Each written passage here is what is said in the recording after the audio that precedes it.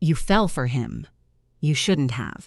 This is The Vows He Stole, a mystery thriller about love that was never really love, a wedding built on secrets, and one woman who discovers the truth too late. Today should be the happiest day of my life. I walk up the steps into the marble hall, with a beautiful dress brushing against my skin and a smile that does not belong to me fixed on my face. Guests are gathering. Cameras are waiting. Somewhere beyond those doors, he is standing at the altar, calm and handsome, as if none of this is a lie. I know better now. I remember the night we met. The way he looked at me like I was the only person in the room. The way he seemed wounded, honest, almost broken. I thought fate had placed him in my path. It wasn't fate. It was a plan. By the time I understood that, he already knew too much about me, about my family, about the people I would do anything to protect. So I will walk down the aisle. I will say the words. I will smile for the photos, cut the cake, and let everyone believe I am marrying the man I love. And when this day is over, I will do whatever it takes to survive him.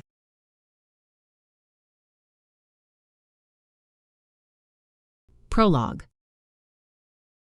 July 2026. I stand outside the impressive building. Chelsea Old Town Hall, a wonderful place for a wedding, under normal circumstances. My emotions have never been so divided as they are today. It's everything I have, every ounce of love and strength and bravery, to walk towards the door, up the steps, into the building, fully aware that when I exit, everything will be different. Different for both of us. Before this strange, terrible year, I dreamed of this day, thought about how happy I'd feel. Today, the tightness in my chest has nothing to do with happiness. It's dread. Dread and fear. I know what he's capable of. Nobody believes me, but I know there's something wrong. Something is happening that only I can see. All I can do now is show up and look him in the eyes. Act happy when the vows are read. Smile along, pretend the tears falling down my face are from joy rather than terror. If only I could go back to that night. Back to the night in the snow. I hadn't taken a moonlight walk, hadn't seen him, invited him into my life. I only have myself to blame. 1. Serena. 7 months earlier, January 2026. No, please, stop! The words ripped me out of a dream, a nice dream. A memory of childhood. One of the few happy memories I have of a Christmas where my parents weren't being vicious to each other. I'm unwrapping a doll, one that came with a little bottle. I cradle it and keep it close to me all day, as though it's real. I'm so happy, gently lifting the writhing child, telling him I'll always be there to take care of him. I realize at that point I'm dreaming. Get off, please. No, stop. But those words are real. I pull myself out of the bed and run onto the landing. For a split second, I freeze, confused about where I am. This isn't my home. The floorboards are wooden, rather than carpeted, and the landing itself is tiny. Then I remember. Cottage. We're in the cottage. I'm coming, Art, I call out, pushing open the door directly ahead. It's okay, I'm here. He's thrashing about. His cover's a tangle among his arms and legs. He continues to shout, but his words have taken on a strained, nonsensical quality, as though he's becoming overwhelmed. He's been like this before. Many times, especially in the weeks after what happened. We're coming up to 6 months now, and part of me is appalled we're still here. Still navigating the night terrors, screams, the shrieks of pain as though he's under attack. It's okay, Art. It's me, it's Mum. I'm with you. The moans subside. They turn to heavy breaths, gasps. Then he's pulling himself up, looking around. There's moonlight coming in from the window, but I still turn on the lamp, hoping it will be more comforting than the cold, silver glow. He blinks and rubs his eyes, then falls into my arms. I hold him close. As I do, I'm reminded of the baby in the dream, the one I promised to keep safe forever. I've failed to keep my real-life baby safe. Art may be an adult now, but he'll always be my child. And I wasn't there to protect him. All I can do is be here for him and hope he gets better in time. "I'm sorry, Mum," he says, his breathing starting to slow. "It was just a nightmare." We both know it wasn't just anything, that his night terrors are a result of trauma rather than innocuous bad dreams. I don't say any of this, of course. I don't want to make things worse. So I murmur, "Of course," and rub his back. After a minute of silence, I gently pull myself away. "I'll make us a hot chocolate," I say. "Would you like that?" He nods, and I give him a smile, ruffle his hair. "Want to come down? We could turn the Christmas tree lights on and have it on the sofa, like a midnight feast, but, well, drinkable." I laugh, trying to keep things light. But he still looks sad. Or shall I bring it up? "I think I'll have it up here," he says. "If that's okay." "Of course it is," I assure him, then give him another smile and leave the room. I can see the frustration in his face. This often follows one of his nightmares. Frustration with himself for having them. He's always been too hard on himself, and it distresses me to see him getting cross about a very natural reaction to a horrific event. I think about this as I walk down the creaking stairs and through to the kitchen. Memories of Art getting annoyed when he couldn't do a part of his homework come to mind. He was never a loud or aggressive child. All his anger was directed inwards, and it still is. He wouldn't hurt a soul, but he's no stranger to hurting himself mentally. I'm still wrapped in my thoughts, kettle whistling noisily away, when movement catches my eye.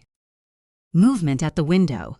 I let out a gasp and drop the mug I'm holding. It shatters, sending ceramic shards and hot chocolate powder over the floor. I look back up but see nothing outside. No movement. Barely anything other than darkness. I turn my attention back to the mess behind me and see 2 bare feet. I jump for the second time in the space of a few seconds. Although this one ends with relief-filled laughter. "Gosh, Art, you gave me a fright," I say, putting out a hand to stop him. "Be careful, there are sharp bits." "Sorry, I didn't mean to scare you," he says. "I thought I'd come down and help." I bend down and begin to pick up the larger pieces of china. "I think I saw your reflection in the window and it made me jump."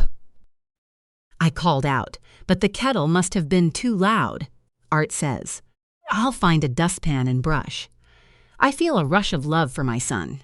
Although not exactly messy, I don't think I've seen him handle a dustpan in his life, which explains why he's currently looking in the drawers. "Try under the sink," I prompt. His search yields success, and I take it from him and tell him to head back upstairs and keep warm. Before he goes, he says, "By the way, Happy New Year." "Mum," I blink at him, confused for a moment. "Oh yes, God, I forgot. Happy New Year." Art manages a small smile. "That's what happens when you go to bed before midnight. You forget what year it is." "It's not my fault that I'm getting old," I say. He gives me a small nod, then turns and goes back upstairs. I'm not offended that he didn't push back on my joke about my age. Even though I've been the young mum for my whole adult life, I'm sure he regards 36 as practically ancient. I probably thought the same when I was 20. Although at his age, I already felt old beyond my years, juggling taking him to play school with multiple cleaning jobs. Once I have the mess sorted and 2 fresh mugs of hot chocolate ready to go, I turn off the light and head back upstairs. Art takes his drink without speaking and sips at it. I sit at the end of his bed in case he wants to chat, But after a few minutes, he says he'll lie back down and listen to a podcast. When I get up to pull his curtains closer together, I notice it's snowing. Uh-huh, Art says unenthusiastically when I tell him. Is that all you can say? I scold playfully. It wasn't so long ago when you'd have been rushing to the window, begging to go out and play in it, no matter what time it was. Things change, Mom, he mutters. Oh, come on. We could still go outside if you fancied. I'm aware I'm going a bit over the top, but the more Art withdraws, the more I want to make him happy. You go if you want, he says, reaching for his headphones from the bedside table. I stare back at the falling flakes, thick and heavy as though it's been snowing for hours rather than minutes. I think I might, actually, I say. I don't feel like sleeping. I'll have a quick walk around. We hardly ever get snow in London these days. Maybe it's more normal up here.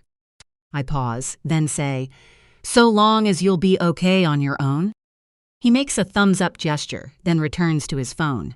In my room, I grab a jumper, then head downstairs to tug on my thick winter coat and scarf.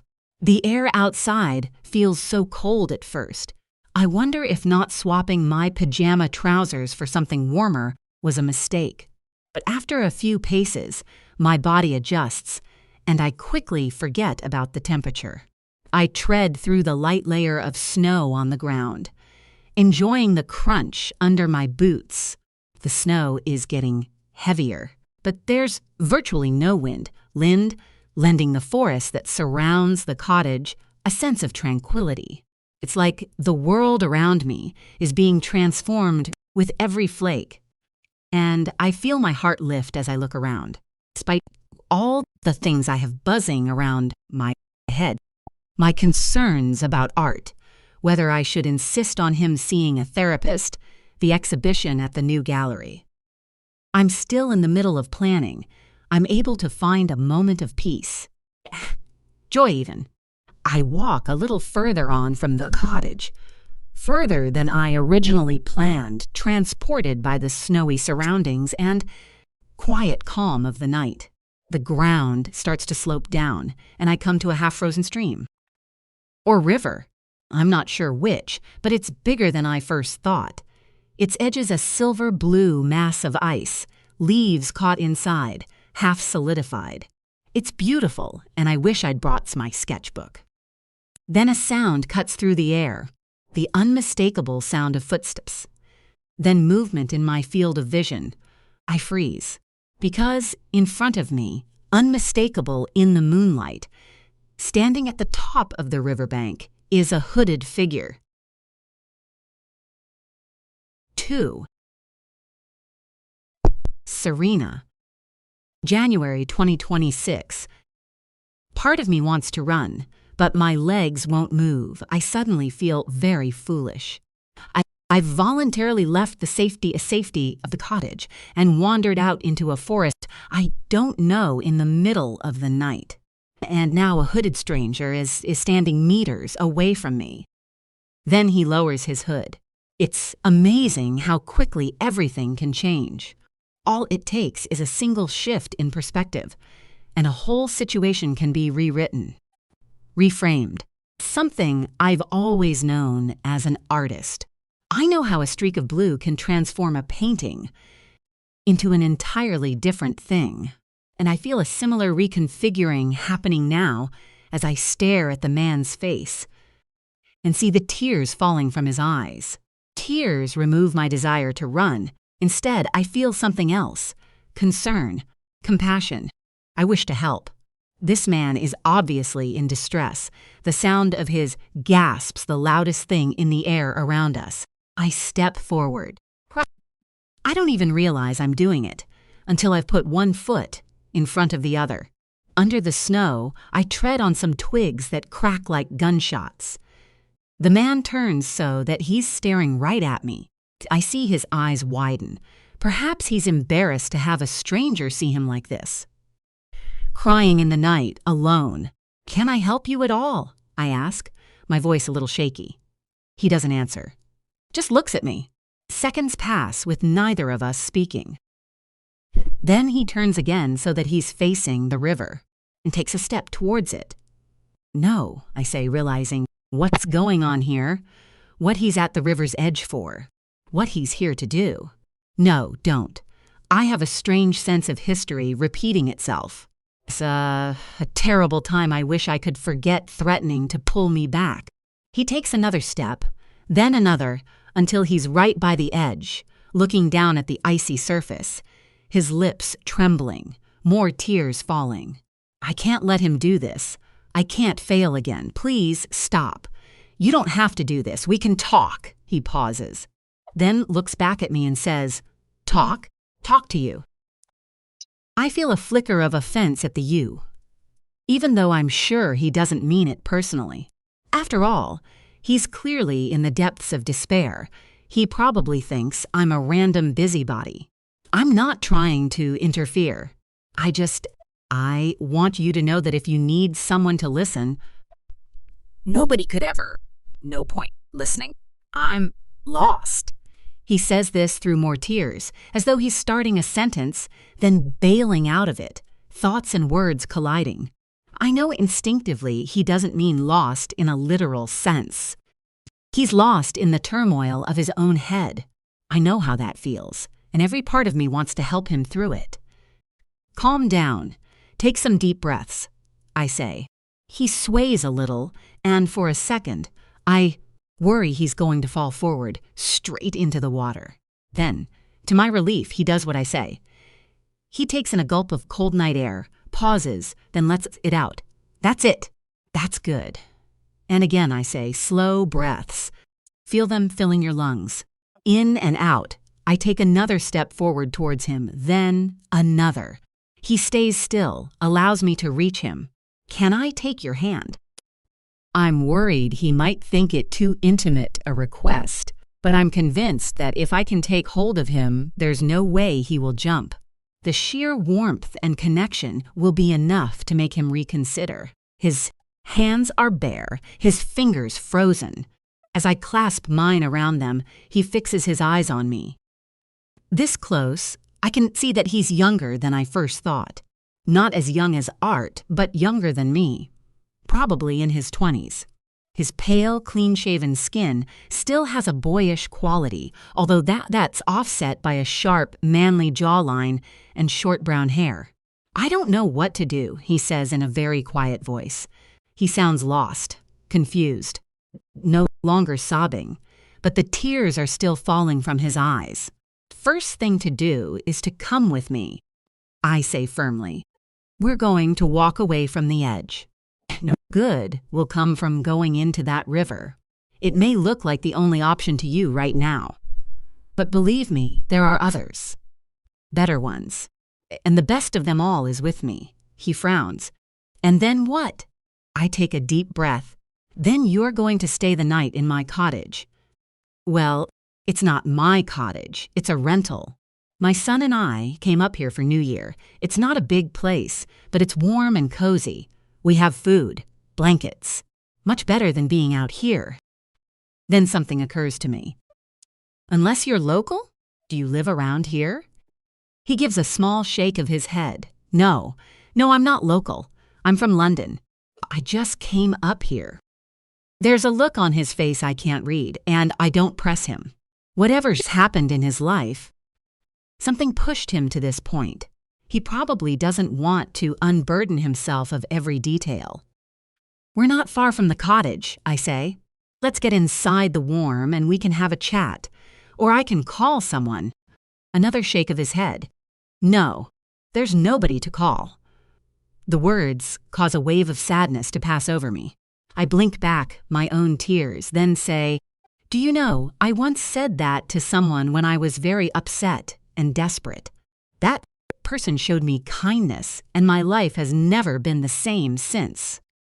Kindness points the way. That's what I always think. And that's why I think you should come with me. And hopefully, we can turn things around. I can't promise we'll fix everything tonight. And you don't have to tell me things. You don't have to tell me anything. You don't have to be out here alone. I tilt my head in the direction of the path through the trees and gently squeeze his hand. So, are you coming? He bites his lip, looks back at the stream, then at me. Okay, he says.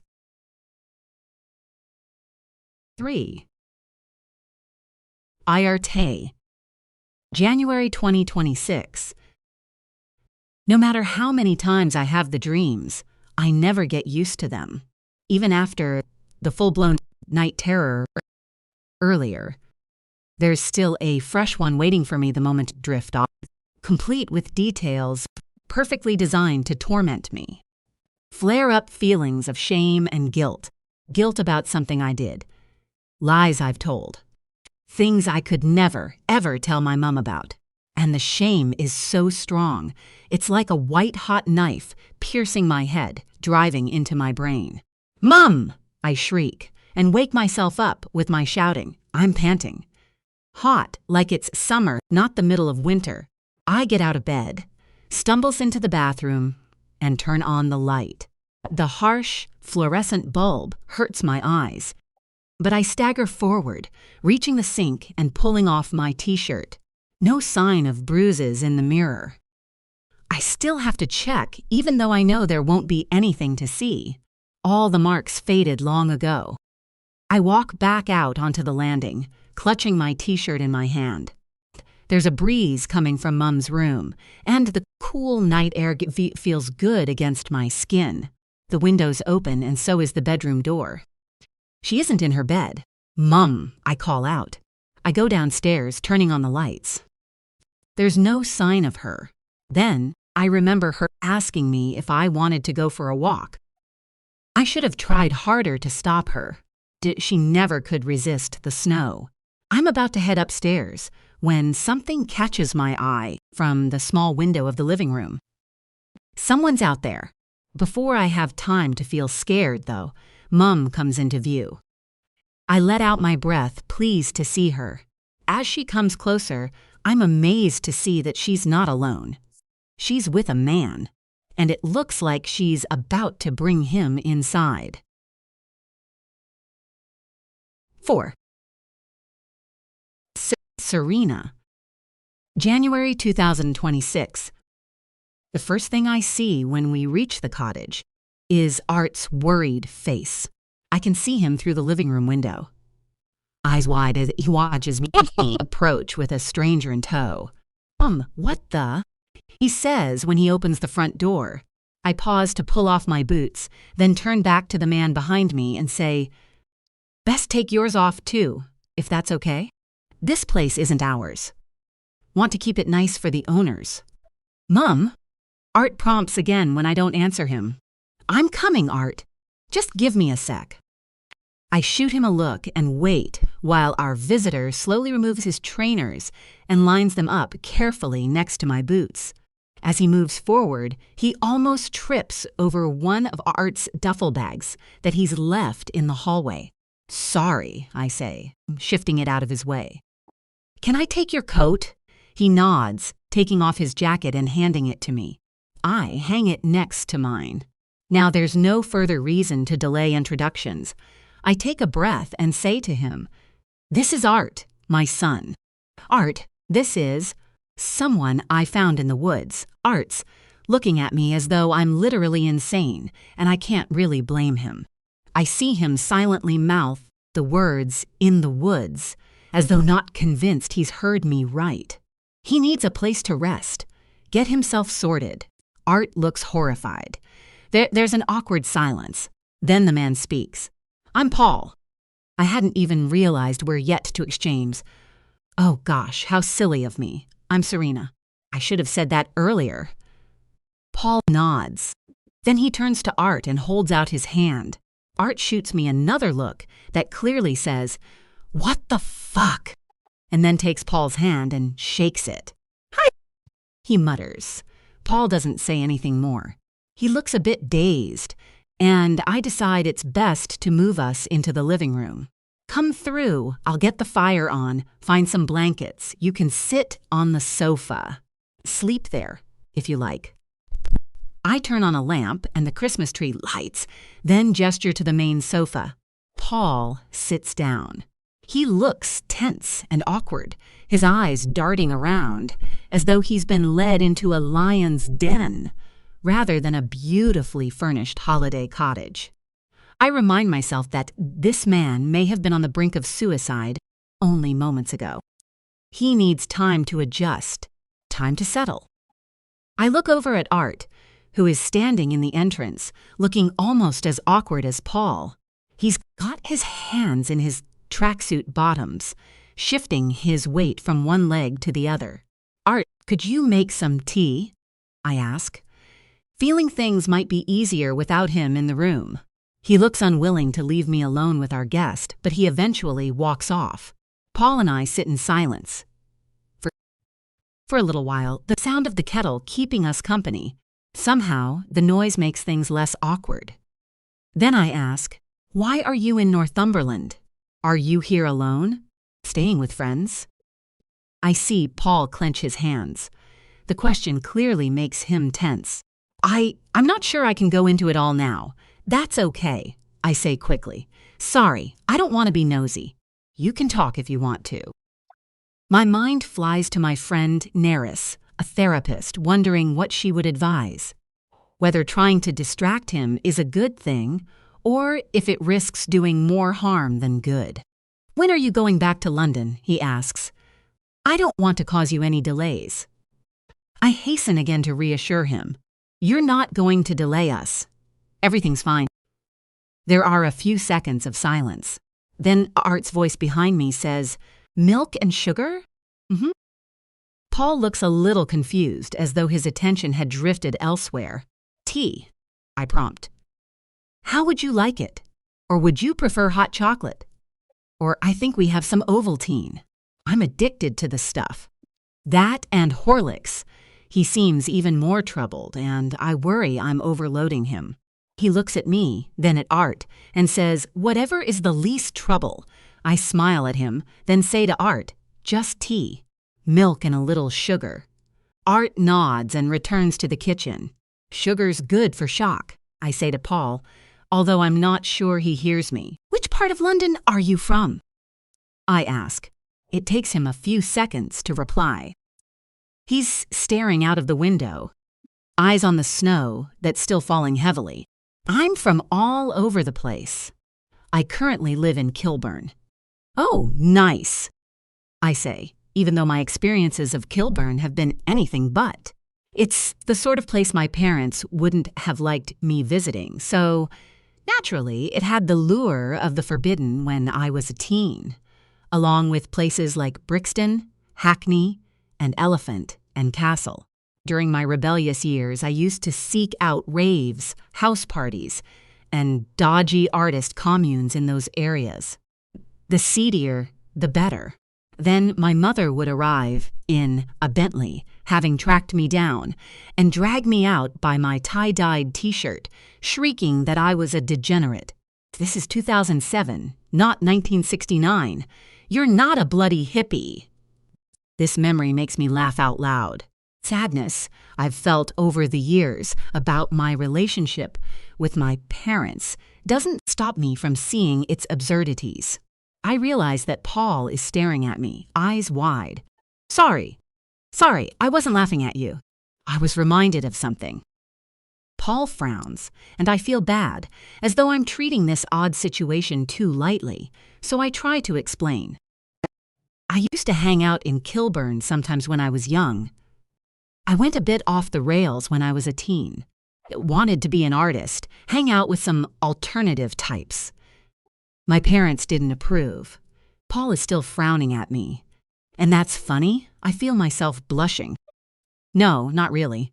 My mother and father were They had a very clear idea of how they wanted a daughter of theirs to behave.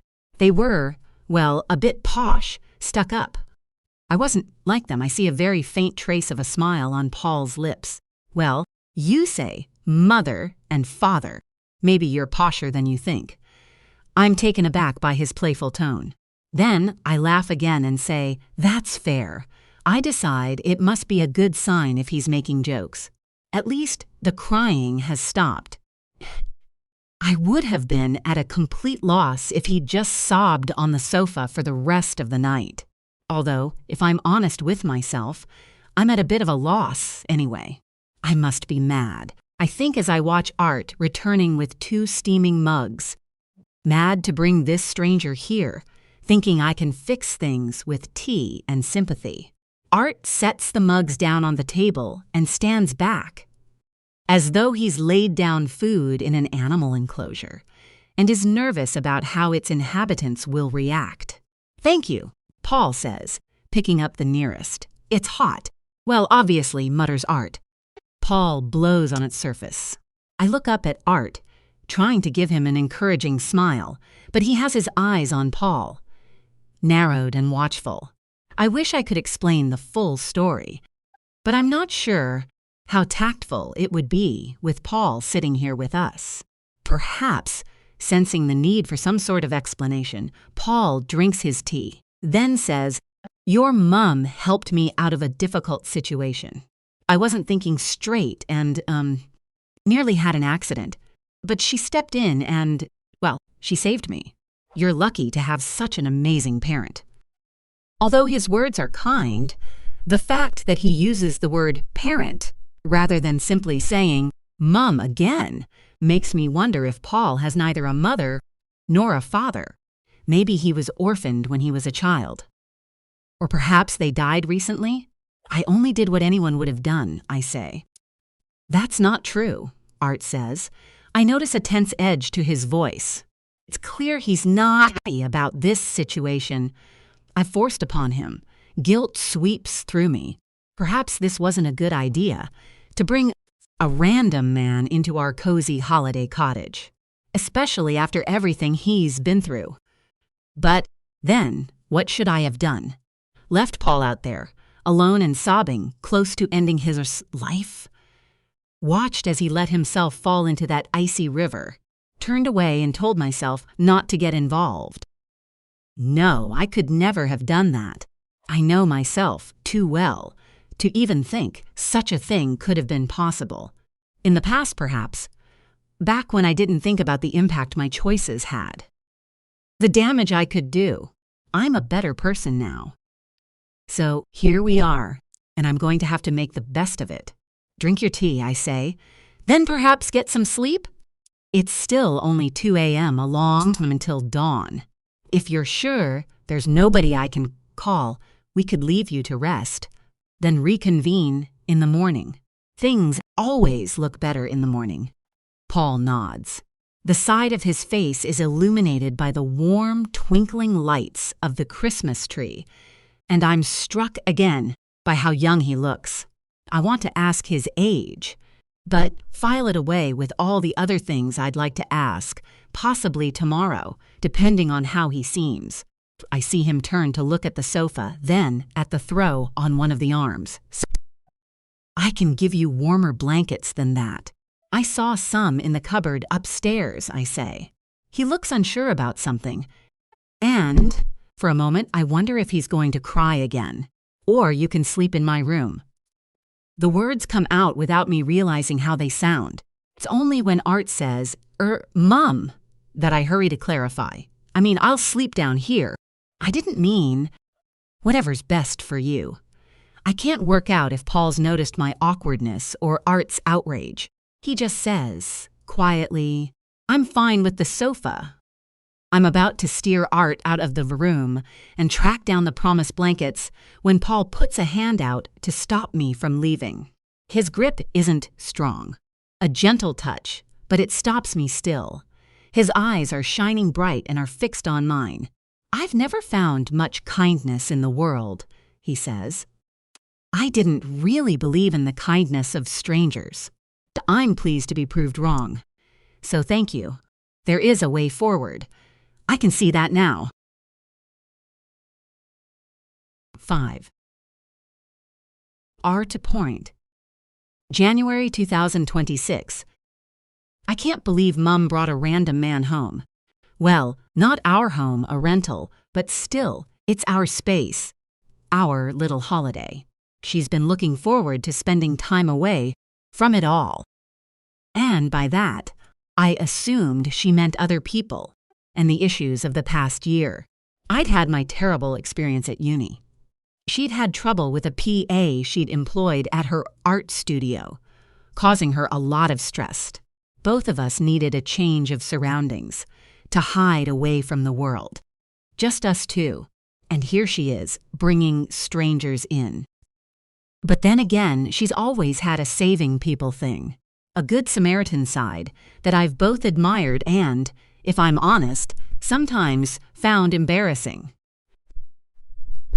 There was one time earlier last year when we'd been on the way back from the theater and got off at Pimlico Station to find a teenage boy sitting on one of the benches in floods of tears.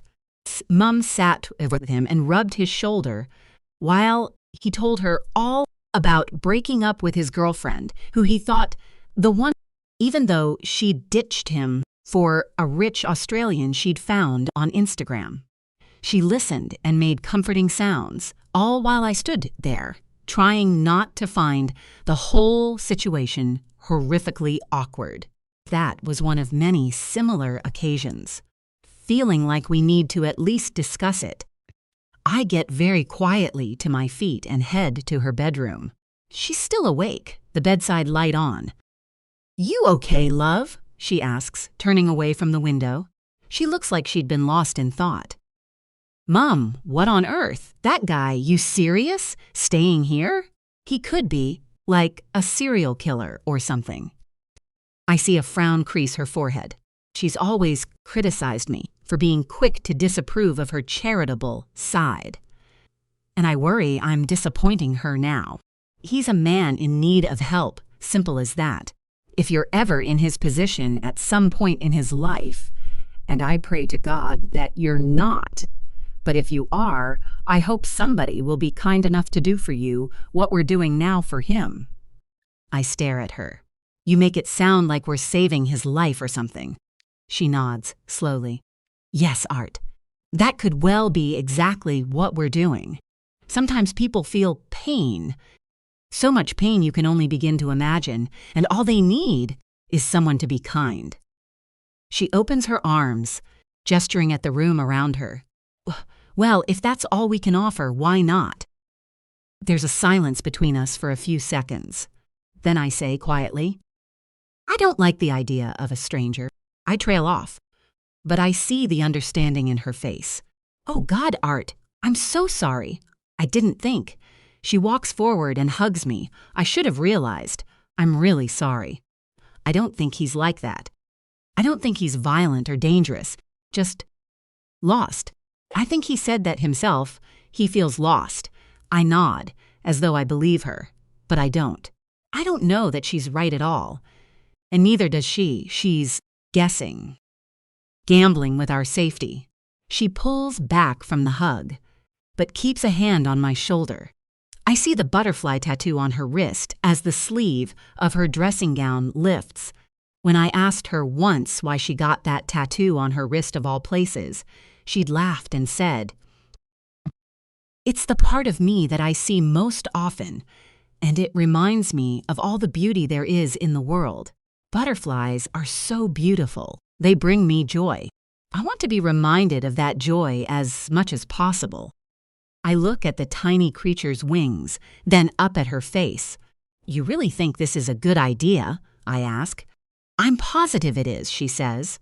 "I know you think I try and act like a saint, but I wasn't always so good at it. It's hard to go through life without making mistakes. And I don't want to look back on this night and think this was another. I have to do what I think is right." Her seriousness puts me off carrying on with the conversation. Even so, I'm not convinced. "If you say so, if you think we're saving his life, I don't want to stop that, so long as he doesn't put an end to ours." The next morning, when I wake, I don't remember much of the night's activities. I have a vague feeling of disrupted sleep, although that's nothing new. I get up and stretch, pleased at least that I woke naturally and peacefully rather than in a nightmare-induced panic. Yawning and rubbing my eyes, I head out onto the landing, see that Mum's door is still closed, then head down the staircase and turn left into the kitchen. I'm pouring out some cereal into a bowl when I hear a sound, a cough, then a creak, then a man comes into view. Oh, fuck, I mutter, everything coming back to me in a rush. The random guy Mum brought home. Hey, he says, blinking. Hi, I say. I'm annoyed with myself for coming down here. I don't like talking to strangers generally, let alone first thing in the morning. He seems to guess as he shifts awkwardly and says, Sorry, mate. Didn't mean to startle you. Is there a downstairs bathroom? I shake my head. No, just upstairs. No worries. I'll, head up. He turns to go, then stops and looks back. This is really nice of you and your mum. It really is. I was not in a good place last night, but you and her, well, it helped. I nod, but have no idea what to say. I might take a shower while I'm there, if that's cool.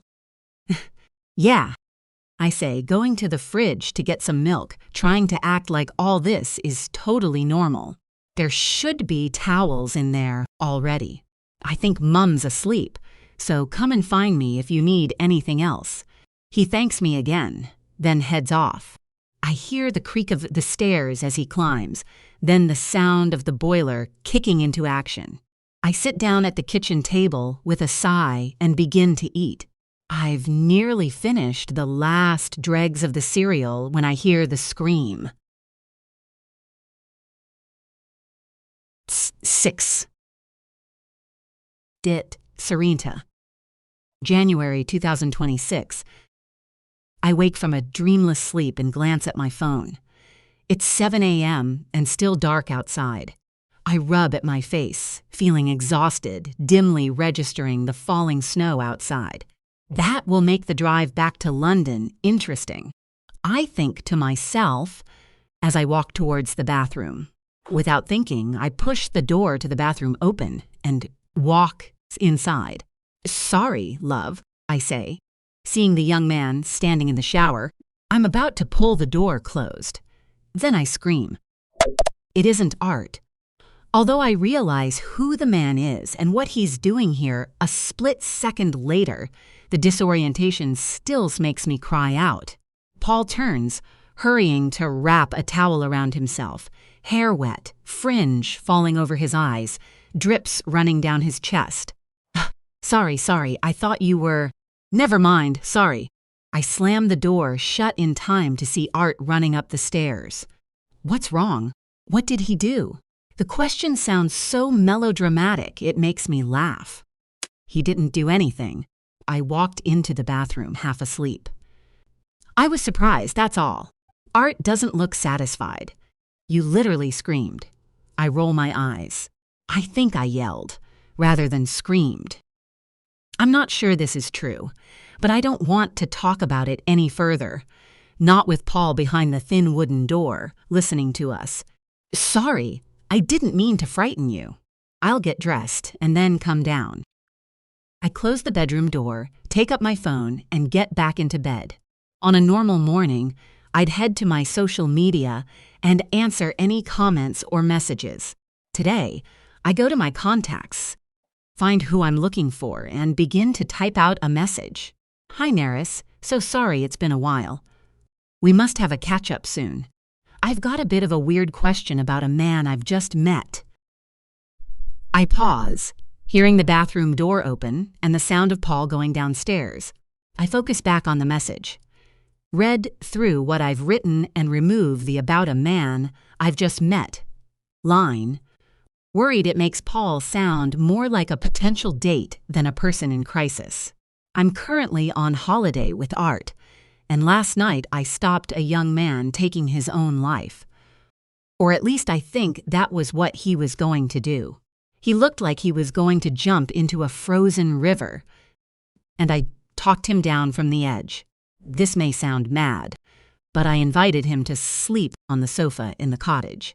I haven't yet spoken to him properly this morning, and I wanted to ask how I should go about it. Should I insist he go to the doctor's hospital or something? He said last night there's nobody to call, and he's got no family nearby. I want to help him, but at the same time, I don't want to make him feel worse. Any tips or advice are very much appreciated. I tap send, then get dressed. I'm about to head downstairs when my phone screen lights up with a message from Neris. Serena, it's been too long. Happy New Year. This is an interesting situation. Would love to know more, but I'll try to keep this brief. Number 1, if he wants to talk, let him talk, but don't push him into it. Be guided by him. Let him have breakfast, shower, recalibrate. He's likely to be in shock after what happened last night. He might be horrified by his own actions. Try to be as non-judgmental as possible. Number 2, let him set the pace. Don't try to hurry him into decisions.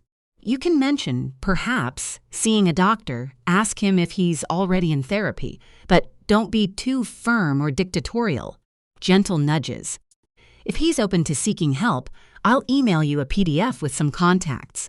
Number 3, you are not his therapist. It's not your job to fix him. You did a wonderful thing, but you don't owe him anything. So don't worry if you're not sure what to say or get flummoxed.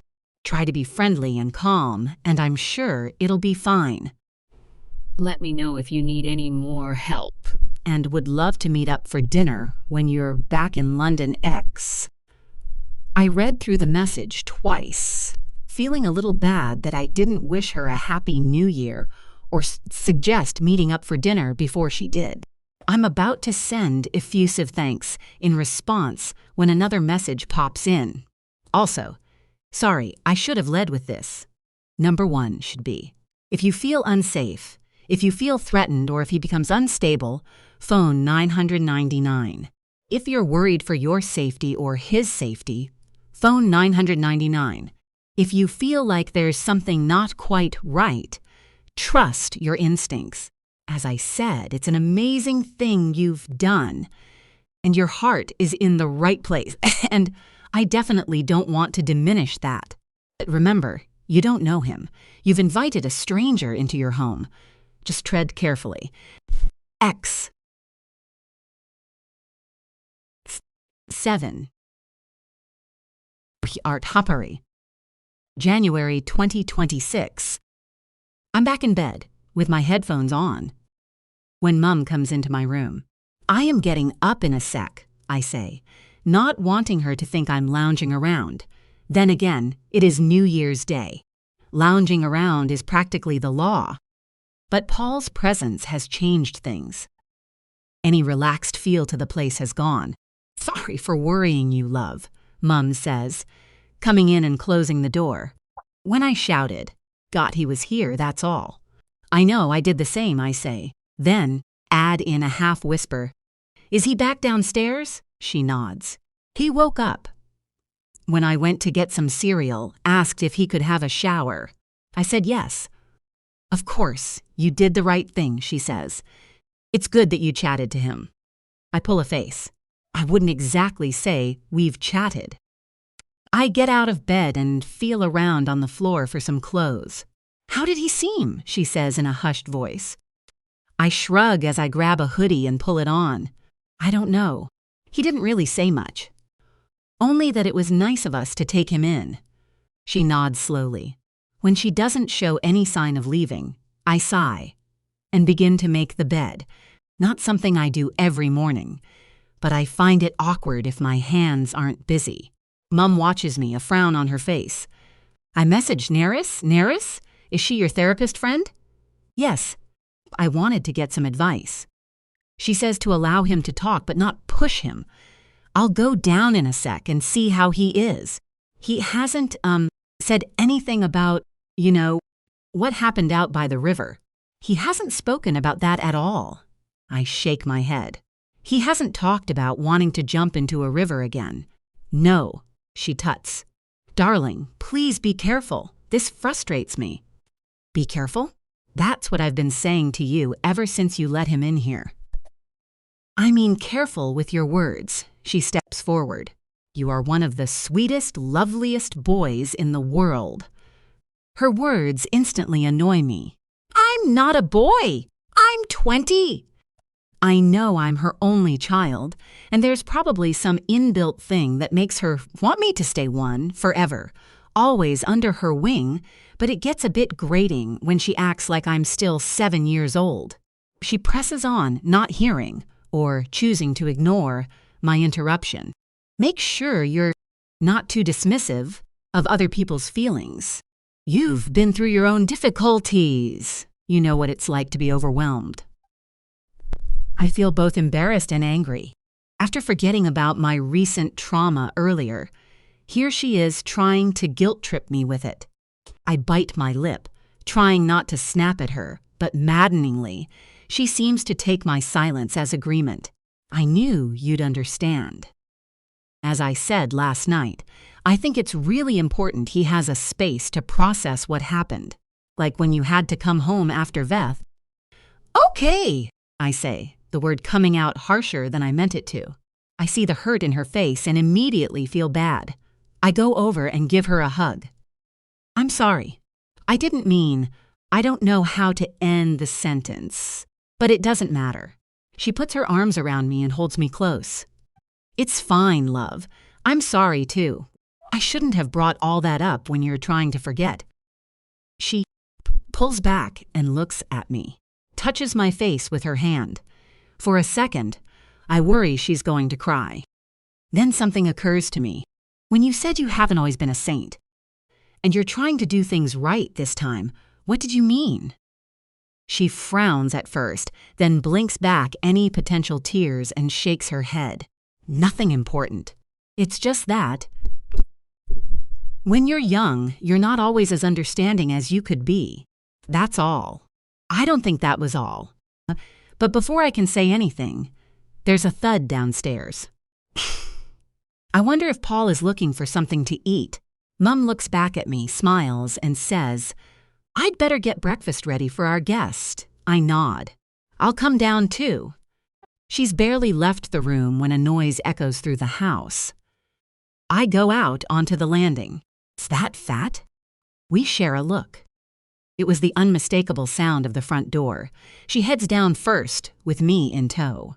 Sure enough, we find the living room and kitchen empty. Our unexpected guest has vanished. 8. Paul. January 2026. He can't do it. He can't stay. He's confused about what he wants. Confused about why he's here. Confused about the sharp, ugly things in his past and the disturbingly uncertain shape of his future. This is pointless. You're worthless. It's your fault. Your fault. It is not my fault. He says out loud as he walks through the snow, hoping the fierce cold will help decontaminate his brain. Are you so sure? The horrid little voice asks. And he isn't sure. All his life, he's wanted certainty, and it's eluded him. Like trying to remember a dream. He's reached river in the woods. It's like he's appeared here as though by magic, transported by the churning energy of his anguished mind. Wash off the blood. We have to wash off the blood. He looks at the riverbank opposite. Then at the water. Wash off the blood. Stop crying and wash it off. Flailing, fighting, hands on hymns, screams, cries, all your fault. He falls. It's like any concept of gravity has vanished. He's been rendered weightless. He might float away, he thinks, carried off among the snowflakes, taken high above the trees and off into the sky. But this doesn't happen. Instead, seconds later, he smashes the part-frozen surface of the water with painful force. The sound is like an explosion around him. He knows he needs to breathe, needs to roll over and force himself to the surface. But he doesn't have to, because hands are on him, strong hands, pulling him out, dragging him to the edge. Get his other arm, help me pull him up, a voice says. A woman's voice. Yes! She's here. She's found him. 9. Serena. January 2026. I get a sense of déjà vu as we approach the cottage. It's like a repeat of yesterday when I was offering this man shelter. During a desperate dark night, now it's a gloomy gray morning. And Paul is soaking wet, the water from his sodden jumper soaking through my top. We need to get him warm, I say as we go through the front door. Paul staggering, barely walking. His sobs have become quick, shallow breaths, and he's shaking violently. He's not the only one we have to get warm. Both Art and I bolted out of the door before stopping to pull on any coats. And Art is almost as wet as Paul after wading into the river. Get him onto the sofa, I say to Art. It's okay, I can walk, Paul mutters. I'm so sorry. He's shaking violently now. I think we should phone an ambulance, I say, looking over at Art, who has helped Paul onto the sofa and is trying to get him out of his jumper. I'm impressed by his initiative.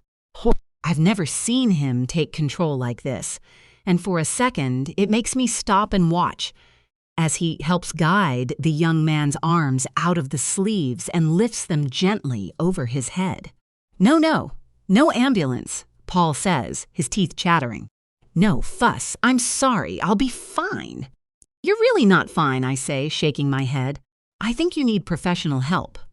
No, please, just let me warm up, then I'll go somewhere else. I don't want to be a nuisance. You're not a nuisance, Art says. He's clearly taken my words earlier to heart and is doing his best to be caring and understanding. I give him a small smile, then say, I think we'll get his clothes into the washing machine and dry them on the radiators, then get him into the shower. He can wear some of yours. Okay, Art says. Paul, do you want to take off your jeans? Shall I help? Paul nods and begins to unbuckle his belt and unzip his trousers. While I don't like to leave Art to deal with this alone, I feel like I should make myself absent. I'll go and grab some of your things and a towel. Help him to the bathroom. I think it's important we get him warmed up quickly. I head upstairs and go into Art's bedroom. He hasn't unpacked, just used a bag as a portable wardrobe. I heave it onto the bed, take out some comfortable clothes, then go into the bathroom and place them on the wicker storage chest, along with a clean towel. Not for the first time, I worry if I'm doing the right thing here. Words from Neris's message float back into my mind. Remember, you don't know him. You've invited a stranger into your home. Just tread carefully.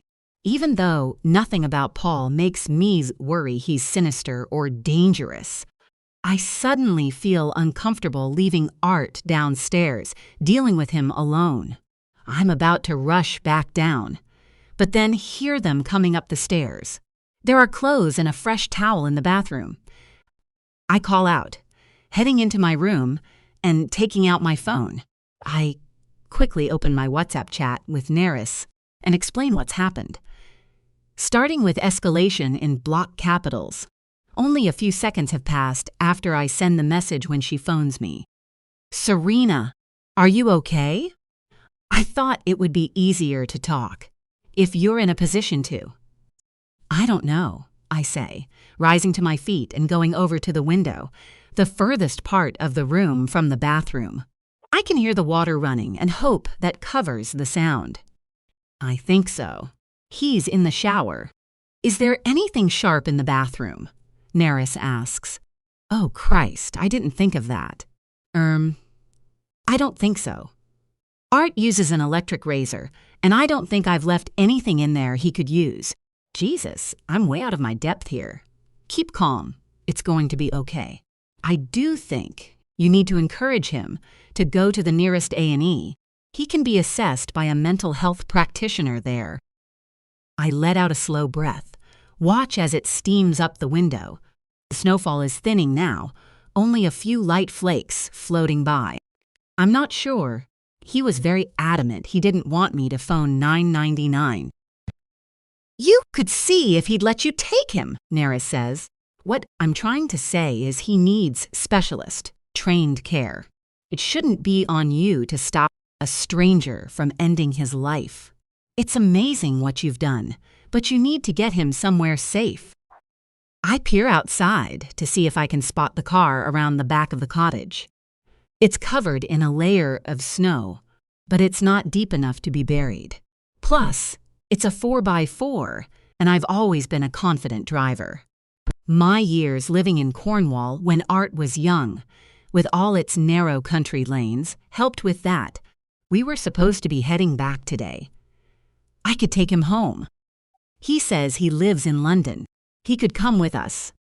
What's his home life like? Neris asks. I don't know exactly.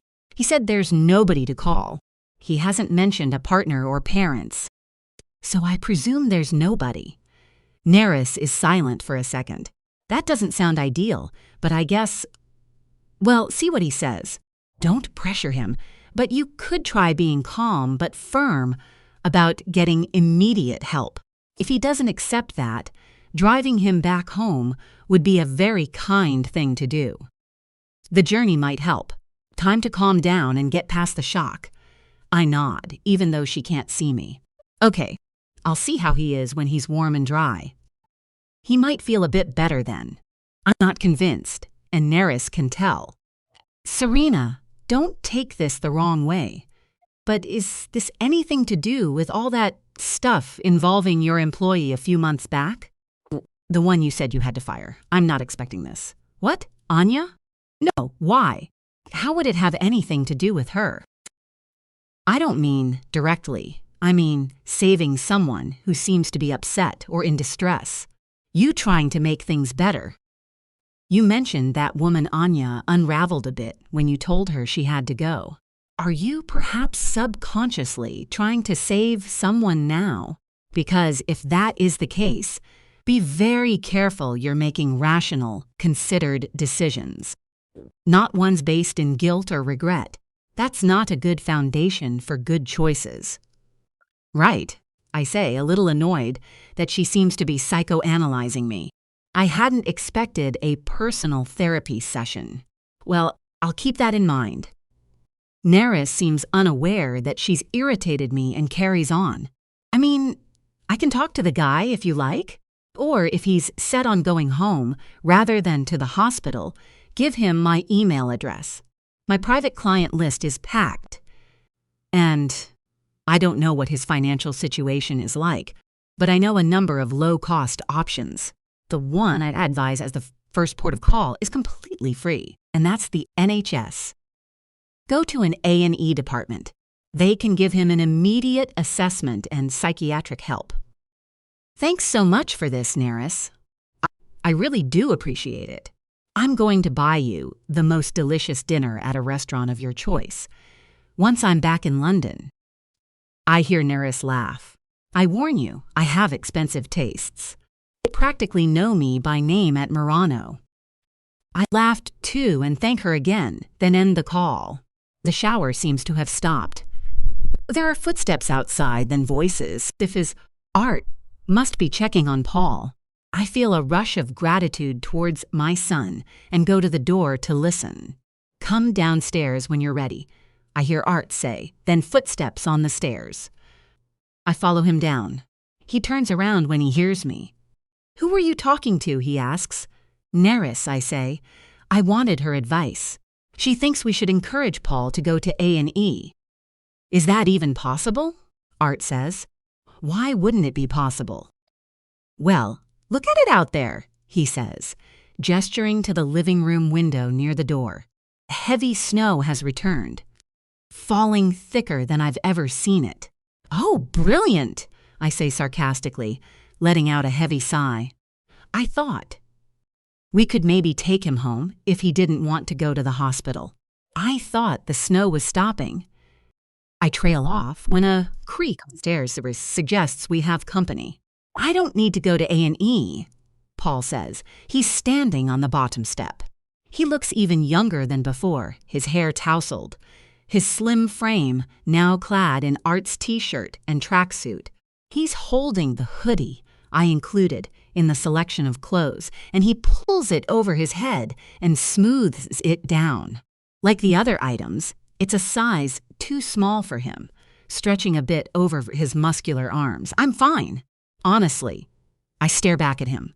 Paul, you just tried.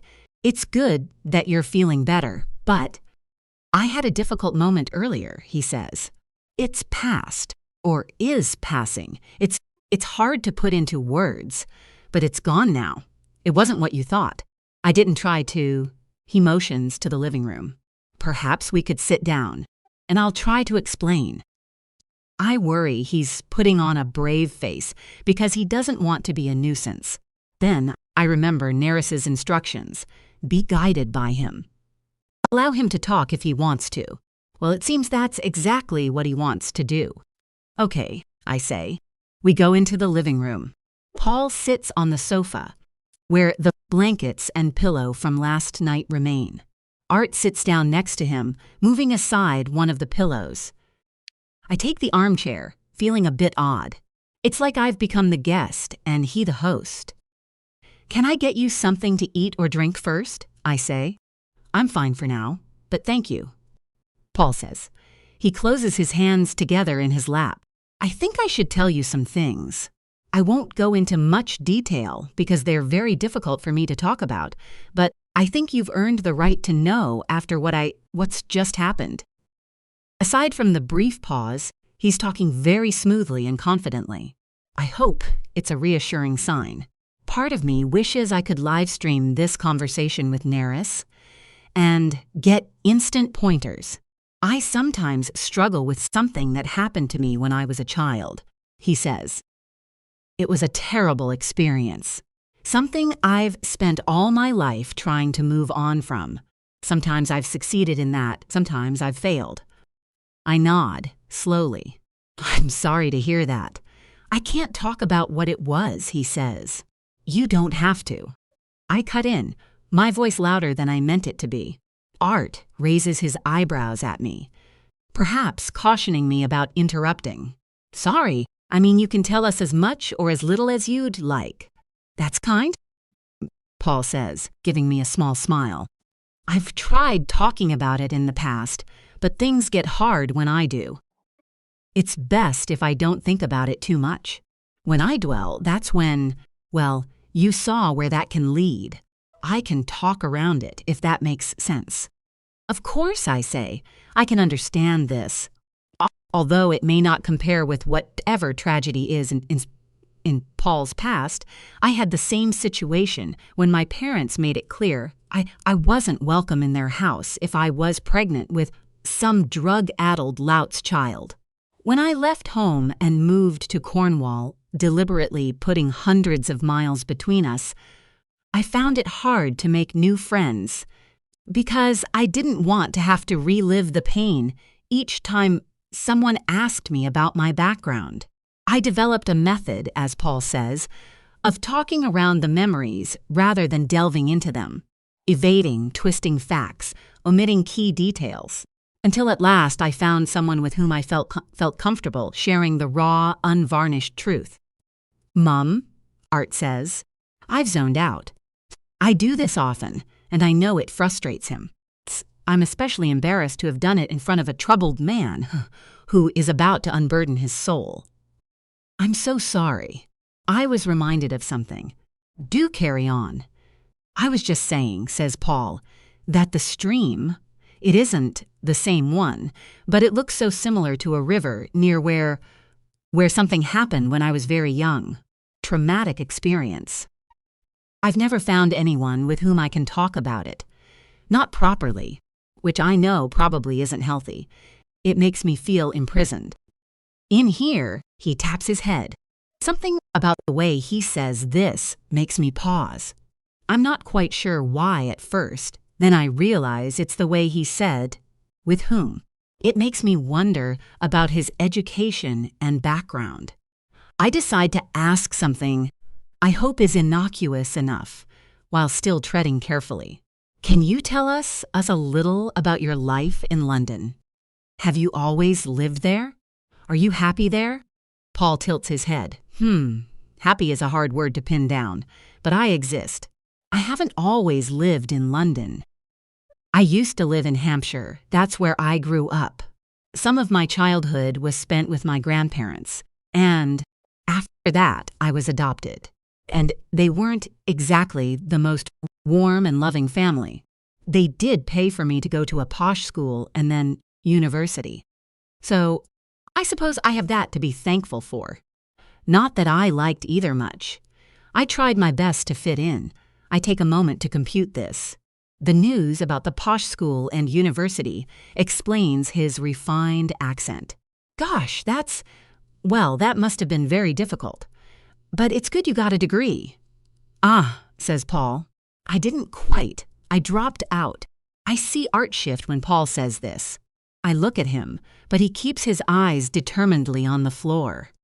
I found my English degree boring. I didn't make any friends. So I left, and I've found it hard to get a good job since. Anyone who thinks it's a level playing field out there for people who don't have a degree is fooling themselves, and I've never really known what it is I want to do. I can imagine, I say. And you're right. Things can be very difficult for people without a university education. There's a lot of talk about how companies are being more open to people with different backgrounds. But there's still a lot of snobbery out there. Paul nods. Yes, there is. But kindness, too. That's evident from the two of you. I'm going to hold on to that. We're all silent for a few moments. Then I say, I'm just worried you need professional help. Help that Art and I aren't able to offer. I feel unqualified. I can do basic things like give you a bed and food and hot water and even a ride home to London. But in terms of, trained help, I think you need someone with experience. Qualifications, which is why my friend, she's a psychotherapist, said I should encourage you to go to A&E. I look out of the window at the falling snow. I'm worried driving in this might be reckless, so I'm a bit torn. I look back at him, hoping he might have an answer to the dilemma, something that takes away my unease. I don't need to go to A&E, honestly, Paul says. He leans forward, resting his elbows on his knees. I know it sounds weird, but I know I'm not going to try it again. It's like a spell came over me, and now it's been lifted. And besides, I don't want you risking your safety on my account. You're right. It's hardly ideal driving conditions. I see Art glance out the window, too. We could phone an ambulance, he says. Paul shakes his head. That would be a waste of the emergency services time, especially in conditions like this. At the same time, I realize taking me to A&E would get me out of your hair fat. That absolutely isn't why we want to take you. I cut in. You are welcome to stay here with us today. We were supposed to be driving back to London, but we may have to rethink that due to the weather. For Smillersers, the family up at the farm we're renting this place from said we're welcome to stay longer if we want. All being well, we could stay here and reassess tomorrow. Paul nods. That would be amazing. Only if I'm a faff. You're not a nuisance. It's the least we can do. I glance over at Art, hoping to see some sign of agreement. He's looking at Paul. Then he says, out of the blue, want to watch a movie? Paul's surprise must have shown on his face because Art looks embarrassed. We always watch Mrs. Doubtfire on New Year's Day, don't we, Mum? We could have some snacks. Still got lots of food. Art trails off, but I pick up the thread. That sounds lovely, I say, smiling at him. Would you like that, Paul? Paul smiles back. A small smile, tentative, a little unsure. I still take it as a good sign. Very much, he says. I'm really. His voice wavers a little. Then he swallows. I wonder if he's going to cry again, but he manages to keep himself together. I really am so grateful. Truly. I'm touched by this, and it gives me a warm, light feeling as I head into the kitchen while Art sets up the movie. I tap out an email to Lorraine Miller, the cottage's owner, explaining that Art and I are going to extend our booking for an extra night, if that's okay, due to the weather conditions. If the roads are passable, we'll head back home tomorrow. Something snags in my mind as I send it, a question that remains unanswered, but I can't quite remember what. It's as I'm making French toast, a few minutes later, nudging the bread with a spatula, that I realize what it is. When I first met Paul, before the drama of this morning, before he'd properly spoken to either me or Art, he said something that doesn't make sense. When are you heading back to London? How did he know where we live? 10 hen. Paul. January 2026. When Paul goes to sleep that night, he has a dream. A dream he knows well, but that doesn't make it any more bearable. In the dream, he's 10 years old, and with his little brother. They're going somewhere. They've managed to get a taxi, but the driver starts to suspect they're lying about having enough money to pay for it. Says he should never have picked them up in the first place. He struggles not to cry. His brother is always crying, so Paul does his best not to. He wants to be the grown-up, the big brother. He has to protect him. They flee the car, walk through woodland into the grounds of a large building. It's the place they were headed. He knows it from a picture he saw. She's in there, he thinks. She's in there. Paul wakes with a start. He knows what the dream is about. It isn't just a dream, it's a memory he has tried to free himself of many times, but never can. How can you free yourself from a fog that surrounds you whenever you close your eyes? Normally, when he's awake, he's able to carry on as normal. But sometimes things creep up on him, like tonight in the forest, the riverbank, the way the moonlight danced on the surface of the water. No, he forces himself away from the past, the recent past, and his childhood. He must stay in the present. If he's ever going to get over what happened, he must stay in the here and now, because the here and now holds the key. He gets up and walks to the bathroom. There's a light on under the door, then it opens. "Hi," Paul says. Can't sleep either.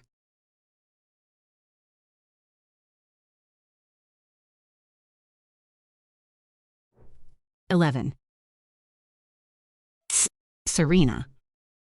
January 2026. I end up sleeping in quite late the next day. I go downstairs to find Paul lying on the sofa, his eyes closed. I'm about to head into the kitchen when movement outside catches my eye. From the window, I can see a family of foxes, a mother, and 3 cubs standing close to the front door as though waiting to come in. I find their presence enchanting, especially with the snowy surroundings setting off the scene so beautifully. I'm about to take a picture when a voice makes me jump. "Morning," I gasp and spin around. It's Paul. I hadn't heard him moving.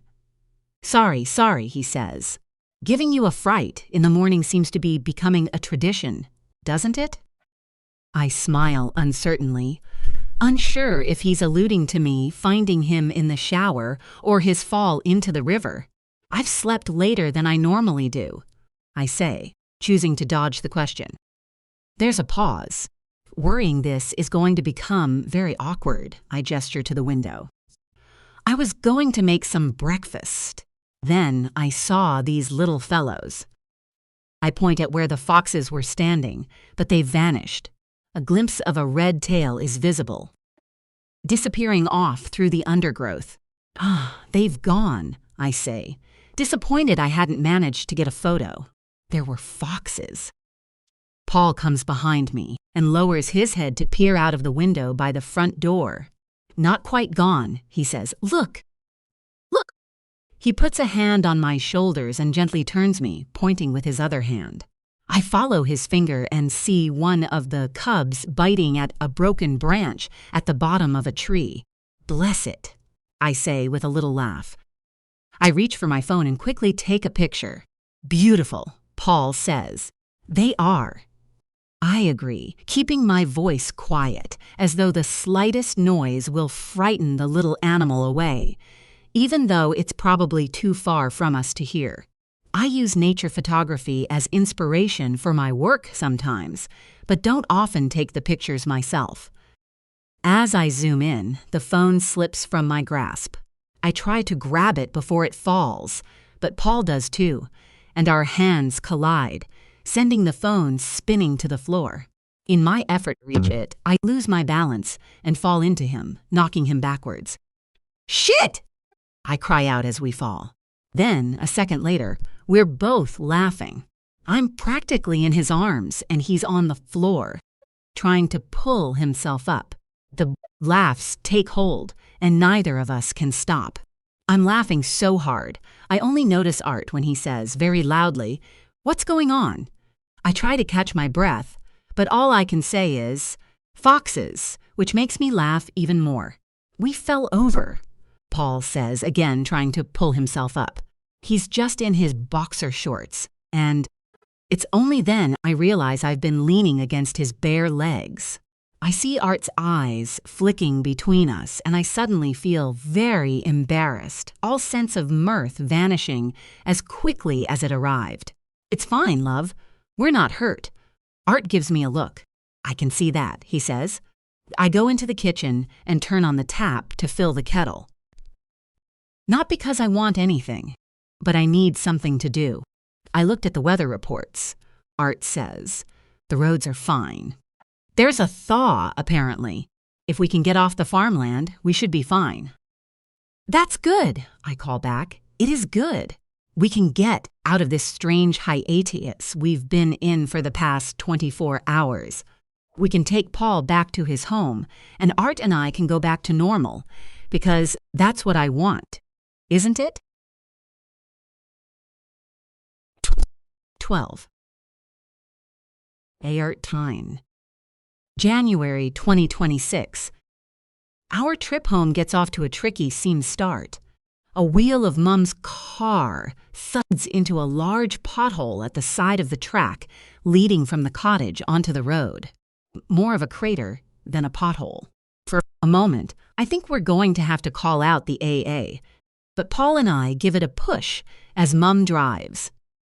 When it comes to getting back in the car, Paul says, "I'm so sorry, but is there any chance I could ride in the front?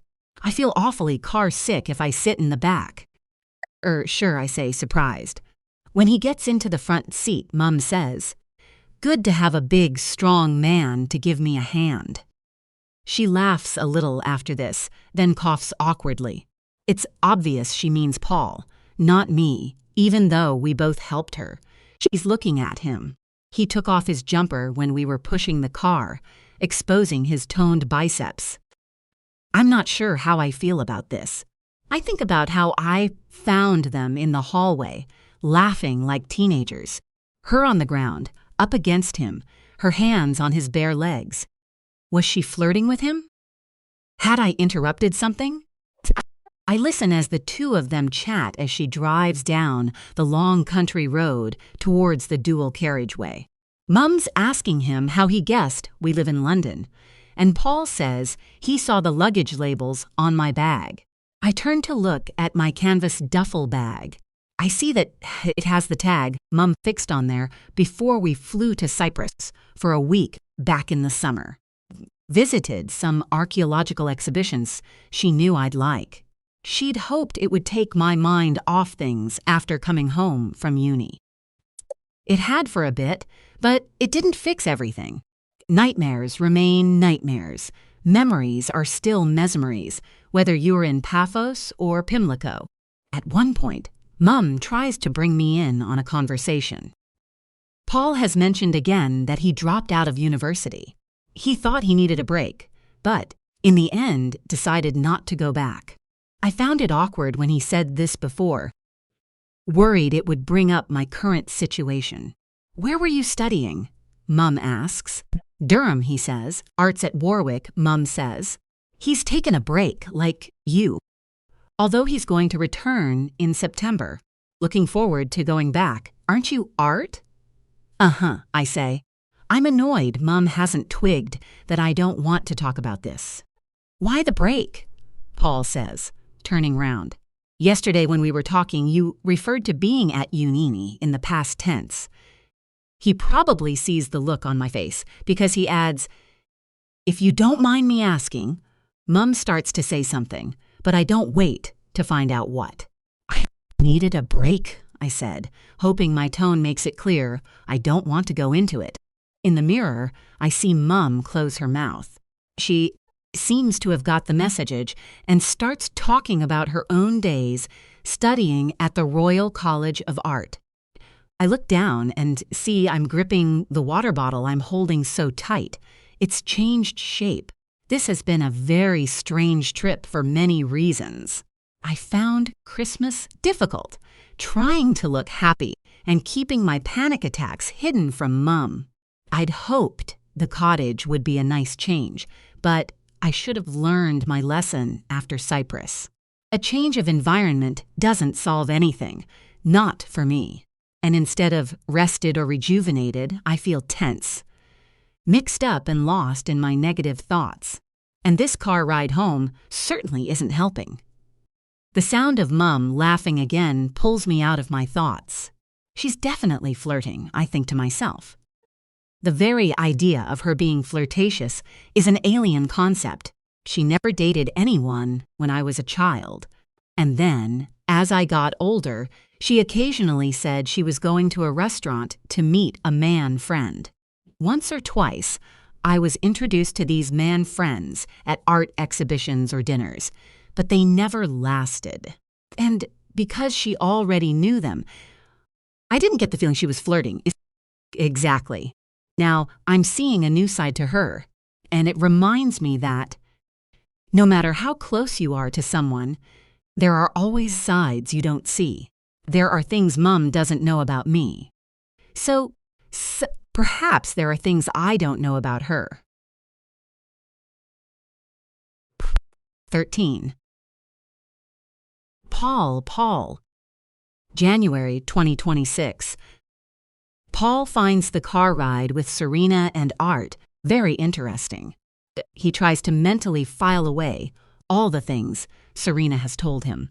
Details about her life in Cornwall, bringing up a baby on her own, relying on new friends and acquaintances in the community. How lucky she had been to become friends with a kindly old man who let her use his basement to explore her love of painting, which led to his friend Merrill discovering her talent. Merrill, the extremely rich owner of a cosmetics company, became her new start, giving her security, kindness, and a way back into the wealthy world she'd come from, this time on her terms. Paul finds it compelling to hear her tell the story in her own words.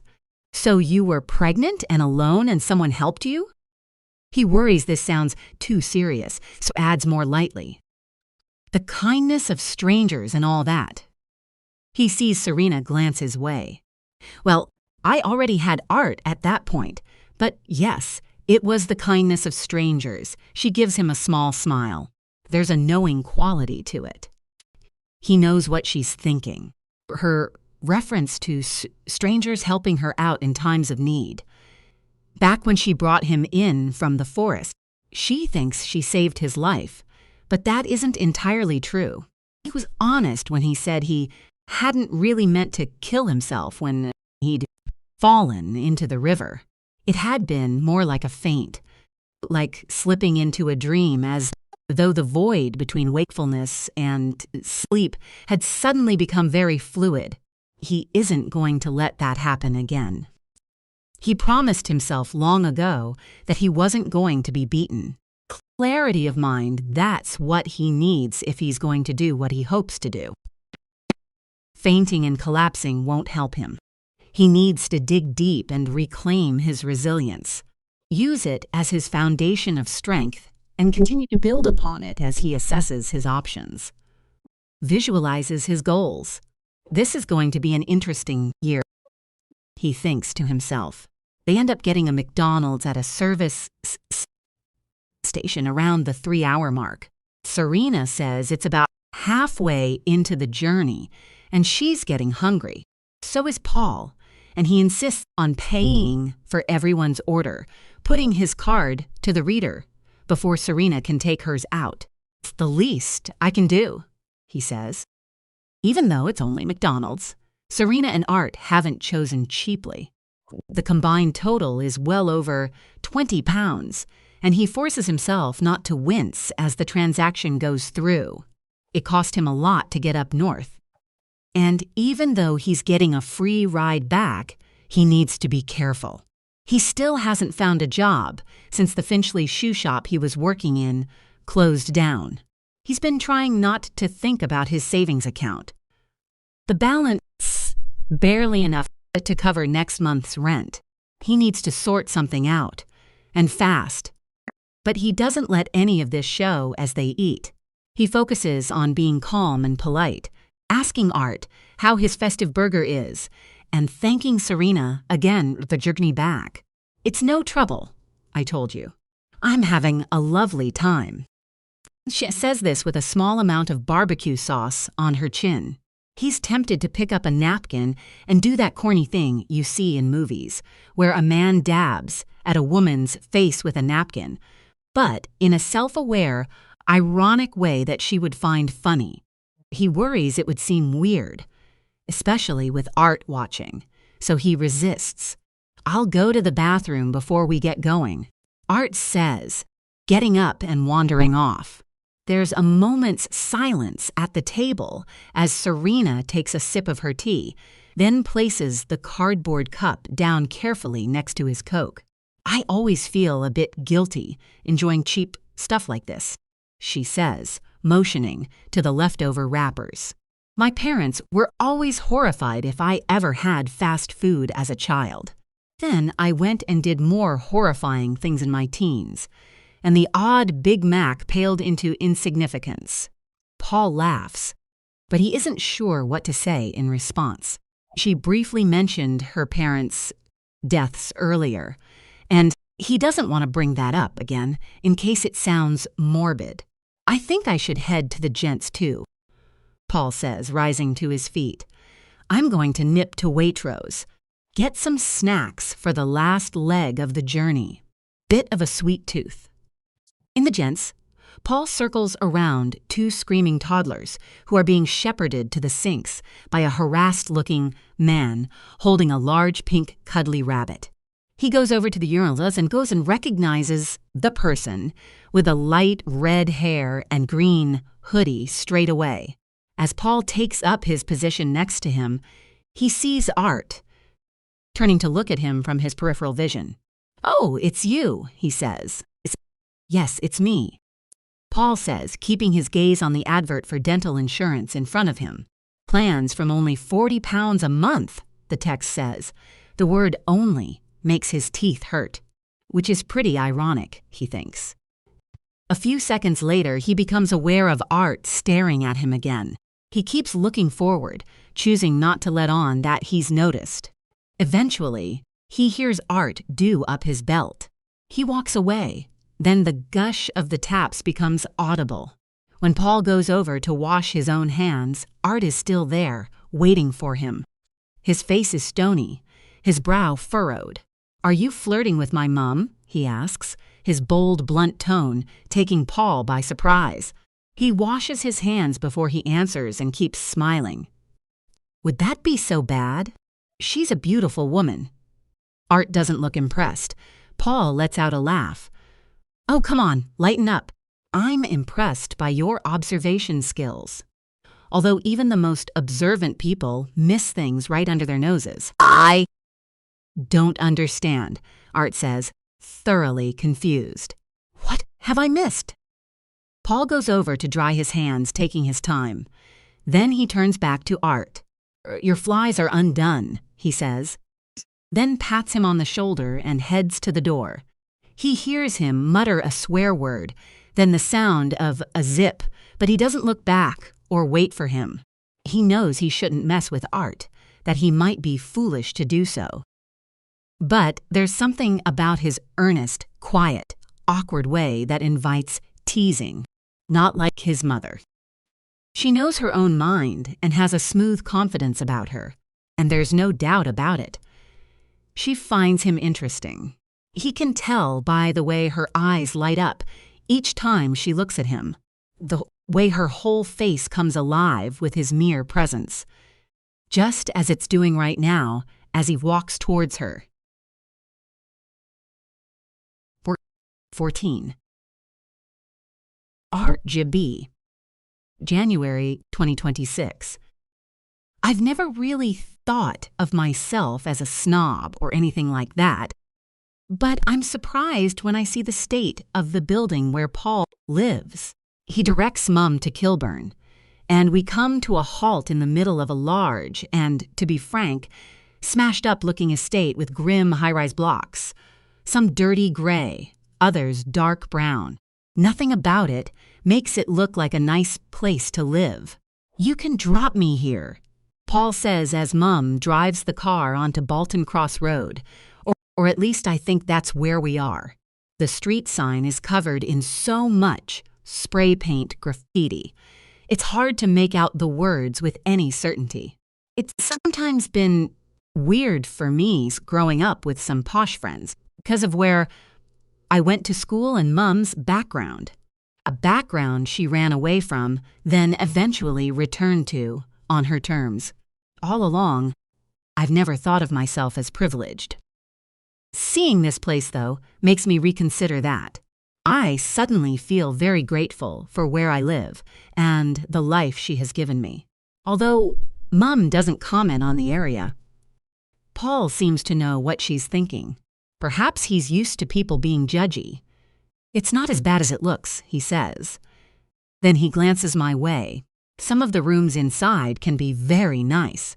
Maybe he sees my look of disbelief, because he then tilts his head and says, "Well, no, very nice is probably an overstatement.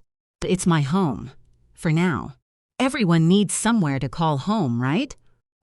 I find myself nodding, as though to show I understand what he means, even though I'm not exactly sure I do. Is he saying he isn't going to be here long? Or perhaps something a bit deeper than that. Maybe the word home is a difficult one for him. Something less stable and comforting than it is to me or Mum. "That's very true," I hear Mum say. Then Paul gets out of the car, ready to get on his way. "Wait, slow down," Mum says. Shall I? Do you have someone you know to talk to? I don't like to leave you here like this." He's got the door open, partly out of the car, but he sits back down and smiles at her. "I'm okay, honestly." Mum bites her lip, looking worried. "I don't want to sound like a stuck record, but I really think you should talk to a professional. Someone qualified to talk you through, well, whatever it is you're going through. I think it would help. As I said, I'd be happy to give you my friend Neris's details. She's a therapist, a really good one. But the NHS should be able to give you something if you make an appointment with your GP. Or we could go to an A&E right now. I'd come with you." She says all this in a bit of a rush. Paul raises his eyebrows. "That's very kind of you. I mean that. But I want to sleep in my own bed. I really do appreciate everything you and Art have done for me." He goes to leave again, then stops and says, "Okay, give me your number and you can share your friend's contact details." I see her smile as she puts her number in his phone. He then messages her so she has his. Then he says, "Thanks again," with a little wave, followed by a quick "bye, Art." Then he's gone, heading towards the doorless stairwell of the nearest block of flats. I watch him go, then look over at Mum. She has her eyes on the stairwell, too, and keeps her gaze directed that way, as though waiting for him to reappear. Then she looks down at her phone, like it's a mysterious new object she hasn't seen before. "He's a lot younger than you," I say. The words are out before I've even really thought about them. Mum looks around at me and pockets her phone quickly, as though she's been caught with something she shouldn't have. "What's that supposed to mean?" she asks. She sounds defensive, tense even. "Nothing," I say. "I mean, I don't know. He reminded me of a boy I used to go to school with. I didn't mean you were old." I wasn't thinking. I feel myself going red. Beep behind us puts an end to the conversation. A big truck is trying to get past, unable to squeeze through the gap between the other parked cars. As I turn to look at the vehicle and the angry, gesticulating man behind the wheel, I see something next to me. Paul's jacket. "He's left this," I say, picking it up. "I'll message him." Mum says, taking her phone back out, but the guy in the truck beeps again. "No need, he's there," I say, pointing to the outside landing of the first floor of flats above us. Paul is pausing in front of one of the doors, unlocking it and going in.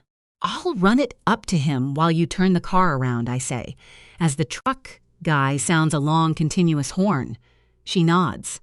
I dive out, shut the car door, and run toward the entrance of the stairwell. It smells strongly of cannabis, and there are the ends of spliffs and cigarettes everywhere, along with drink cans, bottles, even a condom which looks like it's been used, and an old copy of The Sun that seems to have been half burned for some reason. Picking past all this, I dash up for the first floor and collide with something solid. What the fuck, man? The solid mass is a tall guy, probably a similar age to me, dressed in a vest even though it's winter, with a rip down the center, showing a huge amount of tattoos. His equally torn jeans have stains that look worryingly like dried blood, and his feet are bare apart from a pair of worn-out sliders. He's with two other guys who are similarly dressed, though they're wearing jackets with designer labels that look a little too big and obviously to be genuine. "You got a problem, mate," one of them says. I realize I've been staring at them. I try to speak, but I can feel the strength draining out of me. It's as though I've been drugged. My head feels heavy, taking every effort to keep upright and not sag onto the floor. "I think he's stoned," the main guy says. "Hey, mate, can you hear us?" He says the words very slowly, then laughs loudly and slaps me on the shoulder. It's a light slap, playful even, but it feels like he's punched me. I even feel pain, real harsh, bone-deep pain. I'm not there. It's not happening. I'm safe, but I'm not safe. There's no way I'd be able to defend myself if these guys attacked me. Memories crowd in, a taste of blood and grit, the feeling of not being able to breathe, the fear that I never will again, and then I'm alone.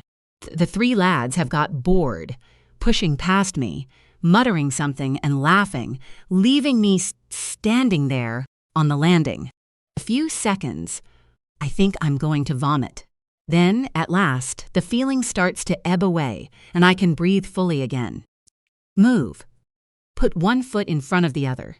I try to remember the door I saw Paul go through and knock on what I hope is the correct one. It is. Paul opens it after a few seconds. He's holding half a bagel and brushes the crumbs off his chin as he looks at me. "You left this," I say, holding out the jacket. He doesn't say anything at first, just smiles as he reaches out and takes it. Then he says, "Are you okay? Want to come in?" I shake my head, still feeling a bit dizzy, but I try my best to hide it. "I'm fine," I say. Paul looks at me, swallows a mouthful of his bagel, then says, You know, that's the kind of response I often give people when the complete opposite is true."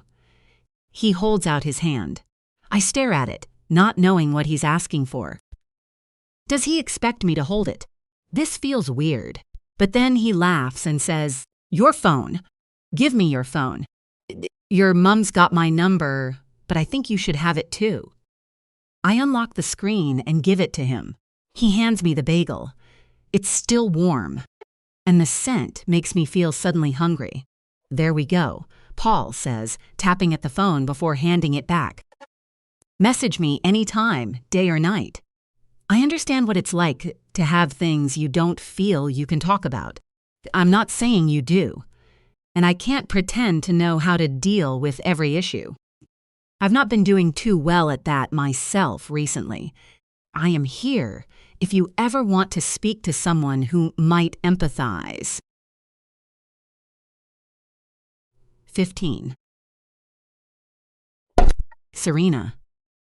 January 2026. Gosh, what if nobody buys anything? I say to Meryl out of the corner of my mouth as I watch people milling about, looking at the paintings, then at their brochures. We make our own destiny, Meryl says, tapping my arm. Try saying to yourself, somebody is going to pay a huge sum of money for one of my paintings, and before you know it, they will. As they have time and time again, I let out a shaky breath. I know. I get so nervous. And it isn't as if I get to keep much of the money this time. It's for a good cause, Meryl says. Oh, I know that, I say quickly. I didn't mean. I know what you meant, dear. Don't worry, she says, smiling kindly. If I had my way, you'd let me buy more of your paintings and allow you to drop some of your tutoring. I like teaching young artists. They're the talent of tomorrow, if that doesn't sound too corny. I'm an American, dear. We invented corny, and I hope you'll let me buy something. I laugh and shake my head. You cannot spend any more of your money on my paintings. You already have so many, Meryl tuts. And why shouldn't I? Brings me joy. It brings you joy. If everyone only did what brought them joy, the whole world would be a better place, she says. I give her a one-armed hug. I don't know where I'd be without you, I say. It's true. Who knows if I'd ever have become an artist? If it hadn't been for Meryl, I might still be a cleaner in the tiny town of Port Bowen in Cornwall, barely able to afford food for my screaming newborn or the rent on the tiny bedsit we were both crammed into. Go and mingle, my dear, Meryl says. Talk the talk. I take a deep breath and nod. I can do the schmoozing, nod along to the small talk. I knew your parents, so sad they're no longer with us. The difficult questions. What do you think of AI? The offensive statements my 4-year-old could do better, and do it all with a confident smile. I'm still paddling fast underneath it all. It's not that I feel inferior to these people. I'm from their world. After all, I may have left it, then come back a very different person, but it's still my natural habitat. The very nature of putting one's work on display and making money from it feels like a strangely intimate thing, even a little distasteful, as though I'm chopping off parts of my body and flogging them for cash. Then a face in the crowd makes me freeze. Oh, God, not here, I mutter. Sorry, dear, says Meryl. Give me a sec, I say. I walk over to the young woman in the corner, staring at a small painting of a red squirrel at the base of an oak tree. Anya, it isn't appropriate for you to be here, I say, very quietly. I'm not sure how you even got in. She doesn't look at me, just keeps her eyes on the squirrel. I'm not sure why I ever wanted to work with you, Serena, she says. I'm not even convinced you're that talented. Like some edgy Beatrix Potter for the Instagram age, aren't you? That's a nice quote. Can I use it? I regret the sarcastic tone when I see her eyes flash with anger. She turns to glare at me and says, I can't get a job. You do know that, don't you? Ever since you refused to give a reference to the National, it's like everybody thinks I'm a psycho or something. Been whispering about me, have you? I let out a breath.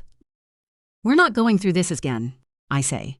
You behaved unprofessionally, endangered a lot of the relationships I had, and were rude when people got in touch. How could I have recommended you? Her lip curls.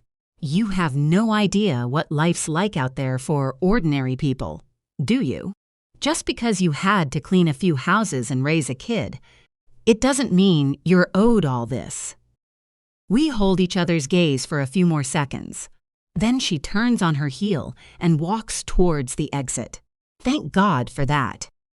I say to myself, relieved to have avoided a more explosive scene. Meryl appears by my side and says, "Was that?" "Yes, it was," I say, wishing I had a drink. At least she left without a fuss. Meryl lays a hand on my arm. "Look, Lord and Lady Ashton are admiring the snow leopard," she says, gesturing towards the far end of the gallery. We head down towards them, and Meryl strikes up conversation with the elderly couple. I've met them before, though Meryl knows them much better than I do. So it doesn't surprise me when she manages, in the gentlest, sweetest way possible, to nudge them into buying the piece. It would look so lovely in the living room. Lady Ashton says, "Don't you agree?" She looks at her husband, who nods in a way that suggests he's well practiced in giving his wife what she wants when it comes to home decor.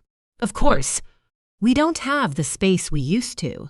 Now we're no longer in the manor," she says with a sigh.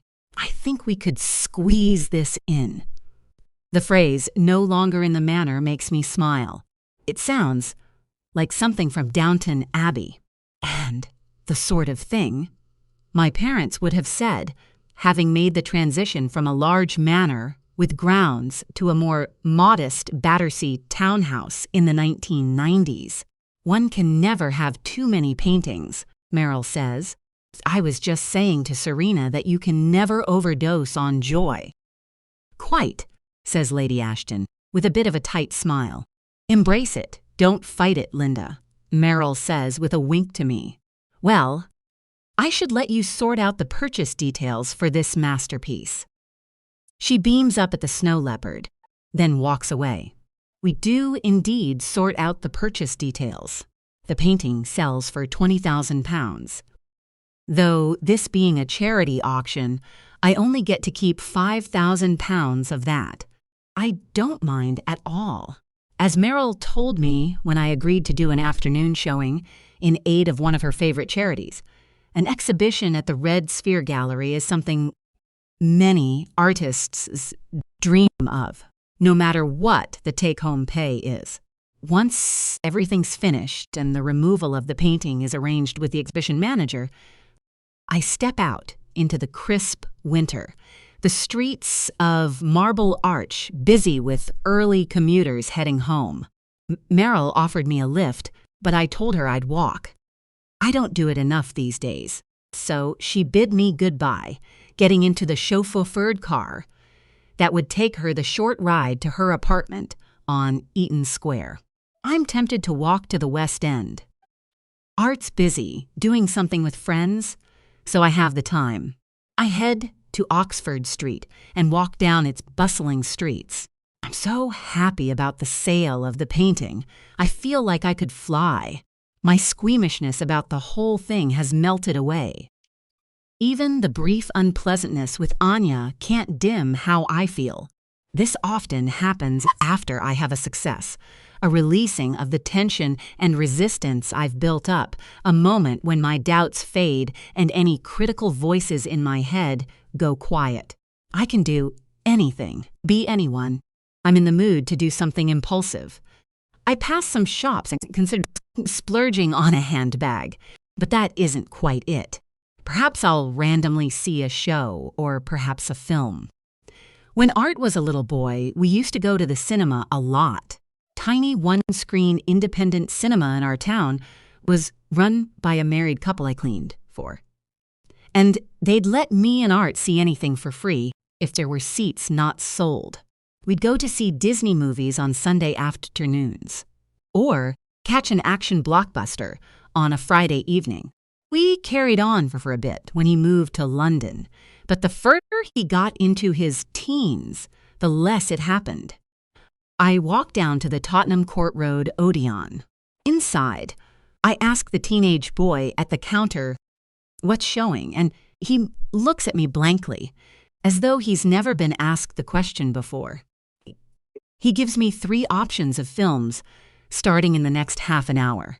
I opt for Hamnet, then treat myself to some popcorn, a hot chocolate, and a bag of minstrels.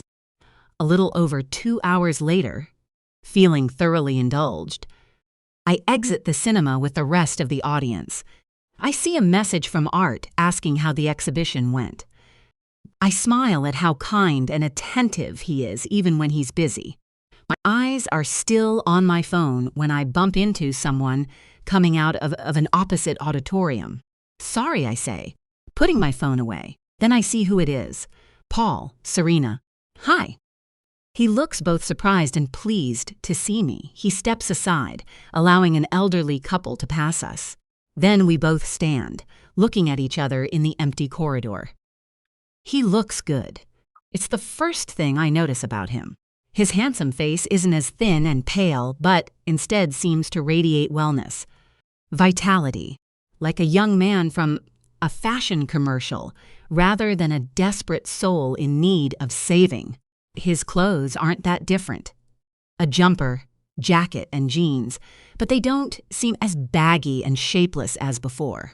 Instead, they cling to his tall, toned form as though selected by a costume designer.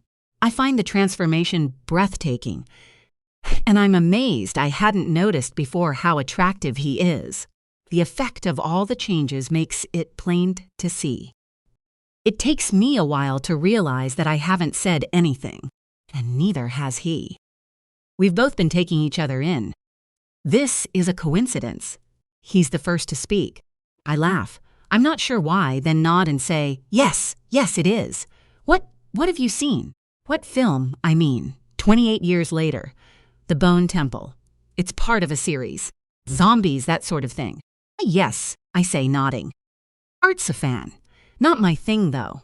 Was it good? Yeah, it was. He doesn't ask me what I saw, which would normally have annoyed me. With him, I don't mind.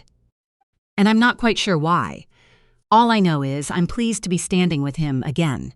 You look well, I say. Like, really well. How have things been over the past few weeks? I feel bad for not messaging to ask sooner.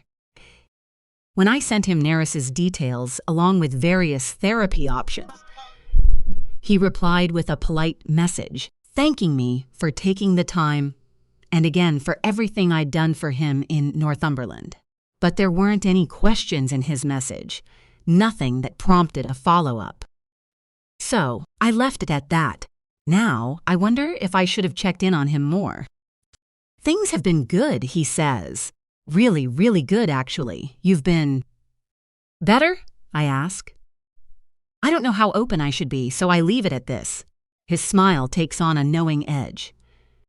That's sweet of you to be so sensitive, but it's okay.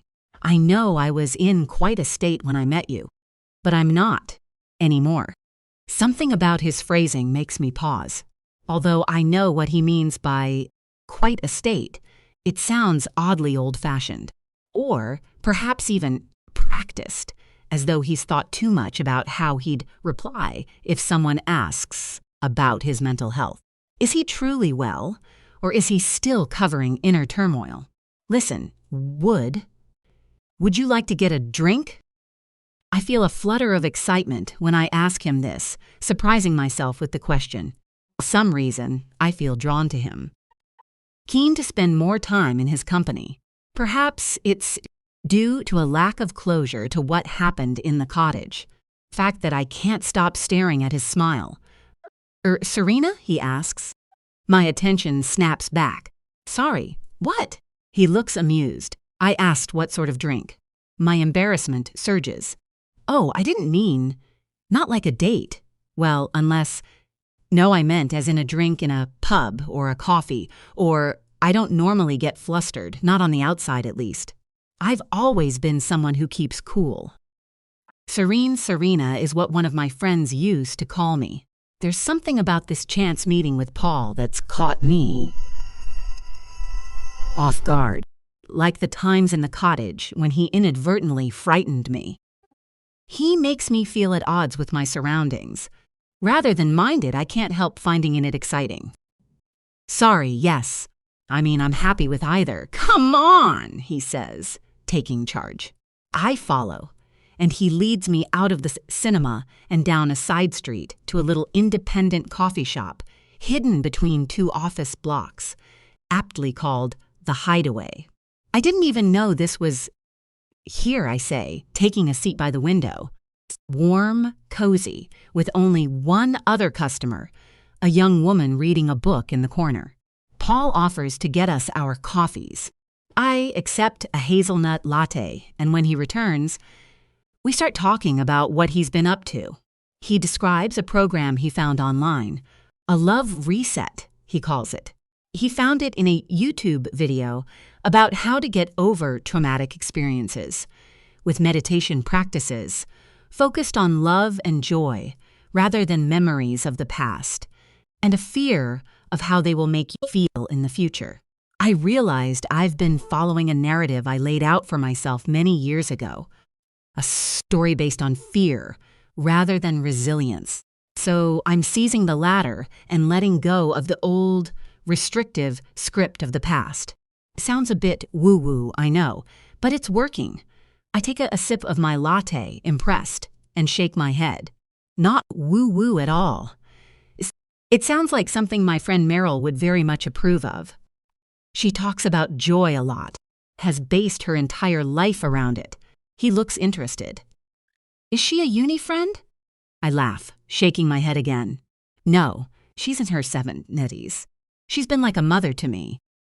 And a grandmother to Art, even though we're not related. She's been so generous. I owe so much about my current life to her. Plus, she's made sure Art doesn't have to worry too much about his future. Financially, anyway. As soon as I've said this, I worry I've been insensitive, mentioning money. I'm not sure how I've even got onto the subject, but Paul doesn't look awkward. He seems interested. That's amazing, he says. How did you meet her? She saw my art back when I was a cleaner in Cornwall. One of my clients was a rich film producer, and he let me use his unused basement as a studio. He's dead now. But Meryl was a friend of his and used to visit, and one day he showed her my paintings. After a few months, she'd become a mixture of best friend, mother, and patron. I moved back to London. She put me up in one of the houses she owned, and I got a degree from the RCA. And the rest, as they say, is history. I'm aware Paul doesn't know much about the rest, but I don't want to appear conceited. Wow, that's an amazing story, he says. It's good you've got someone so supportive. I'm very grateful. Makes up for having very unsupportive parents when I was young. They were, well, awful is the only word that does them justice, snobbish and vain, cared only about other people's opinions. They sent me off to a ghastly private hospital to have Art, which was a complicated birth. I nearly died having him. So to then find friendship, even a sense of family, with Meryl was like a miracle. If that doesn't sound overdramatic. I laugh, a little too loudly, then take an embarrassed sip from my drink.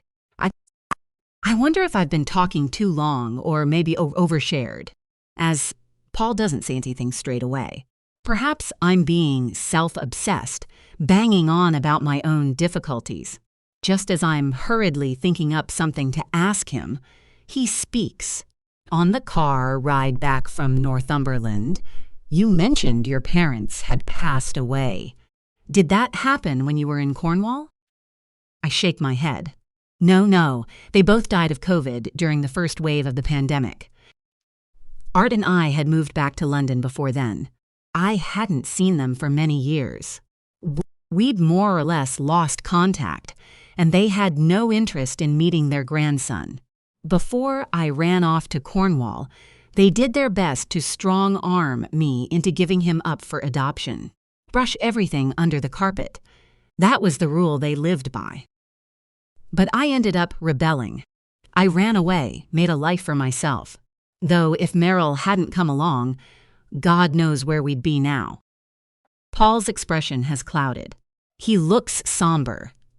And I worry I've made things too depressing with my talk of death and poverty. Then his cheerful expression returns. Well, we never know, do we? What life would be like if a particular thing hadn't happened. If someone hadn't done something at the right moment, or said something to someone, caused a chain of events. He drinks deeply from his mug, then dabs at his mouth with a napkin. I'm glad it worked out so well for you. I feel like there's a lot he's not telling me, probably relating to unhappy memories in his past. I don't ask about them specifically, and our conversation ends up focusing on our work. I tell him about the charity exhibition I had today, and he congratulates me on the sale. He tells me he's recently got a new job at the British Museum. Oh, wow, that's fantastic. Art will be jealous of that. He loves it there. It was one of the first places I took him to when we moved back to London, and he's been obsessed with it ever since. Kicked off his whole interest in history and archaeology. Paul looks awkward. Well, it's in one of the cafes, not with the exhibits. But I get to look around when my shift ends. It's a great place to work. I can imagine, I say. I'm impressed that he's managed to start a new job and sound so positive about it when 3 weeks ago he was telling me about his lack of purpose. Perhaps hitting rock bottom has inspired him to rise back up. I'm really pleased things are looking better for you now. They really are, he says. His warm smile is back. It lights up his eyes, and he holds my gaze for a bit longer than would normally feel natural. And I don't look away. Then he says, in a quieter voice, I'm glad we bumped into each other again. That fluttering feeling in my chest is back. Me too, I say. Once we've finished our coffees, I'm tempted to suggest getting food. But before I can, he says, I should be getting back. I promised my flatmate I'd do a set at the gym with him. But we should do this again sometime. It's been nice too. Connect, that word, connect, follows me on my journey home. The way he said it made it clear he wants to meet up again. Even though we didn't make any firm plans, I know we have an unspoken agreement to stay in touch. And sure enough, when I alight at Stockwell Station 10 minutes later, there's a message waiting for me. Hey! Really enjoyed our coffee. Both the hey and the lack of a question speak volumes. Before, I'd assumed him not asking anything meant he didn't want to chat. Now it feels like exactly the opposite is true. I use the 5-minute journey from Stockwell to Pimlico to compose my reply. I feel oddly nervous, as though I'm doing something a lot more illicit than sending a pretty standard message. I'm above ground, the cold evening air biting at my skin. I huddle against the wall of the station and read it through. Hey! Was lovely to see you. Hopefully do it again sometime. I deliberate over the question mark for a few seconds, then tell myself I'm being ridiculous. There's nothing wrong with meeting up again, surely? So I include it. He messages back almost instantly. Absolutely. And next time, dinner too. I smile the whole of my walk home.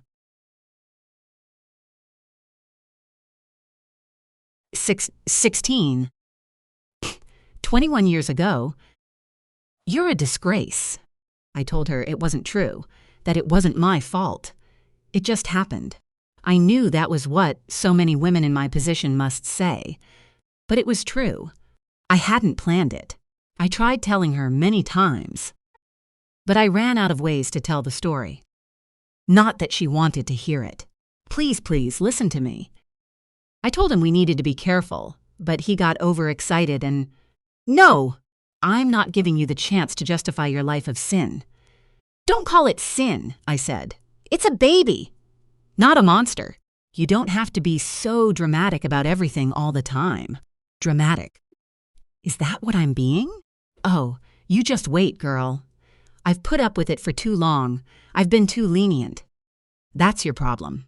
I I've given you too much help, indulged your little attention-seeking stunts, fallen into the trap of pandering to you." "It wasn't a stunt," I said, trying not to cry. Yes, it was. Cry for attention. That's what the nurse called it after they'd pumped the pills out of you. I lost my battle with the tears. Cry for help is what she called it. Not attention. I walked away from her. "Not so fast, young lady. We haven't finished discussing this. I couldn't carry on." It was too much, but her voice echoed after me as I ran up the stairs. "Fine. If you're not going to face up to this like a responsible adult, I'll make the arrangements myself." The threat at the end of that sentence became clear later that week. A brochure was placed under my bedroom door so that it was the first thing I saw when I woke. McGovern Hall, Private Maternity Clinic, Hampshire. I looked through it. The image on the front was of a large, stately home in the countryside. Inside, words like secluded and discreet were used. That last word, discreet, stung. I took the brochure downstairs, made my case, said that I didn't want to go to Hampshire. It was miles and miles away. I wanted to have the baby here or in the local hospital. Places I knew. I was told that I was an ungrateful girl, how I should be saying thank you and not making up problems. Making up problems, if only that were true. I didn't need to make up problems. I had enough of them to be going on with. I held my hands close to me, trying to feel movement from the human being growing under my skin. Even though I couldn't feel anything, I knew it was there. Like a sinister force, ready to turn my world inside out. Now I was the one being dramatic. I tried to be realistic, pragmatic, calm. But that feeling stuck, a sinister force. It was like a doom had settled over me. A doom leading me towards that big, imposing house with its stone steps and white pillars. McGovern Hall. 17. Dear Serena. February 2026. I haven't been on a proper date for over a year. The last one was a bit of a disaster. It was at a Soho pub with a sweet guy named Noah. He was a little younger than me and in the middle of setting up what he described as an online detective agency. But when he described it, it sounded more like being paid to trawl Facebook. I didn't get much of a chance to ask about it because an old friend of my mother's, a dreadful woman named Anita, spotted me from across the restaurant and came over, sliding into our booth without invitation, saying, "Serena, darling, it's been ages. Such a tragedy about your parents' deaths. It was dreadfully sad. They never really recovered after you got pregnant, so young, and waltzed off with your baby to become a cleaner." With a mixture of anger and humiliation, I was about to tell Anita it wasn't a good time. Before I could get the words out, she turned and looked at Noah, saying, "Goodness, is this your son?" I was about to inform her that no, my son was a good decade younger than the man I was with. Our food arrived, and she wandered off back to her table. So I hadn't got as far as telling Noah that I had a son. The meal that followed was painfully awkward. I was unsurprised when the poor guy didn't message to meet up again. But this time is different. That date was a Tinder-arranged thing. Meeting Paul happened organically. True, our first meeting wasn't exactly normal. But the fact that we've already gone through so much might count in our favor. Perhaps we're destined for success because of how it started. A foundation of trust, kindness, and respect. In the couple of weeks since our Tottenham Court Road coffee, we've been messaging most days. Light things about what we're up to, though I'm sure there's an undercurrent of flirtation. And I'm hopeful that might become more obvious tonight when we meet in person. He asked me to choose a place, and I suggested Boysdale of Belgravia. Terrific Scottish food, a relaxed atmosphere with live jazz, and only a short walk back to my house. I think about Art as I walk to the restaurant. I planned on telling him about the date with Paul, but for some reason never got around to it. I decide to see how tonight goes before I mention it. Besides, Art's barely been in the house lately. Always off on some social occasion or another. He's out at his friend Sebastian's 21st tonight, for example. I haven't objected, hoping this is a sign he's starting to let the troubles of last year go. We haven't spoken about university in a while, but now we're into February. September feels a lot closer. He should really start doing some preparatory studying before he goes back. I don't regret suggesting he took a year out to help him recover, but at the same time, I don't want his education to fall by the wayside. My mind is so caught up on Art. I'm at the other restaurant and being shown to a table before I've clocked that Paul's already here. When I see him, I almost gasp. If his transformation before was startling, this time it's eye-catching. He's simply beautiful. His chocolate brown hair has been newly cut, close at the sides, but still with a good amount on top. His fringe artfully styled. His cheeks and jaw now have a coating of flawless designer stubble and a pleasing tan, a tan that continues down his neck. And from what's visible from the open section of his crisp white shirt, his chest. "Hello?" Paul says, smiling at me. I'm standing there, open-mouthed, looking at him. It's like a repeat of our cinema meeting, only even more embarrassing, since the occupants of the tables on either side are now staring at me too. "Sorry, Paul, you look amazing." When he grins, he flashes a set of very white teeth. "Thanks. So do you." I put my bag on the floor and sit down. "Not as good as you. Is this the result of your new, routines?" I gesture vaguely at his face and clothes. He seems to know exactly what I mean. "I'm embracing life, Serena," he says, putting out a hand and giving mine a squeeze.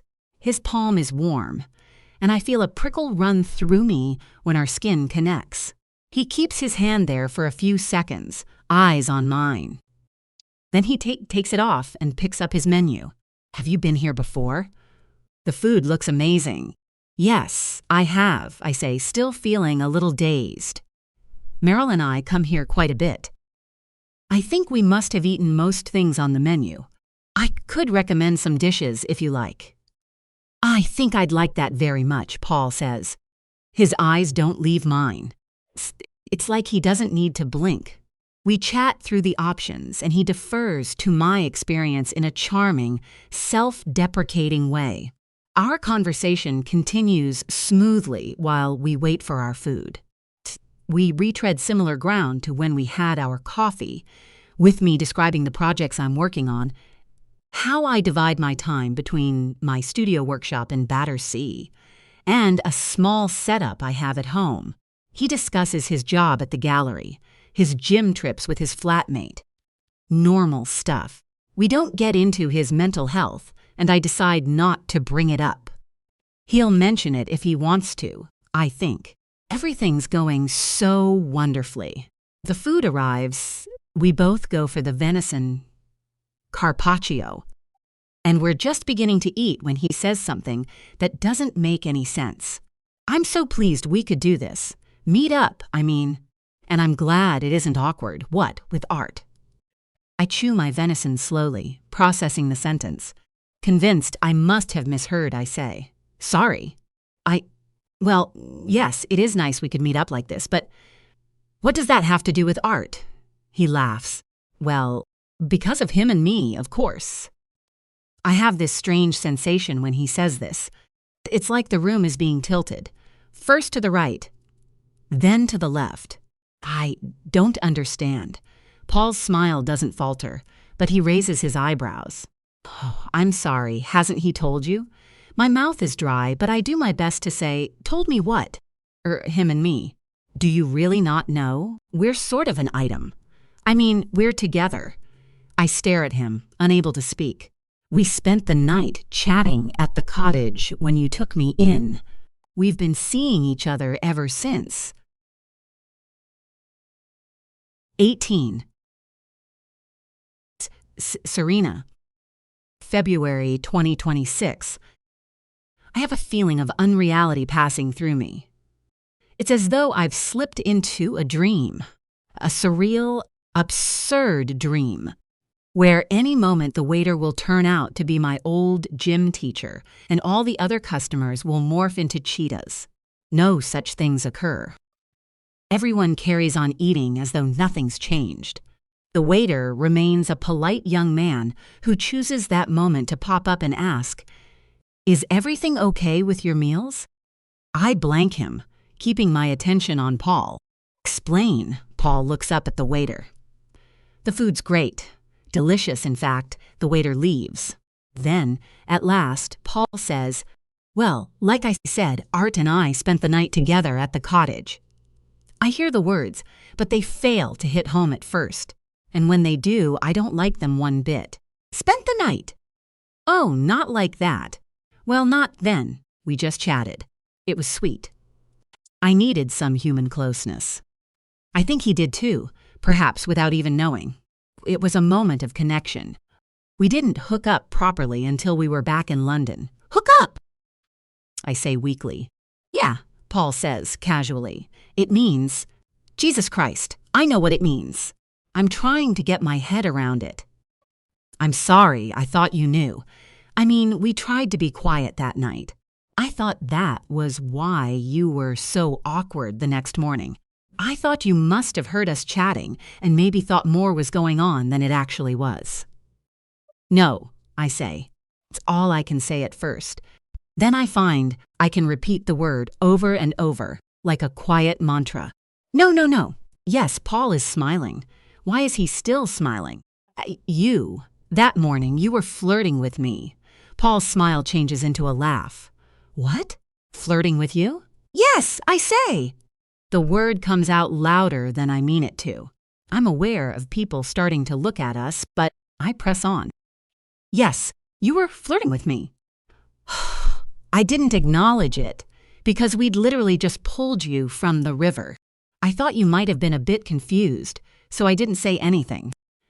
But when we met at the cinema, it was obvious, like it was at the coffee shop, and over WhatsApp and here, today, all evening. The mirth is still there. Honestly, Serena, I really don't think we're on the same page here. Same page? I've fallen into a different fucking book. Please tell me I'm not going mad. We're on a date. You knew this was a date. I knew this was a date. Serena, please, don't put words into my mouth. Or, I don't know, thoughts into my head. I didn't know this was a date. I never thought of this as a date. Then what is it?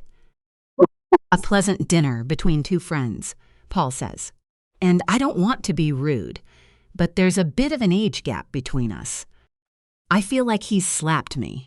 Age gap? Yeah, I'm 27. You're nearly 40. I'm 36.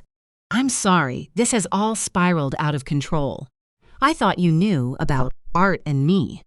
His use of Art's name reminds me there's a bigger issue here than my own humiliation. It's my son. This man and my son. Situation, I still don't. What are we talking about exactly? I feel a burning wave of embarrassment as I ask this. It reminds me of being back at school. When you realize you've been the victim of a prank that everyone else knew about, although this is 1,000 times worse. Paul lets out a short laugh. I mean, I doubt you want details. We've been, seeing each other over the past weeks. And recently, it's become more. Something special. He's a wonderful guy. Even though it's still early days, I think we've got an exciting future ahead of us. Future. The word feels incongruous, like he's talking in a foreign language. A language that he and Art have developed together. Without my knowledge. Again, I have that sense of being caught off guard, as though there's this whole alternate world that's been created in secret, and I'm only just hearing about it. And the sense of shame and humiliation is so strong, it makes me want to tear it all down. Because there's no future in anything he's saying. It has to stop right now. If it's true, that's it. It's all a lie. I don't believe him. This is a trick, an elaborate wind-up. Yeah, a great future. I'm sure of it, he continues. I'm sorry for the shock. I really thought you knew. Maybe he thinks it's funny. Or he's just sick and he's trying to mess with me, arranging to meet up for a romantic dinner, then telling me he's at it with my son. Thought of this last possibility makes me see red. Lash out. God, I knew you were unstable, but I didn't realize you were full-on warped. When he doesn't say anything, I snatch one of the glasses of mineral water from the table. It sloshes over my food, but I don't care. I've got no intention of eating another bite, not after this. I drink from it deeply, then slam the glass down. It's not true, I say. Can't be. It's not possible. Paul is frowning now. Serena, I think you need to calm down.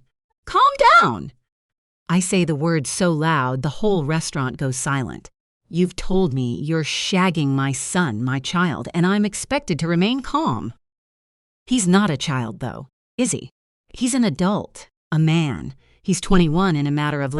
I know when his birthday is, I snap. That's irrelevant. He's disturbed. He went through something awful and isn't thinking straight. I nod to myself as the explanation becomes clear. Yes, that must be it. He needs someone to take care of him. And he's fallen into the arms of this stranger, thinking it's a good thing. I feel ill with worry. I really don't think you need to make such a big deal out of it. I ignore this. So how did it work? I offer you a place for the night, and you think, oh, great, she's got a kid. I'd better seduce him like some sort of pervert. The last word seems to echo around the restaurant. I hear a woman at the table next to us gasp theatrically. Someone else laughs. I've already told you we didn't do anything like that in the cottage. I can assure you, whatever we've been doing since, he's been very much up for it. I, an adult, have started a relationship with your son, also an adult. There's nothing illegal or strange or perverted about that, unless you don't like the idea of two people of the same sex. Oh, don't give me that. You both being men has nothing to do with it, and you know it. Well then, he shrugs.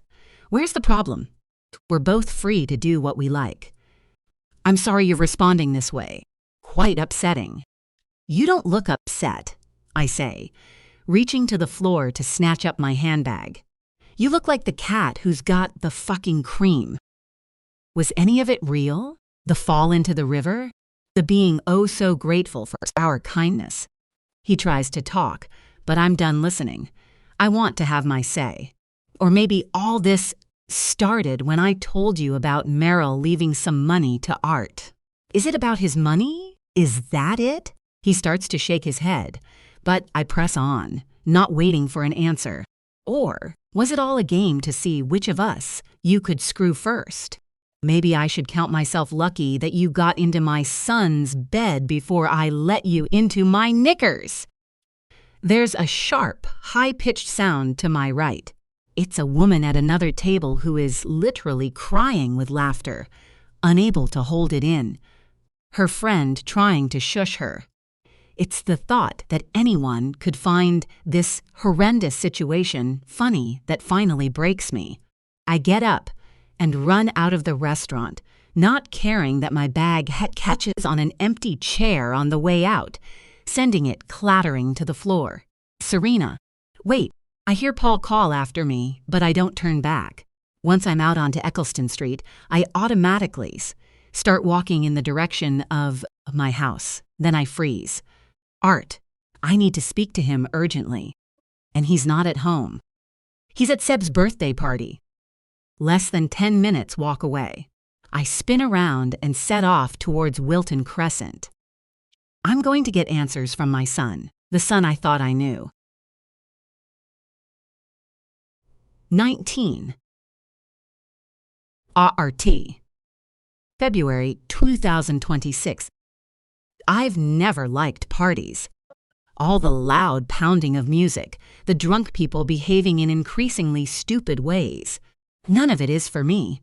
But Seb's my best mate, so I couldn't bail on his 21st. I've loved Seb since the moment I met him at the end of my first day at Westminster. Not loved in that way, just the way that you love a best friend when you're sure they completely get you, would do anything for you.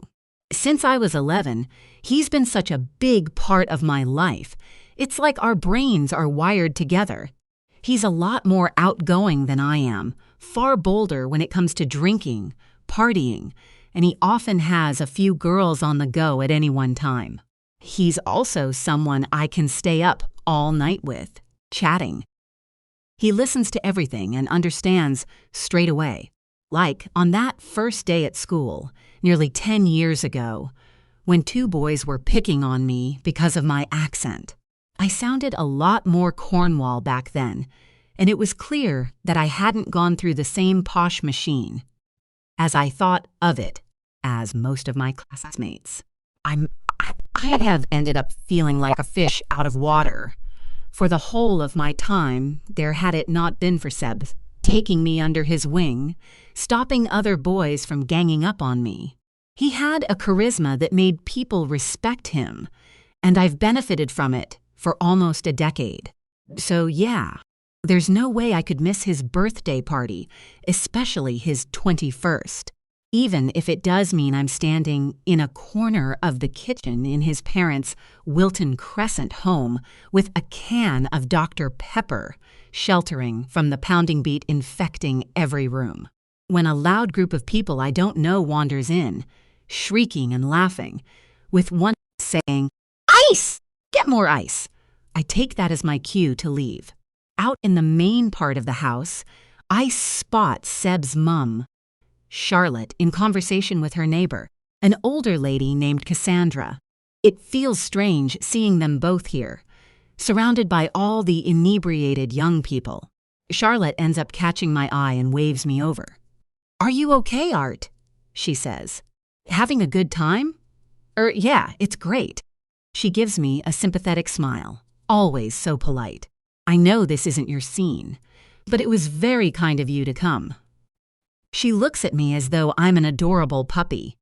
Cassandra's smile is thin and more reserved, suggesting she has no idea who I am, even though we've met twice before. And you're staying the night, is that right?" Charlotte continues. "I think Seb said he'd put you in the Eden room." "No, I'm in Churchill," I say. I try not to roll my eyes, but I do find the fact that Seb's family named their guest bedrooms after past Tory prime ministers a bit silly. His father's idea, apparently. "Well, if you need a moment of peace, go up there for a lie down. Nobody would mind. Or sit on the bed and read a book." "Ah, thanks, but I'm fine." I appreciate her kindness all the same. "How?" said a certain giant. "I already shelter in the guest room 20 minutes ago, only to find the room occupied by Seb and a girl I didn't recognize. Enjoying an activity I'd really prefer he didn't do on top of sheets I'm supposed to be sleeping in. Seb said he'd be out in 5 minutes, but it's now nearly half an hour later, and I still haven't seen him. Obviously, I don't tell his mum any of this. "Do you go to university with Seb?" asks Cassandra, forgetting she asked me this 6 months ago. "No," I say. "He's at Oxford. I'm not currently at uni. I'm having a year out," Charlotte chips in. I'm not sure how much Seb's told her, but I'm grateful to her for saving me from having to explain. Before Cassandra can reply, Seb bounds over, a big grin on his face, his cheeks flushed. I notice his Ralph Lauren shirt has been buttoned up clumsily, with the top 3 not fastened at all, and there's a smudge of lipstick on his chest. Art, there you are. I've been looking everywhere. He steers me away out into the hallway. Sorry to go AWOL for a bit. Yeah, that was a long 5 minutes, I say, half shouting over a particularly loud club remix of a Billie Eilish song. I take out my phone to show him the time, then see a mass of messages on the screen. And I can see from the previews and 4 missed calls that something is wrong. Mum. Answer the phone, Mum. Call me back now. Seb is chatting away about how he had to use the guest room because his was occupied by some of his uni mates smoking weed, but I'm not listening. I'm hurriedly typing a message to Mum, trying not to imagine the worst. What's wrong? She must be online, staring at her WhatsApp, as her answer is instant. I'm coming to get you. This alarms me even more. Why? She doesn't reply. Maybe she's already rushed out of the flat, into the car, speeding through the streets to get me. Pending on traffic, she could be here in 10 minutes. I've got to go, I say. And I said to Thaddeus, if he's going to smoke that stuff in my room, at least open a fucking window. And Seb! I'm going to have to go. I'm sorry. It's Mum. She's upset about something. Seb stares at me. What? Go? Do you have to? He looks hurt, then seems to realize what I'm saying. Is your mum okay? I shrug. I don't know. She's coming over here, so it must be serious. I can't think what. I trail off. Because something's hit me. She knows. Mate. What's going on? I need to go. I'm so sorry. I'll explain everything later. I'll message you. I pull Seb into a hug and feel a wave of guilt. I'm sorry, I say again. When he lets me go, he looks at me, frowning. Is there something you're not telling me? I bite my lip, because it's true, there is. I used to tell Seb everything, but then things started to change. Although he was one of the first people I told that I was temporarily dropping out of university, I didn't tell him the real reason, not the full story. That was my first secret. And now I haven't told him this. I haven't told him I've met someone, that I've been involved in a huge, passionate, head-spinning relationship for over a month. A connection that's hit me like a train, winded me, caused me to feel differently zissy about myself, about life, about everything. I feel like it's reconstructed every part of my existence, and I haven't told a soul. There is, I say, I kind of, well, have a boyfriend. His name's Paul. 20. Serena. February 2026. I don't bother calling Art again when I arrive at Seb's house. I just hammer on the door. It's opened by a young man. Where is he? I demand. He looks taken aback. Sorry? I can hear music and laughter. I try to peer over the guy's shoulder, but I can't make out any faces. Hang on, Serena, isn't it? Art's mum? I was in too much of a state to recognize him at first, but then I see that it's one of Art's old school friends, Titus. Yes, hello, sorry. I need to speak to my son. Of course, come on in, he says, welcoming me inside as though it's his own home. I march through the living room, kitchen, and library, scanning every face I see, without any luck, so I head upstairs. I open doors to bedrooms and bathrooms. In one, I find a group doing lines of cocaine. In another, I spot a bed filled with at least 3 people. I back out onto the landing, people milling on the stairs staring at me. None of them is Art. I'm close to shrieking his name when at last I see him. He's downstairs in the hallway with Seb. They're approached by Titus, who points at the stairs, presumably telling him that his mad mother has gate-crashed the party. As I think this, Art looks up and our eyes meet. For a few seconds, we stare at each other, and I get an odd sensation. It's as though I'm staring down at a stranger. Someone who looks like my son, but isn't really him. Watch out, she's going to be sick. Someone shoves past me, and I turn to see a woman dashing into one of the bathrooms. I snap out of my trance and head down the stairs. "Art!" I shout, almost running now. I see his eyes widen in embarrassment. "Mum, what the fuck? We need to talk." "Yeah, you said." "I said we'd talk about it when Leth." "It can't wait till you get home." I see Art look around him.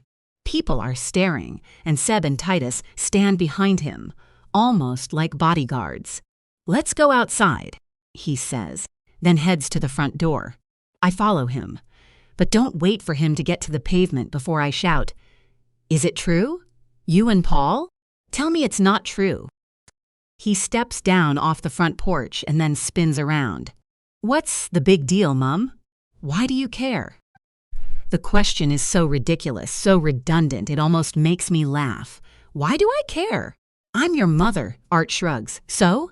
Most mothers let their kids, their adult kids, get on with their own sex lives without interfering. Sex lives? You don't have a sex life. I'd know about it if you did. "Mum, keep your voice down. People are staring." He looks behind me. I assume we must have attracted spectators from the party, no doubt gathered around to watch the show. I don't care. I left any sense of embarrassment behind me at the restaurant. When that man imploded my world, and did it with a smile. So it is true. You and Paul at the cottage, and since, Art is biting his lip. It's his classic expression when he doesn't want to tell me something. Then, at last, he says, "I'm not a child. This is weird, Mum. This is too much." "No, what's too much is you shagging a random stranger. I don't know if you remember how Paul came into our lives, but it wasn't exactly a meet-cute, was it?" "Wow," Art says, shaking his head. "I never thought you, of all people, would be so judgy." "I'm not being judgy, Art. I'm trying to keep you safe. Just because he's had struggles with his mental health, it doesn't mean he's unsafe. That's the definition of judgy. It's not that. It's because..." "What? What terrible thing has he done that's making you freak out like this? Do you think he's a gold digger or something?" "Well, now you mention it," I start to say, but he's not done. "Or do you think it's so impossible that a guy as hot as him could fancy me?" "No, it's because he fancies me." The words burst out of me in a shriek, and I hear people behind me laugh. "What?" Art says, his eyes wide. "He's been flirting with me. We met at the cinema, then had coffee, and then arranged to go on a date tonight. He didn't tell you any of this, did he? Because he's manipulating you. And me. He's been leading me on, making me think that we might be. That he might." I find I can't finish the sentence. A feeling of shame starts to creep over me. Shame for believing what I had with Paul was the start of something. Disappointment at realizing it was all a mirage. Anger at my own naivety, not being able to spot what was happening with my son. I suddenly feel in need of comfort. A hug, even. I look at Art, wondering if he can see it in my eyes, but to my shock, there's a look of disdain in his face. It's not an expression I've seen before, and it makes his handsome, boyish features look much older and harsher. I see what this is. You're jealous. I shake my head. No, that's not it. I'm embarrassed, yes. Anyone would be. Not jealous. You are. It's so obvious. I caught you at the cottage trying to cozy up with him, tending to fall into him, your hands on his legs. I did fall into him. That wasn't theft. Oh my God, I'm so stupid. You were trying it on with him, weren't you? No, he was. He's been flirting. Look at these messages. I pull out my phone and furiously tap at it until I get to Paul's WhatsApp. Here, read these. Art takes the device, scans over it, then hands it back. Mom, I don't know what you think you're showing me, but there's nothing here.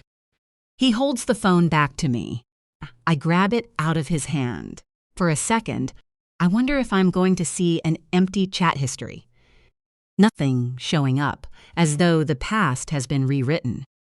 But they're there, all our messages. But as I read through, I do wonder if I've fallen into an alternate universe. Because these messages don't seem flirtatious at all. Just ordinary conversation. Have you had a good day? Or, hope you're enjoying the rain. Fingers crossed it dries before we head to the restaurant later. They're the same words I've read previously. Only now it's as though they've been whitewashed with a coat of banality. Friendly conversations. Perhaps everything else was in my head. I stammer, the humiliation sweeping through once more. No, I'm not having this. There is something weird going on here. He's being nice. But why wouldn't he have mentioned you? All these times we've spoken about what we've been up to. When we arranged our date, because that was what it was, I'm sure of it. It was a date. Why didn't he say? Oh, by the way, I'm sleeping with your son. Art sighs. I don't think he wanted to tell you before I had. I wasn't ready to tell anyone. Why not? Because I knew you'd react like this. He's shouting now. Calm, quiet boy is yelling at me in the street. I knew you'd be weird about it. I knew you'd act like I'd done something wrong. Because it's my choice. That's what you can't handle, isn't it? I always do what you want. I did the A levels you chose. I went to the uni you thought I should go to. I wanted to leave uni completely, but you forced me to take medical leave and defer my final year. Because I didn't want you to throw away Flaft. You didn't want. It's always what you don't want, isn't it? Well, I'm sick of it. Sick of everything being so perfect. In our perfect house. With our perfect posh friends, our perfect dinner parties. It's all too perfect. Perhaps I'm enjoying being wild. Helping him get better, get strong again. I've helped him do that. He needs me, and I need him. It's my life. But this isn't possible. You can't see him. You're a child. Jesus, Mum, think about what you just said. I refuse to be distracted. Art, I know you think I'm being overprotective, but you're the one who needs to get better. Get strong again. I'm not about to go into a full-blown therapy session right now. But if only you knew how tough things were when it was just me, pregnant at 16 with nobody else, sent to a dreadful place to have my baby alone, nobody holding my hand. It was awful. Then, when you were born, I swore I'd protect you, that I'd be your whole world and you'd never feel as alone as I had. Mom, please, this is too much. It's important, I say, taking a step towards him, but he backs away. Please listen. When you got hurt last year, I couldn't bear it. I couldn't. No, Mum. Ever since what happened at uni, you've acted like it was terrible for you. But I think you actually bloody loved it. I think it was the best thing that could have happened to you. Because it brought me back under your wing. Well, I don't need to be under it anymore. He walks away. Art, I shout after him. I begin to walk, to follow him, force him to talk, but he starts running. Running so fast, he's vanished around the curve of Wilton Crescent into the night. I stand there, on the pavement, staring down the street, hoping to see him, hoping he'll come back. But he doesn't.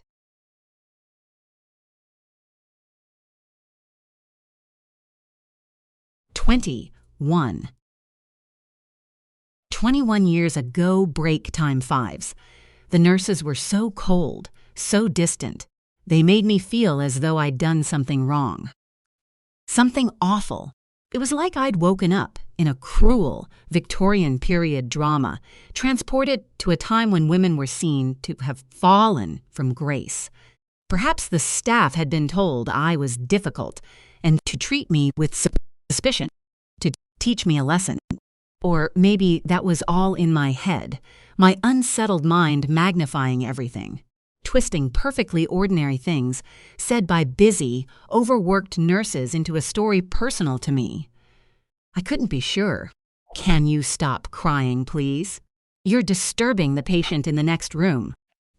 I raised a tear-stained face from my pillow to look at the stony-faced woman holding a tray. I hadn't even realized I was crying until she said it. I wiped at my wet face and pulled myself up. I could feel the bedclothes were damp from tears, where I clutched them in the darkness as I tried to get to sleep. "Stop crying," I said, blinking at her. "Yes, it's very loud. The woman next door has just given birth to twins who have had to be transferred to hospital. It's been an ordeal for her. A bit of consideration goes a long way, you know." I was tempted to scream at her. Instead, I said quietly, "Yes, it does." She disappeared back into the darkness of the dim corridor, her footsteps echoing on the hard floor. I hated everything about the building. It felt like a prison, or an old-fashioned asylum, a place you'd read about in history books where bad things happened. People suffered at the hands of medics who should have known better. Even though I knew the place was just a former stately home, not a house of horrors, I was still at the mercy of my imagination. As I drifted off to sleep, I felt the baby kicking, and my imagination became my biggest tormentor, a never-ending source of nightmares. And when I woke to see a woman in a long white nightdress in my room, I was convinced I was still sleeping, that she'd crawled out of the corners of my mind, sprung from the pages of the woman in white, and sent to terrorize me in my loneliest moments. She was real. "Hello," she said. "You were calling out in your sleep." "I'm sorry," I said, sitting up. The nurse before said I was crying and I didn't realize. "You weren't crying exactly. More like moans." I couldn't make out the words. "Are you okay? Can I get you anything?" I was taken aback by her kindness. Her voice was posh, even posher than mine. I wondered if she was like me, sent here because she was a disgrace. "That's nice of you, but I think I'm okay." Trying to get used to this place, she let out a low, humorless laugh. I'm not sure anyone in their right mind could get used to this grim old house. It's about as fun as a mausoleum. Her words made me feel uncomfortable, though I tried not to show it, because I wasn't in my right mind. I hadn't felt in my right mind for a very long time. And if I tried to tell anyone, if I tried to do anything about it, I got told I was making a scene, or crying for attention. Makes me wonder what the family who used to live here were like before they turned it into a hospital. It feels more like a prison than a home, don't you think? I nodded. I agree. I felt like I should have more to say and leapt on the first thing that came into my head. "Are you the woman with twins? If you are, I'm sorry if I disturbed." The woman gestured to herself, and I stopped talking, realizing it was obvious she was still pregnant. I felt stupid. Before I could say anything, someone else came through the door. She was wearing a chunky cardigan over her nightdress, and even in the darkness, I could see it was bright pink, with the outline of rabbits on it. "Hello. Is this where the party is?" she said, grinning. She marched over to my bedside table and switched on the lamp. "Better not let the Ward sisters catch us, or we'll get in trouble." The other woman looked a bit put out, as though she had been interrupted. I felt like reminding them both that this was my room, and I wasn't sure I was in the mood for visitors. As soon as I had the thought, I knew it wasn't true. I did want visitors. It was exactly what I needed. So we chatted and talked. I shared a little bit of my story.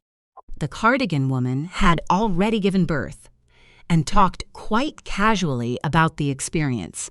To my shock, the other girl took out a cigarette and a lighter and began to smoke. "I don't think you can do that in here," I said. "Let them shoot me," she murmured, puffing away, then smiled at my shocked face. "Don't worry, I won't set the place alight. I'll finish this one, then I'll be good, I promise." She winked at me, and for some reason, That wink made me feel happier and warmer than I had in ages. I waited for someone to come and tell us all off, or a smoke alarm to sound, but it didn't happen. Instead, we chatted for nearly an hour, and I felt a huge relief. It was like, with each sentence, each shared experience, I was making the place more human, making the night less dark, keeping my demons at bay. 20. Serena. February 2026. I don't go home. The second I turn on to Eaton Square, I know who I need to see.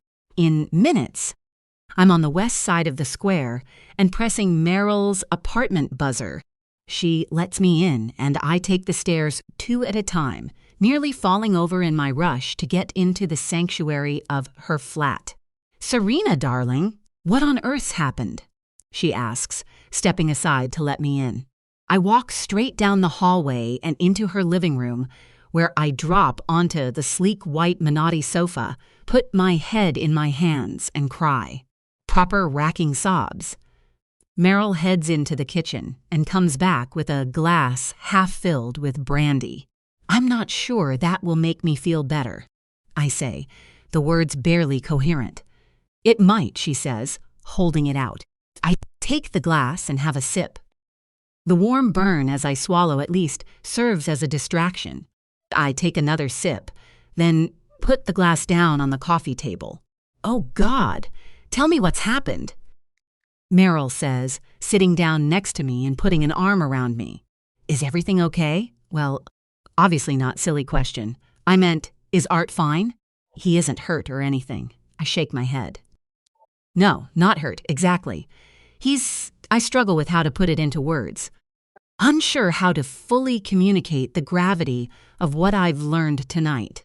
My worry about Art, my feeling of betrayal towards Paul, my suspicions, my anger at my own naivety. The feeling that I've been tricked, somehow. All of it presses against the walls of my mind, until I feel like my head might break. In your own time, dear, try starting at the beginning. You know how the song goes.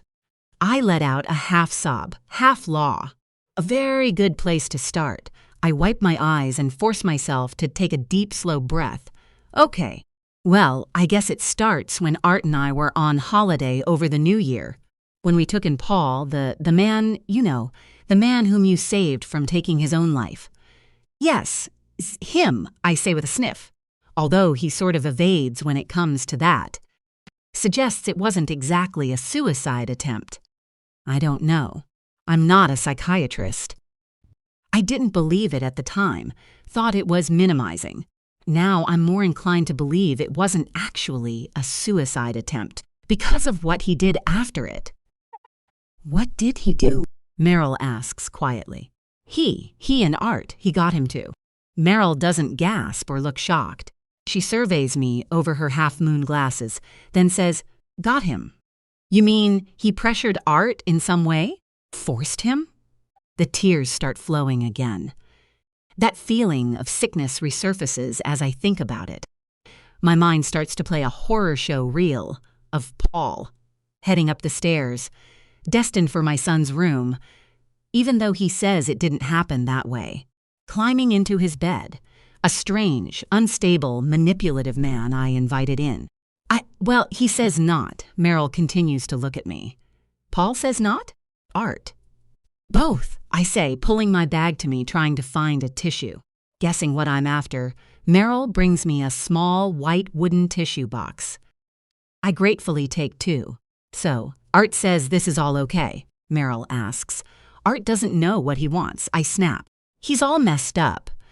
Has been since what happened last year. I think he'd say yes to anyone who offered him a bit of kindness and attention. That's irrelevant.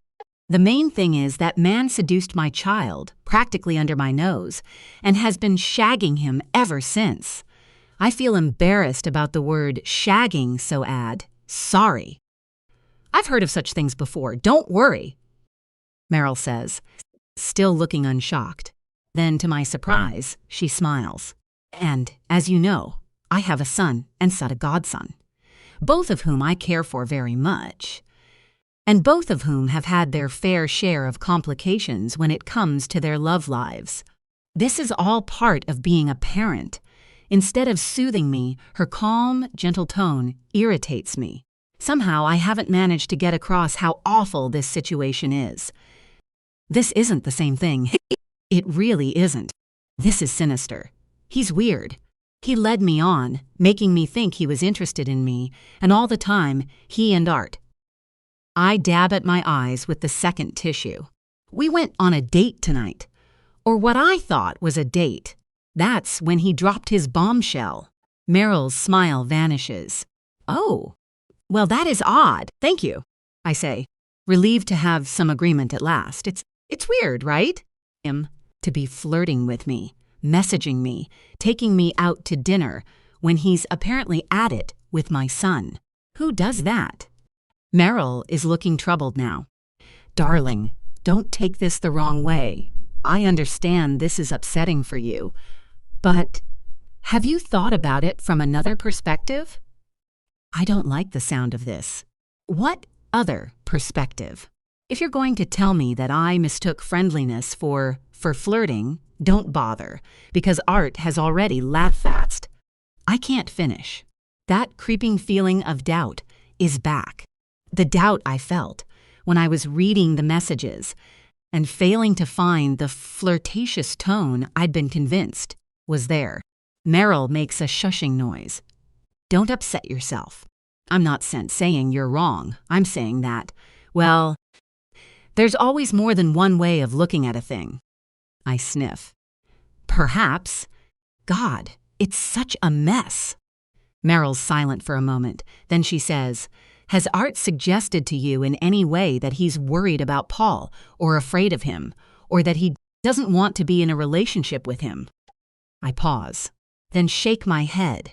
No, the opposite. He defended him. Right, says Meryl.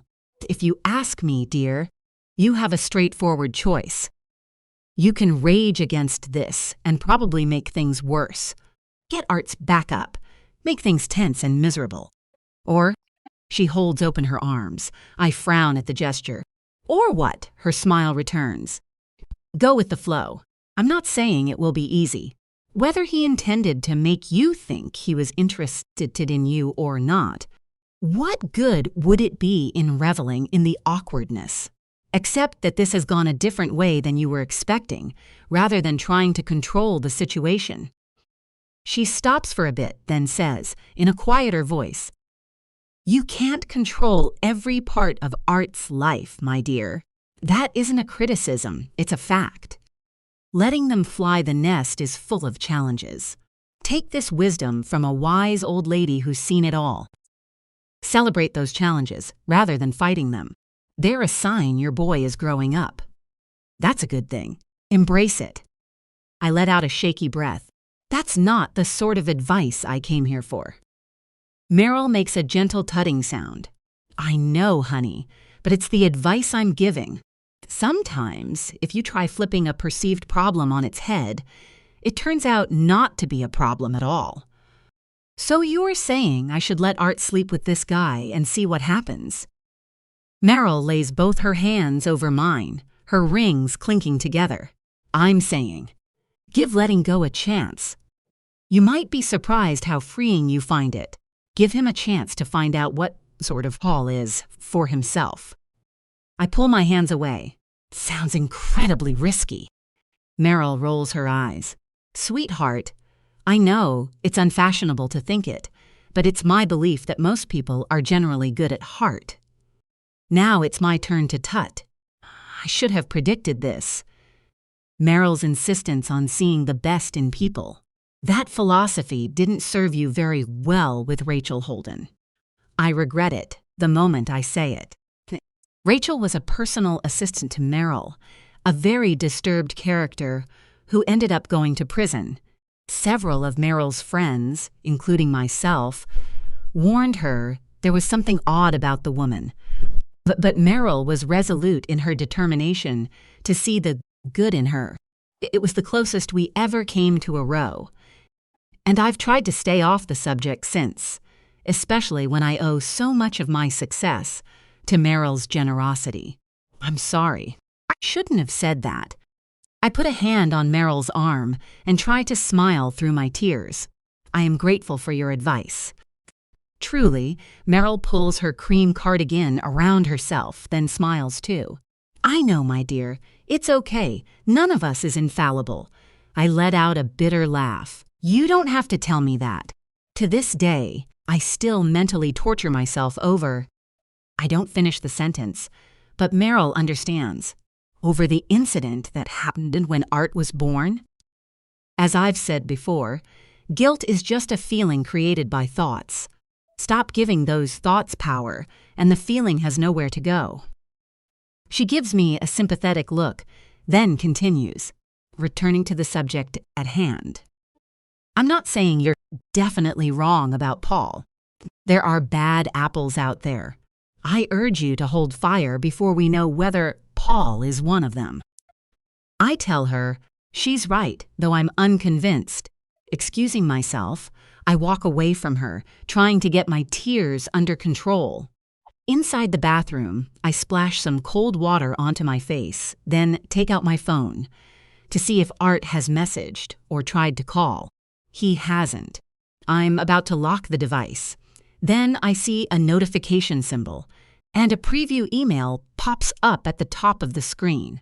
New, Lorraine Miller, knife found in cottage. Intrigued, I pull the full email up and read. Hello, Serena. Sorry to trouble you so many weeks on. We're putting in a new sink in the cottage and have been clearing out the drawers and cupboards and discovered a large knife, picture attached, that doesn't belong to us. Is it yours? We haven't had any bookings since you and your son were here, and we don't remember seeing it when we prepared the cottage for your stay. But there's a chance it could have been left by a previous guest and we didn't notice. If it's yours, I'd be happy to have it sent to you. Let me know. All the best, Lorraine. At first, I'm puzzled. I look at the picture of the knife, the sort of thing that looks more like a hunting weapon than a kitchen tool, and then open a new email, planning to quickly respond saying it isn't ours. Then I have a horrible thought. I freeze for a moment reading back her email. Haven't had any bookings since. Don't remember seeing it when we prepared the cottage. It must have been left there during our stay. And if it isn't mine and it isn't Art's, then that can only mean one thing. Twaint, 23. Bite Hurried. February 2026. I'm furious with Mum. So furious. I walk through the dark streets of London for a good few minutes without thinking about where I am, where I'm headed, what I'm planning to do. Then the answer is obvious. I need to see Paul. I need to ask him what the hell he was thinking, telling Mum without clearing it with me first. No sooner have I thought this than I feel my anger towards him melt away. It's like everything I love about him makes him immune to any annoyance I feel. His smile, the way he holds me close to him in bed, the way he ruffles my hair. Just picturing him makes my heart do a little lurch. A reminder that, whatever is happening with Mum, this new thing I have with Paul is something wonderful, something huge. Biggest thing that's happened in my life so far. I can't forget that. And nobody, not even Mum, is going to make me think differently. As I feel myself calming down, I look at a street sign coming into view at the end of the road. Cadogan Lane.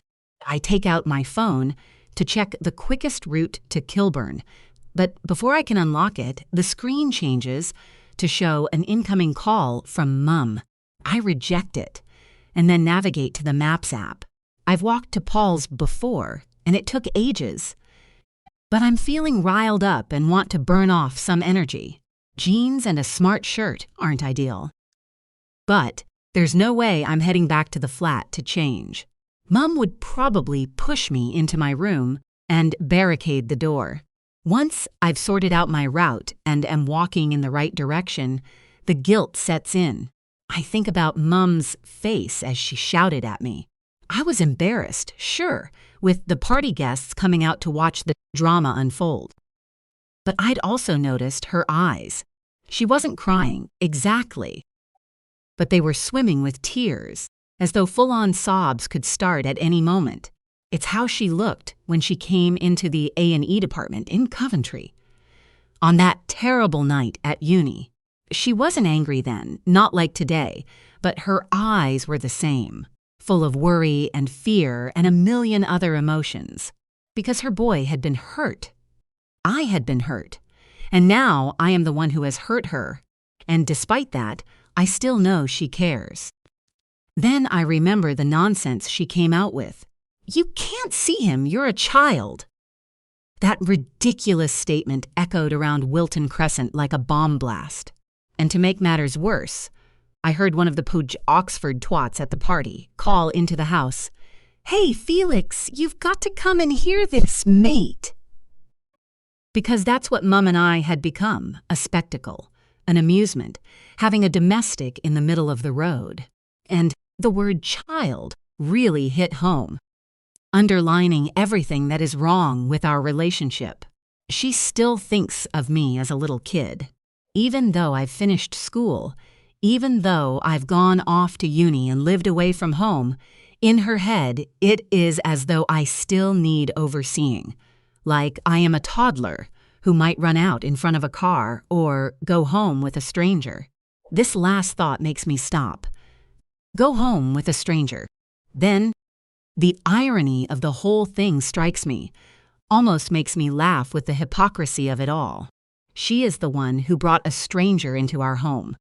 Mum was so keen for us to help Paul, give him time to heal. I am the one who tried to be the responsible adult, and she overruled me, made me feel like I was being insensitive or selfish. And now she's complaining that I've got too friendly with the guy she brought into our lives. I haven't messaged Paul to tell him I'm on my way. I feel like I don't need to, as he'll already know in some supernatural, cosmic way that I need him, and he'll be there, waiting for me to fall into his arms. When I look at my phone, I see he's already sent one. It got lost amidst the 100,000 messages and calls from Mum earlier. Bit of a difficulty. Your mum knows about us. We should talk this through. She seemed upset. But it's all going to be fine. Seeing his words makes me want to talk to him, desperately. I also know I can't walk for an hour through the night. Can't delay being with him any longer. Spotting Hyde Park Corner Station coming into sight, I head straight for it, pressing the phone to my ear. "Hey, I was about to call you." Paul says, "Did you see my message? About your mum?" More than that, I say. She hunted me down and shrieked at me at Seb's party. "I'm sorry," Paul says. "It's my fault." Can I explain? The idea that Paul would think it's his fault hasn't occurred to me. Thought of him feeling guilty or regretful pains me, and I hurry my steps to the tube, dashing around a woman and a man walking painfully slowly. "I'm on my way to you. Won't be long. About to go underground. Okay." I meant what I said, though. It's going to be fine. Really. I say a quick goodbye and head for the Piccadilly line. And with every second that passes, I cling to his words and really hope that he's right. 24. Serena. February 2026. After reading Lorraine's email for a third time, I rush out of the bathroom and back into the living room. I've got to go. Where's my bag? Sorry, Meryl says. I said I've got to go. Art, he's in danger. A look of skepticism passes across Meryl's face. Serena, I think you've got yourself into a bit of a state and need to calm a pheasant. I haven't got myself into a state, I shout. The psychopath had a knife with him when he came into the cottage that night. He left it behind, and the people I rented the place from have just found it. It's proof. Proof that he's. Meryl has risen to her feet and is guiding me back down to sitting. She takes my bag out of my hand, then my phone. The email is still on the screen. She reads it quickly, locks the device, and places it on the coffee table. "I can understand why you want to follow this up," she says, her tone once again infuriatingly calm. "I need to go to the police," I say, wondering if I should phone 999 or head to the nearest station.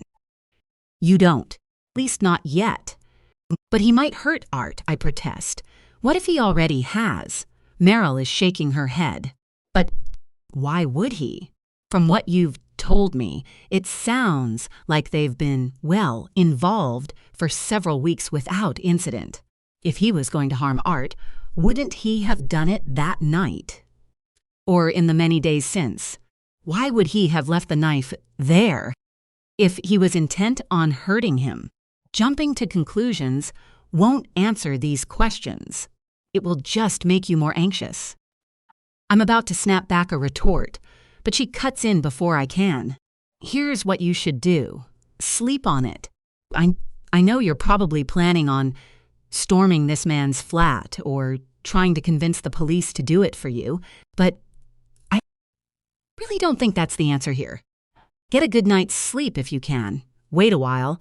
Then when things have cooled down between you and Art, ask him if he recognizes the knife." My eyes widen. "Of course, it doesn't belong to Art." "I know that, but pay him the compliment of asking him about it calmly and not assuming his boyfriend, or whatever this Paul is to him, regularly carries offensive weapons about his person." I consider Meryl's words. It's like my mind is so full and working so fast, I'm struggling to think or make a decision. When I don't answer, she adds, "Why don't you stay here tonight? I'll make up the guest room. I promise you, everything will feel different in the morning." Meryl's right. Things do look different in the morning. They look 1,000 times worse. After only managing to sleep a couple of hours, I searched for the knife online. I discover it is, in fact, an Emberleaf Periton knife with a 4-inch blade and a Peak Pines fat carbon and white corian handle, whatever that is. I save a screenshot of the product page on the website in case I need it later.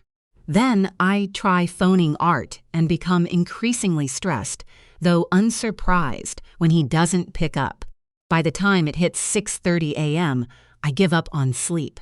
Putting on yesterday's clothes, I slip out of the guest room, keen not to wake Meryl.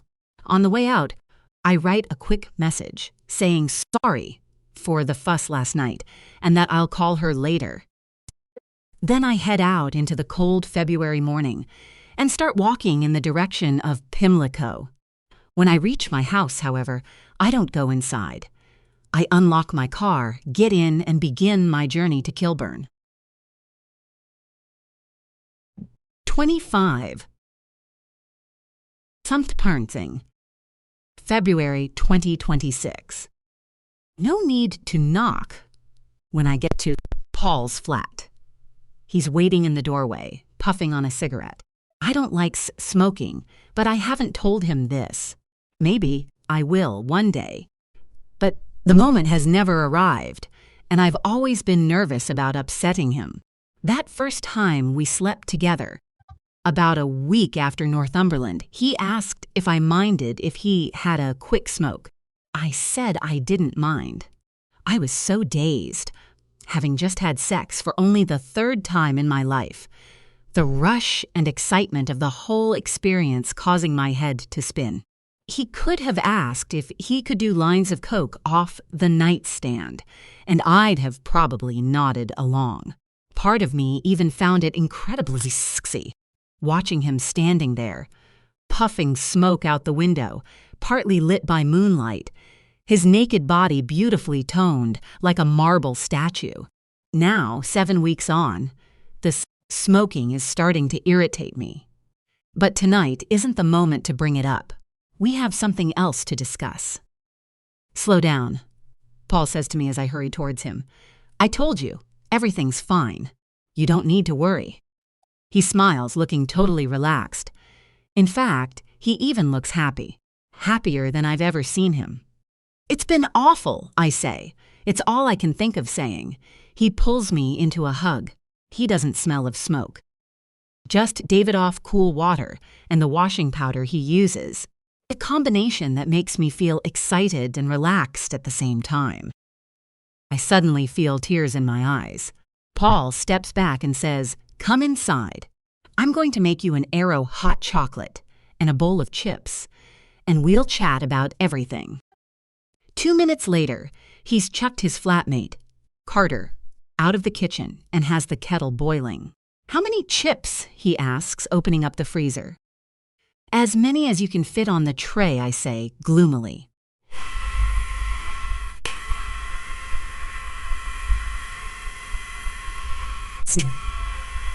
Which self-balanced on top of a pile of junk mail advertising fried chicken takeaways and supermarket deals. Paul swipes that into the sink. That was Carter's tea. He's not happy, clearly didn't have much of an appetite. His brother's parole has been turned down, and he hates going to visit him in prison. Reminds him of his time inside. I say. Not interested in the family issues of Paul's flatmate. I have enough of my own right now. "I'm sorry I told your mom," Paul says, perhaps sensing the need to get to the point. He sets down a mug of hot chocolate next to me. I blink at him. "You told her?" I see a flash of surprise in his face. "Yeah." "I thought I said, I understand if you're angry." I try to think back to what Paul's message said and his brief words on the phone. But my head hurts, and I'm exhausted. I'm not angry. Why did you tell her? The oven clicks, and Paul turns his back on me to put the tray of chips inside. When he turns back around, I see his relaxed expression is back. "I've been chatting to her. On WhatsApp. That's why I said it would be fine. I thought it would be good for me and her to become friends. There was a little bit of a misunderstanding along the way, but I'm sure we can smooth it out." I think back to what Mum shouted.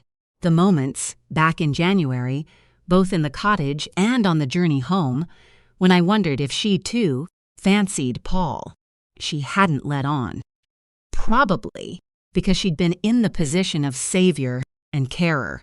She likes saving and caring, I think to myself, feeling that mix of frustration and affection I often get when thinking about her. The misunderstanding being that she has the hots for you, I say wearily. I put my head in my hands, rub my eyes. She seems to think it was some sort of date. God, it's such a mess, isn't it? Please don't freak out, Paul says. And it wasn't a date. Not in my eyes. For the first time since Paul and I became a thing, I feel a prickle of doubt, a sense that something isn't right. Then what? And why didn't you tell me you were going to see her? Paul sighs. I thought you'd worry about it. Yeah, I would have, I say bluntly. I wonder if we're about to have our first ever row. Although I'm far from happy about where this story seems to be going, I'm not sure I'd be able to handle a second argument this evening. I went to see her to try to get her on board. About us. I wanted to explain that we'd been seeing each other, to assure her this wasn't a casual fling, that both of us were serious about it. He smiles as he says this, but then looks more somber when he adds, I realize now I probably should have asked you beforehand, but I wanted to try to sort it out on my own.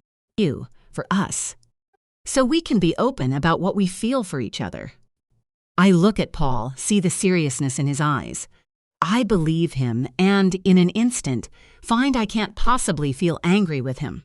I'm unsettled, confused, tired, upset, and, miraculously, happy. I'm happy we don't have to hide anymore. Things aren't sorted with Mum. Far from it. But maybe, just maybe, this has been for the best. I open my mouth to try and put all this into words, then decide I can't, so I kiss him. And he kisses me. Then his hands are on my shirt, unbuttoning it. "Not here," I say, breathlessly. "The bedroom. Now." He doesn't stop to argue. I don't even remember the journey across the hallway and over to his room. We only break apart properly when the sound of the smoke alarm cuts through flat and Carter bursts in holding a smoking tray of cremated chips, saying, "You two trying to bloody kill us all?" We don't go to sleep until 4 a.m., having spent most of the night in bed, laughing about the burned chips and Carter's indignance, his repeated shouts of, "You kamikaze loons," with his strong Glasgow accent. The hilarity of the night before is the first thing on my mind when I wake, not the row with Mum, or the awkwardness about Paul's meetup with her. The laughter is the thing that remains, and I allow myself a smile as I snuggle into Paul's arms, him still sleeping peacefully. It's a few minutes later when something snags in my mind. The word kamikaze. It brings the subject of suicide to the forefront of my mind. I look over at Paul, his peaceful expression as he sleeps, the morning sunlight shining a V-shape down his bare chest as it rises. Up and down, with each slow breath, he looks totally different to the man Mum and I. Dragged from the river.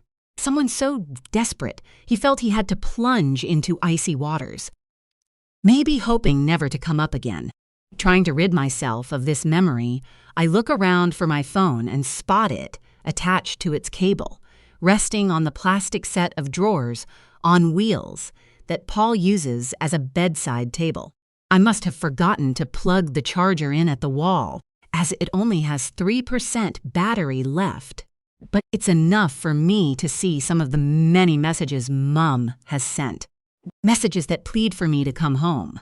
Messages that say how she worries Paul is unstable. Then follow-ups apologizing for saying that, but saying we should still talk.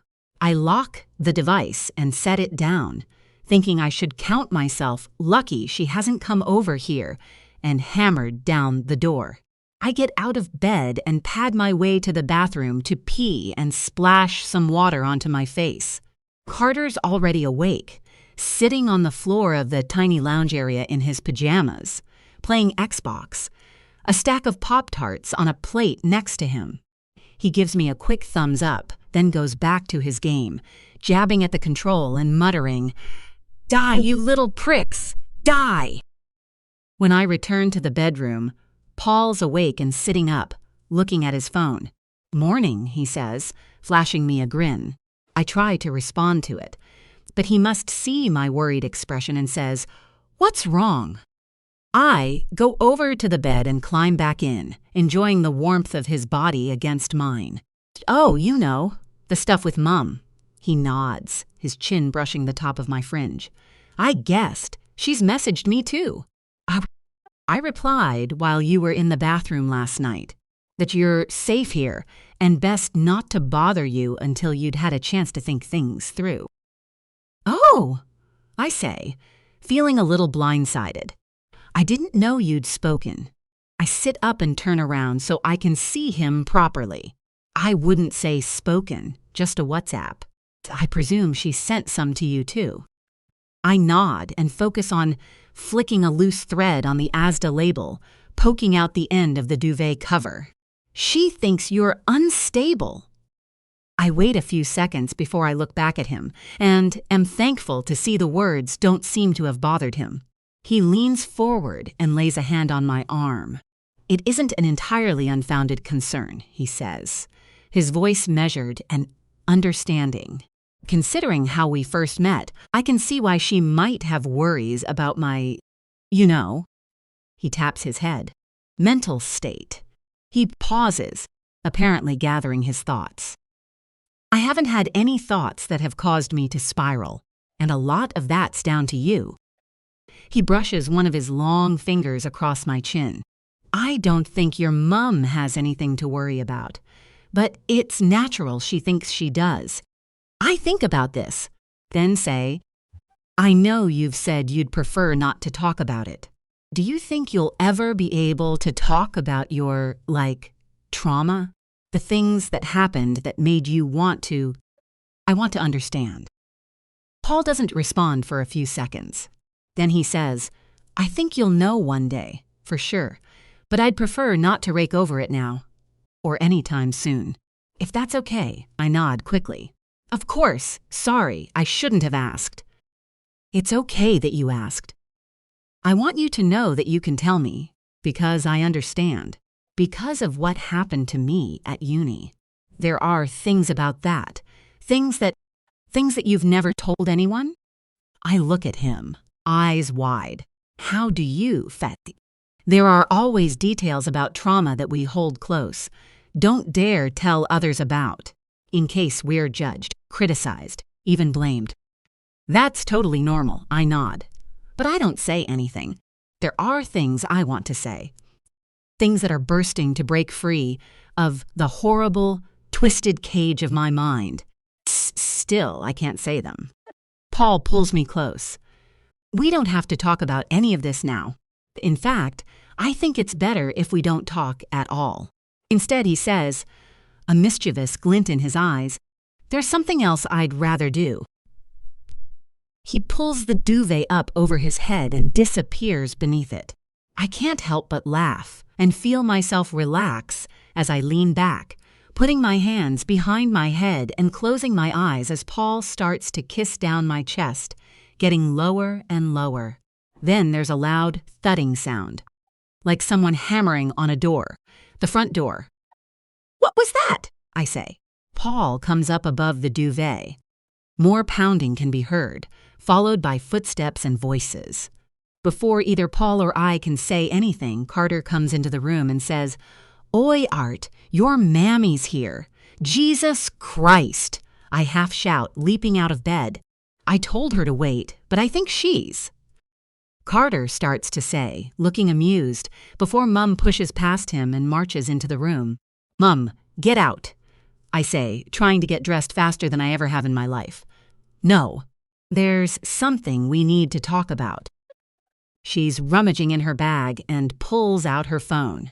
Mum, please, just leave. I'll meet you outside. No, this can't wait. She's tapping at her phone, swiping at a strand of hair that's hung down over her eyes. She looks disheveled and exhausted, in the same clothes she was wearing the night before. The shadows under her eyes suggest she's barely slept. Here! She holds out the phone. Not at me, though. It's directed at Paul. He's standing now, holding the duvet around him, looking confused. Serena... You're going to explain this. I move to see what's on the phone screen, but she grabs my arm. Don't go near him, Art. He's dangerous. It's so overly dramatic. I can't help laughing. Oh, for God's sake. This is deadly serious, she says before turning again. Explain this, Paul. She shakes the phone at him. Tell us about the knife.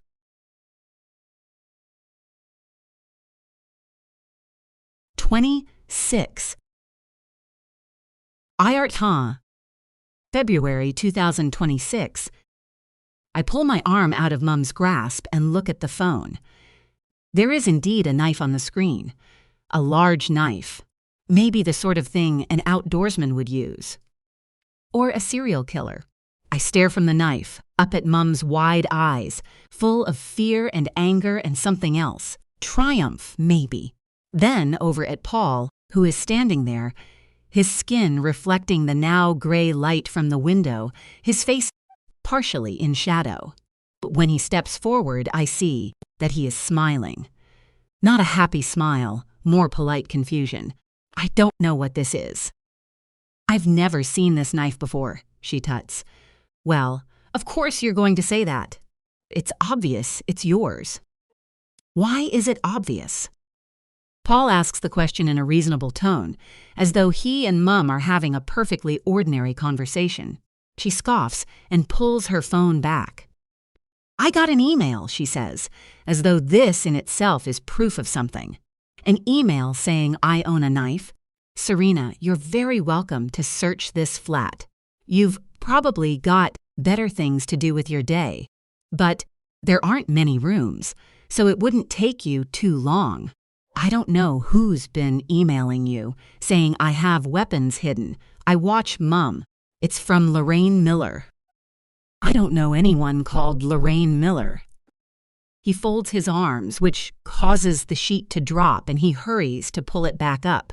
Quick movement seems to have shaken his calm resolve, and I see a flicker of annoyance. I don't know what this woman has said. But this woman is the lady who owns the cottage in Northumberland, Paul. I'm sure you remember the place. She was doing a tidy-up and found this knife. She emailed me. She shows Paul the screen again, which is a bit silly, as the text is obviously too small to read.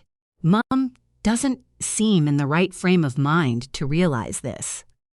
Lorraine doesn't have such a knife, nor does her husband or son. They've never seen it before. Art and I wouldn't own an offensive weapon like that. I reach forward and grab the phone. I scan the email, then look up. Mum, she literally says, there's a chance it could have been left by a previous guest, and we didn't notice. So, there we are. It must have been the guests before us. And why would I have put a knife in the drawer at your holiday cottage? Paul asks. Exactly, I begin to say, but Mum's found her voice again. Because I imagine you didn't want to be found with it. Perhaps one of us came in when you were about to use it. Interrupted you. Spooked you, maybe, and you ended up changing your plan? Rather quick thinking on your part, putting it in the drawer. But you didn't bank on Lorraine Miller emailing to check, and you certainly didn't bank on me putting 2 and 2 together. I watch in horror as Mum seems to be gaining energy with each word, as though we're all going to be floored by this speech. Paul doesn't look floored. It's not mine, he says simply. His lack of further pushback takes the wind out of Mum's sails. I watch as she stares open-mouthed at Paul, her eyes darting from him to me. Then she moves quickly. She scoops up my shirt and holds it out to me. Put this on. We're going home. I start to shake my head. I'm not that. Art, don't test me on this. I'm absolutely serious. You're not staying with this man for another moment. Or in this flat, she says the word flat, as though it has a sour taste. I've never heard Mum sound snobbish in my whole life, but she does now. Like Paul's home is beneath her, beneath people like us. She seems a million miles away from the kind, generous person who convinced me to take in a distressed, desperate man. In this moment, I feel ashamed of her. Maybe she sees this in my face because her expression softens. Look, I know you're an adult. I can't lock you up, but I'm asking you to come with me now. We'll go home and discuss this properly, just the two of us. She lays a hand on my shoulder. I look over at Paul. He raises his eyebrows at me. Then he says, "Go on, Art. Go back with your mum if you want. She seems upset. You should talk." Mum rounds on him, anger lighting up her face again. She seems upset. Christ, could you be more condescending if you tried? After everything I did for you, Thet. Serena, I know what you did for me, and I will forever be grateful for that, Paul says, sounding very serious now. Whatever is going on here, it isn't my fault. Whatever difficulties there are between you and your son isn't on me. That's on you. He hitches the bedsheet up closer and takes a step forward, but she backs away. Difficulties? We don't have difficulties. She looks over at me. Do we? I don't say anything. Art? She says, her eyes wide. I look down. Then, out of my peripheral vision, I see a lunging movement, then hear a bang. A sudden, horrible moment. I wonder if it was a gunshot. Then I see the cord being pulled across the floor and realize Mum's grabbed my phone from the top of the plastic drawers, wrenching the charger from its socket, causing the plug to swing around and hit the wardrobe. "We're leaving," she says, stuffing the phone and charger into her handbag. "Give me that," I say, reaching for her bag. She pulls it away and heads for the door. "If you want it, you'll need to follow me," she says briskly. Then she's out of the room. Momentarily stunned, I stand still for a brief second. Then, after a quick apologetic glance at Paul, I bolt after her. She's already left the flat by the time I'm in the hallway. But the front door is still open. "Mom!" I call as she heads in the direction of the stairwell. She turns back and looks at me, then pulls something out of her bag. For a moment, I think she's going to give my phone back, but then I see she's holding out my shirt. "Put this on. It's winter. You'll freeze to death." I was so caught up in chasing after her, I hadn't stopped to realize my chest was bare, and suddenly I feel extremely cold. I haven't got any shoes on, either, and the dusty concrete under my bare feet feels rough and harsh. I take the shirt and pull it on. She watches me in sad silence as I button it up. When she meets my eyes, I see a tear fall. "I'm sorry," I say, even though I feel like it should be her apologizing to me. "It's okay," she says. "We'll talk about everything at home." "Come on, I've probably got a ticket by now." I shake my head. "I'm going back to Paul. I'll come home tomorrow morning, so long as you give me my phone." "It's not right, you holding it hostage." She seems to think about this. Then I see her eyes flick to a space beyond my shoulder. I look around and see Paul has come out of the flat. "Don't go back to him, Art. Please," she says this in a quiet voice, and it almost makes me relent. But I stand firm. I will come home tomorrow. In time for dinner, I promise if you give me my phone back. If you don't, I'll stay here all week, possibly beyond. Part of me can't believe I'm doing this, bargaining with Mum in this way. We've never spoken to each other like this. But in the space of 24 hours, we've screamed at each other in the street, had bizarre rows about knives and phones. It's like we've become different people. "Fine," she says, at last. She hands me the phone and the charger. 5 p.m. Tomorrow. No later or I'll send the police. Then she turns to go. I'm about to leave too when she comes back out of the stairwell and hugs me tight. Then, before I've had time to respond, she's gone, properly this time. Anxious, confused, and shivering, I walk back to the open door of the flat. To Paul. 27. Serena, February 2026. Time, I'm in the car. I renege on my promise to wait until 5 p.m. the next day before involving the police. Instead, I look up the nearest police station and start the 20-minute drive. I have to do it. There's no way I can leave things as they stand. If anything happened to Art, I wouldn't be able to live with myself. There's no parking available when I reached the station, and I end up having to leave my car a 10-minute walk away on a very dodgy-looking street. Queue for the front desk when I enter the station, and I join it, my phone clasped in my hand, ready to show whoever will listen the evidence I have that my son's boyfriend is a manipulative psychopath. Man currently talking to the tired-looking officer on duty has a dog in his arms and is saying, "If she comes in here moaning that he bit her, she's bloody lying. Look at him. Wouldn't harm a fly." The officer tells him gently that nobody has made any complaints about a Pomeranian this week and confirms that the snuffling creature does indeed look harmless. "If that's all, sir?" he says to the man, who wanders off, muttering to himself. The woman ahead of me, thankfully, only takes less than a minute, asking detective, who requested she come in. That leaves me, and the duty officer gives me a blank look and says, "Yes?" I want to make a complaint. I leave a gap, though I'm not sure why. Perhaps I expected the man to leap into action. pressing a button, and an army of officers would flood the foyer, complete with guns and battering rams, ready to storm Paul's flat as soon as I gave the word. Just blinks at me. I think my son's in danger, from a man, and I think he's got an illegal weapon. This gets more interest. I'm asked my son's age and why I might think he's in danger. I give a jumbled and clumsily abridged version of the situation. Then I'm asked to wait on one of the cracked plastic seats.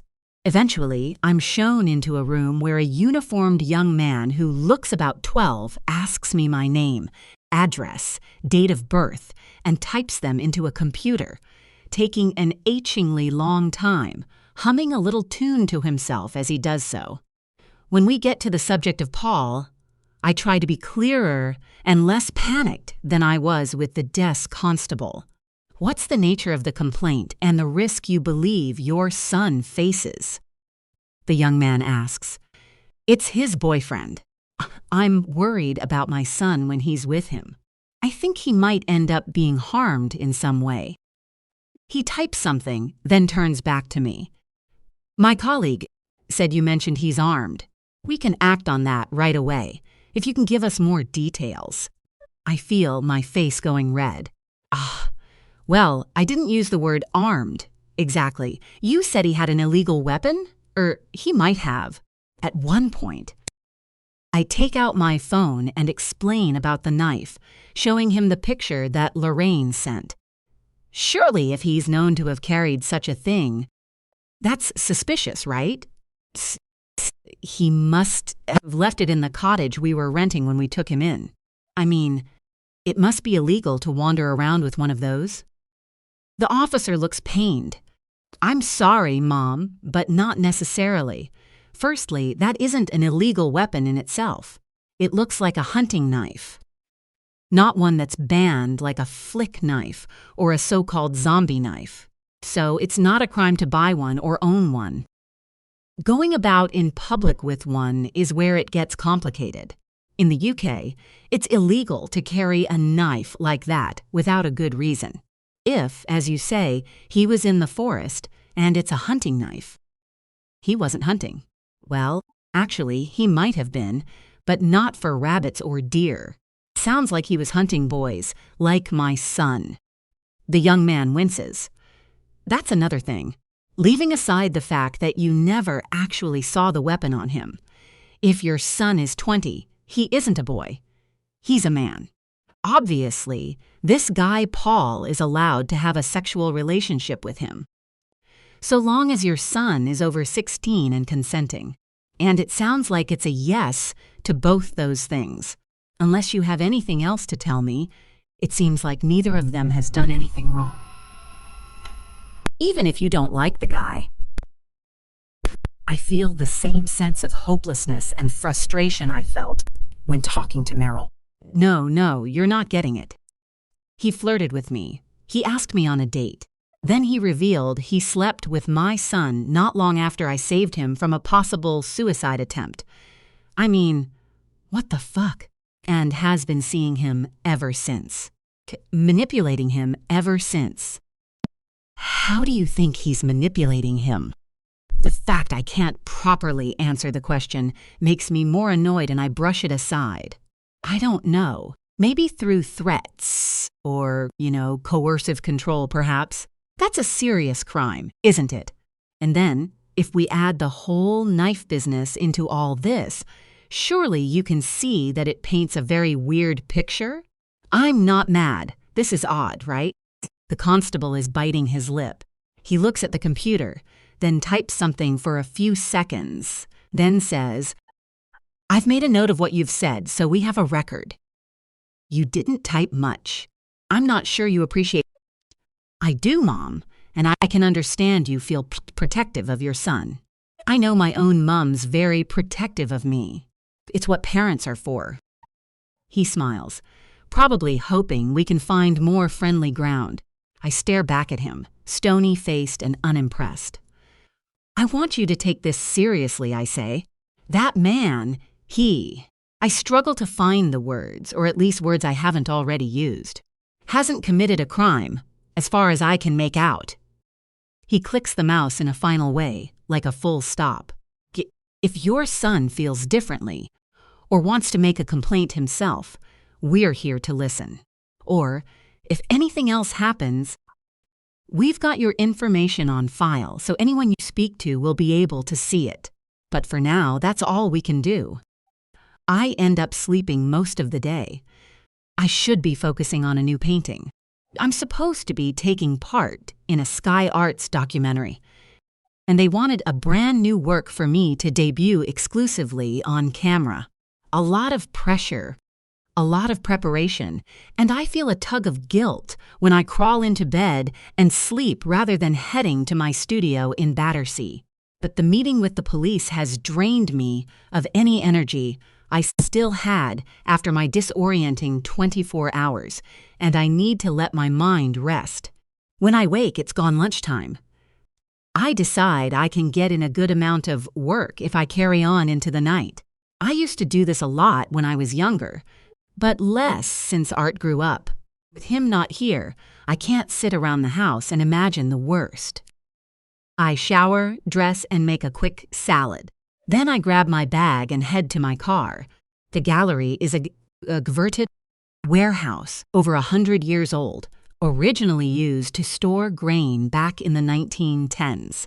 Now, I'm one of 3 creatives who use the space. The others consist of an award-winning Italian textiles-based artist named Natalia and Ken, an experimental photographer. I see Natalia coming out of her studio as I pull up into my parking space. "Hey, Serena, I didn't think you were coming today." I get out of the car and smile at her. "I had some stuff to finish off at home. I think I'll work late." "That crazy girl Anya was looking for you, by the way. This makes me freeze." "What?" "Uh-huh. She was here the other day. Says she wants you to rewrite a reference or something. Says she can't get a job. And you've messed up her life, apparently.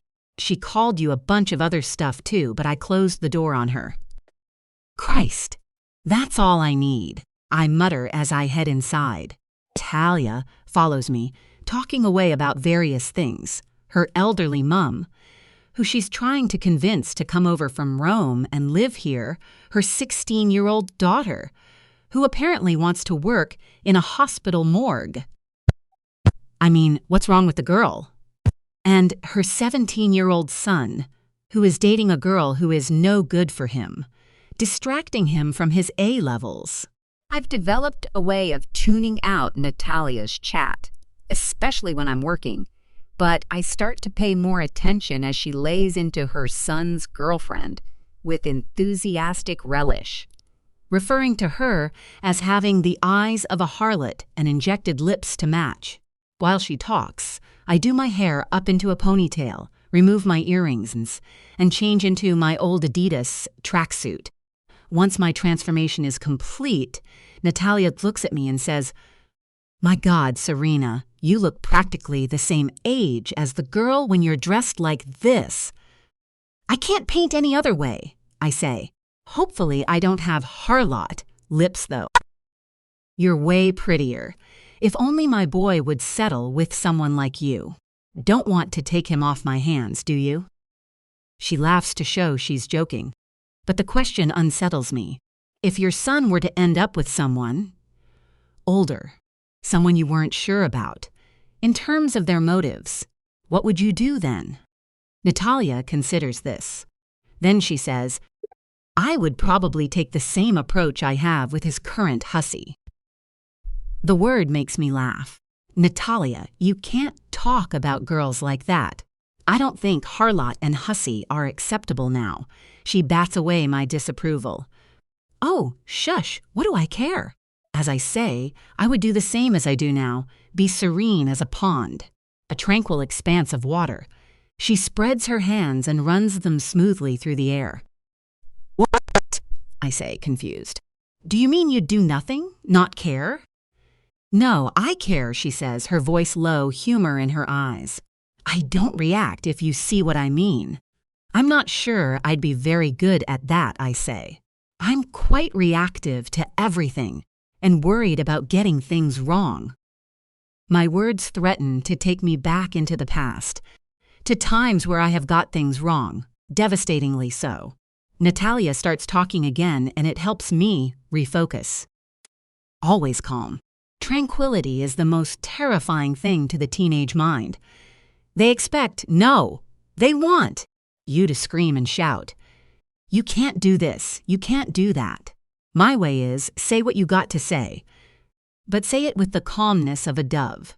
The disapproval lands with the impact of a bomb, but none of the noise. It freaks them out, you see. I find this very compelling. And it works?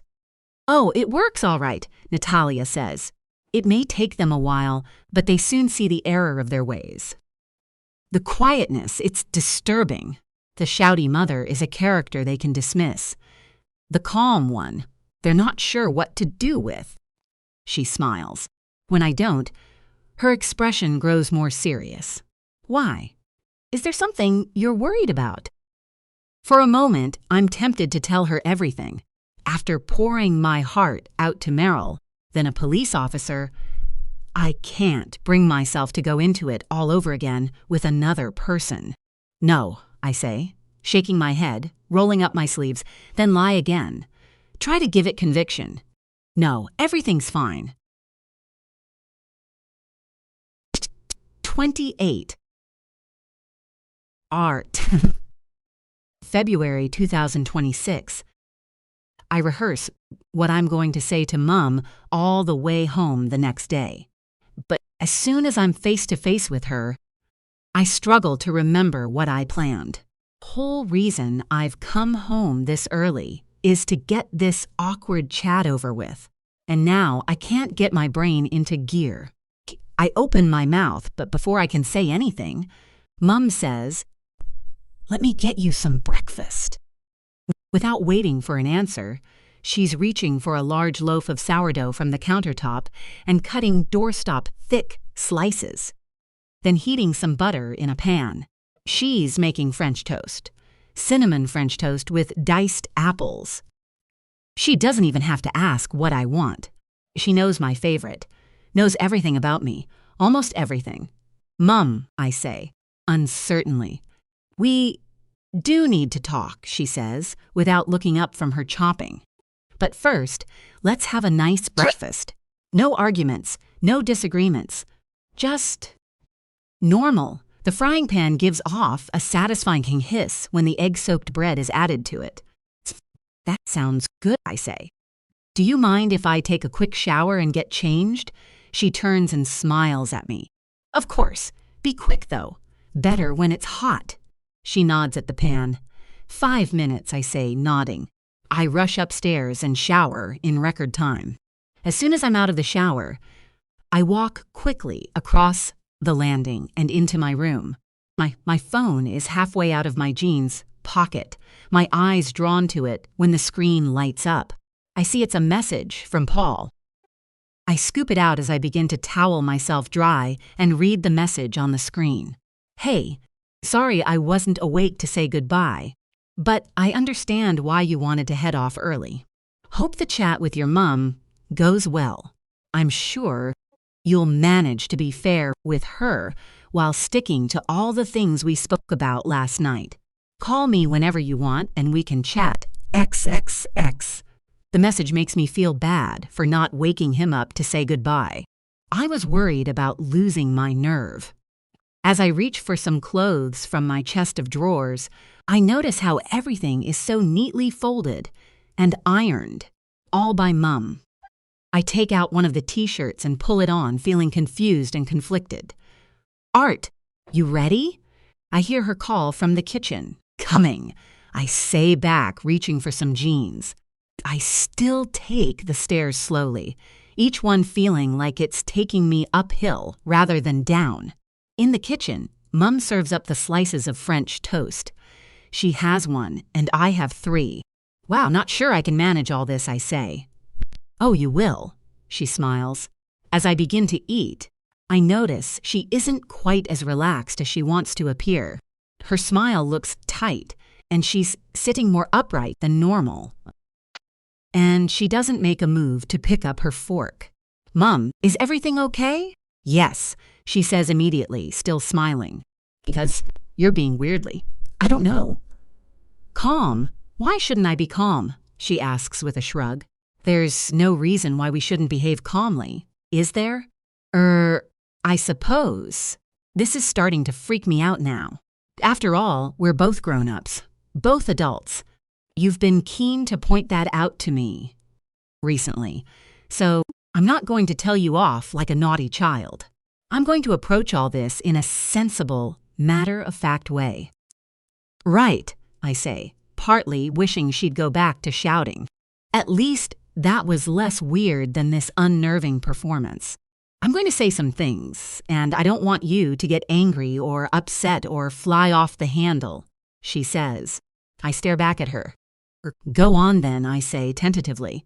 She nods at the plate in front of me, keen for me to start eating. I begin, the taste of the sugary, buttery bread as delicious as ever. But I can't help wondering if she's made me such a large amount of food to keep me occupied while she lectures me. "I spoke to the police about Paul," she says quietly. "You did what?" I say, allowing my fork to fall to the table with a clatter. "Art, you promised," she says. "I didn't actually," I say, but she carries on. "And the police officer I spoke to, a lovely young man called Bernard, said he could dash my suspicions." I take another mouthful of toast, glaring at her. When she doesn't say anything further, I swallow and say, "And? Is that it?" She looks annoyed. "Isn't that enough?" I let out a breath, trying to keep calm but feeling myself go cold with anger. "So let me get this straight. You went and spoke to." "No. Wasted the time of the police. And they did nothing because you gave them nothing. Because there isn't anything to give them." I stand up. "You haven't finished your breakfast," she says, looking hurt. Well, surprise, surprise, I'm suddenly not hungry. "Art, don't be like this, please." I rub my face with my hands, grainy smears of cinnamon sugar coating my chin, but I don't care. I wish I could go back to sleep and wake up in Paul's bed and start this day all over again. Only this time I'd stay in his flat, renege on my promise to come home, pretend I don't have to deal with this shit. "How did you think this was going to go?" I ask. "Did you think I'd say, 'Oh, thanks, Mum, for speaking to the police about my boyfriend. That was really kind of you'?" She tuts. "He's not your boyfriend. You barely know him." "I know him better than you." I half shout. "I want you to stop seeing him. Please. There's something not right about all this. About the way he came into our lives, about the way he set out to seduce a boy so much younger than him." "I am not a boy." There's no half-shouting now. I yell the words at her, not caring if the whole street hears me. "How many more times do I have to tell you?" Her eyes fly wide. "Don't shriek at me." "I'm not shrieking, I'm shouting." There's a difference. My words ricochet around the kitchen. I try to lower my volume so I can get my words out. "You see, though, this is exactly what I'm talking about. You're trying to baby me, make me out to be some child having a strop over nothing. But I'm not. I have a perfect right to be furious about what you're..." I let out a strangled sound, halfway between an F word and a roar, and then march out of the room and head upstairs. I stay in my room for hours. At one point, I start packing a bag, planning to leave without saying goodbye. Those folded clothes stop me again. Something about the care and attention Mum takes, shown so clearly right in front of me, makes me think I owe her a chance to discuss this. So, even though I'm still furious with what she did and her attempts to justify it, I come up with a plan. Or rather, return to the plan Paul and I came up with last night. The one I was determined to follow before she dropped the police bombshell. It's gone 2 p.m. by the time I finally venture back downstairs. Mum's in the living room. TV's on, and she's got a book open in front of her. This is her favorite Sunday activity. To sit on the sofa and read a book. A whole book. If time allows. While an old film plays along in the background, just about audible. I remember asking once if it spoiled her concentration, and she grinned and said, "Not at all. It makes me feel less alone." I think I was about 8 or 9 at the time, and I remember so vividly looking up at her and saying very seriously, "But you're never alone, Mummy. You've got me." I feel my tears pricking as I approach her. I blink them away hurriedly and clear my throat. She looks up from her book, a chunky paperback by Joe Nesbo. It's called The Sun. "That about me," I say, attempting a bit of humor. "Is it about what a nightmare I am?" She smiles, but her eyes are sad. "Oh, love, you're not a nightmare. You could never be a nightmare."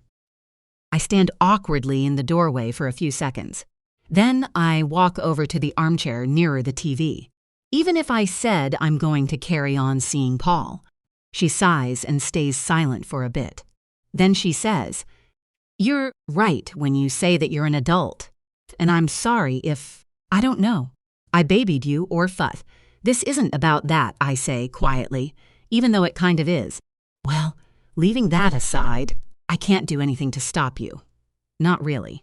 If you won't listen to me, I suppose I'll have to trust that you know what you're doing." She says this in a way that makes it clear she thinks this is very unlikely. I guess that's what being a parent is about in the end. "I want this to be your home, not a cage." I lean forward. "I'd never think of it like that. I'm not saying I'm moving out. Not unless you force me to." By stopping me from seeing Paul, Mum's eyes seek out mine.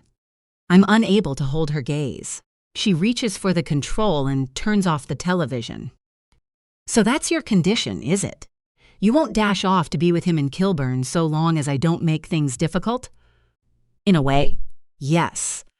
I find it painful to be talking to Mum this way, but I can't see an alternative. And I have one other one, too." Mum doesn't say anything, just waits for me to continue, perhaps worried what I'm going to say next. So when I tell her my other condition is that I want to have a birthday meal with her and Meryl and a handful of friends so Paul can meet everyone properly, she looks a little relieved. "Birthday meal? Of course, love. We can do that." I give her a weak smile. "Okay, good, thanks. Think, once you get to know him, you two can start again. And I'd love Meryl to meet him too." She gets up and comes over to me, hugs me. A few tears fall from my eyes then, but I have my chin on her shoulder, and she doesn't notice. I can see her, though, reflected in the blank screen of the TV. She's biting her lip, her face full of worry. 29. Serena. March 2026. "Very nice," Meryl says, looking at the largest of the 3 canvases in front of her. "What made you choose the fox as the main animal?" I walk over to stand next to her, looking at the half-finished piece. There's nobody. I'd invite to see a painting that wasn't complete. I don't even show art until I'm ready. But I always show Meryl the works throughout the process. I think it's because when I first met her, I was halfway through a series of paintings, and she accidentally saw them unfinished. So we've carried on that way. I think it was the color of the fox, that bold orange and brown. I love it. And the Sky program is going out in September, so I thought an autumnal theme might be nice. I look at the other 2 smaller canvases that sit on either side of the fox, a partially painted hare and a squirrel that's just a pencil sketch at this point. "When are they filming?" Meryl asks, moving to look at the hare. "Next week. They're doing it in stages, segments throughout the coming months. They did want some stuff about my life, behind-the-scenes things." at home with the artist. But I've backed out of that. Meryl doesn't say anything, but raises an eyebrow. I know. I probably shouldn't have done. Things are still weird. With art? She asks, even though she must know the answer. Yes, with art, I say, tension creeping into my voice now. I mean, I didn't want him being on camera anyway. But they were keen, so I was going to give him the choice. I don't think we're in the right place for that. Meryl's, turning one of her rings thoughtfully, always a sign she's choosing her words with care. You said last week you hoped things were getting back to normal. Is that no longer the case? I sigh. I think that was wishful thinking. Things are still not right between us. It's making me quite depressed, if I'm honest. He's home a few nights a week. The other nights he spends at Paul's. We don't talk anymore. Not properly. He's polite, but he doesn't meet my eyes or linger over meals. He'll watch something with me in the evening, then head to his room, and I hear him on the phone to Paul. It's like we've become strangers. I feel my eyes filling with tears, and I move away quickly, going over to get my things, stuffing my tracksuit bottoms into a carrier bag to take home and wash. I'm determined not to cry, determined to keep things under control. Serena? Are you okay? I'm fine, I say, my voice coming out fake and too loud. Meryl gives me a look. Okay, I'm not fine. I don't want to keep talking about it. Apart from the times when I need to talk about it, in which case I'm very grateful for you listening to me. Any time, she says. You know that, and at least you have his birthday tomorrow. I say, picking up my bags. Right, I'm starving. Let's get to dinner. We don't make it out the door, though, before Meryl asks about my reaction to Art's birthday. Is it because Paul's going to be there? She asks. It's not only that, though it's a big part of it, I say. It's that we're spending the day with each other. Art and me, yes. Going to that exhibition of Iraqi artifacts, wasn't it? Yes. In a research center in Luton. Not what many young men would want to do on their 21st birthday. But I love that about him. I love his passion for things like this. It's a quiet passion. He doesn't say too much, but you can feel the energy of his enthusiasm. Or rather, I could back before Paul? Meryl finishes the sentence for me.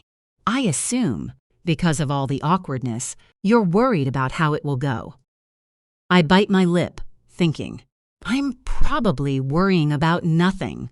Even if it isn't awkward, I know I'll be spending the whole day dreading sitting opposite that man over dinner. Meryl puts a hand on my shoulder as we step out into the car park. One piece of advice, dear, she says. Might be best if you stopped referring to your son's boyfriend as that man. It's after dinner, when Meryl's driver drops me home after a delicious Turkish meal, that I get the text from Art. Hey, Mum, about the plan tomorrow. I think I'm going to pass on the trip to Luton, if that's okay. Might go shopping with Paul. Meet you at Pizza Express in the evening. Sorry for the change of Plan X. I'm upset and disappointed, but I realize I've been half expecting a message like this all day. Part of me was surprised there hasn't been a quiet bailing on our plans before. I feel a surge of guilt, like I manifested this situation through my discussion with Meryl earlier about how I wasn't looking forward to our plans. Well, now I have no plans to look forward to at all. I pour myself a glass of wine and sit This must be Paul's influence. He must be using Art's birthday as a power move, a way to prove his dominance over my son, to show that he is calling the shots now. I think back to the knife found in the cottage. The strange fall into the river, the ambiguity about that whole event, then the flirting and hiding his relationship with Art. There must be more, I think to myself. Must be. I've already tried to search online. The first time I attempted it, I realized I didn't know Paul's surname. When I asked Art, as casually as I could, he replied, Smith, which is probably the most unhelpful surname a person called Paul could ever have. One Google search prompted thousands of pages crammed with cashmere jumpers and designer socks. I tried Facebook and Instagram with no useful results. But tomorrow might be an opportunity. If I'm going to grin and bear it at this meal, I might as well use the time wisely. Try to find things out. Trip him up somehow. Expose irregularities in his story, whatever his story is. As I comb back through my memory of our chat over coffee last month, I realize he gave precious little away. The same as when he gave us that guarded explanation in the cottage. He was a closed book, and I need to find a way to open him. Then I have an idea. I send a message to Meryl. Thanks for a lovely dinner. I meant to say earlier, do you think you could try to find out more about Paul tomorrow? I don't think he'll want to talk to me much, not after our bizarre date. That wasn't a date. But I think he might speak to you. Art loves you, and he'll have told Paul this. And I think he might trust you. I just want to know more about his history. He mentioned he was adopted fostered. Maybe by a rich family, but doesn't have any living relatives. You could start with that, okay? I click send, then wonder if I've been too demanding. Maybe she'll refuse or disapprove of the idea. A few seconds later, the reply that comes back gives me some hope. I'll see what I can do. 30. Paul. March 2026. Paul is glad Art has decided to spend his birthday with him. He worried persuading him to change his plans would cause too much upset. That was before things had become strained between him and his mum. Before the fractures started to appear, he suspects that those fractures have been there for a long time. So long, Serena didn't see them growing bigger and bigger until they reached breaking point. Over the past weeks, Paul has listened to Art sing her praises about how amazing she's raised him in challenging circumstances when he was a child. But he's said other things, how he feels suffocated, feels like she's having trouble letting go, how the violent incident when he was at uni inflamed her protective instincts, made her a lot worse. We could always go rogue. Paul says during one of these discussions, for your birthday, I mean, give you a break. Art looks unsure. She was really excited when she saw the ad for the exhibition. I might have missed it if she hadn't suggested it, and I really want to go. Paul leans closer to him on the sofa, moving his arm around him, their legs touching. I'll take you, he says. Let's make it a romantic day out. The first birthday of yours we spend together. Art frowns. And Mum? Paul shrugs. You'll see her at the dinner. We can still do that, of course. Make sure we're back from Luton in time. They have a lovely day out. Early on, Paul suspects Art is struggling not to feel bad. He sends Serena a message, and she replies simply, Fine X. As the day goes on, he seems to relax, and Paul does too. He buys Art a large coffee table book called Ancient Visions of Petra, trying not to let the 45-pound price tag bother him.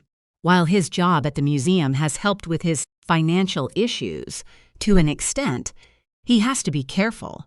He decides to mention this as a prelude to his surprise.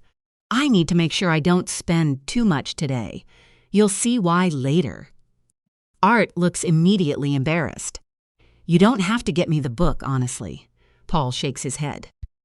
No, I want to. I only mention the money because, well, you'll see. I have something very exciting to tell you. He doesn't say any more, merely smiling and winking whenever Art asks him about it. You don't have to worry about money, Art says. I told you. I'll get my trust fund from Merrill soon. We'll be able to do a lot more when I have that. Paul does know this. He's also intrigued by Merrill, who seems to have played a large part in Art's life. At the meal at Pizza Express that evening, he gets the feeling Merrill doesn't trust him. Perhaps he should have been prepared for this, considering she's Serena's friend. No doubt she's heard that thoroughly biased account of how Serena felt tricked into thinking she was going out on a date. He doesn't want to go into all that at the table, with Serena right next to Merrill. But he still feels uneasy about the way she quietly but firmly asks probing questions about his background, his financial situation, his plans with Art. He gives friendly, if vague, answers to all of these and emphasizes how committed he is to Art. "I think it's wonderful what you've done for him," he says. "Your generosity and support is truly amazing." She smiles, but doesn't comment on this, so he decides to shift the discussion, asking Merrill questions instead. "I heard you sold your cosmetics company to Superdrug? That must have been exciting." "It was Boots," she says quietly, "and I'm not sure exciting is the word. A planned winding down." When he comments on how it must have been a lucrative winding down, she looks at him silently again, this time even more pensively, as though trying to read his mind. He gets the impression he's made a faux pas, but he doesn't get a chance to correct it, because something happens that makes them all jump.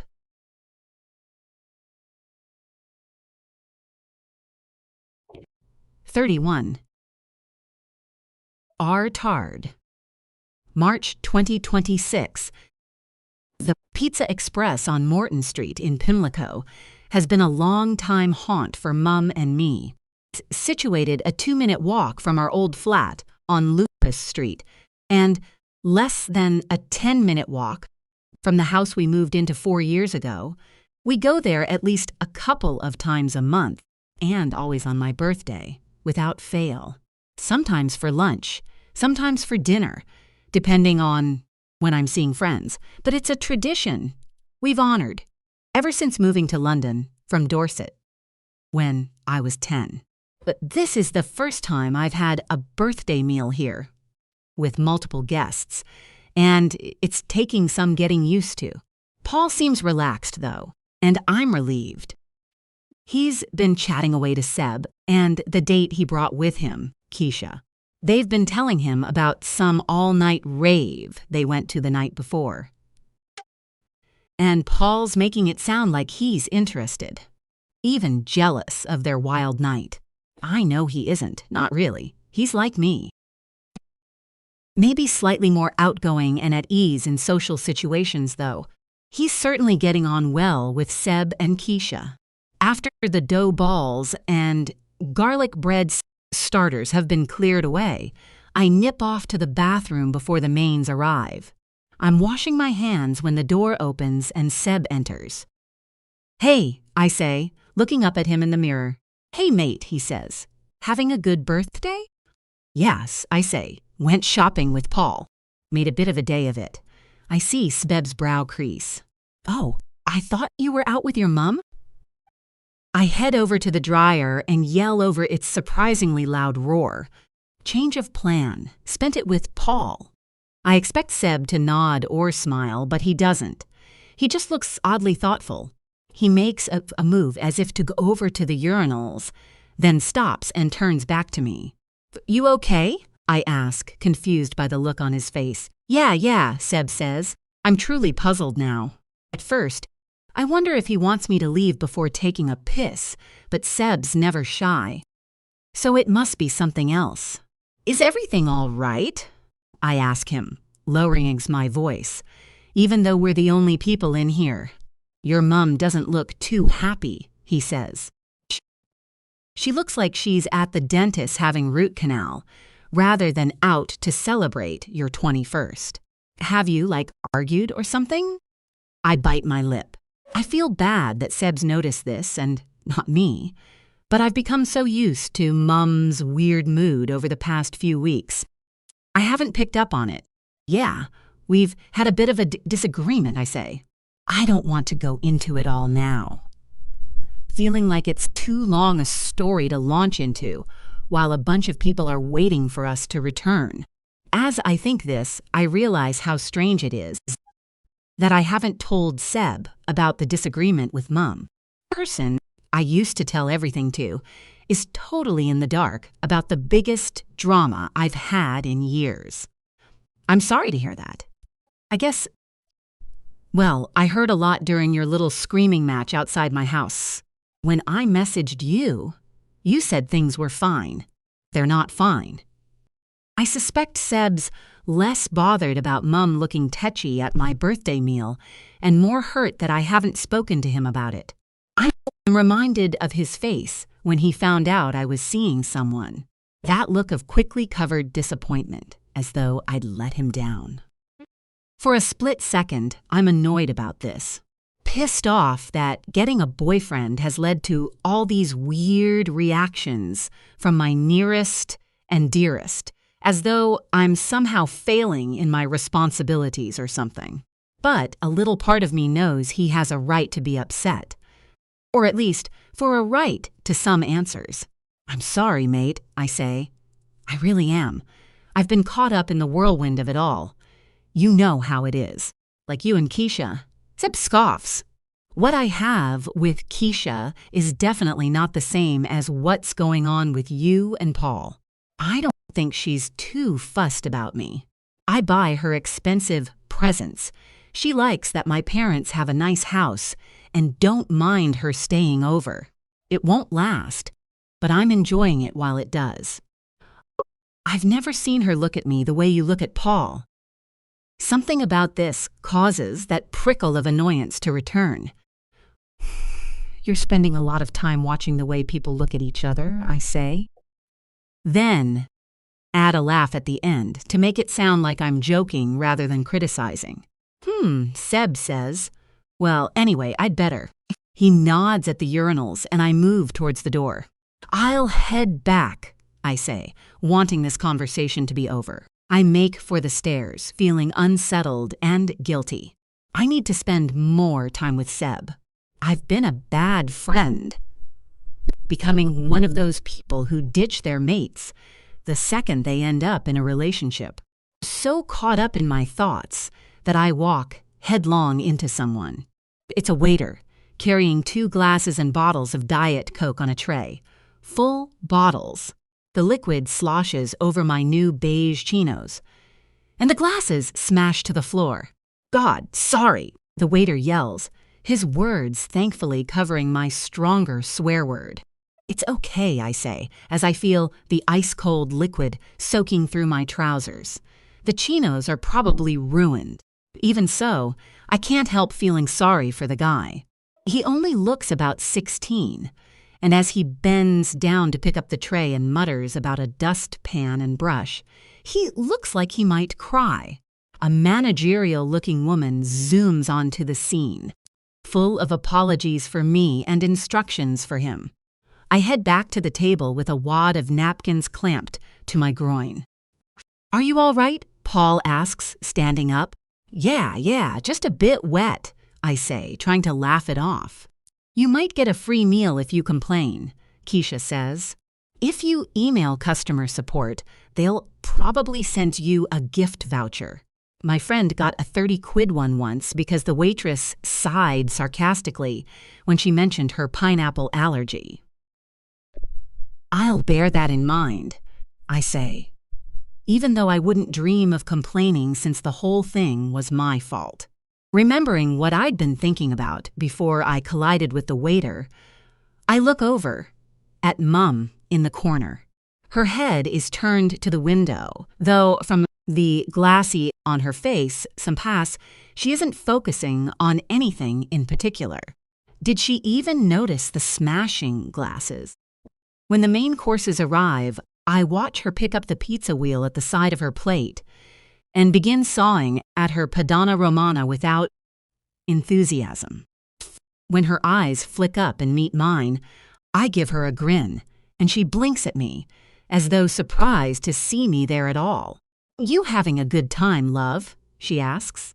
There's something about the distant way she says this that makes it sound like I'm somewhere far away from her, the same way she would sound on the phone if I were spending the night at Seb's, rather than at a birthday meal she helped organize. "Yeah," I say. "Hopefully a hot wash will save the trousers." She frowns, apparently unaware what I'm referring to. Old Mum would have rushed to comfort me, worried that I'd be upset from the public spectacle and wrecking new and expensive clothes. But instead, she just nods slowly, still seeming unsure what she's agreeing with. "It's good luck to have a drink spilled on you," Meryl says, nodding at me kindly. This instantly makes me smile. It's one of Meryl's long-running quirks to say it's good luck for various things. Over the years, Meryl has told me hundreds of things are good luck. Things as various as missing a tube train, losing my PE socks, forgetting passwords, treading in a puddle, being late to a party, and catching a cold twice in one winter season. No matter what the situation, big or small, being told it was good luck somehow made it feel better. So I'm grateful for her saying it now. I get the feeling she's about to say something else. Perhaps to Mom, as her eyes are on her, assessing her glum demeanor, but she's interrupted by Paul. He's got to his feet, holding a glass, as if he's going to make a toast. Seb and Keisha's conversation falters, both of them looking up at him. "What are you doing?" I hiss. But Paul smiles and puts a comforting hand on my shoulder. "This isn't a big speech or anything. I'm not good with those. This is just a quick thank you to everyone for welcoming me, having me here and being so kind." For one horrifying moment, I wonder if he's going to cry, but his little pause seems to be a nervous clearing of the throat. There's a bit of an awkward silence. The speech was certainly brief, and I get the feeling everyone's waiting to see if there's more. Feeling like I should say something, I open my mouth. But Seb gets there first. "You're so welcome," he says, getting up and slapping Paul on the back. "Any friend of Art's is a friend of ours. Come here, mate." He pulls Paul into a hug. When both men sit down, I feel my face burning with embarrassment, even though it wasn't me who made a speech or hugged anyone. Perhaps I should have. Perhaps it should have been me who got up and hugged my boyfriend, rather than leaving it to my best friend to save the situation. I feel out of my depth, awkward, and Mum's still acting like she's come to a wake, not a party. It's pissing me off. "You are indeed welcome, Paul," Meryl says. "We're looking forward to getting to know you." There's something about the way she said, "getting to know you," that doesn't help my uneasy feeling. It's as though she's planning a test of some kind. I know she's protective of me, but I don't need another person trying to mess with my love life. As soon as I look back at Paul, though, I feel myself relax a little. His deep blue eyes, beautiful lines of his face, his movie star jawline. The effect just looking at him has on me is instant. It's everything right in the world. Then he does something else that makes it even better. "I was going to give you this earlier today. It's taken all my strength not to, but wanted to save it as a surprise," he says, handing me an envelope he seems to have magicked out of nowhere. "What's this?" I say, looking at it. It's a gold envelope with a shiny finish. "Open it and find out," Paul says, his voice now lowered. It's like it's only him and me in the restaurant. Nobody else. Just us. And then I open the envelope and gasp. "What's this? Are these?" "We're going to Spain," Paul says, nodding, a wide grin lighting up his face. I look at the printout. It's a booking for a trip to Malaga. Hotel, flights. And it's in 2 weeks' time. "Naughty weekend away, eh?" says Seb with a laugh. Hey, Keisha, how about we join them? I know Seb's joking, but Paul looks briefly worried before he focuses back on me. You're pleased, right? I realize I need to react. Yeah, definitely. I haven't been away in ages. I half embrace him, and he kisses my cheek. I want to kiss him on the lips, but I haven't quite got to that level in terms of PDAs, not with everyone watching. I'm way too much the center of attention already, and it gives me a giddy feeling, as though I've been downing alcohol instead of 2 soft drinks. The hotel has great reviews. Paul says it's for 4 nights. We're right by the beach. Our room has a balcony, and there's an outdoor pool. And the sea, of course. Art isn't one for swimming. The statement is said in such a blunt, clipped way, it seems to ring out across the restaurant. Everyone turns to look at Mum, including me. I do know how to swim, and I swim sometimes, I says. Though, truthfully, I can't remember the last time I did. Not that it really matters. You always used to cry during swimming lessons, Mum says. Her eyes aren't on me. They're on the printouts in my hand, as though they've personally offended her. Yeah. When I was 8 years old, I'm sure I'll be able to hold back the tears by the pool in Malaga. Have to practice your front crawl, mate, Seb says, with a laugh.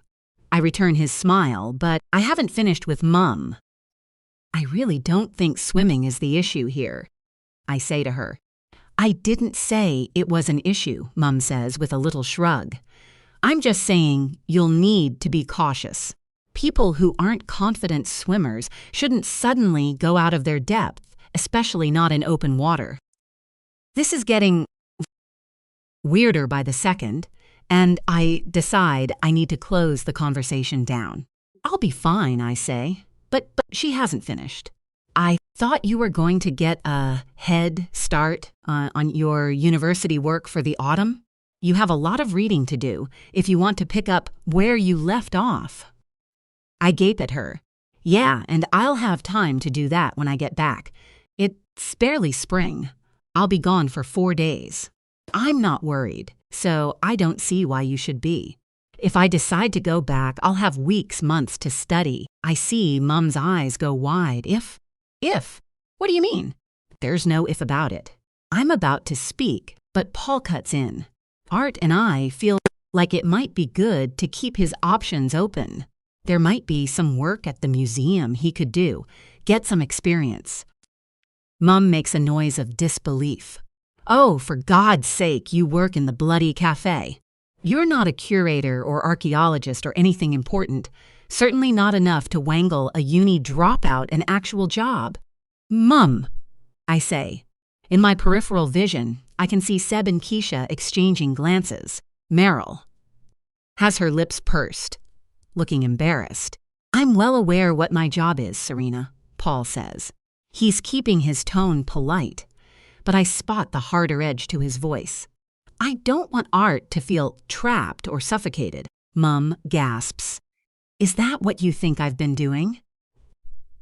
I only want what's best for him. She's almost shouting now, and not for the first time. I get the feeling that every other person in the restaurant has their attention on our table. He didn't say that, I say, hoping for a last-ditch attempt to avoid this exploding into a row. Too late. Mum rises from the table so quickly it rocks, plates and glasses rattling. Nothing breaks, but the sound is loud enough to cause a silence to fall, as though a bomb has gone off. Are you sure? Because I feel like that's been the bloody narrative you've been spinning, ever since you brought that man into our lives. No. Correction. You brought him into our lives, Mum. The words are out of my mouth so quickly, I don't stop to think of how they might land with Paul, how referencing that night he felt so low and desperate, might feel, especially in such a public setting. When I see the look in his eyes, I feel awful. I reach out to him and grab his arm. And I'm so pleased you did come into our lives. I really am, I say, quietly and earnestly. His gaze meets mine, and I know things are fine. Between us, at least. But not with Mum. She's already gathering up her bag and coat and heading for the door. "I'm sorry, Meryl. I'll come and see you later." Meryl doesn't reply. She has her eye on Paul.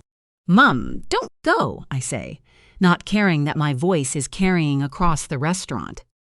We've already become a spectacle. That ship has sailed. I reach for her, meaning to grab her arm, but I catch her handbag instead, wrenching it off her. She snatches it up from the ground before I can get it for her. "Leave it," she snaps. Then she's out the door. "Let her go," Paul says. "Give her some space." I pause, looking back at him, then out the door, watching Mum hurry down the street. She's marching so fast that she almost causes two teenage girls to drop their burritos. One shouts, "Oi, watch it," but she doesn't notice. "Art, you haven't finished your pizza," Paul says. I nod. Then I turn back to the doors and dash out of the restaurant. Mum's already down the end of the road. "Mum!" I shout after her. She turns around, looking furious. "No," she says, putting up a finger. The word catches me by surprise, stopping me in my tracks. "What?" I said no. I'm not having it. I'm not having another shrieking match in the street like we're some degenerates from EastEnders. We are not like that. Oh yeah, I forgot. We're supposed to be fucking posh now. She looks outraged. "Don't you dare talk to me like that, Art. Everything I've done." "Yes, I know. I know. You had a terrible time when you were pregnant. Your parents were awful. You were a poor single mum. You turned it all around just for me. What does that matter if I'm not happy?" A woman walking past with bulging Waitrose bags clutches them close and skirts around us, looking scared. For a moment, I think Mum's going to cry. Then she says, "We were happy. Then I made the mistake of bringing that man into our lives. Can't you see what he's doing? Can't you see what he's done?" "No. What has he done? Really?"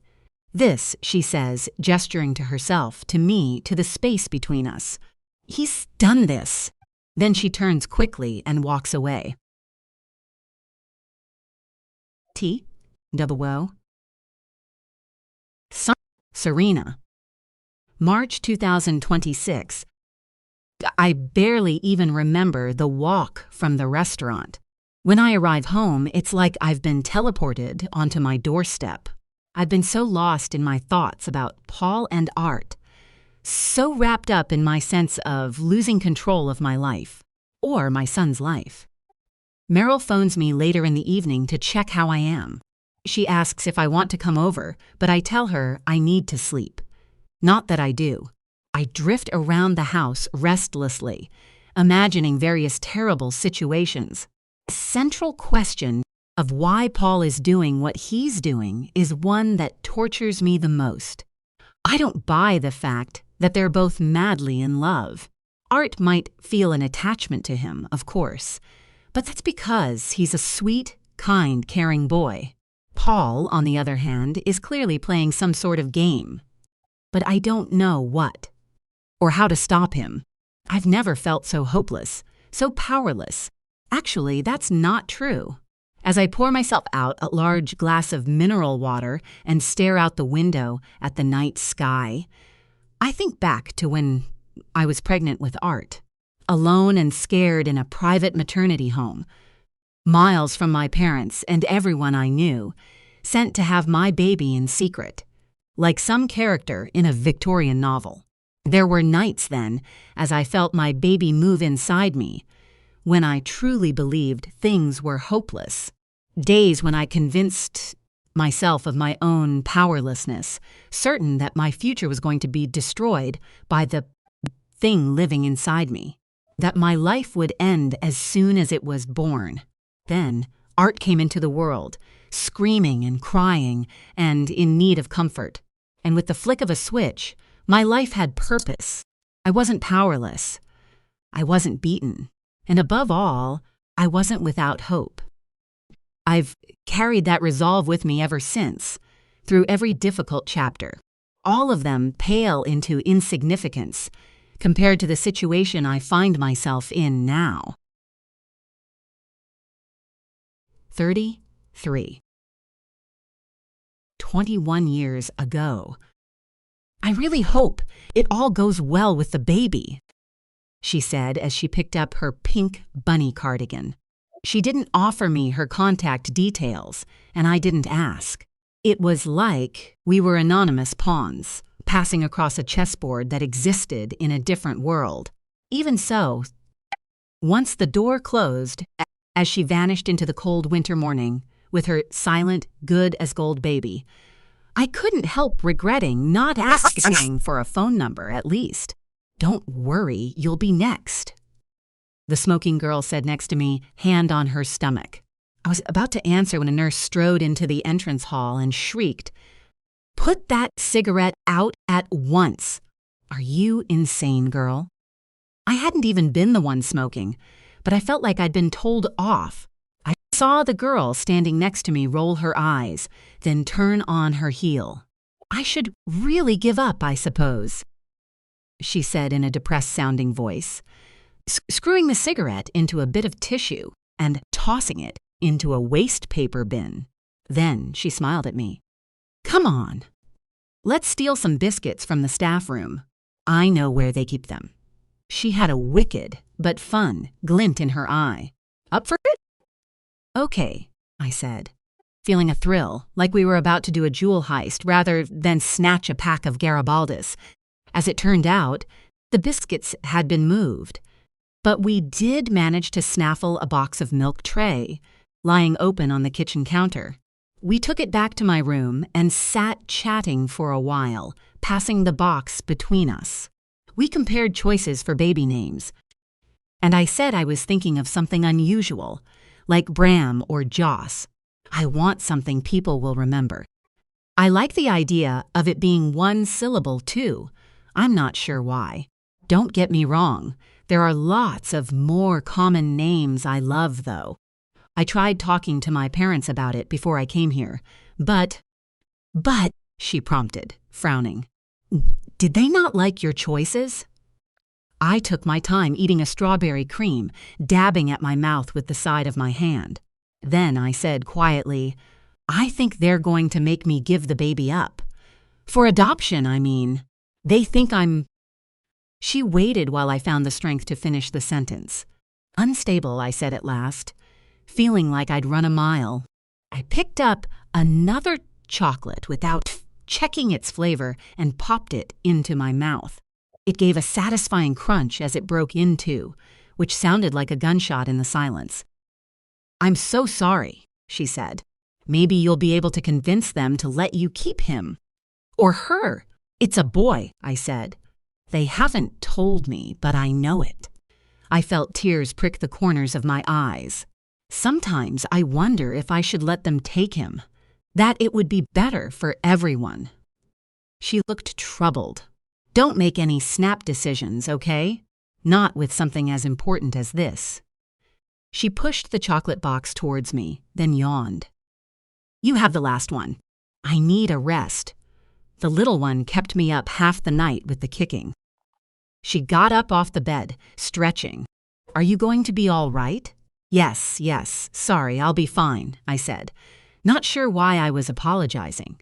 I watched her go, walking slowly out of the room, offering me a smile before disappearing into the dark corridor. I still felt lonely in this place, still abandoned and unwanted. But being able to talk to others in a similar position meant more to me than I could ever say. I was grateful to have a new friend. Even if it was just for my time here, the difference it made was huge. It was like I had a glimmer of light in the darkness to help see me through what was to come. Fower. Paul. April 2026. Paul looks at Art's face as they get off the airport shuttle bus. He sees him look up at the 3-star hotel he's booked, take in its less-than-grand exterior. He can tell he's disappointed. It definitely doesn't look like the online brochure he sent him. It might be a bit rough and ready on the outside, but so long as they have a bed and a balcony for us to watch the sunset, I'm happy. Paul says, speaking close into his ear. Art seems to recover himself, blinking and smiling. Yeah, it looks nice. You lie well, Paul says with a grin. That's what I love about you. One of the many things I love about you. Art doesn't smile back. He stays silent as Paul heaves up his shoulder bag and takes up Art's travel case. I'll get that, Art says. No, I've got it, Paul says. Come on.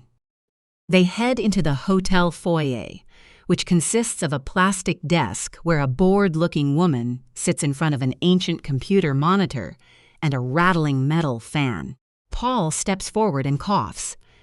Hey, I have a reservation for 2. Booking number, the woman says in a flat voice. Her English accent catches Paul by surprise. Here it is, he says, offering his phone. She doesn't look up from her screen. Read it out, the woman says. Paul does so, then the woman hands over 2 key cards. These are electronic, but they don't often work, so come down and tell me if you get locked out and I'll give you old ones. Can't you give them to us now? Paul asks, smiling at Art, trying to share an amusing moment, but Art avoids his eyes. No, the woman says without explanation. The shower in your room doesn't work. Same situation with all the rooms on that floor, so no point moving you. So you'll have to shower by the pool. That's not a problem, Paul says, valiantly keeping his grin on his face and his voice upbeat. There's no aircon, the woman scene says. The rooms have fans on the ceiling. There are desk ones, but there are only 10 available across 300 rooms. So if you want one, say sooner rather than later. Paul assures her he will call down if they need one and continues to smile as they climb the stairs. Art is still silent. What's up? Paul asks. Art shrugs. She was a bit rude. Paul doesn't raise the subject again until they're inside their hotel suite, which consists of a small living room area with an old blue sofa and a pot of plastic fruit on a flimsy plastic coffee table on top of a flat plastic rug. Tell me why you went all quiet, Paul says to Art, setting down the bags and putting a hand on his cheek. Art frowns and pulls away. I wasn't sure about what you said, about me being a good liar, and how you love that about me. Paul laughs. Really? That bothered you? Art looks down and nods. Why? Paul prompts. Art scuffs his trainers on the tiled floor. I don't think I lie. I mean, not generally. I'm not a liar. I don't get why you said that. Paul steps forward, frowning now. It was just a joke. I didn't mean anything by it. Get it? Art has that pinched look in his face that usually means he's annoyed or unsure. Paul puts his arms around his shoulders. Smile, relax. We're in Spain. We're going to spend days chilling by the pool, eating delicious food, getting drunk on the balcony. He leans in closer and whispers, doing it in every room. He looks at Art again and sees a smile beginning on his lips. That won't be a challenge, he says. There are only 3 rooms. 4, if you include the balcony. Oh, I'm very much including the balcony, Paul says, grinning. Art is now fully smiling too. Okay, I'm glad we're here. I'm fine. I was being silly. Good, Paul says. Now, let's grab our swim things and head to the pool. Then, I'll take you somewhere nice for dinner down by the sea. After dinner, they relax on the balcony, drinking cheap red wine out of the small, chipped glasses they found by the bathroom sink. There's something more to you being upset by that liar thing, Paul says. I know there is. Art looks at him sharply, then turns his head away. Even in the diminishing light of the dying sun, Paul can tell he's blushing.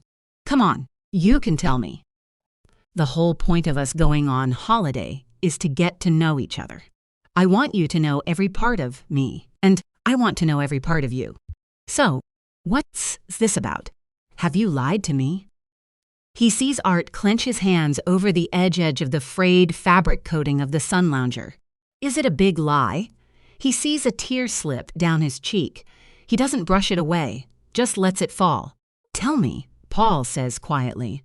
There's a pause, filled only by the sound of the crashing waves of the sea and laughter coming from people in one of the adjacent hotel rooms. Then Art leans forward, resting his elbows on his knees.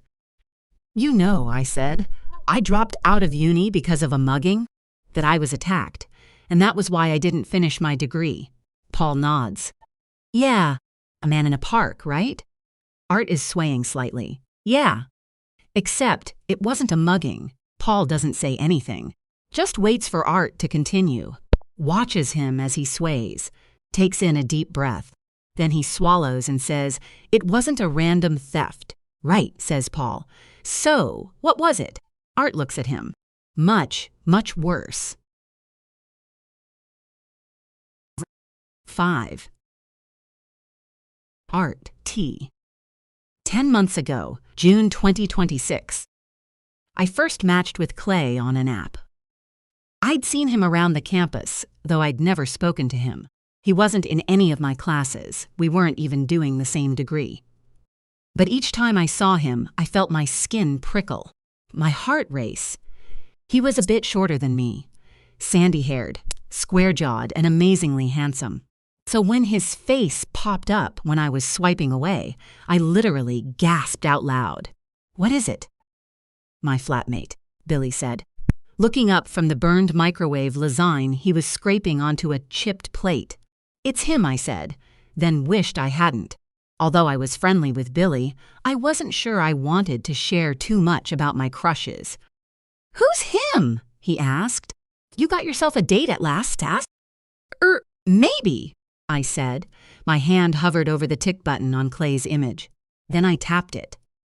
The action was electric, and the words that appeared on the screen added to the charge. It's a match. Whoa, I whispered, the chat opening up automatically. What should I say? Should I say anything at all? Seriously, man, either share or stop teasing. I sighed and decided to be honest. To an extent. I've matched with a guy I've seen on campus. I think he's like. Billy laughed.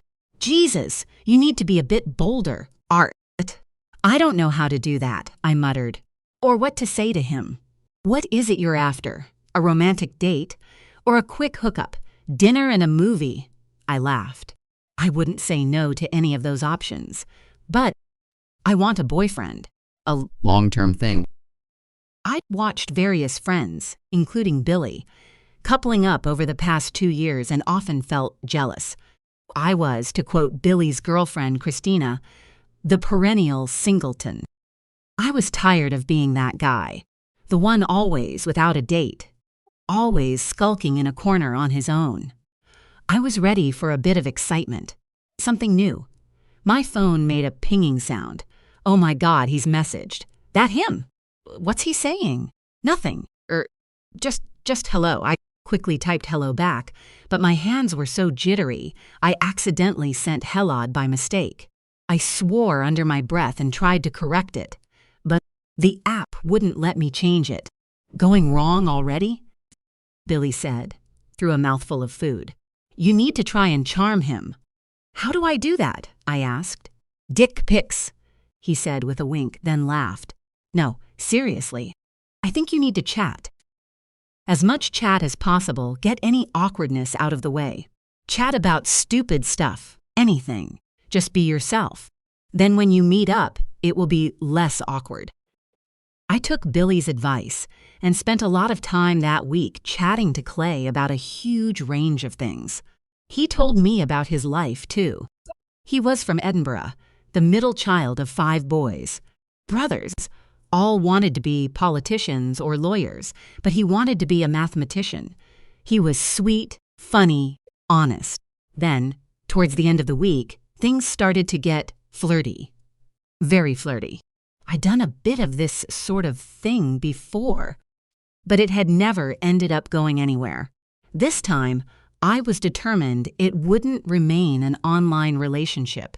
When Seb and I had a Zoom chat at the weekend, I told him about the messages with Clay and how they were getting spicier by the day.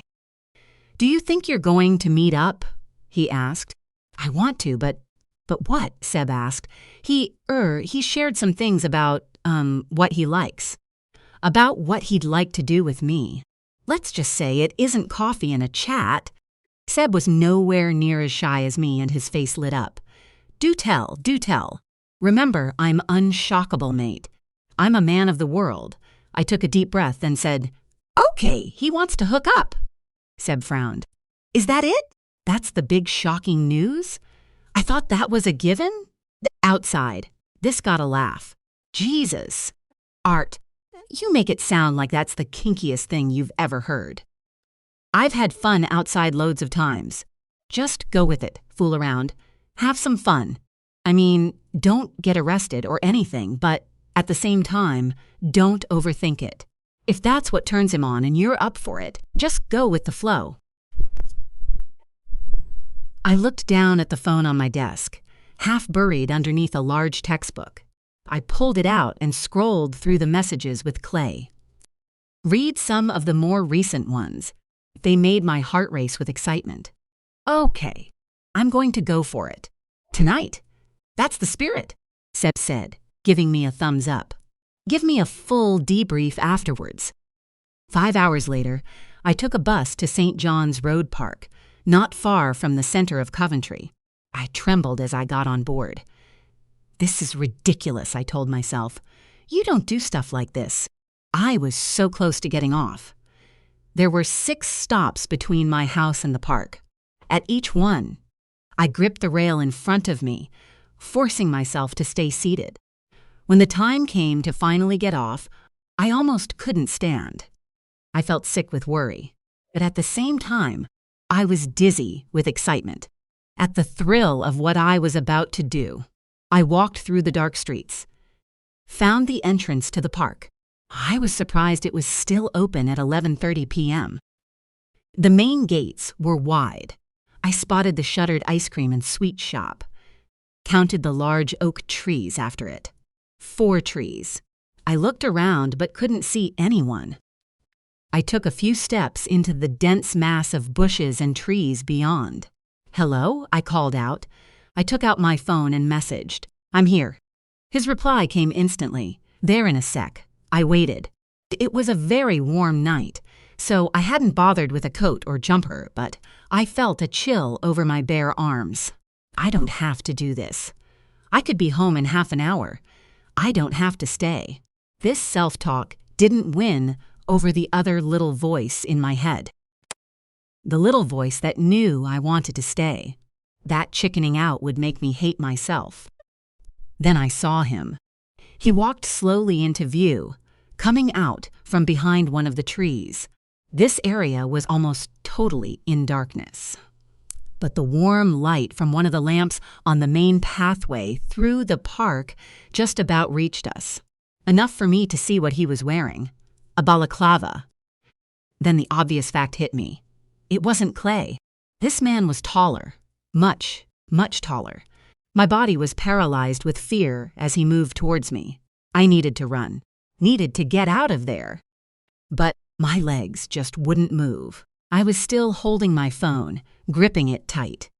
Only had a split second to consider calling for help when it was knocked out of my hand by the force of the punch. Fell sideways, hitting the grass with a thud. I didn't even realize I was being dragged until I felt the ground scraping my face. "Hey, get off, Fuff." Another punch, then another. I was being dragged somewhere dark, into the undergrowth. Perhaps a hedge, or underneath trees, I wasn't sure. The 4th punch was to my stomach, knocking the breath out of me. I curled up into a ball, crying out. Then the boot landed in my face, and I heard a horrible, sickening crunch. Through the dirt and the blood, I tried to look up at my attacker. I barely had a chance to raise my head before he hit me again. Eventually, after what felt like ages, he left me. After that, I waited, perhaps a minute, maybe more, then tried to move again. Every single part of me hurt. It was as though my limbs, my muscles, my bones, like every single part of my body, had been hooked up to the mains, electric shocks ricocheting through me. He'd taken my wallet and phone, and I was surprised how much this simple fact added to the pain, as though being without those two things made my body even more vulnerable. Slowly, I got to my feet. I took a step forward, then another. Each one sent more pain through my joints. Every meter I gained, the worse I felt. There was blood on my face, and I tried to wipe it away, tried to see where I was headed. The gates. They were so close. And I could see people in the street, cars going by. It astonished me that this had happened to me so close to normal life. People passing the park with no idea of what was happening. If only someone had heard. If only someone had come to stop him. An elderly couple found me and took me to hospital. By the time Mum arrived, I'd been tidied up, washed, and was in a gown, waiting for a CT scan and to speak to the police. 2 officers had arrived, but had been called away when a fight had broken out between a group of drunk people at the entrance to the A&E. Mum looked paler and more stressed than I'd ever seen her. She looked as though she'd been told I was dead. She rushed over to my bedside and went to hug me, but a nurse stopped her. "He's too sore for that," she said. "Careful with him. He'll be very bruised." "Of course," she said, tears running down her face. "Oh, my poor baby." She reached for my right hand and gently took it in hers. "What happened?" "Sweetheart, are you okay with me giving your mum some details?" the nurse asked me. I was confused by why she was asking me this at first, but then realized it must be to do with confidentiality. I just nodded. She began to give my mum a rundown of my injuries and likely recovery times. Doctor will be able to clarify a few things. This was a very vicious attack. Mum looked stunned. "Who did it? Did you see?" The nurse was called away, drawing a curtain around us as she left.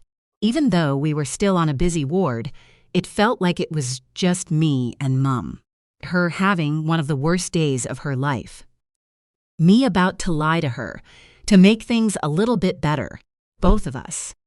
I didn't see his face. He was wearing a balaclava. Came out of nowhere. I don't know who it was. This caused fresh tears to fall from her eyes. She went again to hug me, but stopped herself in time, and instead gripped my hand all the tighter. "What do the police say?" she said. "They might have CCTV in the park. They could catch him." "I haven't spoken to the police yet. They're coming back later." "Well, they'd better," Mum said, tossing her bag on the plastic chair at the side of the bed. "I'm going to find them." She threw the curtain aside and walked off. A few minutes later, she returned with 2 disgruntled-looking officers, the same 2 women who had spoken to me before. Some of what I told them was true. A lot was lies, some by omission, some outright deception. The excuse that I was in the park for an evening stroll. I said I'd gone into town to see a film, but it was sold out. So I went for a walk before planning to get the bus back. My God, Art, why the hell would you go walking in a park alone at night? Mum said with weak exasperation. I didn't answer. I just carried on, giving an abridged version of what had happened to me. I left out a lot of it, but added something I knew would skew everything. He took my wallet. He searched my pockets. My phone had already smashed, so maybe he didn't want to leave empty-handed.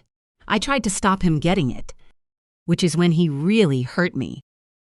I was changing the order of events, assembling things in a way that sounded the most believable. A plain, simple mugging. Violent, yes, traumatic even.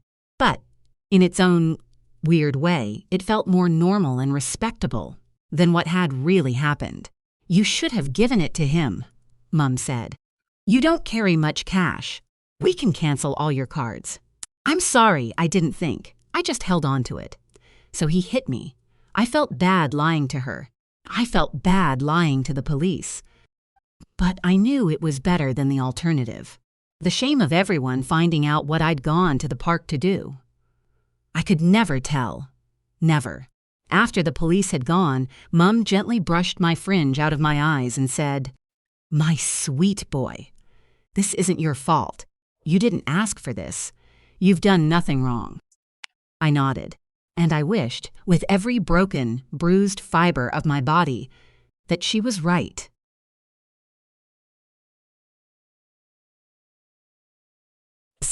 Six. Paul. April 2026. Oh, Art, you could have told people the truth, you know. Paul says when Art's finished speaking, nobody would have judged or blamed you.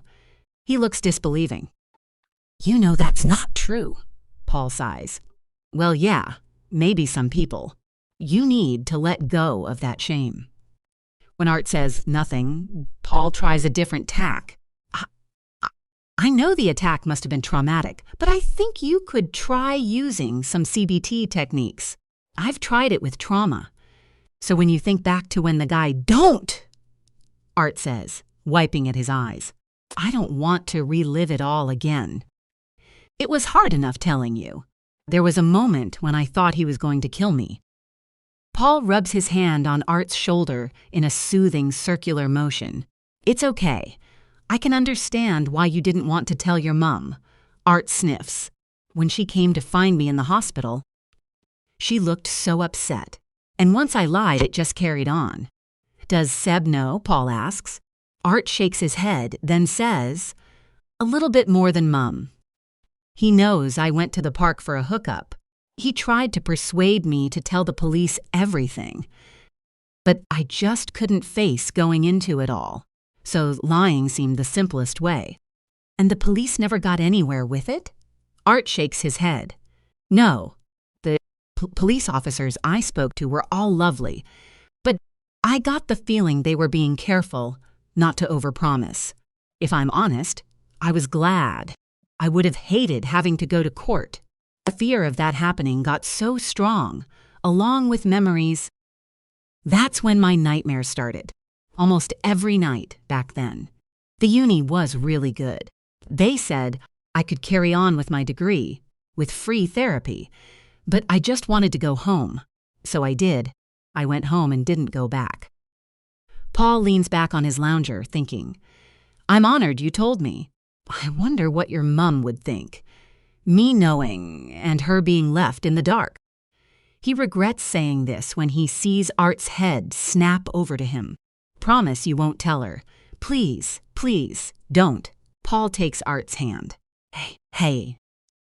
I'm sorry, I wasn't suggesting telling her. I meant, I'm pleased you have someone to tell. I'm pleased you don't have to hold this secret inside you anymore. I'm honored I'm the only one you've told. Paul sees the relief in Art's eyes. You mean you really don't think, I don't know, differently about me? You don't think I'm reckless, stupid, irresponsible? Because those are all the things, Sam, I call myself sometimes. You shouldn't. Paul says gently, I'm telling you now, you really don't need to talk to yourself that way. Like I said, you need to let go of the shame. You trust me, right? Of course I do, Art says. Then take it from me. Negative self-talk like that doesn't get you anywhere good. And if you catch yourself doing it, tell me. I can help you. I'll always be here to help you. Art gives him a small smile. He's silent for a few seconds, then says, I feel bad about Seb too. He's my best mate. I tell him everything. Or used to. Paul nods.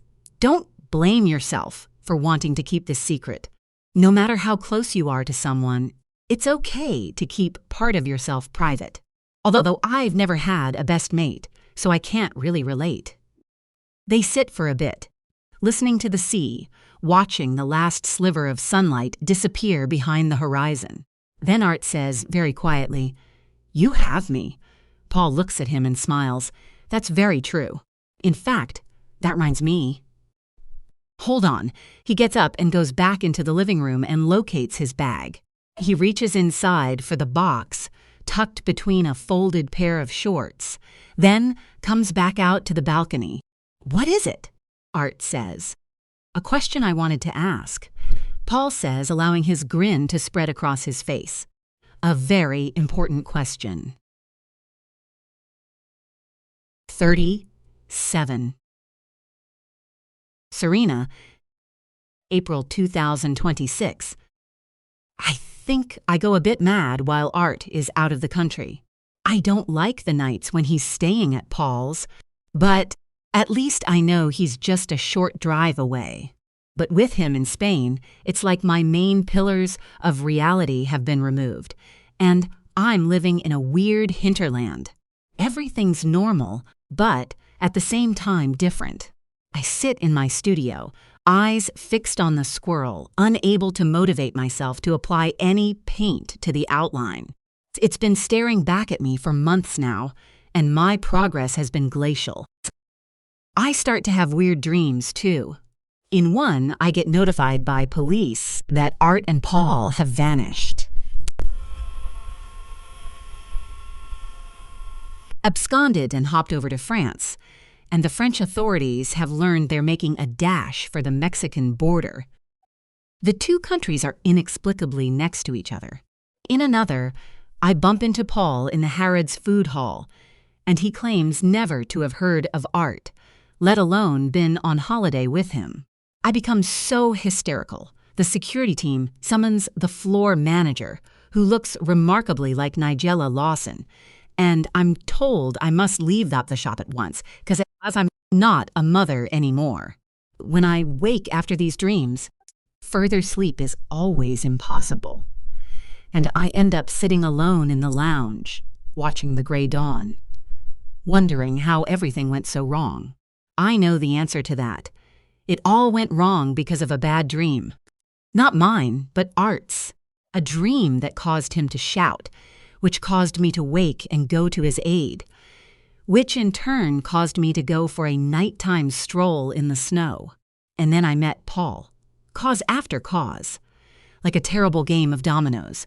The night before they're due back, I get a message from Art. Hi, Mum. Everything's fine. I had a good time. Flight lands tomorrow afternoon at 4:15. I messaged once to check they'd arrived safely, which Art replied to. But I resisted contacting him again throughout the holiday. Although it went against all my instincts, I decided things needed to cool off between us. And the best way to do that might be to give him the impression I was taking a back seat. So when I see his message, I feel like my patience has been rewarded. Maybe things will be okay. Not completely, with Paul still in our lives, but when that burns itself out, Art hopefully will see that I was in the right. Shall I pick you up from the airport? I text back. Art's reply comes an hour later. No need. Paul's got it all in hand. This disappoints me a little.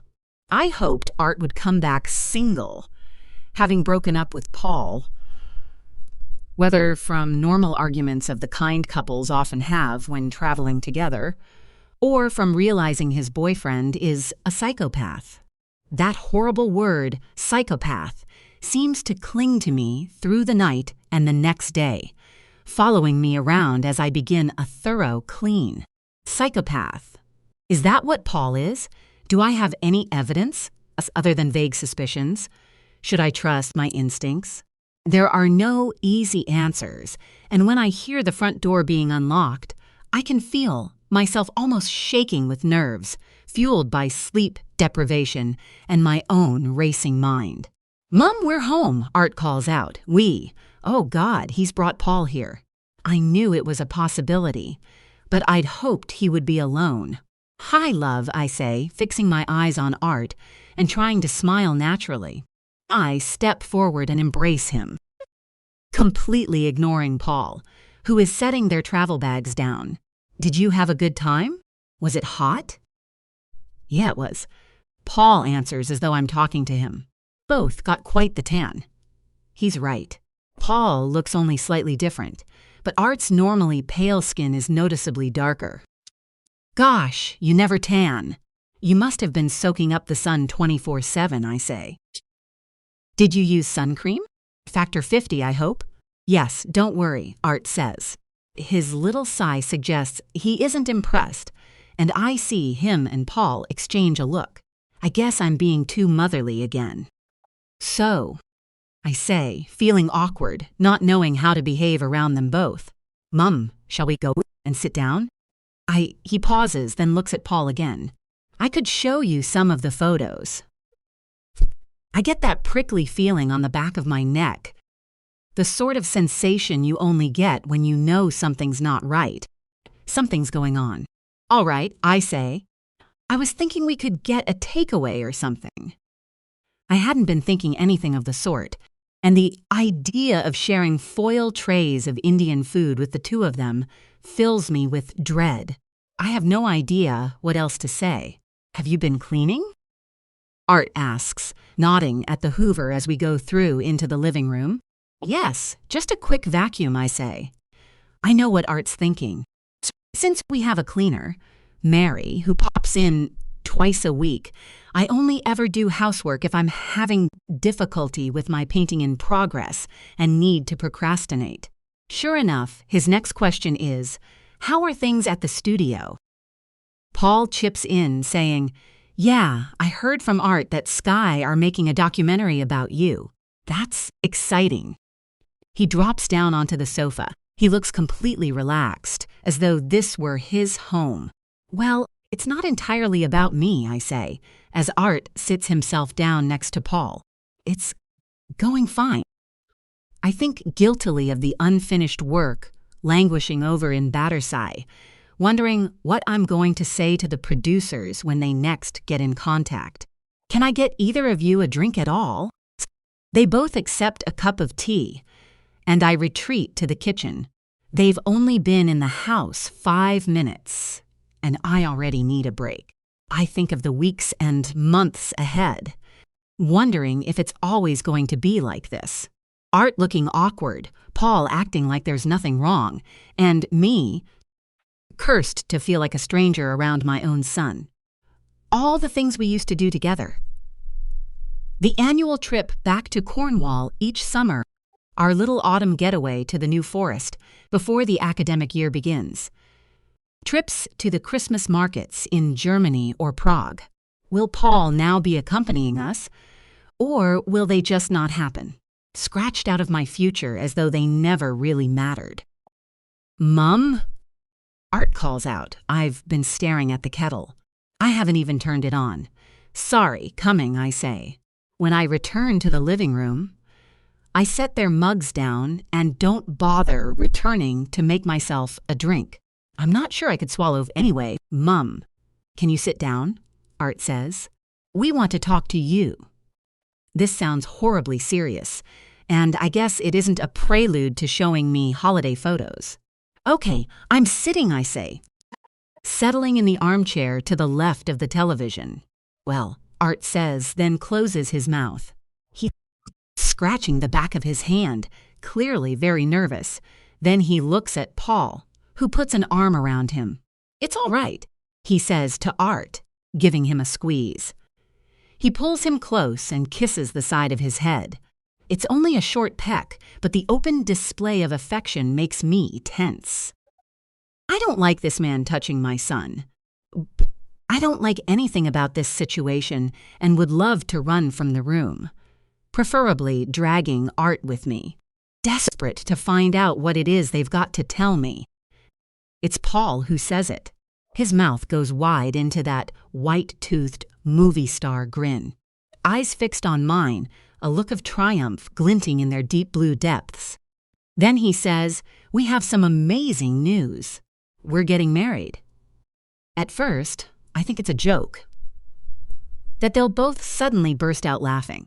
Then I feel the warmth drain from my body, as though someone's slowly pouring ice-cold water over me.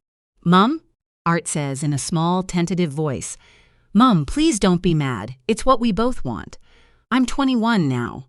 I want to start building a life of my own. I want that. I don't wait to hear what else my son wants. I rise from my seat, run from the room, dashing into the kitchen. Mum, come back. I hear him shout, but I can't speak. I throw myself in the direction of the sink. I reach it just in time before I vomit. 8. IRT. April 2026. I spent most of the journey back from Spain worried about Mum's reaction. I imagined her screaming, crying, shouting. At one point, when I'd ignored one of the cabin crew twice without realizing, "Sir, please, you really must put your seatbelt on now." Paul turned to me and said, "It's your mum, isn't it? You worried about what she'll say?" I told him he was right. I was worried. "What's the worst that could happen?" he said. "We'll end up having another screaming match. Probably in the street. We're getting pretty good at those." Paul smiled and put an arm around me. The hug was awkward in the tiny airplane seats, but it managed to calm my racing mind. Temporarily. By the time we were heading through passport control, I was back to imagining Mum doing increasingly strange things. Locking me in my bedroom, installing iron bars across the doorway and windows, and throwing away the key. The reality is much stranger. And it catches me off guard. After she vomits, Mum dabs at her mouth with a tea towel, turns on the tap for a few seconds, then leaves the kitchen, walking past us without speaking. She heads straight upstairs. When I start to follow her, Paul puts out a hand to stop me. Let her go. She might need some time to get used to it.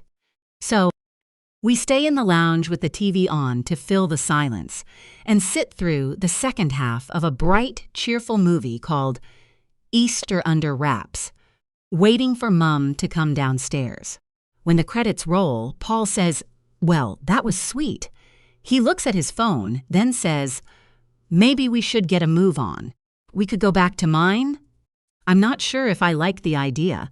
I don't know how I feel. I'm not fired up with anger, which would have been the result of a full-blown argument. It's less normal than that. "I think I should go and check on her," I say. Paul looks unsure. "Look, it's clear she doesn't want to get into a discussion about it. I'm sure she knows we're still here and ready to chat. And she's chosen to stay upstairs. She's probably waiting for us to leave." I nod, slowly. But I'm not convinced. I know I need to at least try. "I won't be long," I say, heading up the stairs. Paul doesn't say anything, and I'm grateful he doesn't follow. It's best if I try to manage this alone. Her door is closed. This itself is very unusual. Even at night, she always keeps it open a little. "Mum?" I say, knocking softly. No answer. All I can hear is my own breath and the sound of rain starting to patter on the roof. "Look, can you come out and we can talk about this?" When there's no answer, I try the handle. Bedrooms don't have locks, but still, the door doesn't open. So I guess she must have wedged something against it. "Come on, Mum. I get that you probably think I'm rushing into this, but it's not like that. Paul's got a great promotion at work. Some more money coming in. I know you don't want me living on that estate, so we've started to look for a new place." Paul has somewhere in mind. This is good news. I think I hear movement. Maybe Mum's shifted position to hear me better. I try the handle again, hoping she might have unblocked the door. But no luck. After almost another minute, I turn away and head back down the stairs. "Anything?" Paul says. Even though he must have been able to hear, I didn't get anywhere. "Let's go," I say, walking past him to the front door. "Uber is less than 5 minutes away," he says quietly. I nod and sniff, clenching my jaw and focusing my eyes on the wet pavement. I don't want to cry.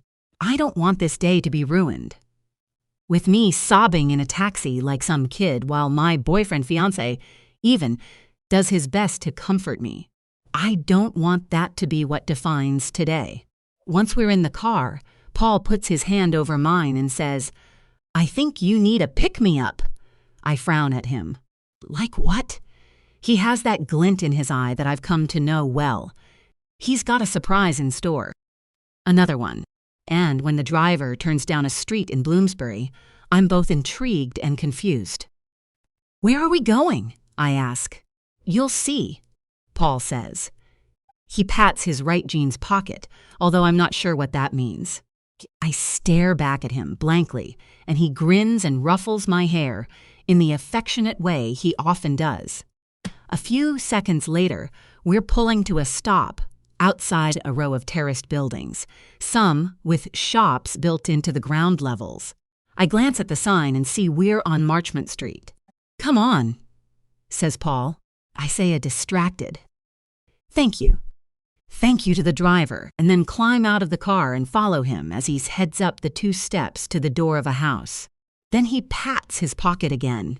Reach inside. I do as he says and pull out a pair of keys, 1 silver, 1 gold, attached to a purple plastic fob. I stare at it, then look at the lock of the door in front of us. "Put it in," he says. "The silver one." Stunned by what's happening, I slip the key in the lock and turn. It's clear from the plain decoration and numbered doors that this building has been divided into flats. Up the stairs, all the way to the top, Paul says. We climb the gray-green carpet stairs until we get to the upper landing. Now the gold one, Paul says as we reach a door marked 7. I unlock it and step inside the room beyond. "Isn't it wonderful?" Paul asks, stepping past me to turn on the lights. I love the vaulted ceilings, and not that you'd notice it now, as it's so gloomy outside, but you get so much natural light in here. I stare around at the beautiful apartment. Smells of paint and wood. It must have been newly refurbished. "How did you bought this place?" Paul smile dims. No, not yet. I just thought it could be a potential home. If you wanted, I walk into the kitchen. There's an island with a shiny marble surface and a sleek, rose gold-colored sink. "I don't understand," I say. "How come you've got the keys?"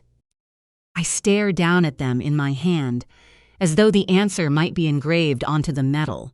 It's currently owned by one of my colleagues, Ruby. She let me have the keys. She's away at the moment, and I promised I'd water her pot plants. Does she work in the cafe? How does she afford a place like this? She doesn't work in the cafe. She's a researcher working on a PhD.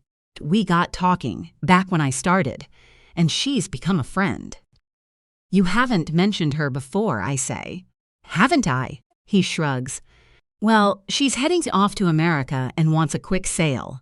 Her dad's loaded, owns a pet shop chain, and bought her this place while she was studying in London.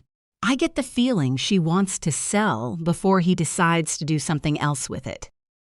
He comes up close to me, hands on my shoulders, then my neck. "And she could sell to us." I blink back at him. "But can we afford it? How much is it?" "Only $500,000, he says. The same way someone would say, "Only £2 after finding something in the reduced bay in Tesco." "Whoa, that's a lot." Paul shakes his head.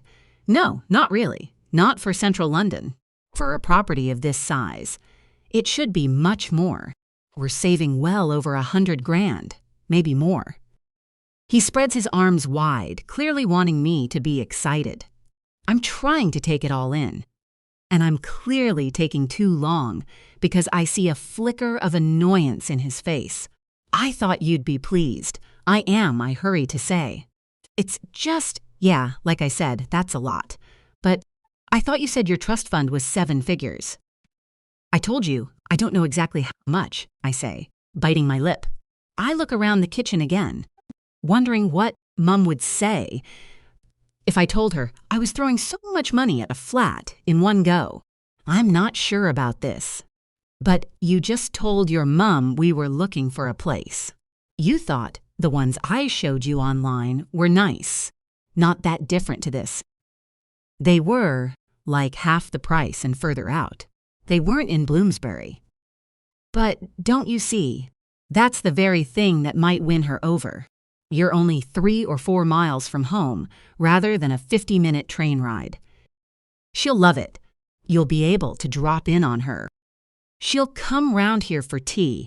I know she thinks I'm trying to take you away from her, but this will prove the opposite is true. This is a good point. The more I think about it, the better I feel. Paul's right. Mum can't argue that I'm being stolen from her if I'm just 20 minutes away. In fact, it could be the perfect compromise. With time, she'll realize things aren't that bad. I'll be able to see her regularly. And in turn, she'll be able to see me living happily with Paul. As time goes on, she'll change her mind and admit he isn't the monster she's made him out to be.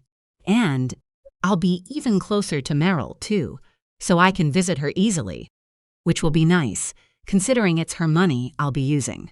Mum will like that. She's always said we owe Meryl so much. It might be possible. It might. He looks so pleased, I can't help but smile back. That's the spirit. He starts to kiss me, on my lips, on my cheek, then down my neck.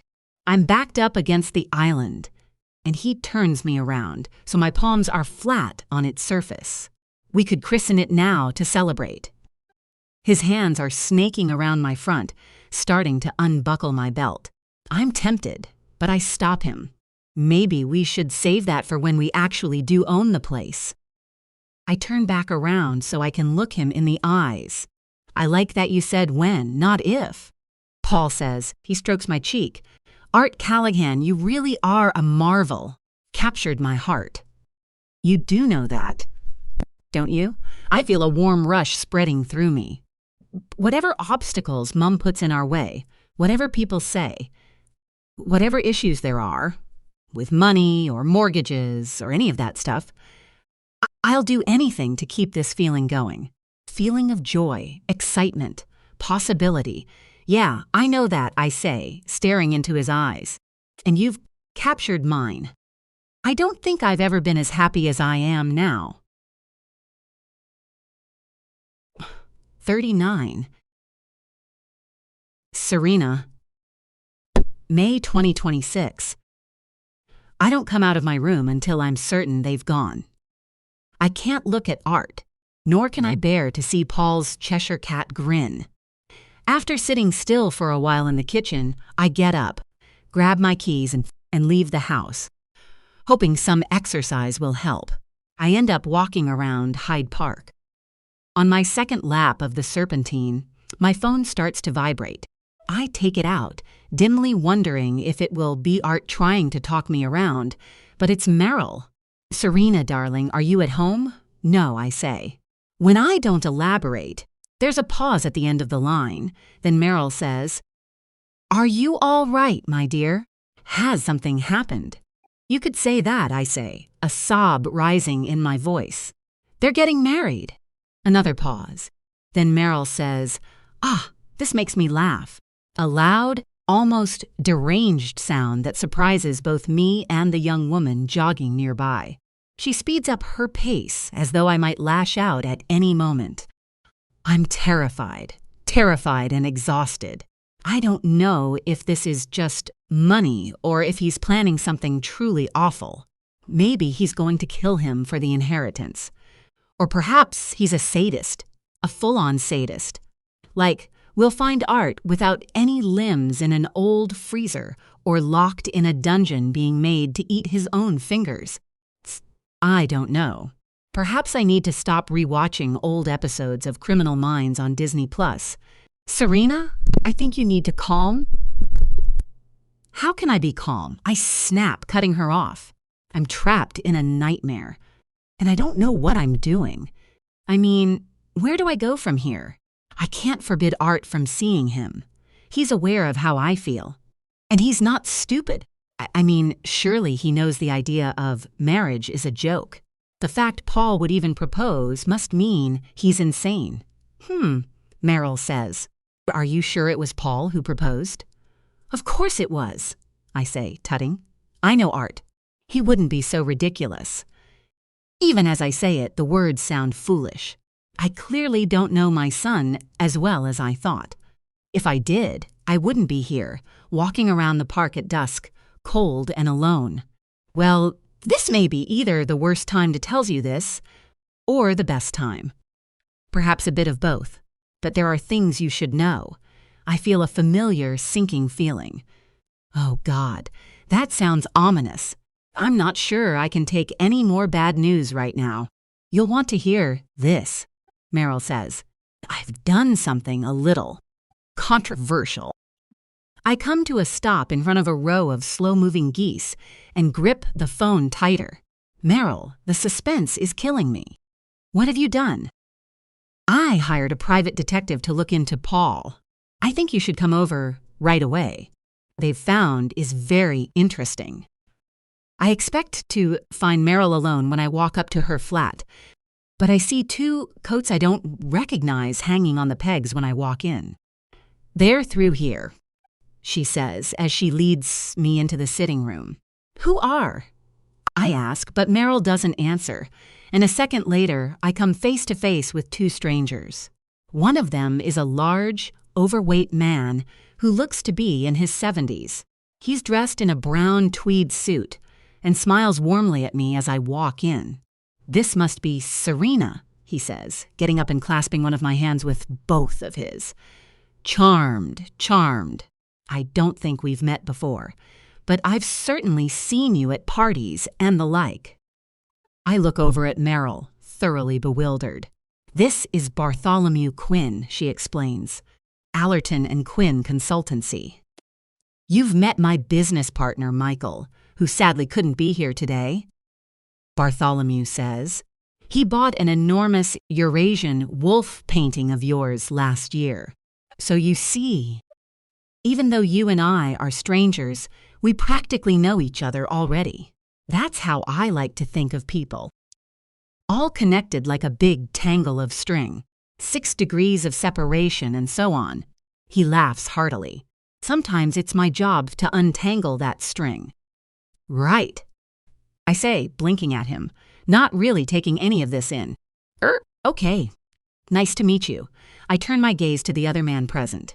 He's much younger than Bartholomew, probably about the same age as Art, dressed in a gray Star Wars t-shirt and black skinny jeans.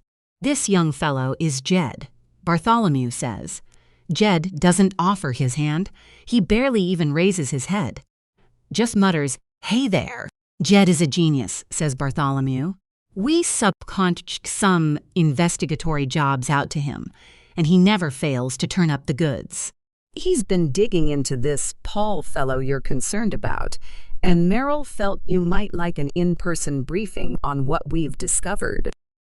Meryl lays a hand on my shoulder, guiding me onto the opposite sofa, and then sits down in an armchair. I hope I haven't overstepped here. I didn't want to tell you until I was sure there was something worth mentioning. I look at her, then, over at the two men. And there is something worth mentioning. There is indeed, Bartholomew says. Or rather, the absence of information speaks volumes. I'm sorry, I don't understand, I say.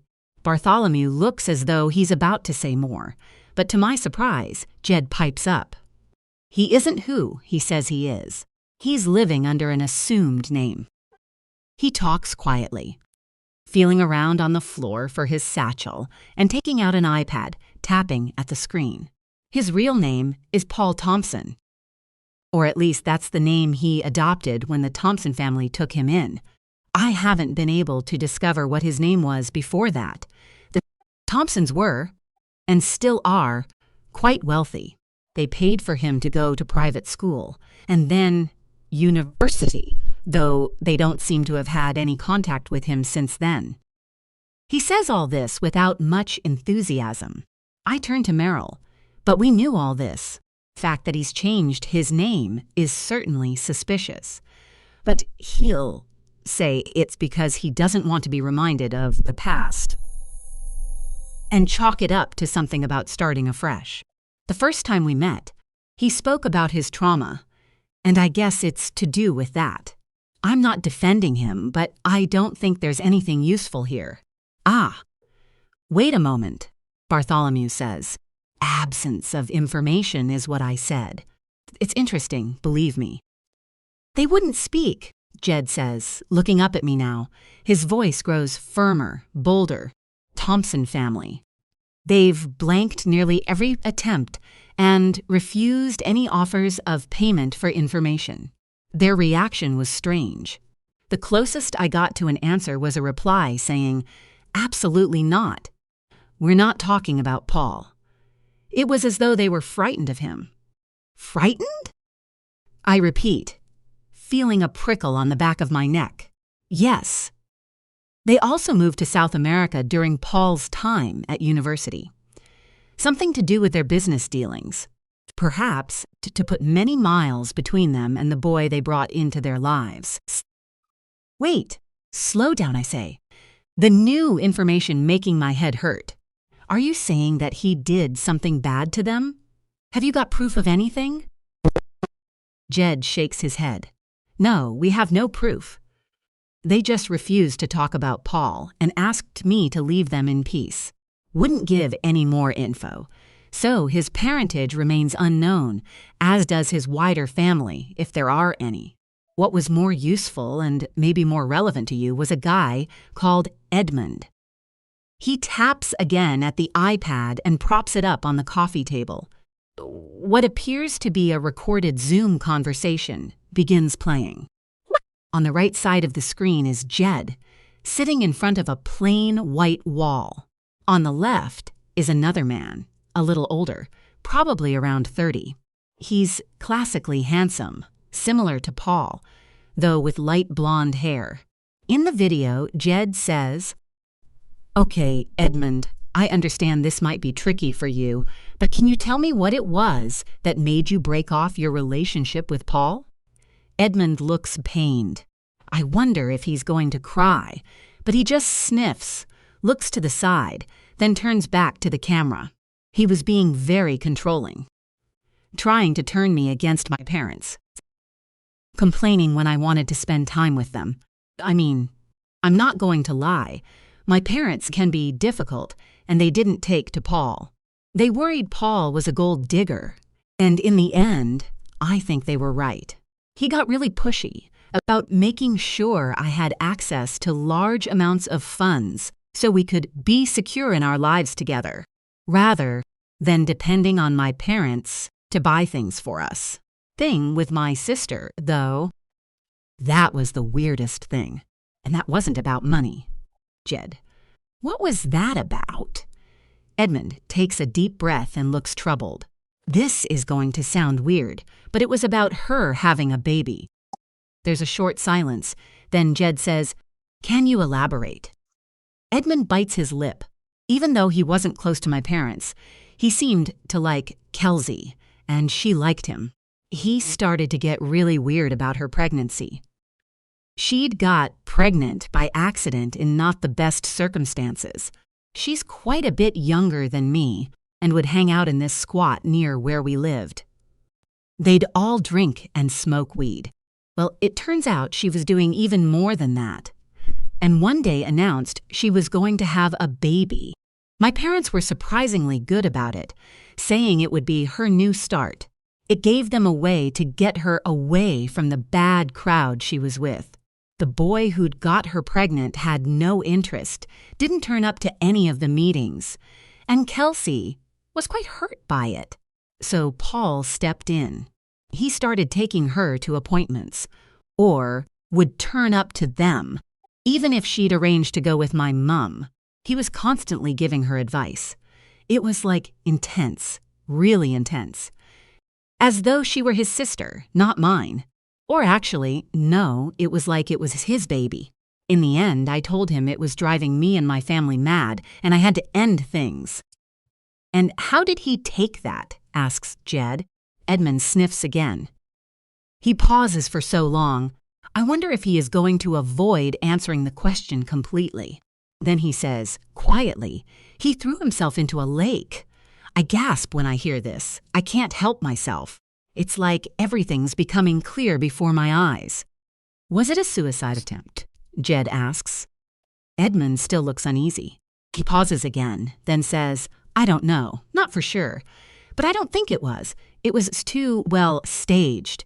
We'd argued the evening before. Then during the night, I heard the back door slam. He left a note saying, I can't carry on. There was a path at the bottom of the garden that led down to a lake. I saw him going towards the path. I called after him, then ran after him, just in time for him to throw himself in.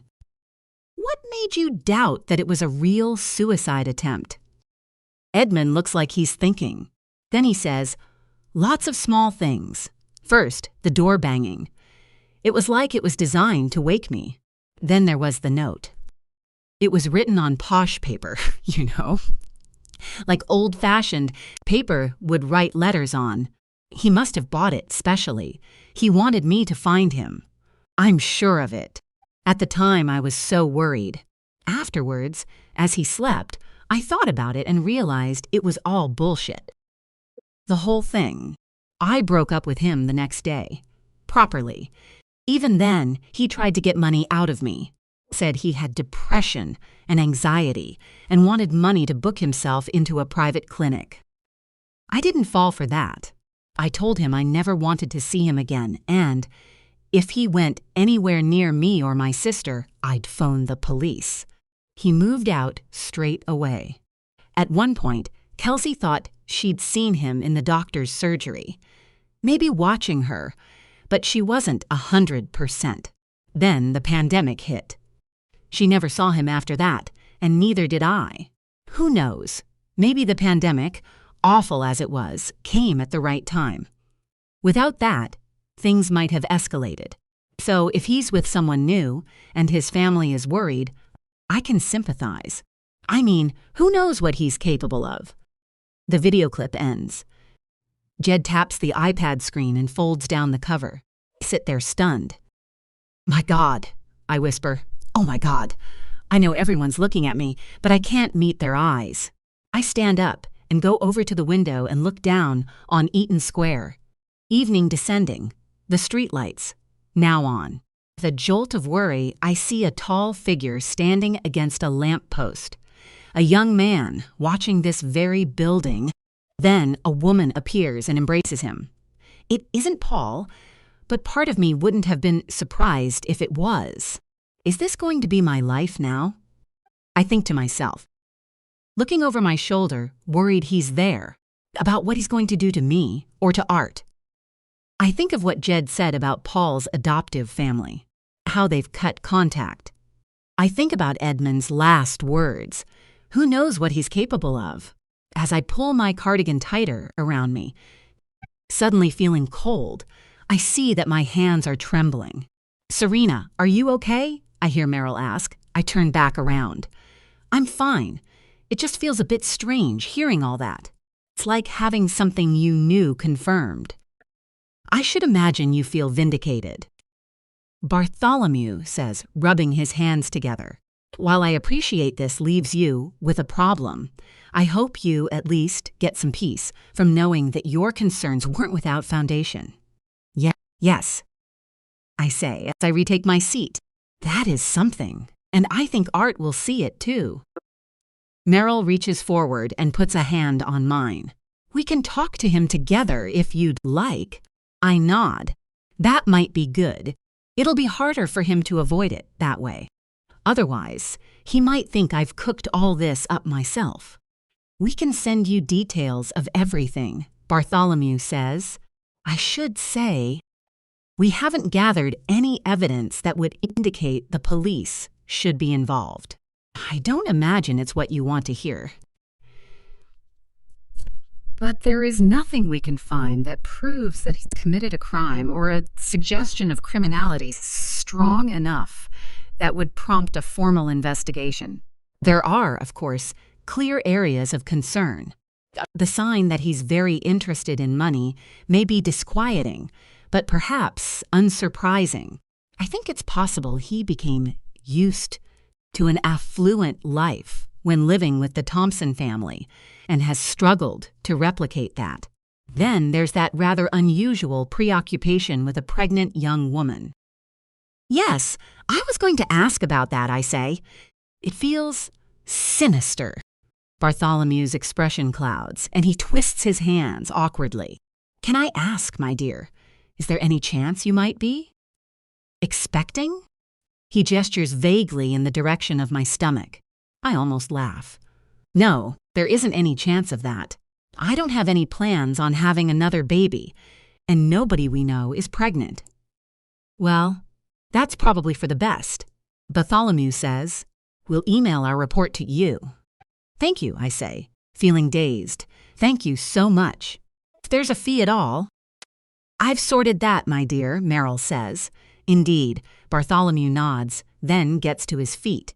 Well, we shall take our leave. Once both men have left, I turn to look at Merrill, my eyes swimming with tears. I hope you don't mind that I went rogue, as they say. No, not at all, I say, still a bit shocked.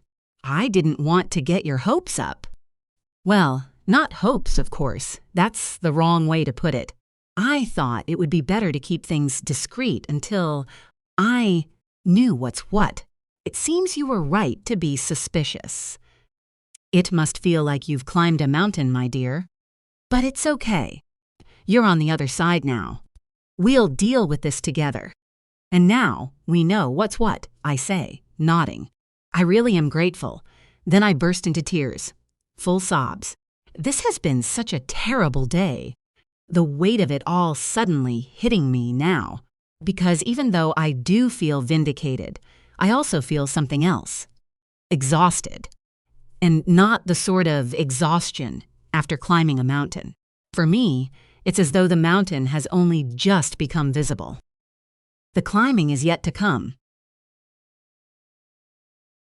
40. Hazard. May 2026.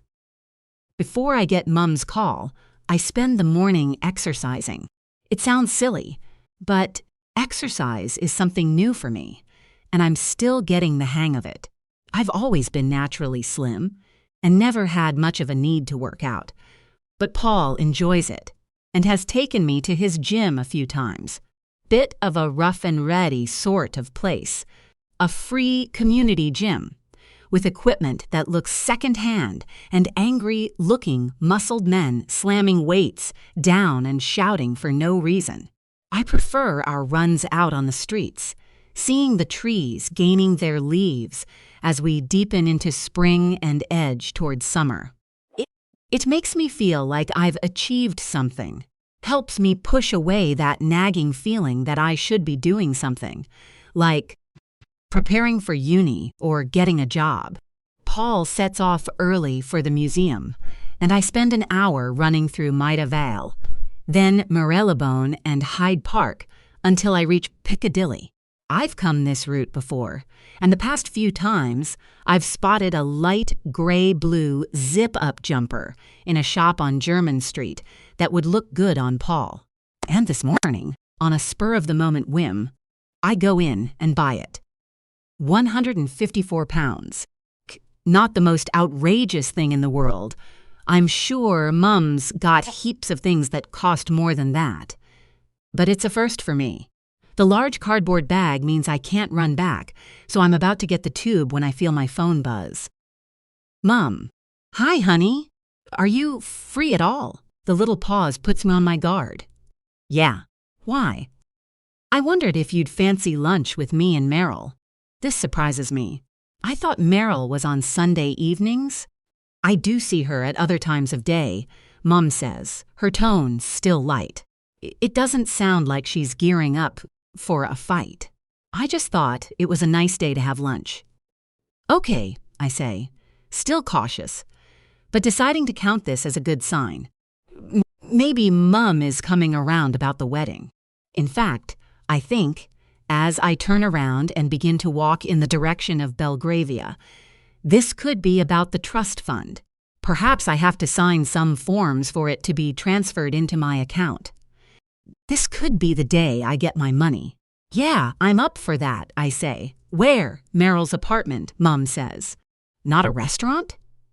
No, she'll cook something nice for us. This is odd. Meryl has never once cooked for us. Again, I wonder if this has something to do with the money. There might even be a lawyer or banker there. I walk quicker, the sharp corners of the bag hitting my bare legs with sharp jabs, but I don't care. Suddenly, my $154 purchase doesn't seem so much of a big deal after all. But, as it turns out, I'm walking into a trap. It is about the money. All right, about the fact that I'm not getting it. And not just that. They've paid some private investigators to dig up shit about Paul. We think it's for the best if we put things on hold for now.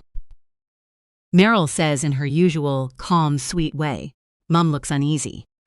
But we've made plans, I stammer, not wanting to believe this is happening. That's what I'm afraid of, Mom says. Look, we're not angry with you. I'm fucking angry, I half shout, then feel bad when I see Meryl's face. I'm sorry, I didn't mean. But Paul and I looked at a flat. We were going to get somewhere nice, move in together properly. Meryl doesn't reply. She just folds her hands in her lap.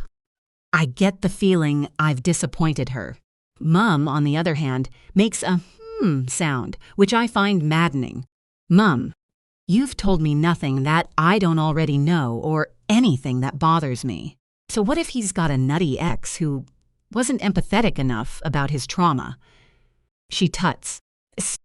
You're twisting it into something more convenient for you, Art. No, that's what you're doing. I can't believe you hired people to investigate him.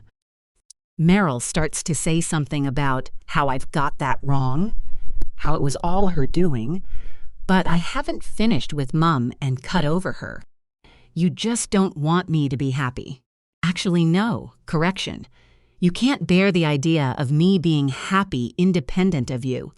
I'm deliberately wounding her. A small part of me knows it, is ashamed of it, but it's nothing compared to the rage I feel. I get up and leave, not saying goodbye, letting myself out of the flat while I ignore Mum's pleas for me to stay. How could they do this? How could they be so spiteful, so cruel, so judgmental? Because that's what it is, I'm sure of it. Judgment. Mum pretends her years in Cornwall mean she's one of the people.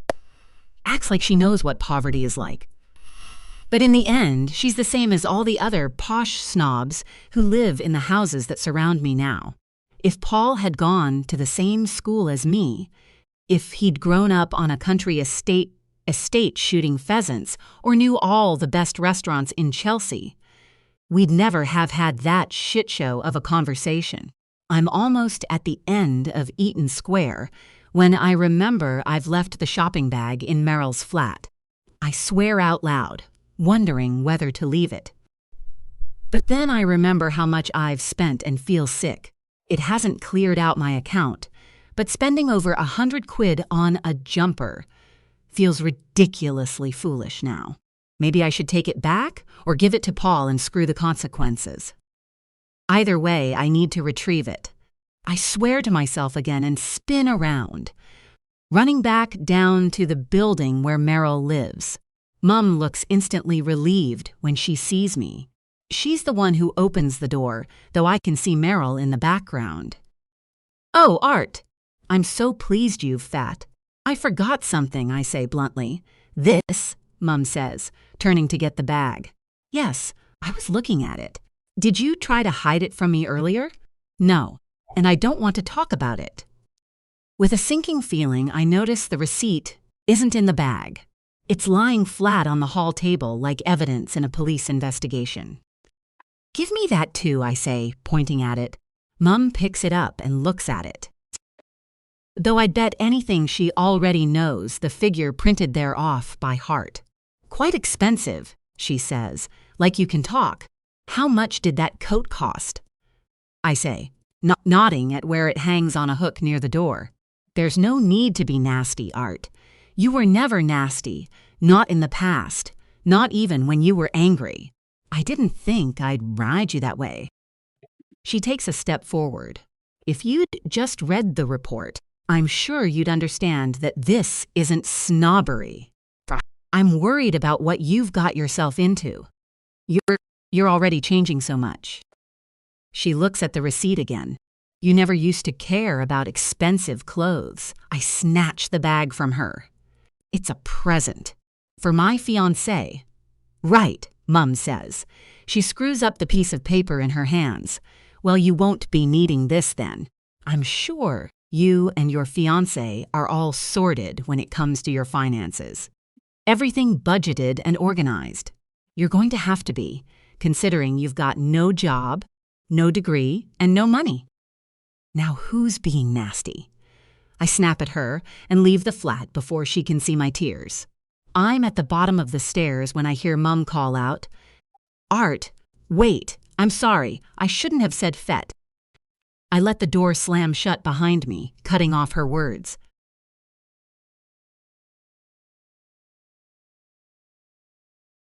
"41. Part E Art. May 2026. I've never been a big drinker, but so much is changing. I decide I might as well change that too. I end up in the Star Tavern on Belgrave Mews, simply because it's the first place I see. I drink beer and then wine, and top it all off with a bowl of chips. Then I'm sick in the gents.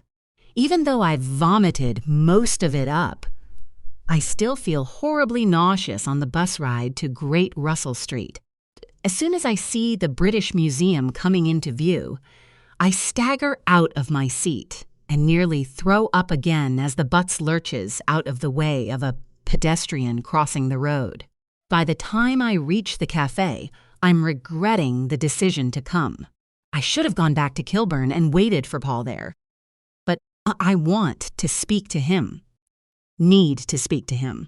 I feel like everything I know, every safe structure in my life, is collapsing around me. Apart from him, he's the one pillar holding me up.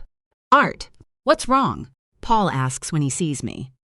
Although this isn't the first time I've visited him at work, he can instantly tell something's up. Christ, you look terrible. I feel terrible. Everything's shit. I can't believe her. Who do you bloody think? Mum, I say. I don't mean to shout, but the words come out much louder than I expect them to. I see two women eating paninis turned to look at me, one of them tutting. Paul casts a look over to his colleague, a woman I don't recognize. Art, have you been drinking? He says quietly. Uh-huh, I say, nodding. Then I burst into tears. I cried a little when leaving Eaton Square, but nothing like this. Paul springs into action. I hear him tell the woman he needs to take a break. Then I'm being ushered around the side of the cafe and through the door of the men's loose. Are you going to be sick? Paul asks. Maybe, I say, hurrying to the sinks. I cough into them, but don't actually vomit again.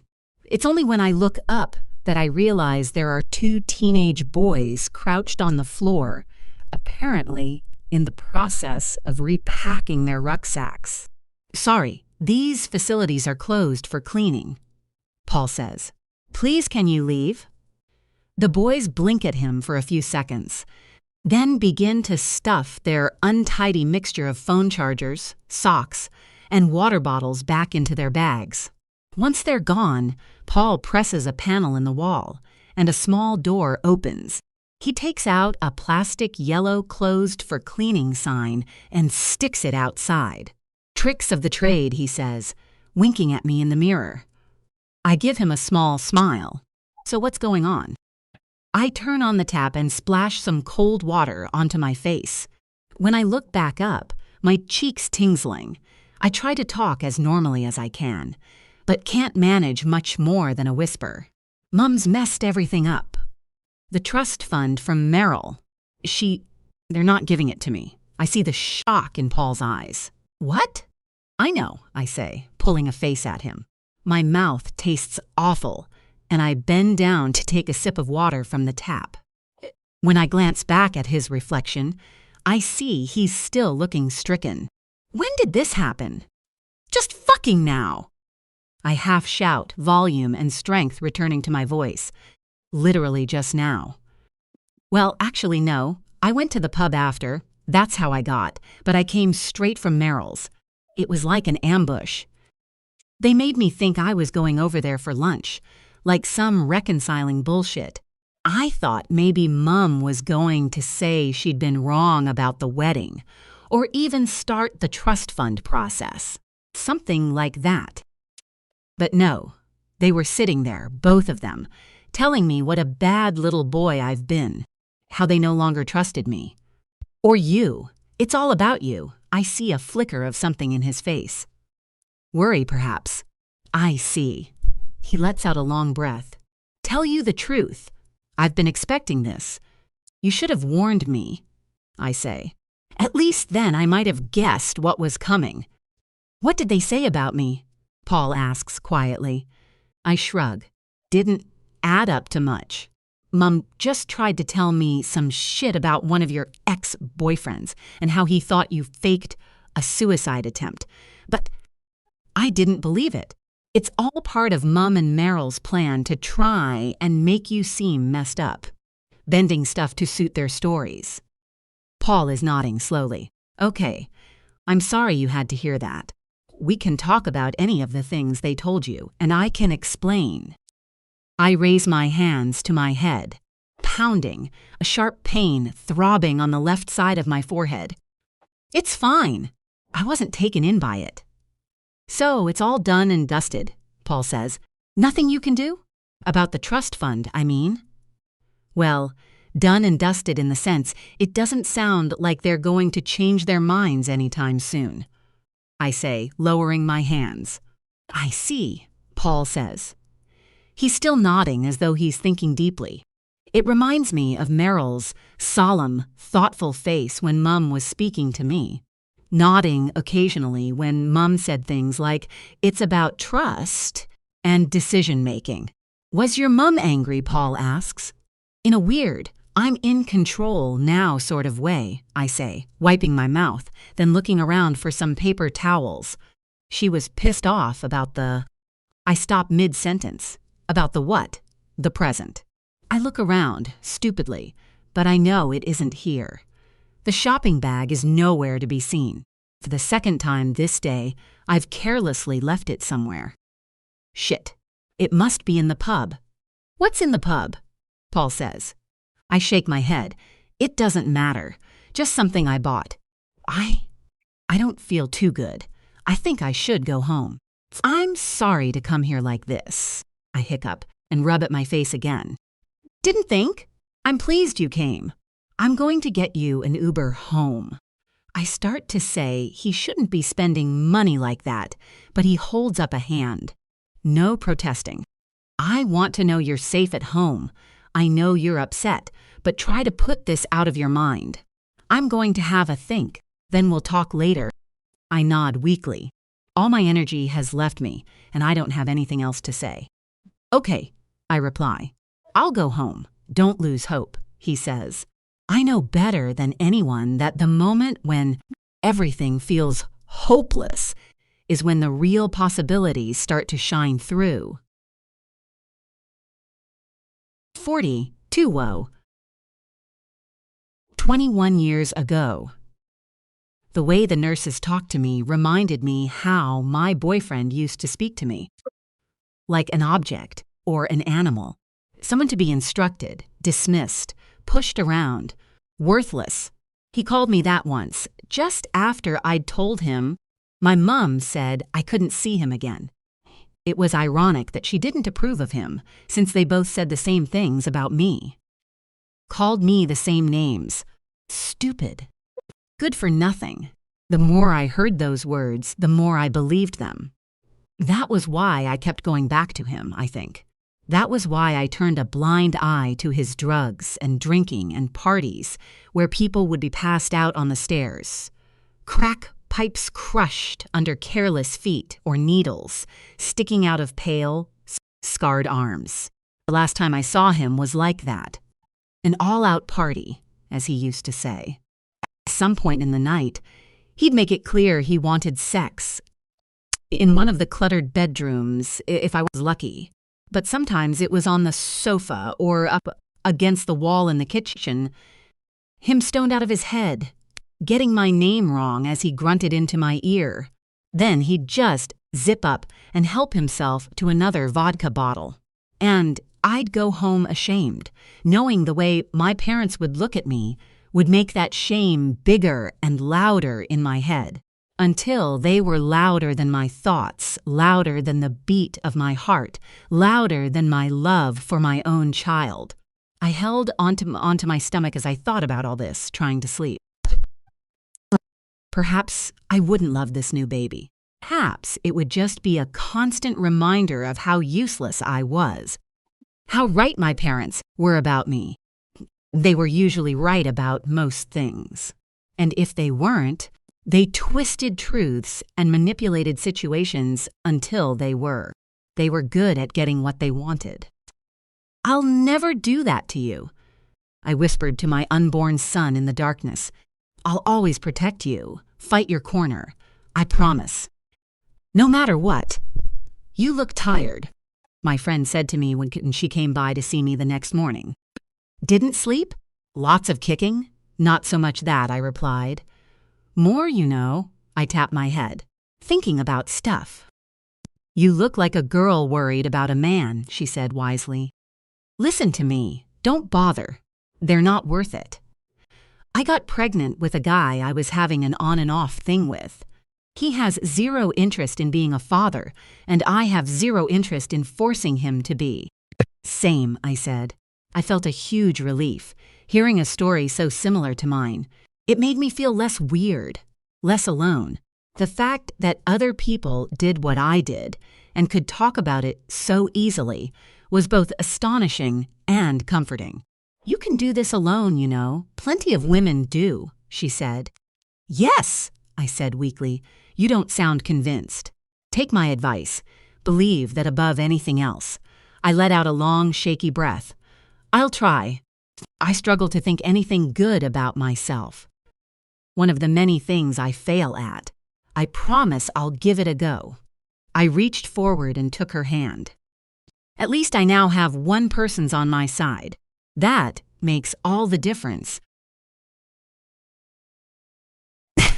43. Serena. May 2026. I'm not even going to Merrill's when I see the police cars. I'm out on a morning walk, a little later than normal. I've been finding mornings difficult. My sleep patterns still messed up. My nights filled with rumination about art. Last night, there were memories of our disastrous lunchtime meeting to add to the mix. A light drizzle begins to fall as I turn onto Eaton Square, and I pick up my pace, eager to get home before it turns into a downpour. Then I see the police cars, and the officers traipsing in and out of the building Merrill lives in. A cold feeling floods down my back. I walk towards the entrance, telling myself not to panic. There must be at least 5 or 6 flats in the building. The police could be here for any one of them. An ambulance, too. "Excuse me, what's happening?" I say to one of the police officers, a young woman who looks irritated by the distraction. She probably thinks I'm a busybody, looking for some local gossip. "I can't tell you that, I'm afraid. Could I ask you to carry on your way, please?" Even though it's a question, she makes it sound very final, then turns away. I'm not passing by. I'm here to see Merrill Bianchi. She lives at number 4. Can I go inside? I see her expression change as soon as I say Merrill's name. She glances at the doorway, then back at me. "Can I ask your name?" "Serena," I say. "Merrill's a friend of mine. Is she okay?" I feel my legs starting to shake. The ambulance, the police, something's happened. Wait here a moment. the police officer says. I'm going to get one of my colleagues to come and speak to you. Just wait right here. Please, tell me. I start to say, but she walks away, putting a hand out to tell me to stay where I am. She disappears up the steps and into the building. I stand on the pavement. I watch as a middle-aged man in a suit walks past, craning his neck to look, but he doesn't stop. Then a woman with a little dog comes to a stop next to me, scooping the tiny chihuahua into her arms. "Do you know what's going on?" she asks. I recognize her. She's a daytime TV show presenter. Seeing famous faces around these streets isn't uncommon, and I'm not in the right frame of mind to be starstruck. "I don't know," I say. "They've been here a little while," she says. "They were here when I took Trixie Belle for her walk. We always do a lap of 3 garden squares. Well, when I have a day off." She flourishes her strawberry blonde hair, and I get the feeling she's inviting me to recognize her. When I don't, she carries on. Her next sentence makes me feel sick. "I saw them carrying out a body." When the police officer starts to walk back over to me, accompanied by another female officer, still uniformed but much older, the woman next to me scurries off with her dog, leaving me standing alone, knowing what I'm about to hear, but still hoping it isn't true. Still hoping there's some way out. Hoping this isn't real. "Hello, it's Serena, is it?" the older officer says. "I understand you were expecting to visit Meryl Bianchi at number 4. Yes, that's right," I say, my voice shaking. I can see it in her face. It's the most obvious thing in the world. "A Psi-D officer will need to talk to you," she says. "First, I'm afraid I need to give you some bad news. I'm too stunned to cry." I dimly think back to the sobs I let out 2 days ago, after I'd learned about Paul's history. Meryl's hand on my shoulder, her gentle, comforting touch that I'll never feel again. I don't cry. I just feel nothing. I understand this must come as a bit of a shock. Detective Constable Rayner says, Yes, it is. I don't look at her. I keep my eyes on the kitchen island. The light on it shimmering as the breeze from the window makes the blinds sway. Then something occurs to me. Is it normal for a detective to be looking into a death like this? I mean, she was an elderly lady who fell down the stairs. I kept telling her that living in a building with no lift was foolish at her age. I'm not trivializing it or blaming her, of course. I'm trying to get my head around it. Surely it isn't normal for the police for you to. I see D.C. Rayner look at the uniformed officer, a young man whose name I've forgotten. Then she takes a deep breath. I don't want to jump the gun here, and I need to be careful what I say before we've assessed the situation properly. But there are things about the death that give us cause for concern. All of this has a horrible sense of inevitability. You think she was pushed? I say, the words barely audible. As I said, we're going to have to wait until we that. You think she was murdered. I say it as a statement, because it's clear where this is leading. In my mind, there's now no question. Too early to be using words like murder, she says firmly. I just want to get a picture of Meryl's last few days. A bit of background from you. People she may have been meeting. Anyone she's had disagreements with. Perhaps? I understand she has a son. Do you know how her relationship was with him? I shake my head. What? He has nothing to do with this. He lives in the U.S. There's someone else you need to talk to. I see the surprise in D.C. Rayner's face. I'm listening, Serena. If you know something that can help us, we'd be very grateful to hear it. I clench my fists and stare back at her, tension coursing through me. I certainly do. I know who killed her. 44. R. May 2026. I'm shocked when I hear about Meryl. I've been avoiding Mum's calls, but when I finally read her texts, I see a blunt 2-sentence WhatsApp, a message that changes everything. Meryl's dead. Call me or come over. I go straight to the house. Paul offers to come too. And part of me wants to say yes, but I worry it will cause a row. And I want to avoid a row with Mum at all costs. Not when something like this has happened. We don't mention our argument.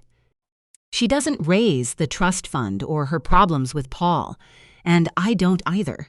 When I ask her about the death, she says she fell down the stairs inside her building. A stupid, simple fall. Like so many other elderly people, she probably shouldn't have been going up and down the stairs at her age. I nod, hugging her. There's something in her face when I pull back that makes me pause. Is there something she's not telling me? I avoid asking too many questions. We sit in the kitchen and talk a bit about Meryl and the likely funeral arrangements when her son arrives from America. After a while, it feels weird not to talk about the last time we saw her together. Like it's this big, scary elephant in the room, poisoning our shared memories. Eventually, I tell her I should get back to Kilburn. She hugs me again before I head out the front door, but by the time I'm on the tube, I feel a wave of guilt. I should have offered to stay. I should have swallowed the awkwardness and been there for her, rather than letting it put me off. Instead of turning back, I carry on. And I hate myself for it with every second that passes. Once I'm inside the flat, Paul asks, "Are you okay?" I nod slowly. I think so, surprised mostly. It's very sad. Then, I guess, she was old. I don't mean it doesn't matter if an old person dies. I just fat. I know what you mean, he says. If someone young dies, it's a tragedy. If it's someone elderly, he lets out a breath and tilts his head. It's a fact of life. How it's supposed to work, I suppose. He puts this more matter-of-factly than I would, but I know what he means. As I watch Paul cook dinner, I notice how cheerful he seems. He starts humming a little tune as he makes pasta. When he notices me looking, he grins, that charming grin that lights up his handsome face and always makes my stomach lurch. I smile back, but can't bring myself to feel happy. Not with the bad news still sinking in. Our dinner isn't peaceful. By the time the pasta is on the plates, Carter has crashed through the front door, accompanied by a giggling and drunk-sounding woman. We don't see either of them, but we do hear them. They have loud, thudding sex in Carter's bedroom while we're eating. Although it's over in 2 minutes, next the bedroom door opens and he says, "I'm taking a shower." He does this while listening to The Killers on full volume. I don't know about you, but I'll be pleased to see the back of this place. Paul says, winking at me when he picks up the plates and takes them to the sink. I'd normally offer to do the washing up, but instead I stay seated, thinking about what he said. But I thought you told that woman at work that we couldn't buy the flat because of the whole trust fund issue. Her dad might not have sold it yet, he says. And even if he has, we can always find somewhere else. After all, I don't expect the money to be an issue much longer. I frown at him, still confused. Why not? What would... Oh, it hits me, and when it does, it seems obvious. Meryl's trust fund. Mum's plan to divert the money may not come off. It might be all mine. To do whatever I want with. Oh my God, I say quietly. I hadn't thought of that. I feel a rush of excitement. Then, a second later, feel very guilty. I shouldn't be thinking about getting my hands on a load of cash. Not when Meryl has just died. It feels wrong. Callous, even. And I'm not sure I like the fact Paul's brought it up, either. We shouldn't ask about it, I say cautiously. Oh, I know that, Paul says quickly. He dries his hands and comes over to me, places a hand on my shoulder. I can feel its warmth through my t-shirt, comforting me. But a little feeling of irritation still remains. Irritation and doubt. My mind flitting back to that awful conversation with Mum and Meryl. The things they said, their suspicions and concerns. "You're not glad Meryl's dead, are you?" I ask. Question sounds blunt, and I wish I'd found a way of wording it better. "Of course not," Paul says. "Sorry. I didn't mean to sound insensitive mentioning the inheritance. I get you must be grieving, and so will your mum. I only brought it up because I know how worried you've been about money. I wanted to ease your mind in any way possible. I'm sorry if that was wrong." "It wasn't wrong. Sorry. I didn't mean to sound. I'm just a bit shocked." "Yes, you're right. It does change the inheritance side of things. I shouldn't get my hopes up, though. Just in case. Well, the law's the law," Paul says. "Her executors are going to have to work out where her money is going. And I imagine that trust fund goes directly to you." "It might not," I say, trying to keep a lid on the thrill that last sentence has caused. She might have fixed it so it goes to Mum. Then nothing will have changed. "Maybe," Paul says, "but I doubt it, from the way she was with you. I reckon you were a sort of grandson in her eyes. I think she'd have wanted the money to go straight to you, should anything happen to her. And even if your mum thought of that, I seriously doubt Meryl would have had time to change it. They only told you about the new plan this week." He leans in, resting his chin on my shoulder. Like so many things in life, it's all about timing. In the end, that's what everything is about. Various things happening by chance, causing lives to change. "Yeah, I suppose," I say. I feel like he's referring to something that I'm not quite getting. But before I can ask him about it, there's a sharp knock on the front door. Paul straightens up, muttering, "I'll get it." In the hallway, I hear Carter call out, "The fuck is that?" "I don't know," Paul says. The sound of the door opening follows. Then a man's voice says, "Hello, I'm Detective Sergeant Stimson, and this is Detective Constable Rayner. Are you Paul Smith?" I immediately get up and go out into the hallway. There is a middle-aged man and a much younger woman standing in the doorway. "I am," Paul says. "What's this about?" "Can we come inside?" DS Stimson says. "We have a few questions we'd like to ask you."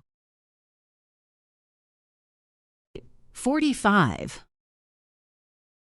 Art, May 2026. Why? I'm the one who asks the question, and as I see both of the police officers look at me. Neither says anything, but I see the glance they share, and I get the feeling they both know who I am. And it isn't a comforting feeling. It would be easiest if we came inside. DC Rayner says, "Okay." Paul stands aside. "Come on through." He shows them into the cramped living room. DS Stimson sitting down on the creaking sofa without waiting to be offered a seat. DC Rayner, meanwhile, walks over to the coffee table. She makes a show of peering into the ashtray. With a sinking feeling, I realize the remnants of Carter's spliffs are in there. "Does much drug-taking go on here?" she asks, as casually as though she were making polite conversation about the weather. "No," Paul says. Both the officers blink, perhaps waiting for him to continue, perhaps deny that the cannabis is his. Paul just smiles politely back at them. DC Rayner doesn't sit down. After turning away from the coffee table, she goes over to the thin tower of shelves and in the corner of the room peruses the well-read paperbacks and battered old PS4 games. "Would you mind telling me why?" Paul tries again, but Stimson cuts him off. "Where were you last night?" Both police officers are expressionless. Paul, however, is still smiling. "Why do you want to know?" "If you could just tell us, we'd be out of your hair much quicker," Rayner says. She takes out a book. Barbara Taylor Bradford. My God, my mother used to read these. Yes, mine too, says Paul. Weighty volumes, aren't they? What's going on? I ask. Both detectives ignore me. Mr. Smith? Stimson prompts. Could you please tell us where you were last night? You still haven't told me why, says Paul, or given me a time window.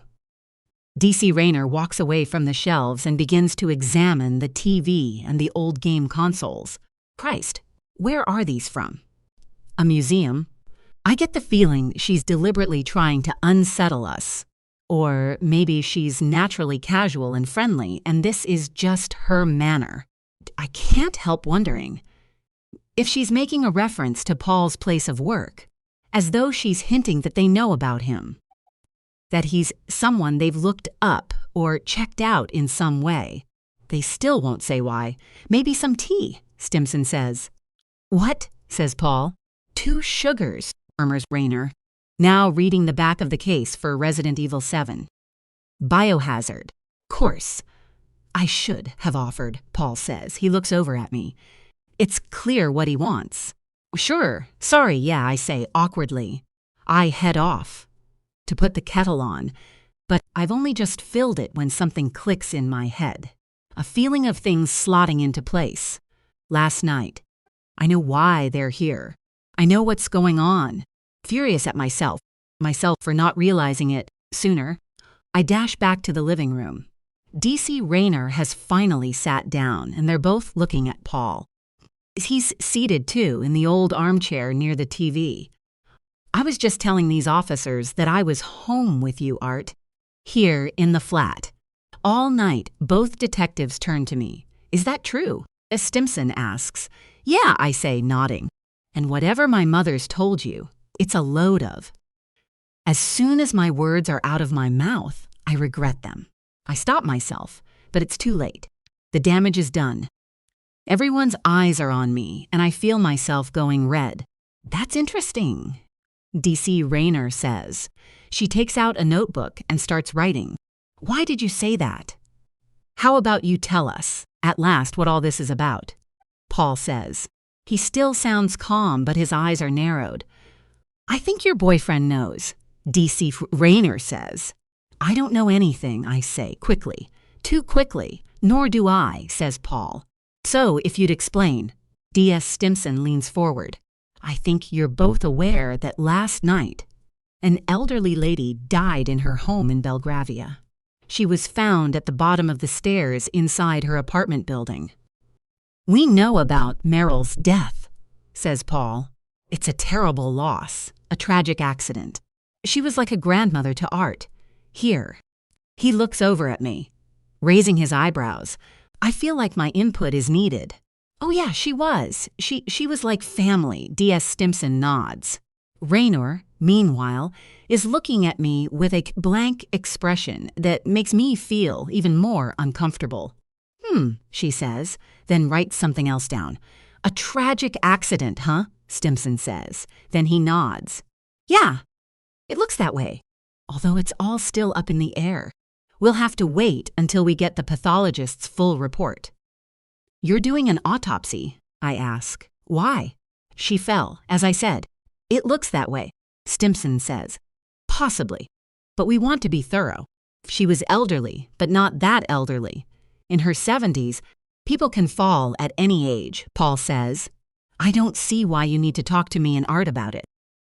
Well, Art saw Meryl not long before her death. D.C. Rayner says. So that's one reason.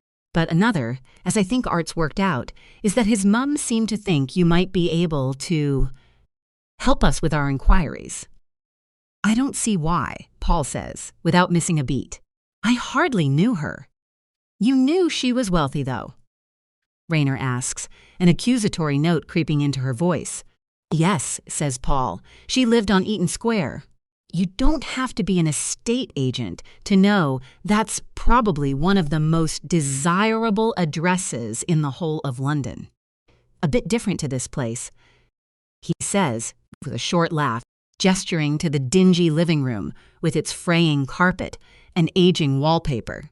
As I said, I didn't know her, so I don't understand why you'd think her wealth would matter to me. DC Raynor lets out a long sigh, as though she's bored by the conversation now. Art, do you want to explain? We're all adults here. Families have disagreements. We see it all the time. Let's get it all out into the open. I swallow, then take a deep breath. I guess my mom suspects Paul of being involved in some way. That's why you're here, right? That's why you're asking all these questions. Because she's fed you some nonsense about him. I can't bring myself to say the word murder, so I say, him wanting Meryl dead. There's a silence in the room. I find I can't look at Paul. Even though I've just been explaining Mum's suspicions, not my own, it somehow feels like I've been the one to hurl accusations at him. And I feel awful. Why do you think your mum might think that, Art? DC Raynor says, her voice becoming quiet, kind even. Perhaps she thinks I'm going to crack. Say something shocking that will give them something to act on. I think I disappoint her when I say, because she doesn't like my boyfriend. Another silence follows. Then D.S. Stimson says, is that it? I nod. But it isn't though, is it? This is about money. I fold my arms, feeling my anger rising. If that's what Mum's told you, that's all in her head. She might say it's about money, about my trust fund, but it's really about the fact that she's jealous. Okay, let's keep things calm, Raynor says. But there's something about her gentle, patronizing tone that's adding fuel to my rage. It's absolute bullshit, I half shout. Yes, she managed to convince Meryl to let Mum have control of my trust fund. But this has been going on long before that. I think it's because she fucking fancied him herself, and she's jealous. I see the two cops exchange one of their glances, and it makes me stop, suddenly feeling embarrassed. I imagine them gossiping in the car on the way back to the station about my messed up relationship with my mum, perhaps coming up with crazy theories about which of us killed Meryl. Can either of you prove you were here last night? All night? Why? Are you accusing us of giving each other an alibi? Paul asks. I'm still surprised by how calm he's managing to sound. You said it, not me, says Raynor. My heart rate increases. 2 words sticking in my head. All night. Paul nipped out. We were in bed, and I asked him if we had any Ben & Jerry's left. I fancied watching a movie and eating mounds of ice cream to make me feel better after all the shit with Mum. Screech of the freezer drawer. Paul saying, sorry, we've run out. Bloody Carter must have finished it all. I'll go out and get some. I fell asleep. And when I woke up, he was scooping ice cream into bowls, saying he'd had a bit of a hunt to get the chocolate brownie one I liked, but he'd managed to find some. What time was that? The detectives haven't mentioned exactly when they think Meryl's fall occurred, so I can't refute them. And I didn't look at my phone when I woke up. I just went into the kitchen when I heard him. I feel sick and desperately want to sit down, but there's no available seat. My knees are shaking, and I'm worried I'm going to faint, so I lean back against the wall.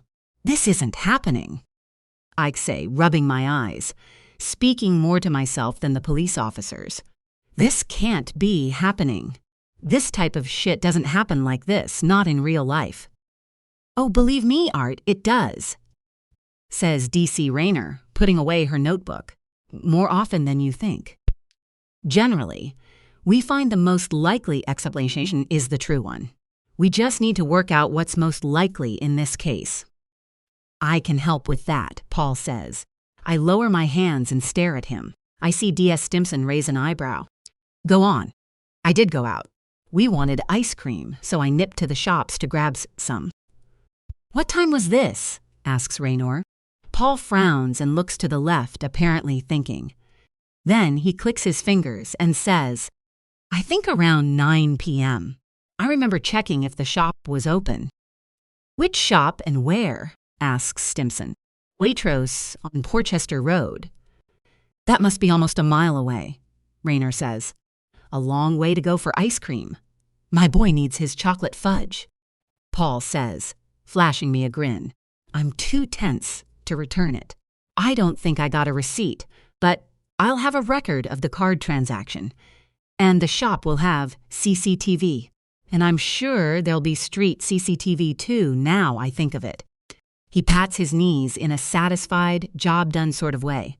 We'll be checking all this, DC Ranger says. But that's very useful to know. Thank you. DS Stimson stands up. I don't think we'll stay for the tea, he says. But we may be back for a cuppa in the future. This might all come to nothing. And if that's the case, we're sorry to have bothered you. Don't go leaving the country, or anything like that for now, eh? 46. June 2026. It's painful not knowing what the police are doing, and whether they've made any breakthroughs in the case. I still don't know if it is a case, as whenever I ask what's going on, I've been met with a very clear rebuff. Constable Raynor is grateful for your assistance and will contact you if she needs any further information. A bored-sounding woman tells me on the phone on my third attempt. The rational part of my brain tells me to focus on all the other things in my life that need attention. Preparing my paintings for the Sky Arts program. Making sense of my last session with one of my students. Writing the guest lecture I'm soon to give at a college in Cheltenham. Even normal things, like tidying and shopping. I'm neglecting all these things, and continue to neglect them in the days following Meryl's death. I don't have any enthusiasm for anything. Perhaps this is grief. My way of dealing with losing someone so close to me. Someone I can't believe isn't just a short walk away. Ready for a chat, a lunch, a stroll in the gardens of Eaton Square on a sunny afternoon. Regardless of the reason, I don't try to get myself together. I don't give myself a stern talking to and let the police get on with their job. I decide instead to take matters into my own hands. I begin to follow Paul. 3 days, I get to his Kilburn flat early and follow him to work. Sometimes Art is with him, heading out on a run, and I have to dive behind a parked car so they don't spot me. I have to override the huge urge to rush forwards and hug my son, or bundle him into a taxi and take him home by force. I watch Paul enter the staff entrance at the British Museum. I go inside and look around, stealing occasional glances towards the cafe where he works. I consider wearing disguises, but even to me that feels like a step too far. And, I have to admit it to myself, part of me thinks it wouldn't be a bad thing if Paul did spot me. Then he'd know someone was onto him. He would know I wasn't fooled. On my third day of watching Paul, I spot a pattern. A regular visitor to the cafe. Someone who goes there every lunchtime. A nice-looking young man, boyish and handsome, in a hoodie and Converse. He reminds me of Art, and that's when it occurs to me, on the third day of seeing a beaming Paul chatting enthusiastically with him. Paul has a type, and this young man might be his next prey, maybe even his boyfriend, a secret relationship. Somebody he's carried on seeing, even though he shares a bed with my son every night. When the young man finishes his panini, I put down the newspaper I've been hiding behind and hurry after him, pushing around a gaggle of school children and a slow-moving elderly couple to follow him to the exit. Out on the street, I think I've lost him for a moment, then spot his green hoodie. I follow him along Museum Street until he goes inside a bookshop called Wayback Pages. Inside, I can see the young man pulling off the hoodie and heading behind the counter. chatting to the woman already standing there. After a few seconds, she heads off to a back room, leaving him alone. I have an idea. Without pausing to think, I reach into my handbag, pull out some sunglasses, and head into the shop. I go straight to the counter and the young man smiles at me. "Hi," I say. "I think your boyfriend dropped these at the cafe, but I couldn't catch him." I hold out the glasses. "I saw you heading out, so thought I'd just give them to you." "Sorry," he says, looking bewildered. "I think these are Paul's. I heard you call him Paul. You both looked very relaxed, so I thought you were together." He's now staring at me as though I'm speaking in a foreign language. What? He's not my boyfriend, and these aren't mine, or his. At least, I doubt they're his. I've certainly never seen him wearing women's sunglasses. I let out an unnatural-sounding laugh. "Oh, of course, must be someone else's." "Yeah. Someone else at the museum, where they'd have a lost property department. Probably have been better handing them in rather than coming here." I laugh again, knowing I should back off now, as it's clear he's already very suspicious. I can't resist prodding a little more to see if he lets something slip. "Sorry, I didn't mean to presume you and he were an item. Like I said, you seemed so relaxed, I thought. Is he already with someone, then? This is a disaster. I feel hot, as though I'm on a treadmill." The man's eyes are narrowed. "What is this about?" "Nothing. I just wanted to, do my good deed for the day." I put my phone down on the counter so I can free up a hand, intending to put the sunglasses back in my bag. When the screen lights up, displaying my wallpaper, the man lets out a gasp. "Oh, shit. It's you. This can't be good." "Me? You're Art's mom, aren't you?" "Shit. Paul told me about you. Says you're a stalker. You're, like, mad possessive, and can't cope that your son's in a relationship." This is worse than I could have imagined. "I am Art's mom," I say, opting to come clean, but trying to sound level and calm, hoping to disprove any rumors about my sanity. I'm not being overprotective. I have serious concerns about Paul. I think he might be. I want to say a murderer, but decide that probably wouldn't reassure him. "Be what?" the man says, looking amused, as if I'm funny. A weird curiosity, making his day more entertaining. "Bad man," I say, finally. He laughs. "Wow, you really are as psycho as he says. And I wouldn't think of becoming an actress anytime soon. That little performance with the sunglasses wouldn't fool anyone. Respect for giving it a go, though." He begins to clap his hands together. But I've had enough. Reaching forward, I grab at his t-shirt and yank him forwards. I see the smile on his face vanish. "Listen to me, you smug little prick. I know what Paul is. I know what he's done, and I'm going to prove it, no matter how much he evades, no matter what stands in my way. Tell him that next time you see him." I let him go, then walk straight out of the shop, not looking back. I regret the whole exchange all my way home. I'm still dwelling on it that night, when I'm lying in bed, trying to get to sleep. Then, the full damage becomes clear with a ping of my phone. Art's message is so brief, all of it shows up in the preview. Big block capitals, making his fury clear. "Leave us alone." 47. Serena. June 2026. Art has been ignoring my calls for days. I've tried to apologize for following Paul and talking to his friend, but he won't speak to me. I knew after the trust fund delay, things would take time to get back anywhere close to normal, though I still hoped normal might happen eventually. That was before I told the police his fiancée was a likely murderer, not to mention manhandling one of his mates.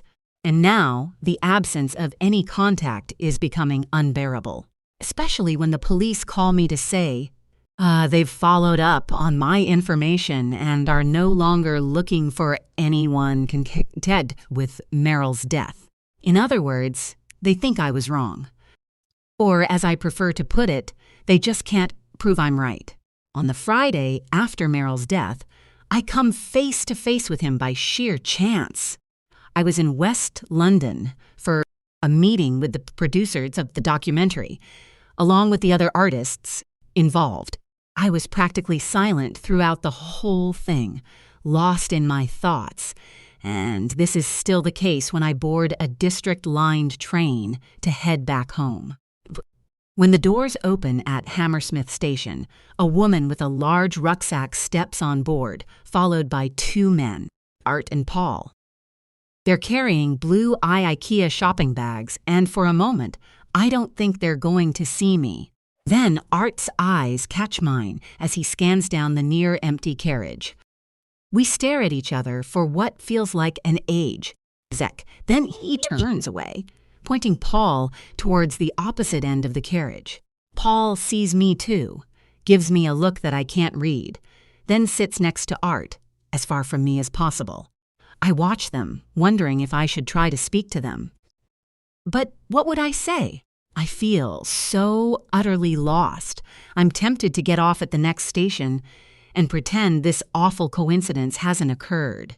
Then I see Art get up and start walking down the carriage towards me, holding on to the poles as the train rocks and shakes. "Why did you do it, Mum?" he says. His voice is loud over the screech of wheels. Carriage's two other occupants, the woman with the rucksack and a teenage boy in school uniform, both look up. "I'm sorry, I didn't actually hurt him," I say, the shame of the memory making my face burn. I just got a bit cross. "I'm not talking about what happened in the bookshop. I'm asking why you told the police that Paul killed Meryl.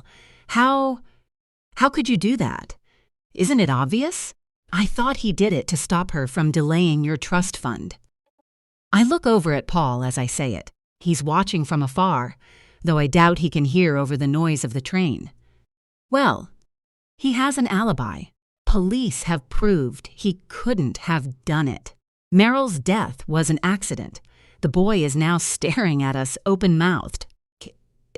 The lady has taken out a copy of the Daily Mail, though her attention is on me rather than its pages, clearly deciding that no printed gossip could match the drama unfolding before her very eyes. "So, I understand," I say.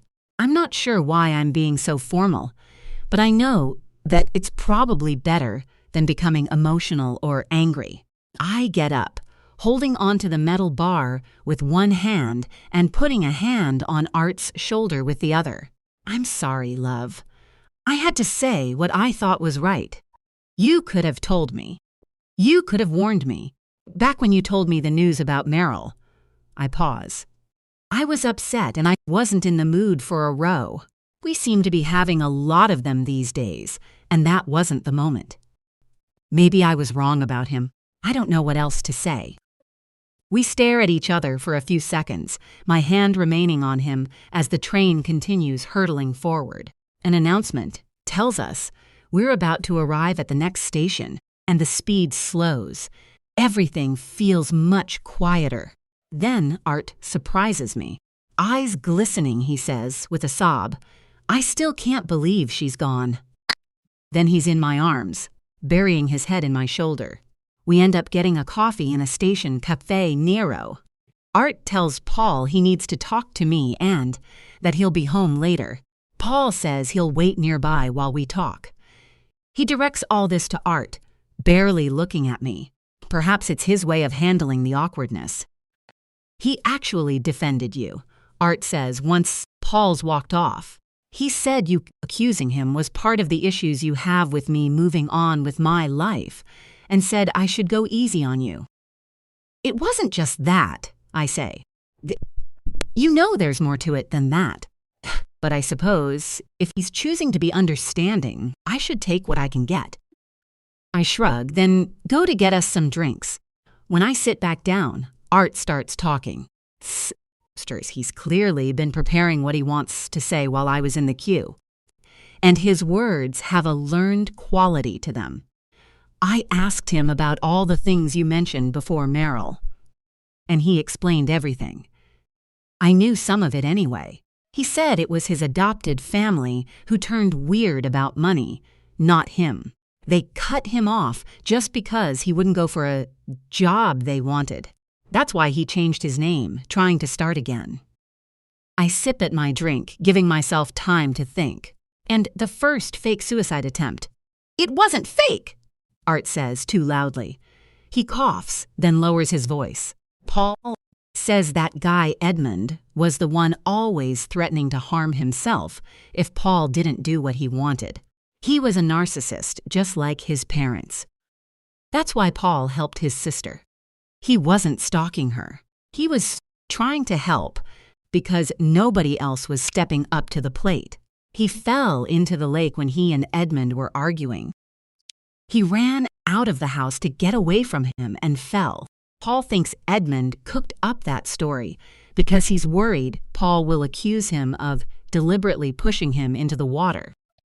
I listen to all this. Then I let out a sigh and shrug again. Fine. Art blinks back at me. What? I said it's fine. Art doesn't look convinced. That's it?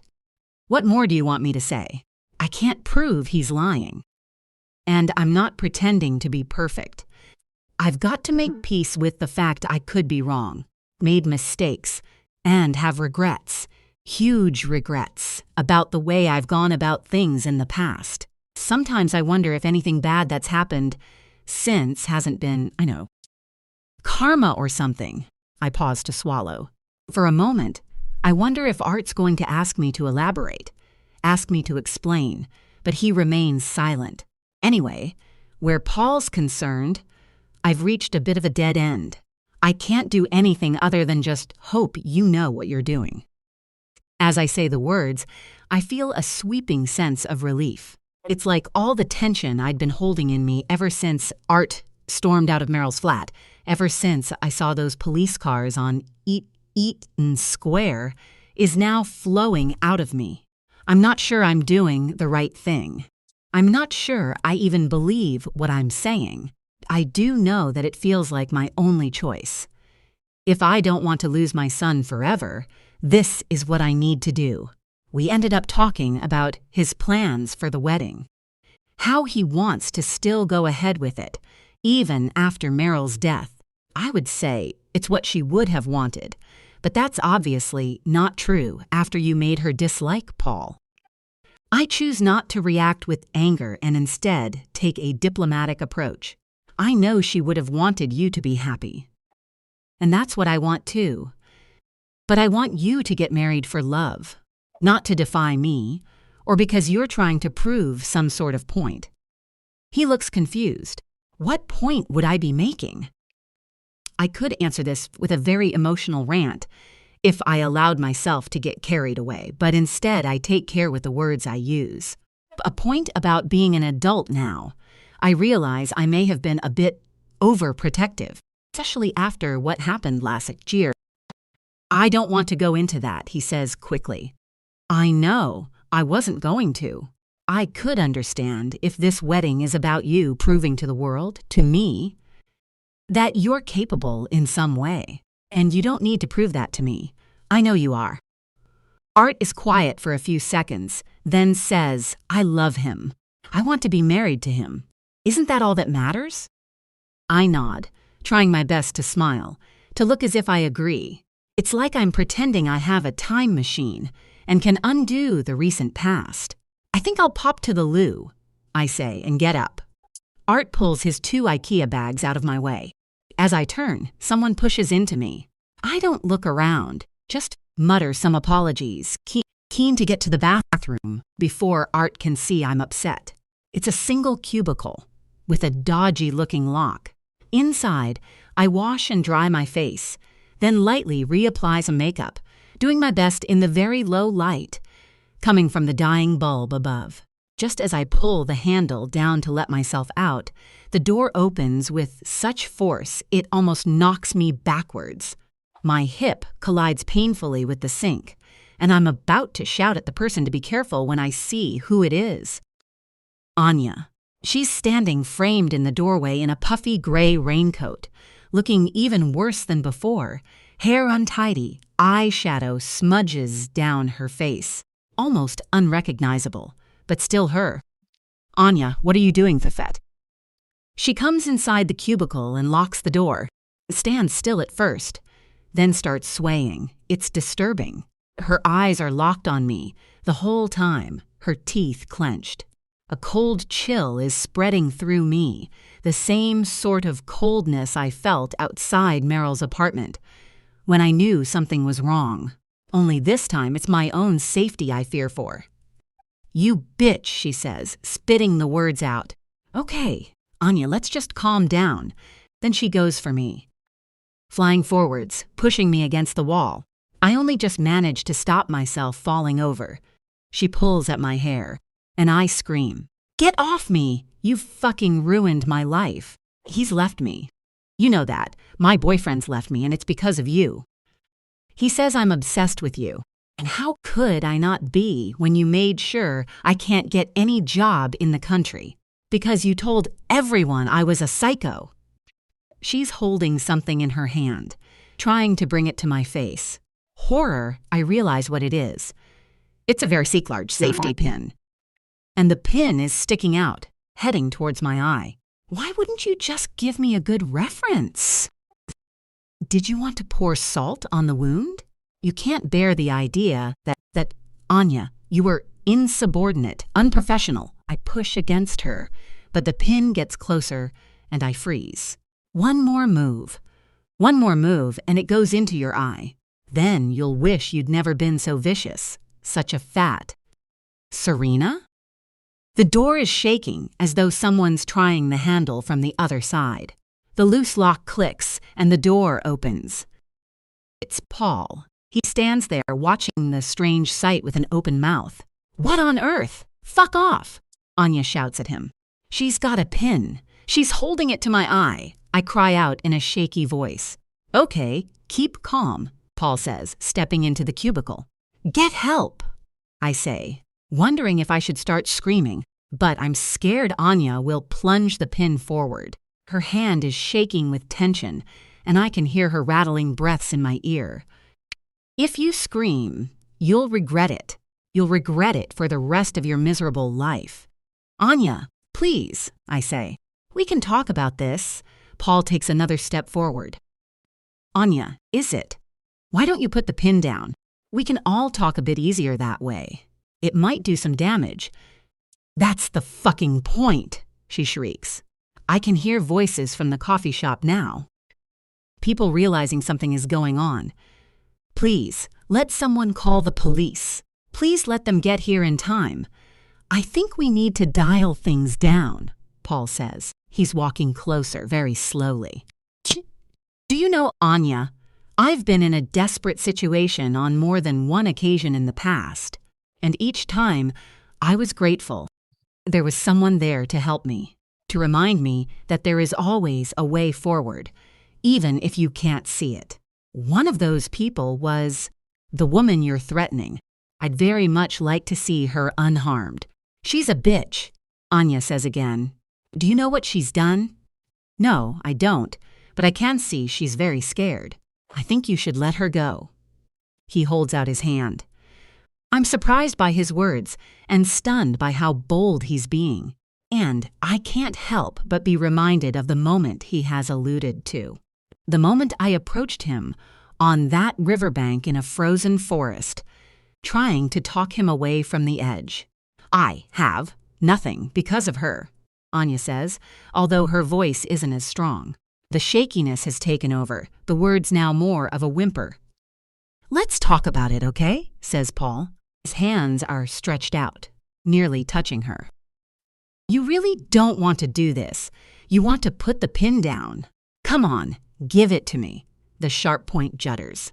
I keep blinking, reflexes taking over, but in the glimpses I see of it, it seems to be traveling in the wrong direction, right towards me.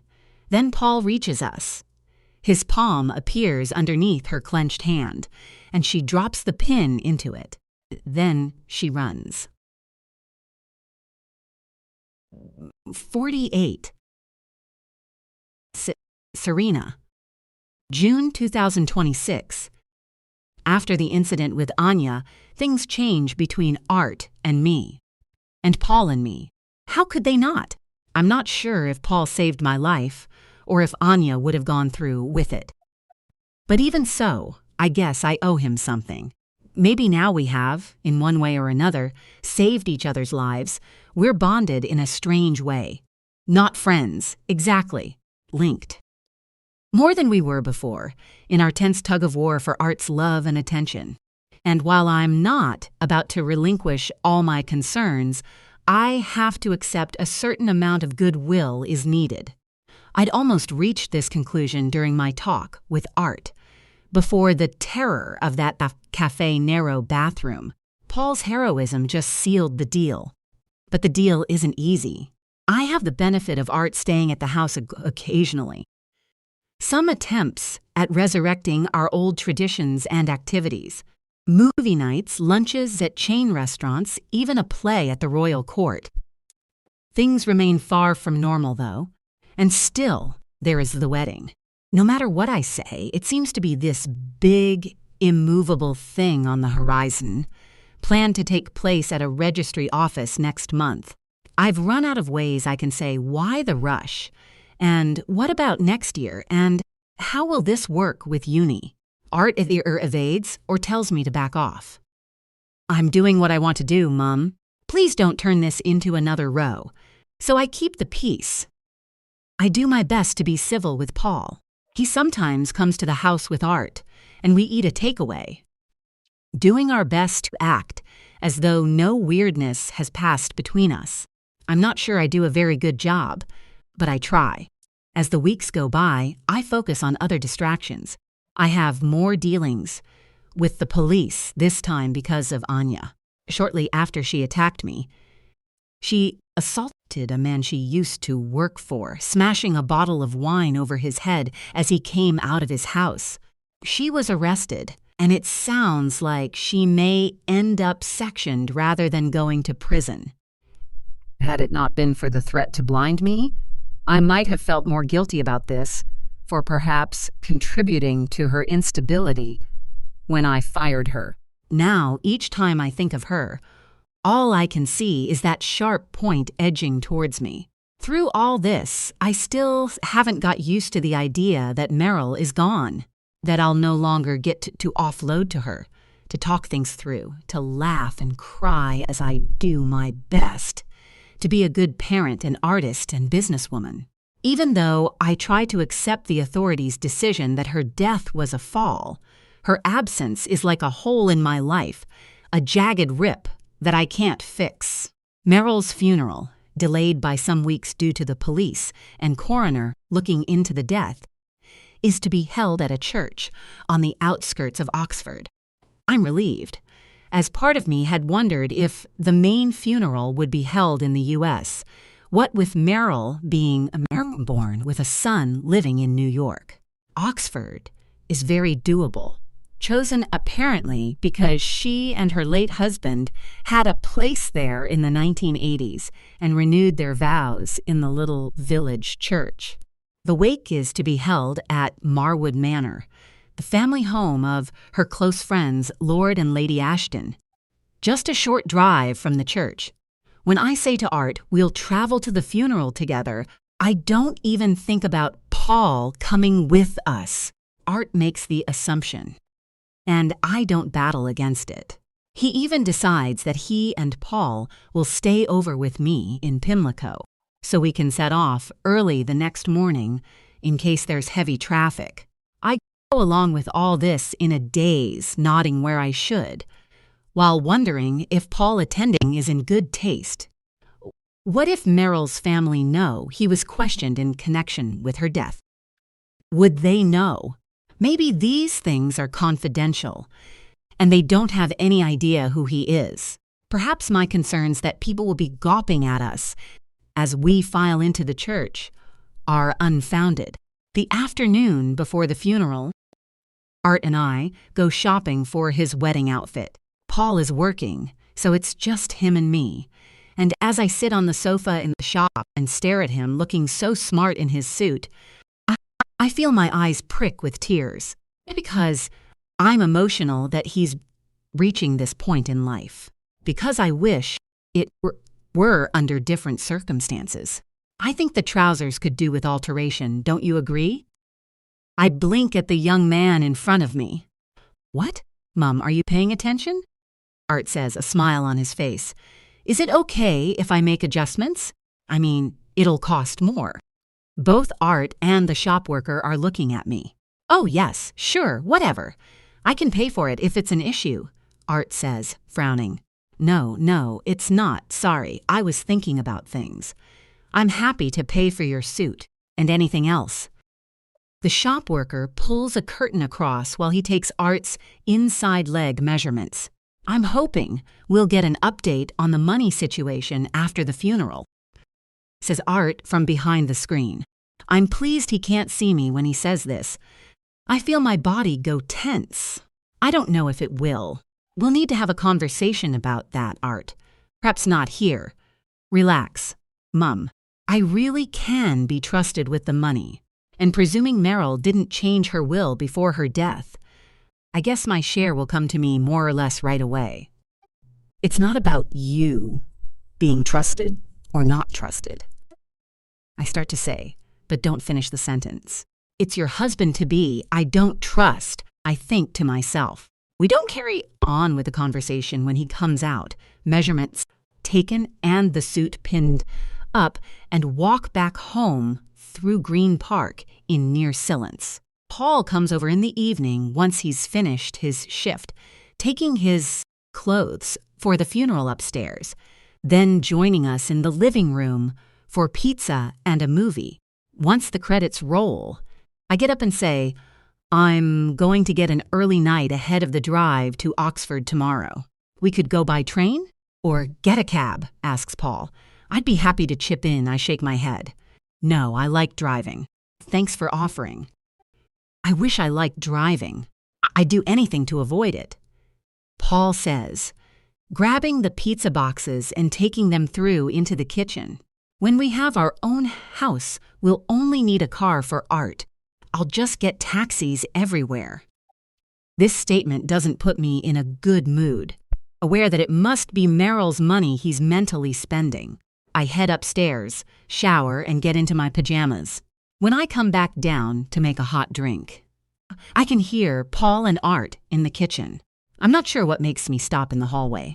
I think it's because they're talking in low voices, so I pause to listen. It's good she's being nicer to you now, Art says. Although he's being quiet, he isn't whispering. He sounds relaxed. Then when he talks again, I can tell he's got food in his mouth, probably a leftover pizza crust. You wouldn't have thought it would end up like this a month ago, would you? Less than that, Paul says. Grief can bring people together, although I wouldn't say we're about to be Bessies. It helped, what you did in the coffee shop. It's hard to hate someone if they've saved your life. You don't have to tell me that. Paul doesn't sound angry or tense, but I hear movement, the chairs by the kitchen island scraping, and then Art says, I'm sorry, I didn't mean. I know. Don't worry, Paul says. I hear a kiss. Then Art says, you don't have to be Bessies with Mum. Oh, you watch me, he says with a laugh. We'll be sipping cocktails at the spa next time you see us. Do they serve cocktails at spas? Says Art, also laughing. I hope so, says Paul. Then he lowers his voice again. By the way, when things do fully thaw between your mum and me, I won't tell her. I'll never mention it, I promise. Tell her what? Says Art. There's a small pause. Then Paul says, I won't tell her about. You know, your secret. There's no trace of laughter in the kitchen now. I feel the hairs on my arms standing up, my skin going cold. I don't want to think about that now, Art says. Then there's more movement, followed by him saying, I'm going to get these boxes outside with the recycling. It comes tomorrow morning. I quickly head back upstairs, treading as silently as I can, until I'm out of sight, Paul's words ringing in my ears. I won't tell her. Your secret. I'll never mention it, I promise. 49. Serena. June 2026. It doesn't take long for me to realize there's little point in trying to sleep. I went to bed, deciding that I'd question Art after the funeral once Paul had, hopefully, gone home and left us in peace. As I scroll through my iPad album of photos of him as a child, some of them playing with Meryl on the beach in Cornwall, I wish I hadn't waited. At around 1 a.m., I go downstairs. I make myself some toast and turn on the TV, but can't focus on anything. I'm heating some milk in a pan to make Ovaltine when I hear a creak from Art's room. Then the sound of the bathroom door. One of them is awake. I hurry upstairs as quietly as I can. Once I get onto the landing, I see straight away that I'm too late. It's quiet and nobody is in sight, the door to Art's room closed. Wondering if I'm being immensely foolish, I walk over and very gently pull the handle down. The room inside is filled with moonlight. He hasn't lowered his blinds, and the silver-blue glow is falling across the floor, partially illuminating the bed. Art and Paul are curled up together, Paul lying on his back, Art nestled in close on his side. They look so peaceful. The moonlight makes their bare chests look like they're shimmering, and my thoughts fly to the Twilight films, where the blood-sucking immortals could be spotted by their glittering skin. Thought makes me feel strange, pulling me out of my quest to find answers. Maybe I shouldn't be doing this. Maybe I don't want to understand what I overheard. Perhaps knowing could make everything worse. What if it's something to do with Meryl? What if his secret is that he went to see Meryl that day, upset about his trust fund, and they got into a fight? No, I can't think that. There's another possibility. The possibility that I've got this wrong, got everything wrong. Maybe I've misunderstood every little thing and invented stories that aren't true. I'm almost about to close the door again when Art's eyes open and his head jerks up. He looks like he's going to shout. Then he silently mouths, "What the fuck?" I stare back, then beckon to him. He sighs, looking both puzzled and annoyed, and I turn away so he can pull on some pajama bottoms and come out onto the landing. I look back into the room before he closes the door. Paul hasn't stirred. He just sleeps peacefully on. "Mum, what the hell?" Art starts to say. "I heard you go to the bathroom and thought you might be awake," I say in a whisper. "Well, I was awake, but I was going back to sleep. Then I heard you creeping around. What is it?" "I wasn't creeping around," I lie. "I need to talk to you. Can you come downstairs?" "Talk about what?" "It's the middle of the night." "Can't it wait?" "No, please, Art. It's important." "It's about." I look over at the bedroom door. There's no sound coming from behind it. But I don't like the thought of Paul possibly being able to hear. What if he's not actually asleep? He could be listening to us right now. Know that I've been eavesdropping on the two of them. Art follows my gaze, then looks back at me. "Fuck's sake, Mum, don't do this again. I don't want to hear any mad, messed up thing you've invented about him." "I haven't made up anything. This is about what I heard you talking about." "Talking about what?" Art rolls his eyes. "God, this is just another fuff." "Shh," I say, glancing again at the door. "No, I'm not shushing," he says, almost shouting now. "It's about what you said, Art. It's about your secret." I don't bother lowering my voice now. Paul said he wouldn't tell me your secret, and I want to know what it is. The seconds that pass between us are like knives, each one a jab into my skin. Art looks like I've just slapped him. I lower my voice again and say, "Tell me, Art, what secret was he talking about? I want to know why he's holding it over you. Is it so you'll marry him? Do you want to get out of this, or is it something worse?" I touch his cheek, see the emotion in his eyes, the panic, the fear. I know this look, the look of being caught out. "Oh God, Art, what did you do?" I see him swallow. His lip trembles. "It's nothing. Nothing you need to know about." I let my hand rest on his cheek, feel a tear as it slips down his face. "You can tell me anything, anything at all." "Is this about Meryl?" I see his eyes flash open. "What? No! It's nothing to do with." "You wouldn't understand." "Then make me understand. 'Cause I can't bear to watch him manipulating you, Art. It's so bloody clear to me what he's doing. He's keeping you in line with subtle threats and nudges, and you can't spot it because you're too close to him. Please, listen to me." He pushes my hand away. "I'm so sick of this. I can't breathe in this place." And you wonder why I've been staying away. Wonder why I want to get married and move out. He's shouting now, rage in his face, and something else too, hatred. I start backing away from him, not because I'm scared, but more appalled with myself, appalled for making my son look at me like this. "Just stop it," he yells again. "Leave me alone. Let me live my own life." It happens in less than a second. One moment my left foot is on the carpet, the next there's nothing, and I'm falling backwards. I want to scream. I want to shout out, but there's no time. Time might be slowing down in my head, but not in reality. I'm falling backwards, and nothing's going to save me. Nothing's going to save my head from colliding with the wall at the bottom, my neck snapping like a twig, or my skull smashing, breaking open. Except none of that happens, because a hand catches hold of me. At the last moment, fingers close around my wrists, pulling me upward with immense strength. I've been saved. Fall to my knees, gasping. After a few seconds and some deep breaths, I laugh. It was such a near miss, but I'm fine. I almost make a joke of it, looking up at Art with relief. But it isn't him I see, it's Paul. "Wow, Serena. That's twice I've saved your life now. I think we really are even." I have no idea what to say. Then I'm blinking hard.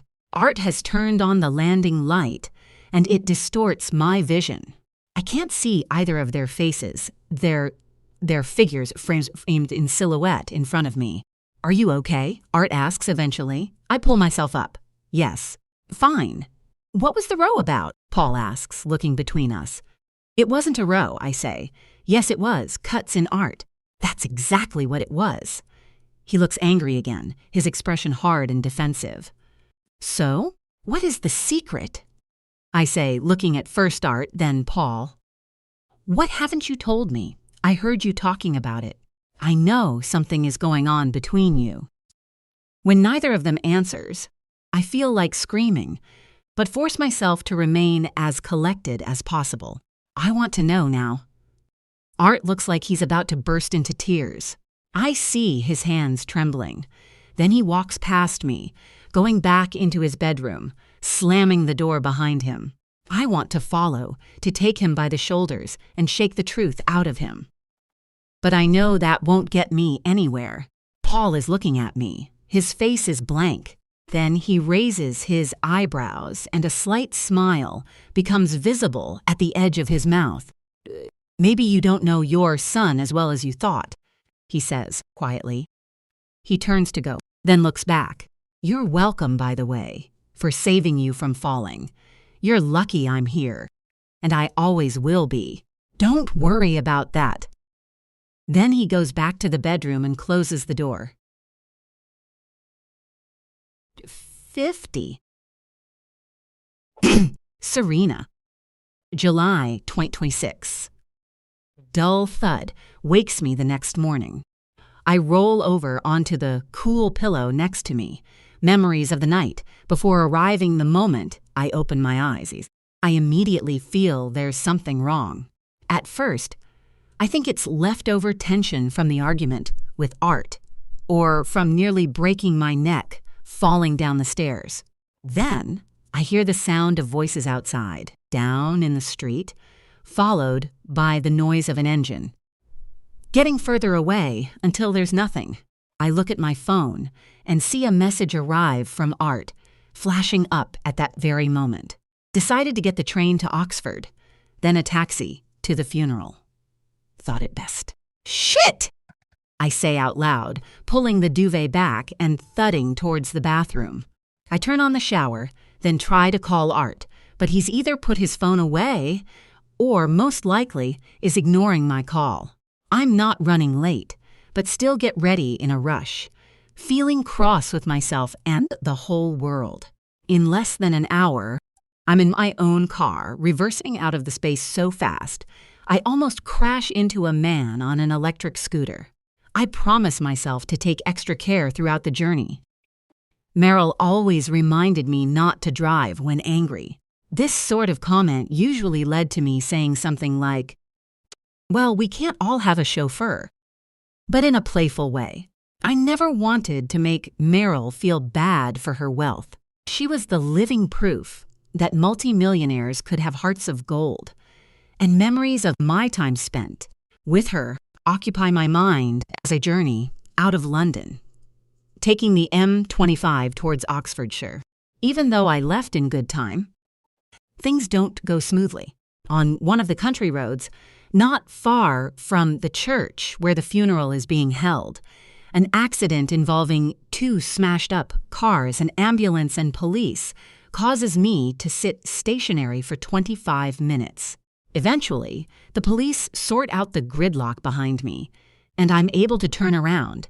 Now very late, my stress levels rising. Service has already begun when I enter the church. I see Meryl's godson, Charles, in the middle of a reading, and he stops when I walk in, knocking over a pile of Bibles balanced on a side table. People turn around to see who has caused the interruption. "Sorry," I mutter as I squeeze into one of the back pews. I see Art and Paul near the front, both looking very smart in their black suits. I'm irritated at how perfect they look, the model of respectability, while here I am hot and flustered, hair falling over my eyes, crashing in late. I'm not in the right frame of mind to feel sad about Meryl. And before I know it, the service is finished, and everyone is getting up. I stare at the crowd of people gathering up their bags, feeling like I've been robbed of my chance to say goodbye to one of the most important people in my life. I'm sorry, would you mind?" A kindly-looking old man is trying to get past. "Yes, sorry," I say, moving out of his way. Art and Paul have just walked past my pew, and I hurry after them. "Shall I give you a lift to the wake?" I ask. "We're fine. We can make our own way there," Art says, not stopping. "It's quite a way to walk," I say, trying to keep up with them without bumping into anyone. "We're not walking," Art says. "Cassandra has offered to give us a lift," I frown, confused. "Cassandra?" I understand a few seconds later when I see Meryl's old friends, Cassandra and Michael Allerton, waiting outside the church. "Serena, we didn't think you'd make it," Cassandra says, stepping forward to give me air kisses. "Were you stuck in traffic?" "Yes," I say simply. I nod at Michael, but his eyes are on Paul, narrowed as though examining him. I know why. He must be interested to see Paul in person, after his consultancy firm was tasked by Meryl to investigate him. Ever the professional, Michael doesn't give anything away. He looks over at me and says, "My condolences, Serena. It's a very sad day for all of us who knew Meryl." I nod, vaguely, wishing I had something else to say. But I'm feeling too stressed to be good with words. "Right, well, we'd better be going," Cassandra says, nodding at Paul. "No need. They're coming with me," I say, pulling out my keys and letting them jingle. "Mum," Art says, a warning note in his voice, but I ignore it. Banking on the fact he won't want to make a scene at a funeral, I nod in the direction of the car park and say, "It was lovely of you to offer them a lift when I was AWOL, but I'm here now." They come. But Art doesn't look happy about it. When we get into my car, he slams the door closed and says, "Why did you do that? It was all arranged." Families should stay together at funerals, I say as I start the engine. Didn't it occur to you this might be a hard day for me, Art? That no matter what disagreements we might have, no matter what you might be hiding from me, I might need your support today? Silence follows this and continues during the short journey to Marwood Manor. I think my words have hit home, and even though he doesn't apologize for him and Paul leaving London without me, I'm sure he's probably feeling pretty bad about it now. As we drive up the long, winding driveway leading to the large 19th century mansion, something crosses my mind. I look at Paul in the rearview mirror, seeing him staring out at the house. "Have you ever been here before, Paul?" I ask. He looks taken aback. "No, never." "Why?" "I remember you saying you grew up with an upper-class family. My experience, the English upper classes are pretty incestuous. If your adopted parents had a large estate, I thought they might have been friends with other similar families, perhaps known Lord and Lady Ashton." I refocus my eyes on the road, but catch the turn of Paul's head in the mirror. No, they didn't know many people like the ones I imagine live here. They were rich, not posh. He says this in a satisfied way, as though he's got one up on me. I don't answer. Just park the car, get out and head for the open front door. The Ashtons' oldest son, Rupert, is greeting people as they walk in. I smile and say hello, and am about to start searching for Charles to apologize for interrupting his speech when Art pulls me aside. "Stop interrogating Paul," he hisses. "I'm not interrogating him," I say. I was making conversation. I scan the crowd and spot Charles, talking to Meryl's son, Rick. He hasn't been over from the U.S. for years, and I feel I should offer him my condolences. But Art is standing in my way and doesn't look like he's going to budge. "I'm sorry I went off this morning in a huff. But this isn't going to get any better with your accusing Paul of something." I haven't accused him of anything. Today, Art looks outraged. Is that supposed to be a joke? "No, it isn't, Are you arguing about me?" Paul says, coming to stand next to Art. "No," I say bluntly. We were admiring the entrance hall.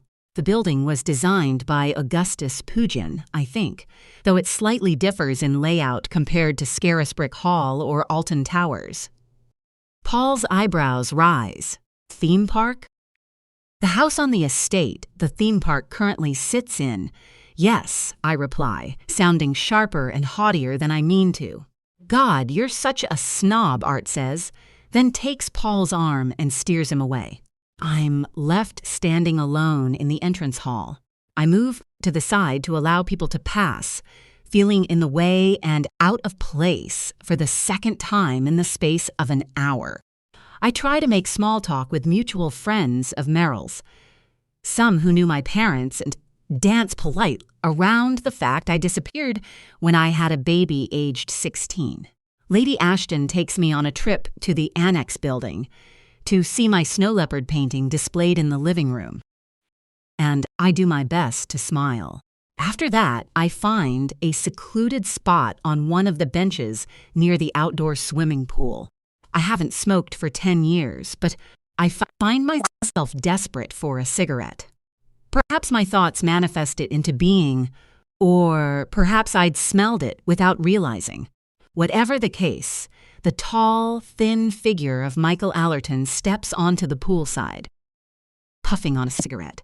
"Don't tell Cassandra," he says.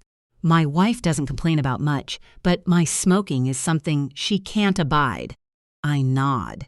I'm very tempted to ask for one, but if I do, I'll end up smoking 100, and a nicotine addiction isn't something I need right now. He sucks hard on his cigarette, then lets out a puff of smoke. I'm sorry I couldn't join your meeting with my business partner. Even though it's a warm day.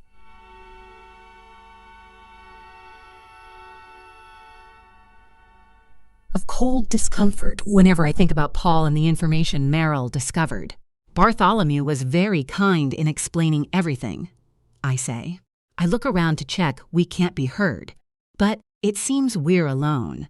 I feel bad the end of Merrill's life was taken up with trying to sort out my own family difficulties. She cared for you a great deal, Michael says, taking another drag. Returning to Paul, may I ask, what's your current position on him? Are you going to use an old-fashioned phrase, give them your blessing?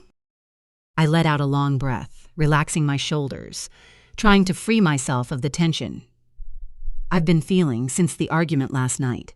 So much I still don't know. I think I have already given my blessing for what it's worth, or at least chosen not to fight it. I just think he's after my money, or Art's money, Merrill's money. Money in general, really, which feels... I'm struggling to find the words. But Michael comes to my aid. Depressingly predictable? I let out a humorless laugh. That's exactly it. Suspected gold digger turns out to be a gold digger. Not exactly going to make the evening news, is it? But it seems to be what's going on. He manipulates people using this wounded soul act. He certainly had me fooled, and Art's completely fallen for him. Do you think it was a lucky accident that he stumbled upon you? Michael asks. God, I've been asking myself that question over and over. Ever since I learned his ex-boyfriend suspected him of staging a suicide. But I don't know the why and the how. I mean, not wanting to sound too conceited, I suppose I am quite well known. In the art world, at least. And I inherited a lot when my parents died. They weren't exactly celebrities, but there was probably a news report about their deaths somewhere. He might have found out about me that way and stalked us somehow. Even as I say it, I feel uneasy, like I'm missing something. An important piece of the puzzle. Didn't meet Paul at a party or gallery. The sort of place where a natural introduction could happen. He was in a forest at night, miles away from London. Would he go to such extremes? You think there's something else, I ask. Something more? Sinister? Michael nods. When Bartholomew and Jed looked into his background, they found disconcerting gaps, as I'm sure they probably told you. Yes, I say. Absence of information is how Bartholomew put it. That's right. Gaps about his past before his adoption, his biological parents or other relations. And in our field of work, we usually only encounter hurdles like that if someone has altered something, deliberately doctored records or covered things up. We'll carry on looking, and I'll let you know if we find out more. In answer to your question, yes, I do think there's something more sinister at play here. So take care, Serena. You could, perhaps, let this play out, at least for now. Tread carefully. He takes a final drag on his cigarette, then walks away, leaving me feeling much, much worse than I had before. 51. See, Serena. July 2026. I feel an overwhelming need to be home.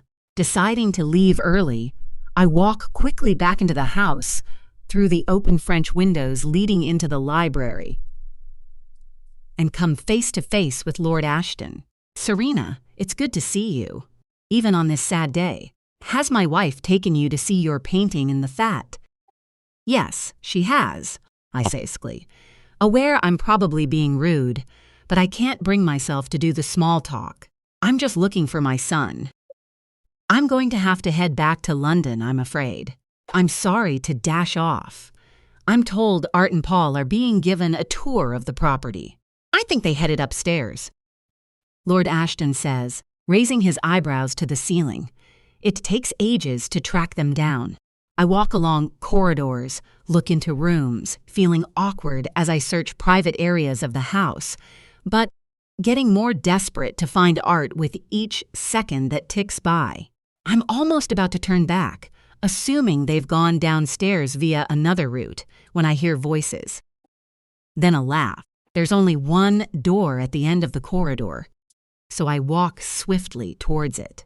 Inside is an extremely cluttered room filled with old furniture, rolled-up carpets, piles of books and old magazines with a winding staircase in the corner. Art is standing at the bottom of this staircase, with Paul coming down it, followed by Rupert Ashton. Mum, Art says, looking surprised. "Hello, Serena," Rupert says pleasantly. "I was showing your son and Paul here my old rooms." "Oh, right," I say, not bothering to feign interest. "I almost slipped coming down," says Paul, grinning at me. "Reminded me of your little near-death experience last night." I don't like the way he references this. It makes me wonder if there's a thinly veiled thread in there somewhere. Or perhaps he's just implying I'm in his debt in some way. Regardless, I don't want to be dragged into a conversation about it. "It's time to leave," I say, looking at Art.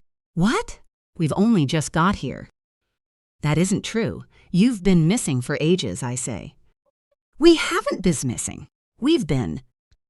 Art starts to protest when a ringing sound cuts him off. Rupert takes out his phone, saying, "So sorry," then answers it. "Mother, what is it?" "I'm just upstairs." He looks at me and says, "Excuse me a second," then goes into the corridor. I can hear him talking to his mum on the phone, saying, "Well, what can I do about it?" I turn my attention back to Art. "You can either get a taxi to the station or come back to London with me. It's up to you." I think. Art looks filled with indecision. I glance over at Paul, who appears to be examining a cluttered dresser by the far wall. I remember Michael Allerton's words from earlier. "Let this play out." I allow my expression to soften. "Of course, I mean both of you. I'll take us all back to London." I walk up to Art and then put my arms around him. He seems surprised at first, then returns the hug. And it's while I have him in an embrace looking over his shoulder that I see it. Paul takes something off the dresser and slips it into his pocket. It's done so quickly. With such a deft, smooth action, I can't make out what it is. But it had a fine chain attached, perhaps a necklace or some other piece of jewelry. He's stealing from our friends, from the people hosting a wake for Merrill. There could be no clearer action of contempt and disrespect. I let go of Art and stare at Paul, my mouth open. "Oh God, what is it this time?" Art says. I point at Paul. "He stole something. Just put it in his pocket. I saw him." Paul fakes a look of confusion. "What?" "I haven't stolen anything, Serena." Christ, here we go. Art says, sounding more bored than angry this time. "Look, after that whole messed up shit with Anya, I've tried to be fair, tried to understand why you'd be paranoid and think everyone's evil." "No, not everyone, Art, just him," I say, jabbing a finger at Paul. "Mum, give it a rest." No, I'm not going to give it a rest, Art. I saw him take something from that dresser and put it in his pocket. "Serena, I know this has been a difficult day for you." Paul takes a step towards me. "Don't you dare start patronizing me," I say. "It's all about money with you, isn't it? Did you find something you might be able to turn into a few £100? Try to recapture your time at that rich but not posh family?" Paul's face tenses with anger. "You really don't know what you're talking about. Things I've had to deal with. Things no private detective agency would ever be able to understand." It's the first time he's acknowledged he knows someone was paid to gather information on him, but I don't allow myself to get distracted. "Turn out your pockets." "Go on." Art moves so that he's standing between us. "No, Mum, he isn't going to do that. I mean it. I've had enough of this." I look at Art. See the disdain, the irritation, the embarrassment. Something in me snaps. And so have I. Fine, I give up. You're welcome to each other. Then I leave the room. I walk out of the house without speaking to anyone. It's only when I'm down the steps and on the gravel outside that I hear footsteps behind me. I spin around, hoping to see Art standing there, telling me he's sorry, that he knows I'm right, that he's coming with me. It isn't Art, it's Paul, and he's smirking. Art's very upset, Serena. He really wants you at his wedding. I said I'd go after you. Try to make you see reason, though I think we both know that's pointless. I don't say anything, just stare back at him, standing halfway up the steps with the magnificent house framed behind him. It's a standoff, the only sound the swaying of the trees in the breeze and my own pounding heart. Then he speaks again. Maybe it's for the best you leave. Your time controlling him is over. It's me he listens to now. I don't think I've ever been angrier in my life. For a brief moment, I imagine attacking him, going for his throat with my hands, or his eyes with my fingernails. With the anger comes a sense of exhaustion. I stick to my resolute silence, turning away from him, but he speaks again. Would you like this, Serena? Against my better judgment, I stop and look around. He's holding a small box in his palm. I move closer, walking a couple of steps, and see that it's a matchbox. I look up at him, confused. It's empty, he says. A bit of litter, left gathering dust up in that old bedroom. I thought I'd throw it away for them. I'm good like that, always keen to help. I stare at the matchbox for a few more seconds, then up at him. You took it deliberately, didn't you? You wanted me to accuse you of something? He doesn't say anything, just grins at me, as though we're having a perfectly normal conversation. I open my mouth to say something more, then think better of it. I turn away from him again, walk back down the steps, and get into my car and start my slow journey down the drive, trying to see through the tearsers filling my eyes. 52. 21 years ago. God, these pains. I'm going to have to call the nurse, she said, putting out the cigarette in a mug at the side of her bed. I still don't think you should be smoking. What with the baby? I said gently. They might chuck you out if they catch you again. She laughed, though she didn't sound amused. Chuck me out. If only. I don't think anyone's here by choice. Some people might be, I said, trying to sound reasonable.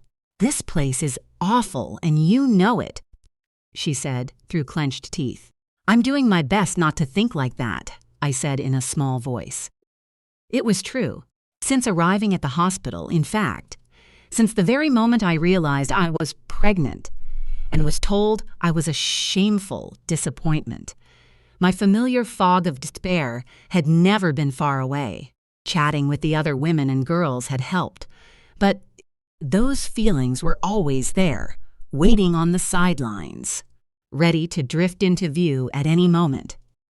You said I should focus on the things that gave me hope, that I'm in charge of my thoughts and my future, and I'm powerful. Even if I don't realize it, thinking about how dreadful this place is doesn't make me feel like that. It makes me feel worse. I know, I'm sorry. I didn't mean to snap at you, she said, as someone walked past the open door of her room. Nurse Gray, she called out, but nobody heard her. She pressed the button on the cord by her bed. This isn't bloody working, she muttered. I was thinking we should make plans to stay in touch after we've had our babies, I said. At first, I thought I'd never want to remember this place. I read this thing about how you should turn a negative experience into a positive. It's exactly like you said about being powerful. Maybe the fact we met can, I don't know, turn this place into something good. Do you see what I mean? Yes, I'm sure that's true, she said, wincing, encouraged by her agreement. I carried on. It's like turning somethings you've been scared of into a good thing. I know it sounds odd, but we might look back on our time here and be pleased we went through it because of what came next. She frowned at me, as though confused. So maybe, I continued, when we're out of here, you and I could… Christ! Can you go and get Nurse Gray? She cut across me. I think… Oh God, I just need… She looked like she was about to faint. Sorry. Of course, I said, and maneuvered myself off the bed.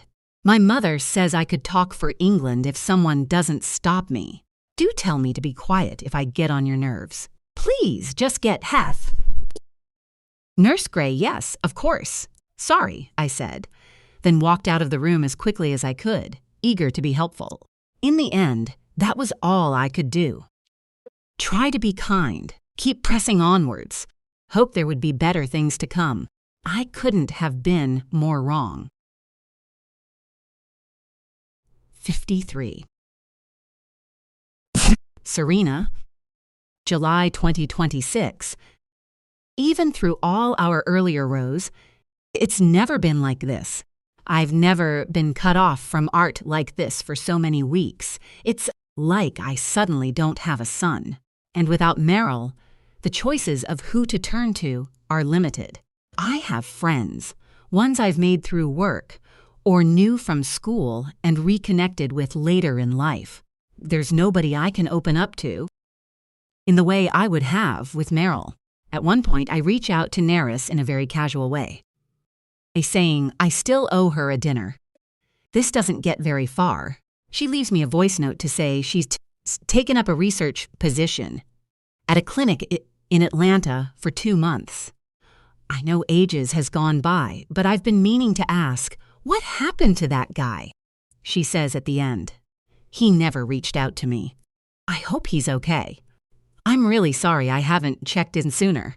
Anyway, let me know, and when I'm back in the autumn, we will definitely have that dinner. On the evening I get that message, a sweltering night at the start of July. I lie on top of the covers for ages, re-recording my reply over and over.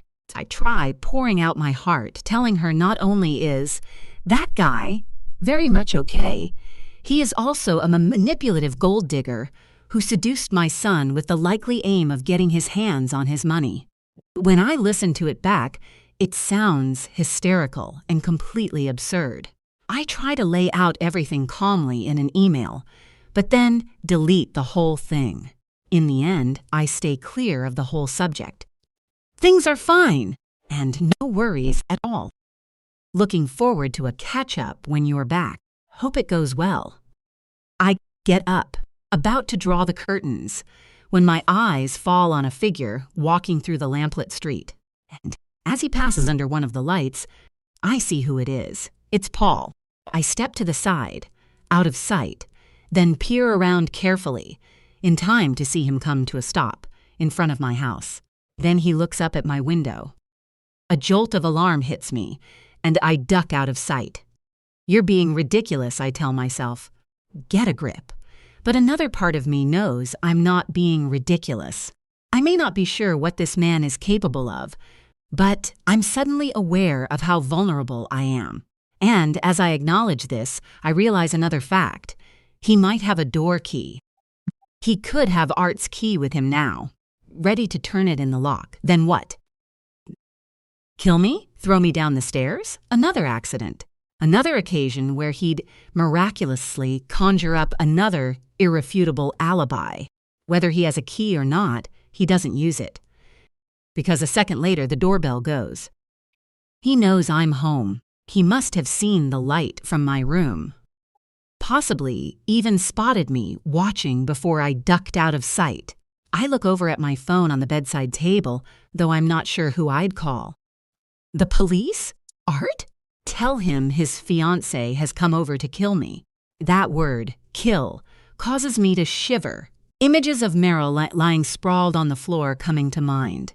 Images I never saw in real life, but which have haunted me. My mind creating and embellishing, fueled by doubt and suspicion. The doorbell goes again. Then another sound. It's opening. He's let himself in. He does have Art's key, and he's in the house right now. My anger overrides my fear. Striding out onto the landing, I shout, "Paul, what the hell? Get out, or I'll phone the police." I hear him close the front door. He walks to the bottom of the stairs, looking up. "Serena, He doesn't finish his sentence. He looks odd. His normally calm face is strained, dark circles under his eyes, torment on his face.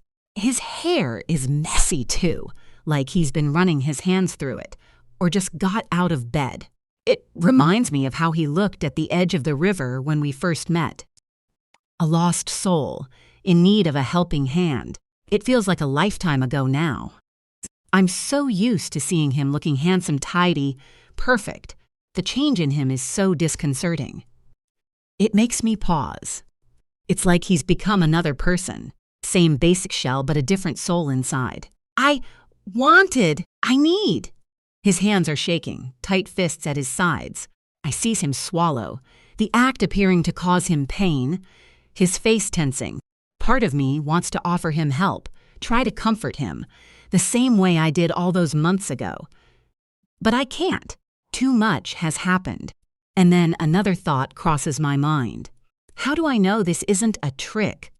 Another power play? His next move in his twisted game of manipulation. I'm about to chuck him out of the house with all the force I can muster when he moves forward, just one step, making me jump. He doesn't attack. He takes a deep breath as though he's going to say something. Something important. No words come out. He just looks at me, eyes wide, lip trembling, as though he doesn't know how to say what's on his mind. A terrible thought comes to me. Oh, God. What's happened? Art? No, it isn't Art, he says. He's fine. He's at home in my flat. I move down towards him. Then why are you here? I'd prefer it if you didn't let yourself in like this. Not without Art. He looks confused by the question, staring around him, as though he's amazed to find himself here, like he doesn't remember coming in at all. I rang the doorbell, he mutters, and I didn't answer. You should have gone away. Or got Art to phone me if he wants to reach out. Paul still looks confused. Then his face changes. I see an energy there, more than just a tension, a drive to do something. He takes a step forward, and I instinctively back away. I want you to go, Paul. Just leave. Please. My voice is shaking now, no longer hiding the fact that I'm scared. He lifts his foot onto the first step, then the second. Eyes still on me. Then he stops. I'm sorry. He clears his throat, coughs, does a little shake of his head. As though he's trying to rid himself of a troublesome thought. I really didn't mean to frighten you. Art and I had an argument. I'd said I'd come and get some things of his when you were out. But I ended up taking a double shift at the museum, so I couldn't. He didn't want to come, and we argued. So I came here now to get his stuff. He wants some more of his clothes and books and things. I'm really sorry. I shouldn't have come at night. I just wanted to make it better. I'm surprised by this sudden flow of information. I hadn't expected such a plausible explanation. I feel myself relaxing just a little. Then I say, okay, that's all you came for. Do you mind if I go to his room? I'll fill a bag, then I'll leave, I promise. I hesitate, then retreat up the stairs, allowing him to pass. Thank you, he says. I'll be quick. He walks past me, and as he does so, I get the scent of alcohol mixed with his usual fresh aftershave. Perhaps he went drinking before coming here. Soothing his sorrows after the row with Art. I find myself hoping this might spark a disintegration of their relationship, leading to Art coming back home, upset and broken-hearted, but free from his fiancée. Do you need me to find you a bag? I say, following him into Art's room and turning on the light. I open the cupboard and take out one of his large Adidas gym bags. Thanks, he says. Can I help? Is there anything specific? I look around at the room my son used to call home. It makes me feel very sad seeing his posters of the pyramids and the River Nile, his large archaeological textbooks on the shelves. Does he want any of these? I say, going over to them. One about Iraq, apparently, Paul says. By George something. I find a paperback called Ancient Iraq by Georges Roux and take it off the shelf. What about clothes? I ask. I'm not sure it matters. Maybe some more t-shirts. And his underpants and socks. He reaches for one of the top drawers of the chest next to him and begins to take some out. I start on the shirts. After a few minutes, we have a bag packed with a selection of his things. It feels strange, Mugu, working together, mostly in silence. When I zip up the bag and hand it to him, I feel like I've done something terrible, shameful, contributed in another seismic way to removing my son from my life. Not that I could have refused his request, and who knows what will be next. If they buy a house, I imagine removal boxes will be filled. Then the room will be stripped of his past entirely. I bite my lip, trying to control my emotions. I'll get going, Paul says. He walks out of the room and heads down the stairs. I follow, feeling a peculiar sense of anticlimax. This certainly wasn't how I thought his visit would play out when I first spotted him in the street. As I reach the bottom step, I see him looking at me again as he did before, that tense expression on his face, as though he's about to say something important, like he needs to tell me something huge. What's wrong? I ask, my voice very quiet, eyes on his. Just tell me, Paul, what is it? There's something else going on here. He didn't just come for Art's clothes. There's more to his visit. I can feel it. But he doesn't say anything. He opens the front door and steps outside, the bag knocking against his back as he slings it over his shoulder. I put a hand on his arm, stopping him from going. I want to shake him, to get him to explain. I can't bring myself to postpone his departure. I need to be alone. Please, tell Art I love him, I say. Paul looks at me for a long time. Then he says, in a tight, quiet voice, I think he knows that already. He's lucky to have always had a mother who loves him. Then he walks away into the night. 54. T. Art. July 2026. I stay over at Seb's house the night before the wedding. As best man, he's taken it upon himself to plan both my stag do and wedding eve, as he calls it. He knew me well enough not to organize anything too big or raucous for the stag, so he booked out Gymkhana, a very swish Indian restaurant in Mayfair, for us and some other mates from school. It's the wedding eve that I've been most looking forward to. Just me and Seb, with dominoes and the Indiana Jones trilogy on the 85-inch TV in his parents' cinema room. Chatting and eating, with no feeling of a big occasion about it. Even though the very next day will be the biggest occasion of my life. How are you feeling about it all? Seb says, dragging over one of the pizza boxes and picking up a slice so big that he has to fold it to stop the pepperoni from falling off. The wedding, I mean. He hasn't asked me this question directly ever since I told him I was getting married. Over the past weeks, all he's asked is things like, "You good, mate?" when we've met up for a movie or dinner. Each time, I felt like he was really asking me something else, but never actually saying it. I'm feeling good, I say, trying to smile convincingly. But it doesn't work on Seb. He's known me too long for me to be able to fake it. Try that one more time with feeling, he says, looking at me. I feel tightness in my throat. And I cough, taking my time picking up a napkin and dabbing at my mouth. I don't know. I just wish things were simpler. Seb lets a few seconds of silence go by as he eats, then says, "Do you love Paul?" I snap my head around. "Of course," I say. "I do." Really, I wouldn't be marrying him if I didn't. Then, what could be simpler than that? Seb says with a shrug. I think about this. He's right, but I feel there's something else to his question. Another layer I'm not getting. Do you think I'm mad doing this? It costs me a lot to say this, and I only realize it when the words are out of my mouth. Past months have been so caught up with battling against Mum's opinions of the wedding. I haven't given myself much time to think about my own feelings. It's almost like I'm about to knock down a wall of protection that I didn't even know I've been building. You should do what's right for you, Seb says. But, well, you are getting married very fast. But people do. Titus did, of course, even though we told him it was a mistake. But none of you have been telling me it's a mistake. Why is that? He looks unsure. I don't know. I guess it's about trusting you. You know, trusting that you know what's good for you. It's you that's got to live with the bloke, not me. But your opinion does matter to me, I say, looking at him. I feel myself blushing, shame passing over me, because I haven't asked for Seb's opinion enough over the past weeks and months.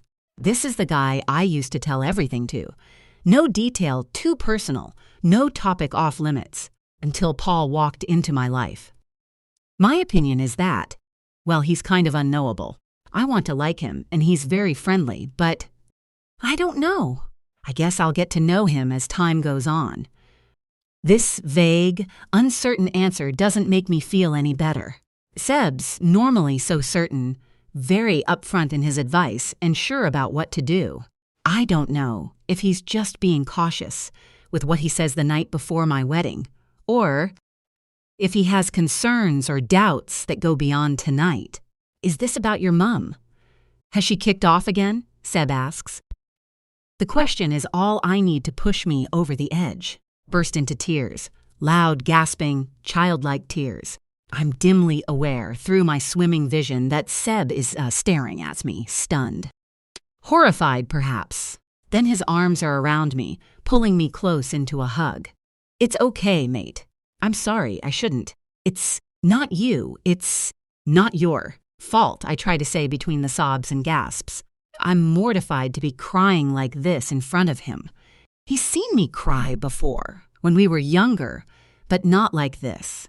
And definitely not as a grown adult. He holds me in a hug for a full minute, then says, quietly, "Do you want me to call off the whole thing? I can do it, you know." You wouldn't have to do anything. I'll call Paul, your mum, guests, anyone you need me to. I'll sort out any cancellation fees. Anything, mate. You name it, I'll do it. His kindness makes me want to cry even more. I force myself to take steady, slow breaths and reach up to dab at my eyes. I'm embarrassed to see my tears have made a damp patch on the left shoulder of Seb's gray t-shirt. But he doesn't seem to notice. I pull myself away and lean back on the sofa, feeling like I've been running very fast away from something terrible. Though I'm not sure what. No, I don't want to cancel. Like I said, I know I'm getting married fast, but I do love him. It's not that. I just wish things were different. I wish. But I don't finish the sentence, as the door to the cinema room opens and Seb's mum, Charlotte, stands there looking at us. She's smiling, but it soon fades. I reckon my tear-stained face has something to do with it. My gosh, Art, are you all right? I quickly wipe the remainder of the tears from my eyes. My mortification factor is going through the roof. What the hell is wrong with me? He's fine, Seb says. We were just watching a sad film. What film? She says, looking at the TV. Seb must have paused it during my meltdown, as Raiders of the Lost Ark's classic boulder scene is frozen there. I can see Charlotte's puzzled, but Seb fills the silence again before she can ask us another question. What was it, Mum? We're kind of in the middle of something. Charlotte turns her eyes back to her son. Oh, yes. Sorry, I was saying that your father and I are heading out for supper at the Allertons, though we won't be out too late. Her words fade out, her eyes still on me. Art, I'm sorry to say this, but you look, well, awful. Is there anything I can do to help? I straighten up, as though this will improve things. I'm not sure what to say, but decide that continuing the lie that I've been sobbing over Indiana Jones would be insulting. I'm fine, but thanks. It's the stress of the wedding. Felt a bit overwhelmed. Of course, that's completely understandable. Not just with the wedding, although I'm sure that's stressful enough, but with what happened to poor Meryl.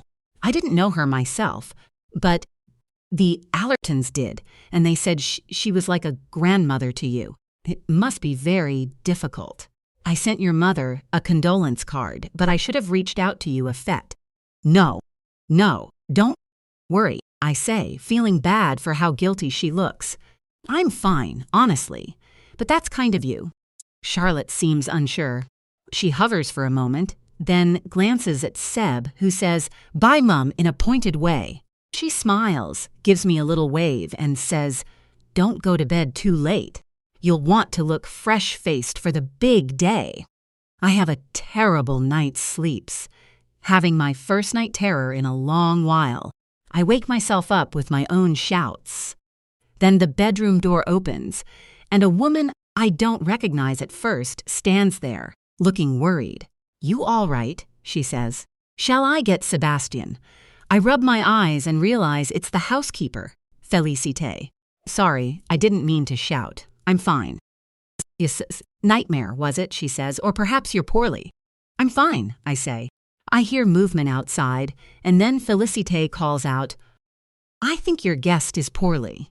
Doctor, perhaps?" "I don't need a doctor," I protest, getting out of bed. Félicité apologizes, then vanishes, and Seb arrives. He's already dressed in his suit, ready for the wedding.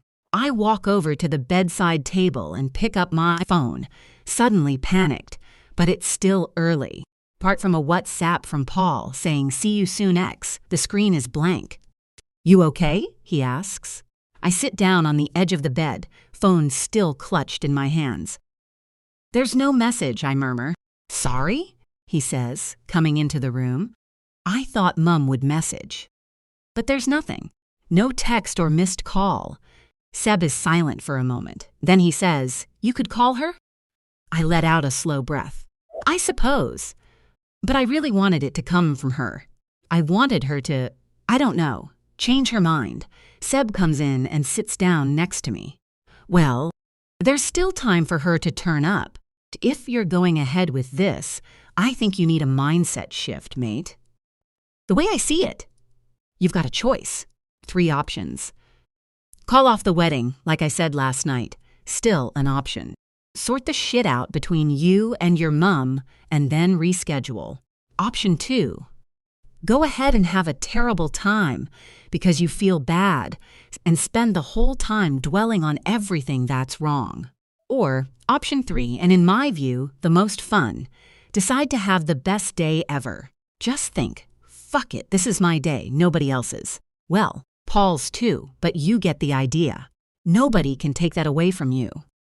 So long as you decide you're going to enjoy it, no matter what, you're safe. See what I mean? Seb's ability to find a silver lining makes me smile. Yeah. I nod. Yeah, I see what you mean. Good, he says, slapping me on the back. Now come on, get ready.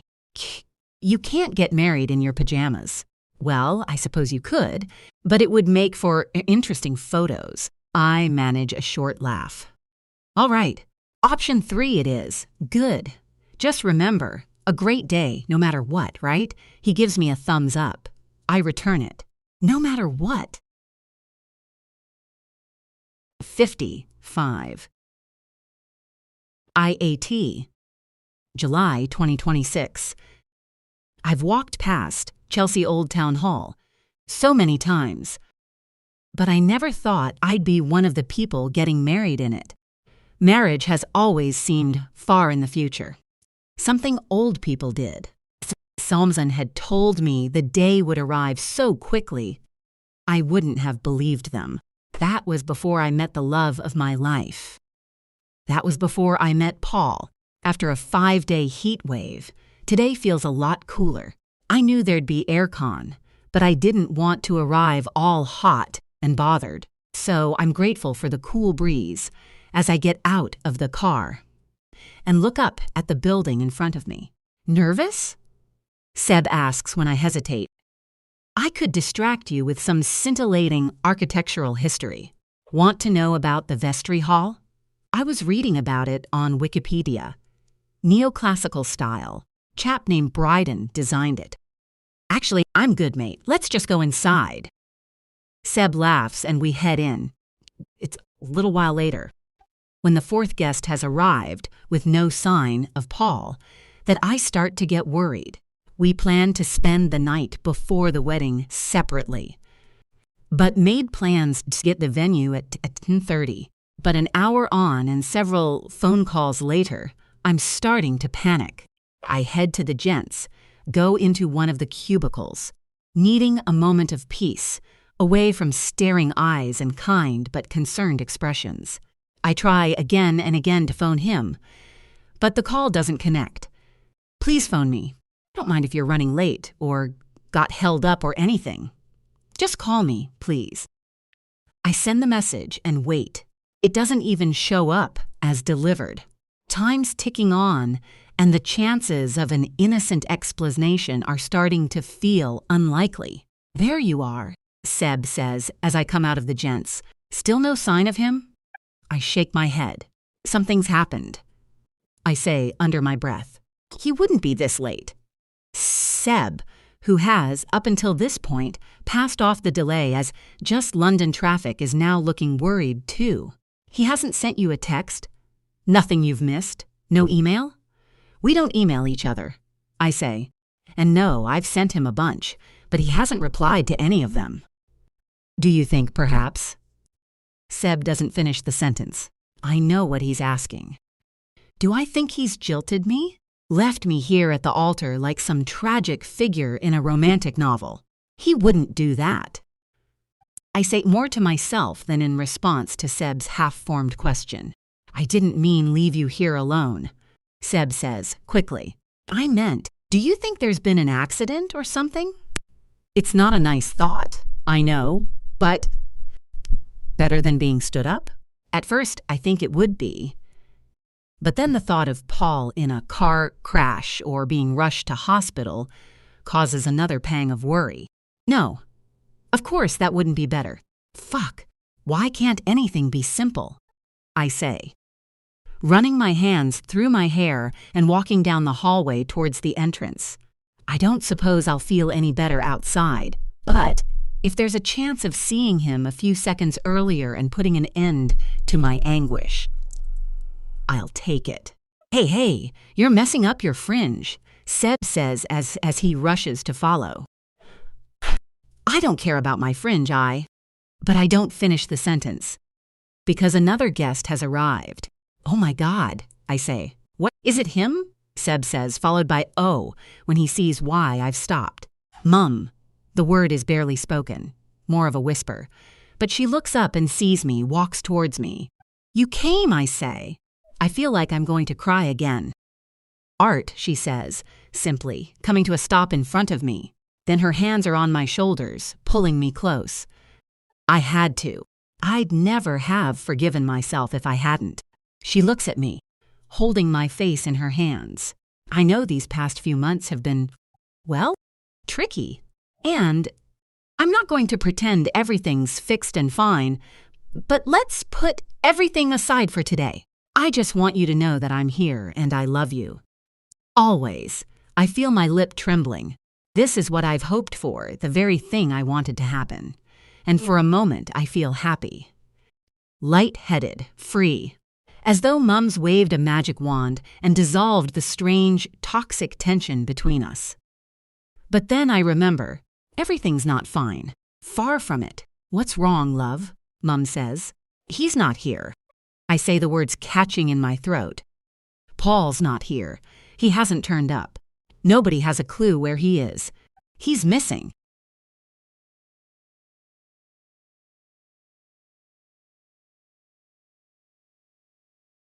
"56.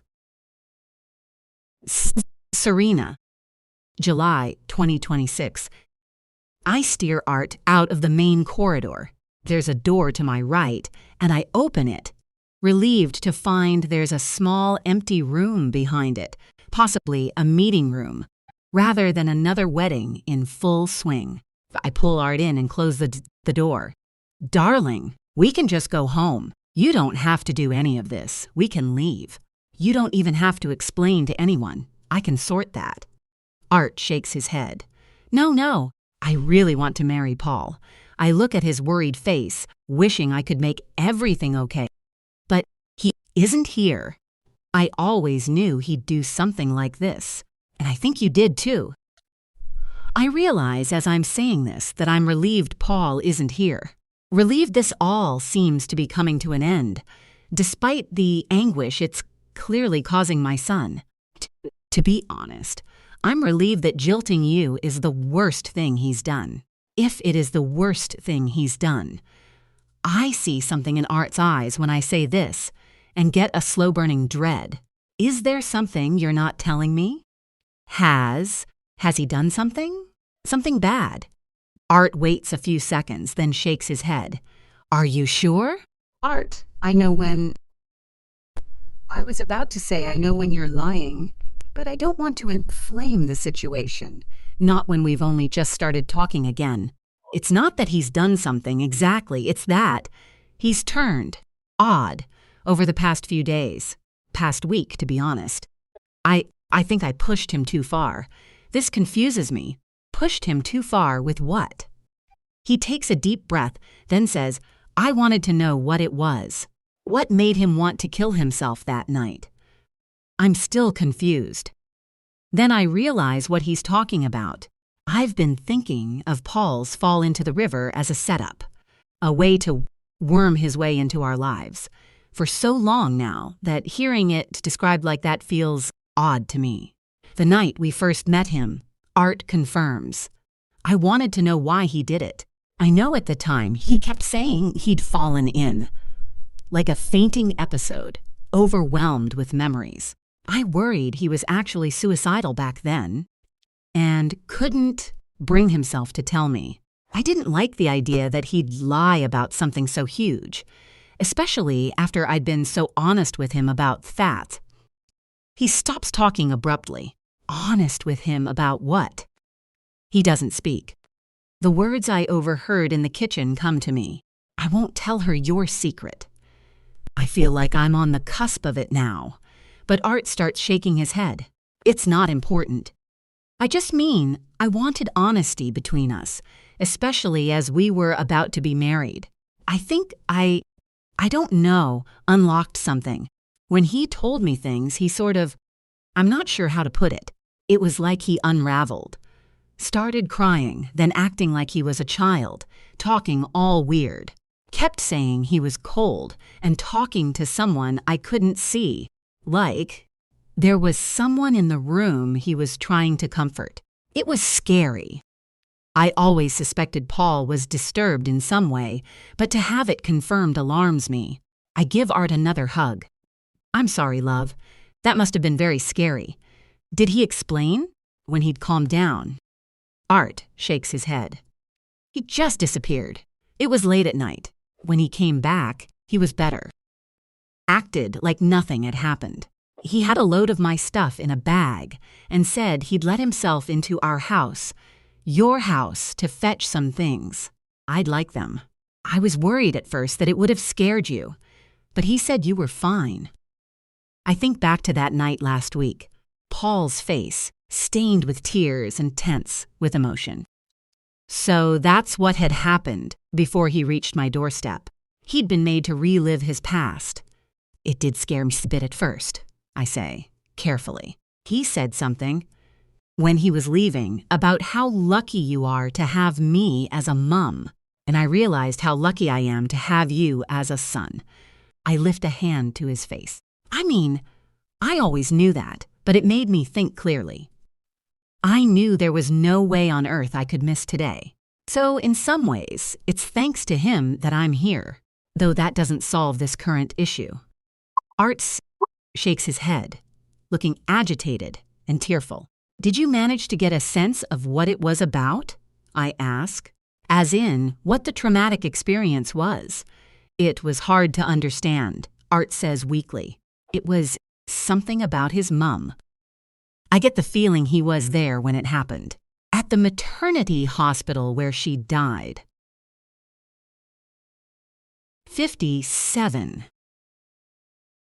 July 2026. Serena. A maternity hospital? I repeat back the words with a horrible, prickling feeling spreading over me. It can't be true. It can't be. Art nods. Yeah, his mum died there. My mouth has gone dry. Did he say which hospital? Art shakes his head. I have a horrible rushing sensation. It's as though all the guilt and fear I've felt throughout my life is hitting me. Guilt for a mistake I made over 20 years ago. Oh my God, I say. What is it? Art asks. I think. Maybe what? I look at him, wondering if he's already guessed or been told and is pretending not to know to spare me. I see only truth in his eyes. He doesn't know. Paul do or say anything else that you can remember? Art looks uncomfortable. He said he found his mum's body when he was a child. But it was like he couldn't make himself talk about it, like that memory was too painful. He was very quiet for a bit, then got up and went to the bathroom to wash his hands. It was weird. He kept muttering over and over that there was blood on Troy's hands, but he was scrubbing at his own. He kept saying the water was too cold, even though he had the hot tap on. I was worried he was going to burn himself. But he still said he was freezing. When I asked him about it afterwards, he refused to speak. And when I pressed him, he got really angry. I want to comfort him, but it's as though my limbs have frozen, like someone's tapped a pause button, stopping me from moving at all. My mind is very active, overloaded with images, memories, spinning in front of my eyes like a horror film that's real.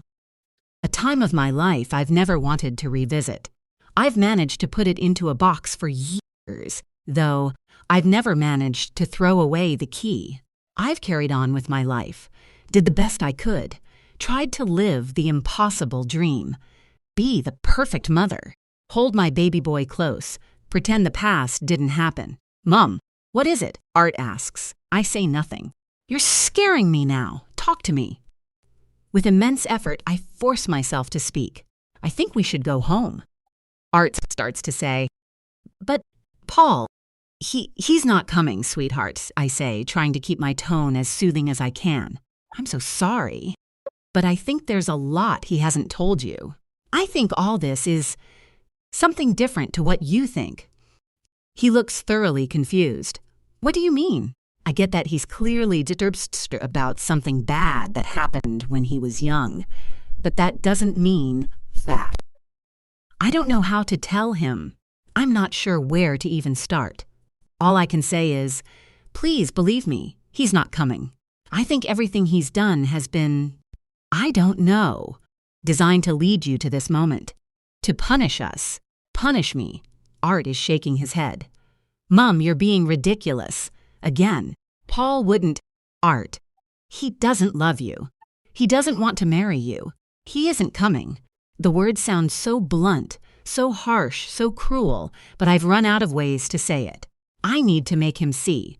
But then something astonishing happens, just as the words are out of my mouth. Before Art has a chance to tell me how wrong he thinks I am, the door opens. Someone is standing there, bathed in the warm light of the hallway. It's Paul.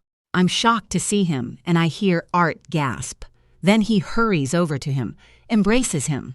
Paul returns the embrace, but without enthusiasm. He looks dazed, as though not quite present. He's dressed for the wedding, but he looks rough. His shirt is untucked. his suit dusty, as though he's dropped it on the floor at some point. And there's a stain on the left side of the chest, a small red mark that could be wine or blood. I thought you weren't coming. Art breathes into his shoulder, clutching onto Paul as though holding on for dear life. Paul raises his eyes. They lock onto mine. His expression becomes focused, and I see something strange and unnerving in his face. A look of resolve. Determination. Art, come away, I say. Art lets go of Paul and turns to look at me. Can you give us a moment? I immediately shake my head. No, I'm not leaving you with him. He looks angry. Mum, I'm not asking. I'm saying I need you to give me and Paul a moment. Paul steps to the side, out of the way of the door. Please, Serena, he says. His voice is low and unemotional. Give Art and me a chance to talk. Why don't you go and tell the guests that we'll be in a moment? I hear a breath of relief from Art. You mean we're still getting married? Paul smiles, not his wide, charming grin. A small one, but I see the effect it has on Art. He relaxes and beams back at him. I'm not going to. Mum, please. We'll stay in here. I want to talk to Paul, then we'll go ahead with the service. I won't be long. Please, for me, when I don't move, I see his eyes flash. Mum, I don't want to get angry with you. Not now you've decided to come here, but I really want to talk to Paul alone. I feel like I'm teetering on the tip of a pin, unsure which way I'm going to fall. I could tell him everything, accuse Paul outright, or try to diffuse the situation. Try to keep things calm while we're here, then get Art away at the earliest opportunity. Art's patience runs out. He steps forward, takes my hand and pulls me towards the door, almost pushing me out. Just go to the function room, he says. I'll see you soon, I promise. Then he closes the door. I look back at it, considering flinging it open. Then I hear someone say my name from the other end of the hallway. Serena, what's happening? Where's Art? It's Seb. He's coming towards me. I'm about to tell him Paul's arrived, that it looks like the wedding is going ahead, but I can't. I can't let that happen. Come with me, I say. I march towards the room where the guests are taking their seats. What's going on? He asks, hurrying to keep up. Everyone needs to leave, I say firmly. Help me get rid of them. Right, Seb says, nodding. Oh God, I feel bad. This is like the ultimate embarrassment. Trust me. A little embarrassment will be worth it, I say as we walk into the room. That man is not marrying my son. And if I get my way, this will be the last we ever see of him. I clear my throat and then say loudly, okay, everyone, I'm sorry for the delay, but I have some news. This wedding is not going ahead. Art and Paul won't be getting married today. Everyone needs to go. Now, 58 point. Serena, July 2026. After my announcement, there's a lot of talk. Some of Art's school friends are the loudest. I see two of them, Alaric and Titus, jump up, looking excited by the drama, with Alaric saying, Seb, what the fuck's going on? Seb shrugs and shakes his head. I ignore them and apologize to the guests I know, including Seb's parents. Is there anything we can do, Serena? His mother says, coming over to me. No, it's fine. Sorry for the fuss. He's not turned up. It's all very embarrassing for Art. He's going home. It takes a while for everyone to leave. And I decline the offers of help and evade the well-meaning questions as politely as I can. Seb tells his parents to go home, that he wants to stay and check Art's okay. I don't object. In some ways, it's nice not to be handling this on my own. And besides, if Paul refuses to go quietly, it might be good to have a strapping young man by my side. Eventually, the room is clear. I've explained to the staff and registrar. Said goodbye to the last guests. I feel relieved when I realize I've managed this without Art interrupting. He'll be furious when he realizes, but at some point he'll understand. Then I freeze. I shouldn't have managed it this easily. I shouldn't have been able to do it without him interrupting. He should have come out here by now, Paul by his side, insisting the wedding is still taking place. Seb, have you seen Art? I say, turning to him. He shakes his head. I think he's still in the room. He nods down the corridor. I haven't seen him come out. I almost run to the door. I think a part of me knows I'll find it empty. But that doesn't stop the sense of dread and panic when I do. No, I whisper as I hear Seb come to a stop behind me. Maybe he's gone home? Did he say fet? He hasn't gone home, I say, feeling a rushing sense of fury at myself for allowing this to happen. He was with Paul. What? Seb says. I don't understand. He didn't turn up. We just told everyone that's. Check the gents, I say. I don't understand what's. Seb starts, but I march past him. Praying Art's inside. I burst through the door to the men's bathroom, causing it to ricochet against the wall. I see a young man in a suit, standing with his back to me at one of the urinals, and, for a fleeting moment, I think it's Art. But when he turns, looking alarmed, I don't recognize him. Hey, this is the men's, he says. I ignore him, banging open every cubicle door. Art, I shout. Art, he isn't there.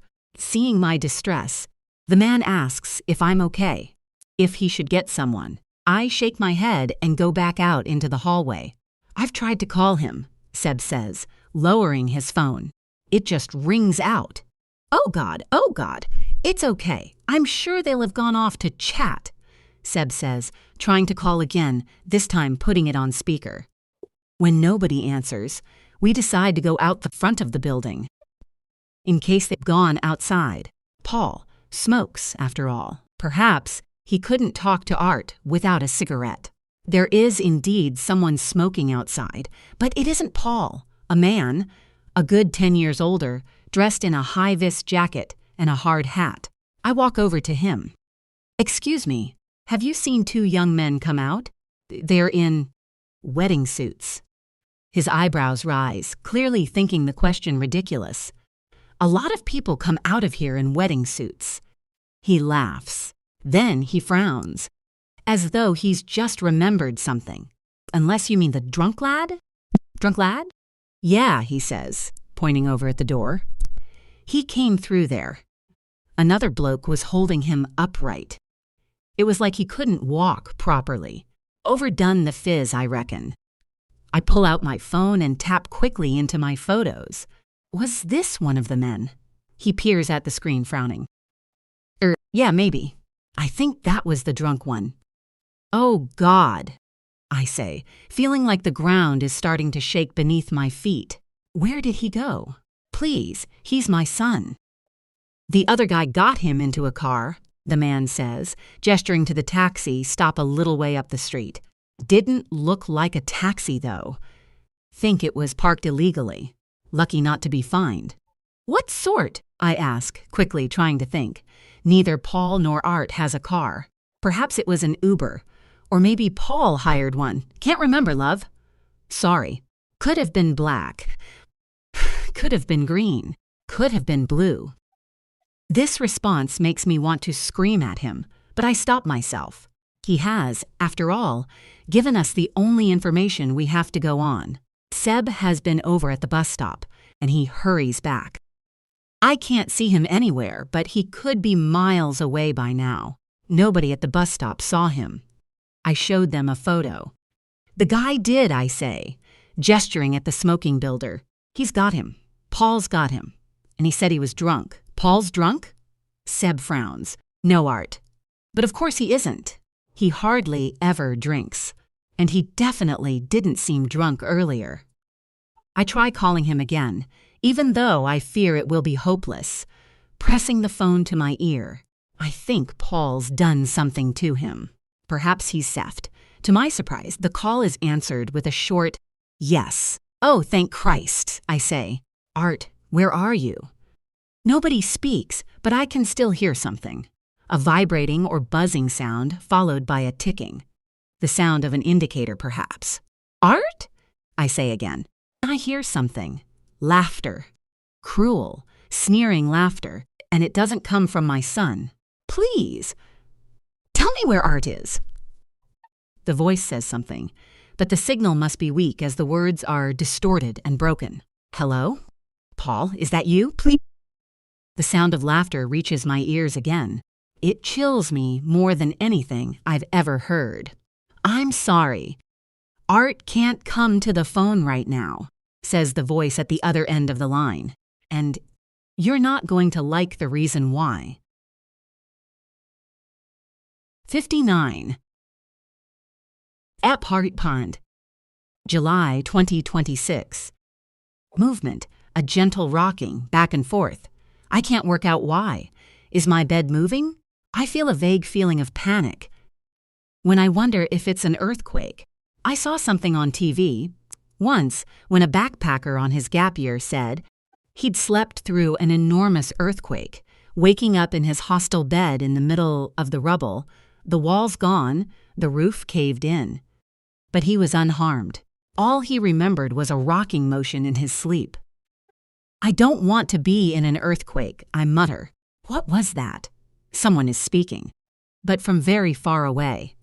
The motion causes me to roll to the side. Earthquakes don't do that, or at least I don't think they do. I'm in a car. That's it. A more realistic explanation. Should have been the first thing I thought of. But there's something wrong with my brain. I'm finding thinking tricky, like using an old, slow computer, or trying to see through fog. Everything is taking time. And where am I going? I can't be in a car. I don't own a car. Mom owns a car. Am I with her? Is she taking me somewhere? Away from the wedding. The wedding. I should be at the wedding.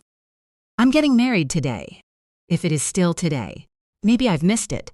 I'm getting married. No, you're not. That voice again. The other person here. And now I can tell it's not Mum.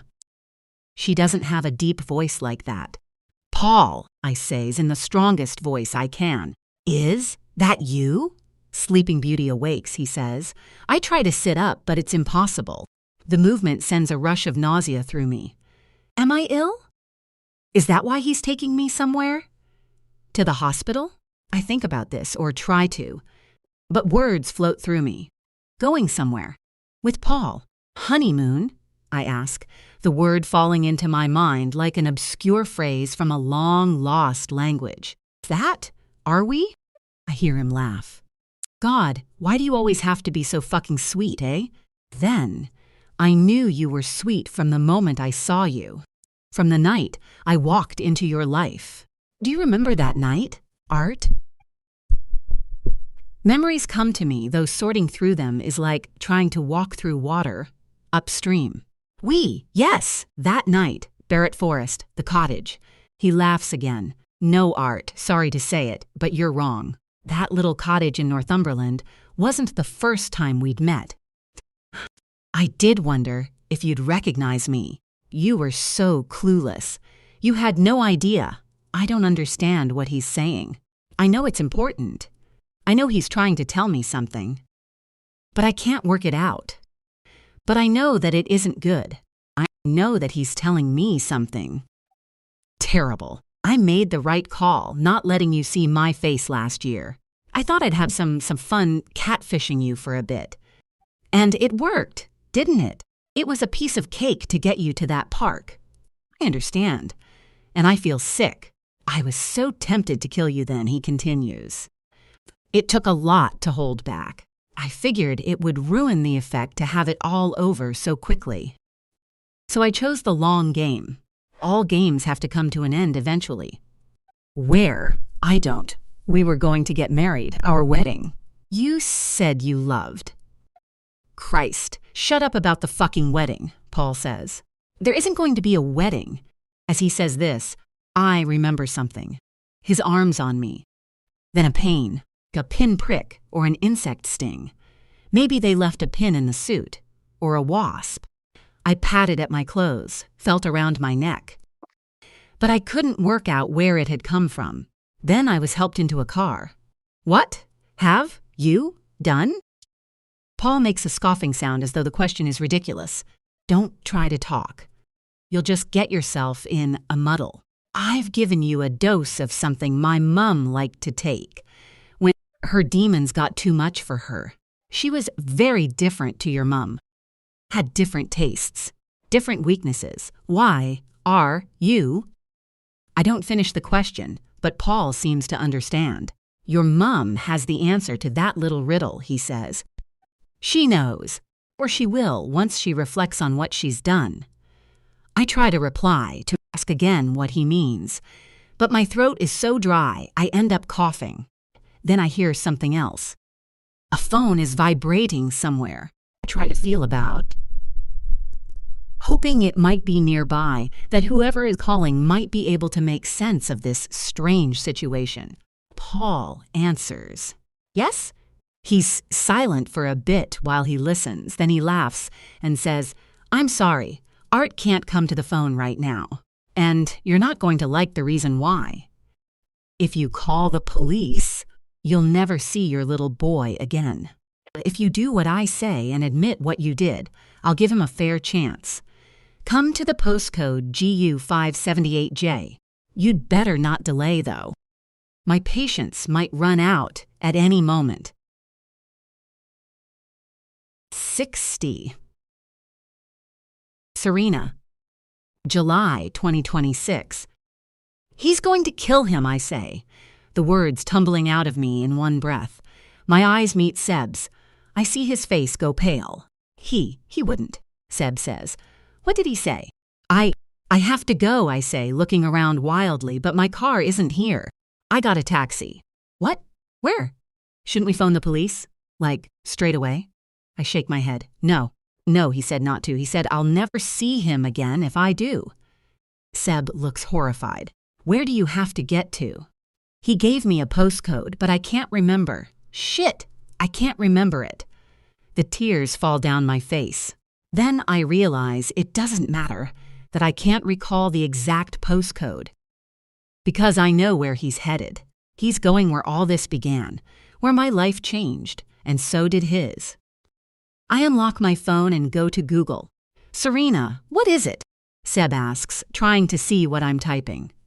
I know where they're going. I know what this is about. My quick search confirms what I suspected.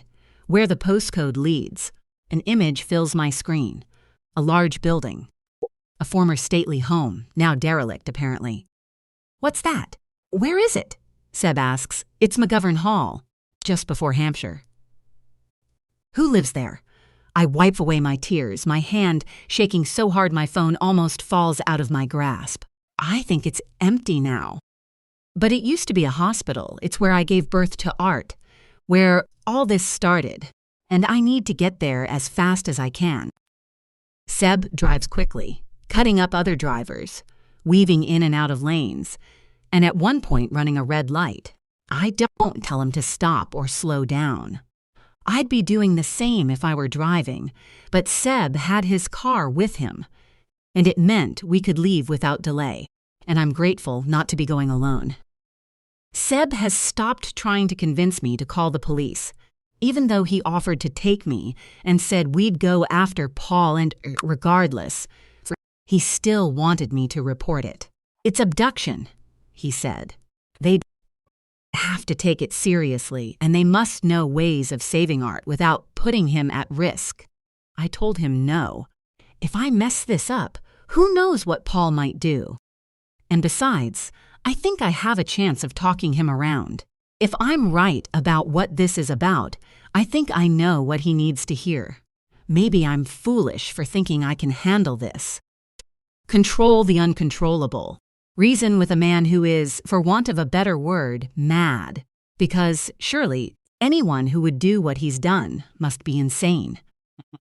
And will I have time to fix it before it's too late? We continue the rest of the journey mostly in silence, my mind treating me to a never-ending showcase of the worst possible things, the very worst outcomes, until at last, as the clouds darken and rain begins to fall in heavy drops on the windscreen, Seb turns the car down a long country track. It says this is the way. Does this look right? I stare at the trees and fields around us. I think so. I'm not sure. I haven't been here for years. I think, yes, there it is. I point to the left, where the outline of a large building has become visible in the distance. The entrance to the long, snaking driveway arrives on our left a few seconds later. The gates are rusted, black paint flaking off the aging metal. They're wide open, a collection of chains lying on the floor, as though discarded by someone. Oh, shit! Oh, God! I say under my breath as Seb drives through them. We should have a weapon, Seb says. Like a gun or something. That's what we'd have if this were a movie. Or America. This isn't a movie, Seb. This is my life, I reply, trying not to cry again.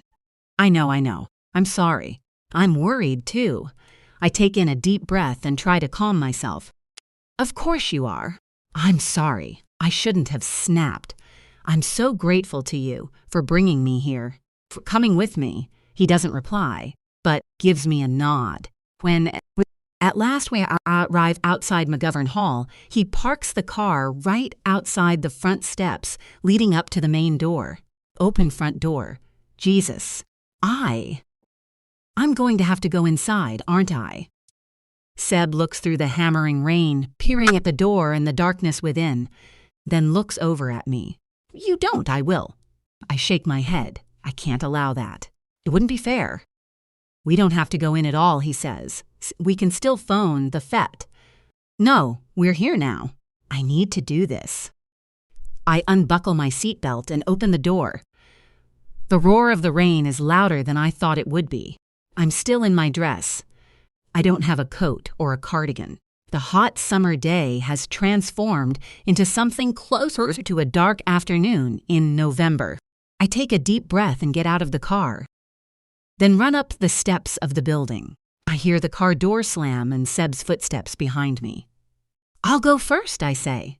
I look at him, and for the first time since we set out, I realize something. By allowing Seb to drive me here, I'm putting another woman's child at risk. I don't know his mom well, but she must love her son very much, and has been very kind and welcoming to mine. This is a poor way of repaying that kindness, endangering the life of her child. But, of course, he isn't a child. He's a grown man, capable of making his own decisions. And like he said earlier, he's here because he cares about art too. So I put aside my guilt and concern and step through the doorway after him.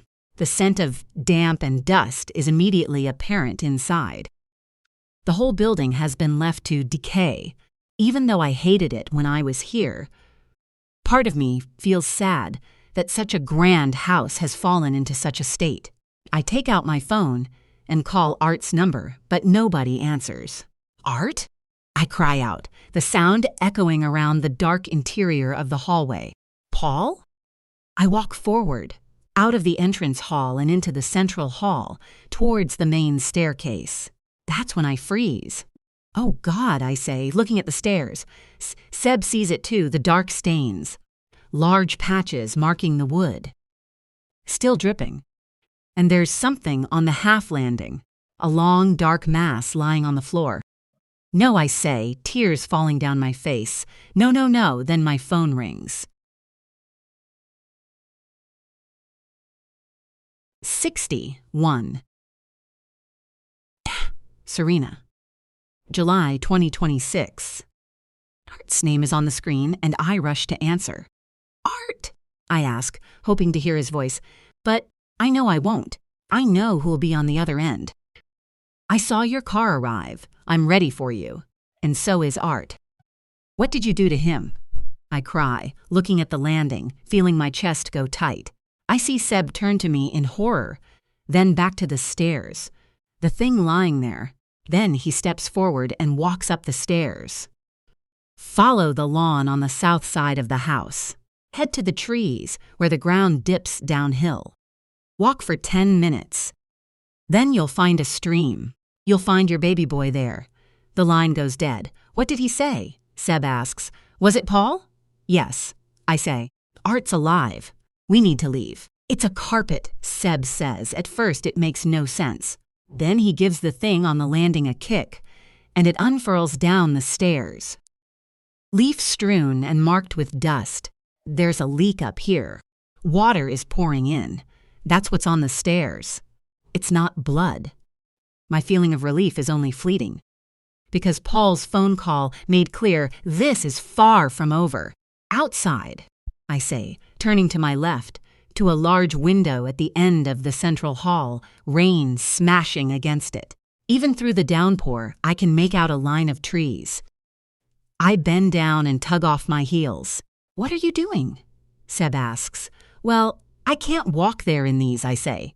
I straighten up, looking back at him, not bothering to wipe the tears from my face. "Come on then," he says. "We'll go together." The way through the grounds feels like it takes years. It isn't just the rain soaking us to the skin, battering our faces, making it hard to see. My bare feet slipping on the wet ground. It's the feeling of enveloping doom. Closer I get to the trees, the more I feel I'm about to come face to face with my very worst fear. The fear I've fought against my whole adult life. The fear of losing my child. I can see the stream, I say, as we dash through the trees. I race ahead as fast as I can until I come to a stop by the water's edge. "Oh my God," I say as my eyes try to make sense of the sight before me. Paul is standing in the stream, holding Art. First, I think Art is standing of his own accord. But then I see his head lolling to the side as though he's unconscious. Paul is holding him from behind. One arm around Art's chest, the other at his throat, holding a large hunting knife. "Let him go!" I know it's a useless request, that Paul isn't going to release him just because he's asked to. Still, I shout at him as loud as I can. "Please, Paul, let him go. He hasn't done anything wrong." "Get down here, Serena," Paul shouts back. I do as he says. I run down towards the edge of the water. I'm about to plow right into it when Paul yells, "That's enough. That's as far as you go." I come to a stop and almost fall forward. "We can do this calmly, Paul. Can let Art go. And then you and I can talk about why we're here, why you're doing this. It's been over 20 years, but it feels like yesterday. What happened here? What I went through? You must know. Surely you remember?" I take a tentative step forward, placing my left foot into the water. "I said stay," Paul says. "Stay where you are." Okay, I'm staying here," I say. "And yes, I do remember. I should hope so," Paul says, "considering the consequences of your actions. Consequences that continue to this day." He holds the knife close to Art's neck. "I don't deny that I was here, and I think your mother was too." "Is that what this is about, Paul? Is that why you've made us come here?" Something occurs to me then. I add 2 words, saying them as deliberately and loudly as I can. "Paul Thompson." He makes a strange sound, a mixture between a sob and a shout. "Don't call me that. I left that person behind. I left him. If you left the past behind, why are you here now? Why are you back? Why not just move on?" I see Art stir in his arms. It's hard to see because of the rain. But I think his eyes open. For a brief moment, his head turning towards me. Then his chin dips back down again. I've tried so many times, but I can't. Nobody understands. Nobody has ever understood. His eyes focus somewhere else. A space beyond me, a little to my left, towards the other side of the riverbank. His mouth opens, and for a moment it's like he's gone off somewhere, to another place. Or maybe back in time. "I want to understand," I say in what I hope is a calm and earnest voice. "Oh, you're about to," he says with renewed vigor. The hand holding the knife moves again, and for a moment, I'm worried he's going to do the worst. I shriek, about to race forward. But he's just lifting Art's head. Paul saw the movement. "Move again, and I will kill him." Scream again, and I'll kill him. I stay very still, the rain dripping down my face, my skin prickling, my entire body freezing cold. What can I do? I say. You can admit what you did. We've all made mistakes, Paul. No, not like that. Don't qualify an excuse and attempt to reduce what you did. I'm really losing fucking patience here. Paul, it's okay. Stop shouting. I'm ready to listen. I listened to you before. You remember? When were we at a riverbank like this one? It feels ages ago now, doesn't it? Don't patronize me. I'm not, I say quickly, regretting bringing it up. I'm just saying that you know I can listen. You know you can tell me anything. Tell me about your mother, Paul. Tell me what happened. And I'll tell you what I remember and I'll apologize. And then you'll let Art go, okay? He takes the knife away from Art and points it at me again. You already know what happened. Up there at the house. She killed herself, and it was all your fault. You destroyed her. I heard everything. 60 TWO. 21 years ago, I was worried when I couldn't find Serena anywhere. Then, I remembered she'd taken to smoking in the loose, leaning out of the window to avoid detection. I found her straight away, but she wasn't smoking. She was filling up a glass at the sink. When she tipped her head back to take a long drink, she let out a sound of pain. You all right? I asked. What did Nurse Gray say when you spoke to her? She got the doctor. It's a waiting game, apparently. They're going to check up on me again soon. I should be in bed, but I couldn't stay in that suffocating little room any longer. I nodded. I know what you mean. The rooms are so small considering how huge this place is. I was thinking, when we've had our babies and are back at home, we could meet up halfway for lunch or coffee. Hampshire isn't that far from London, and we could theft. She said something that I didn't catch. I assumed she was agreeing, so I carried on. Then our kids can grow up knowing each other. My boys have always been a bit isolated. I think I'm seen as a bit of a weirdo, if I'm honest. People don't rush to make friends with us. My parents aren't very friendly. I think that's why my boys get left out. Clara, please. I'm really sorry, but could you give me a moment alone? I heard what she said this time, but I didn't properly register it. I wanted to finish what I was telling her. Keen for her to understand. So I thought, if our kids were friends, Wicksipence. She spun around to face me, then clearly wished she hadn't, clutching at her side and dropping the glass. Hit the edge of the sink and shattered. Friends? She hissed. What are you talking about? We don't even know each other. I was startled. Serena had sometimes seemed annoyed over the past few days, but I just thought that was because she was stressed about the baby, upset that her parents had sent her here. But it seemed I'd been wrong. I know that, I said slowly, watching her, unnerved by how cross she looked, like I'd annoyed her. But we've had, what did they call it? A shared experience. Yes, that's it. A bonding experience, us two, both pregnant. Of course we're both pregnant, she muttered. It's a maternity hospital. I took a step towards her. You've really helped me. Before I came here, I never really imagined I could feel anything other than hopeless. I felt hopeless and awful about everything.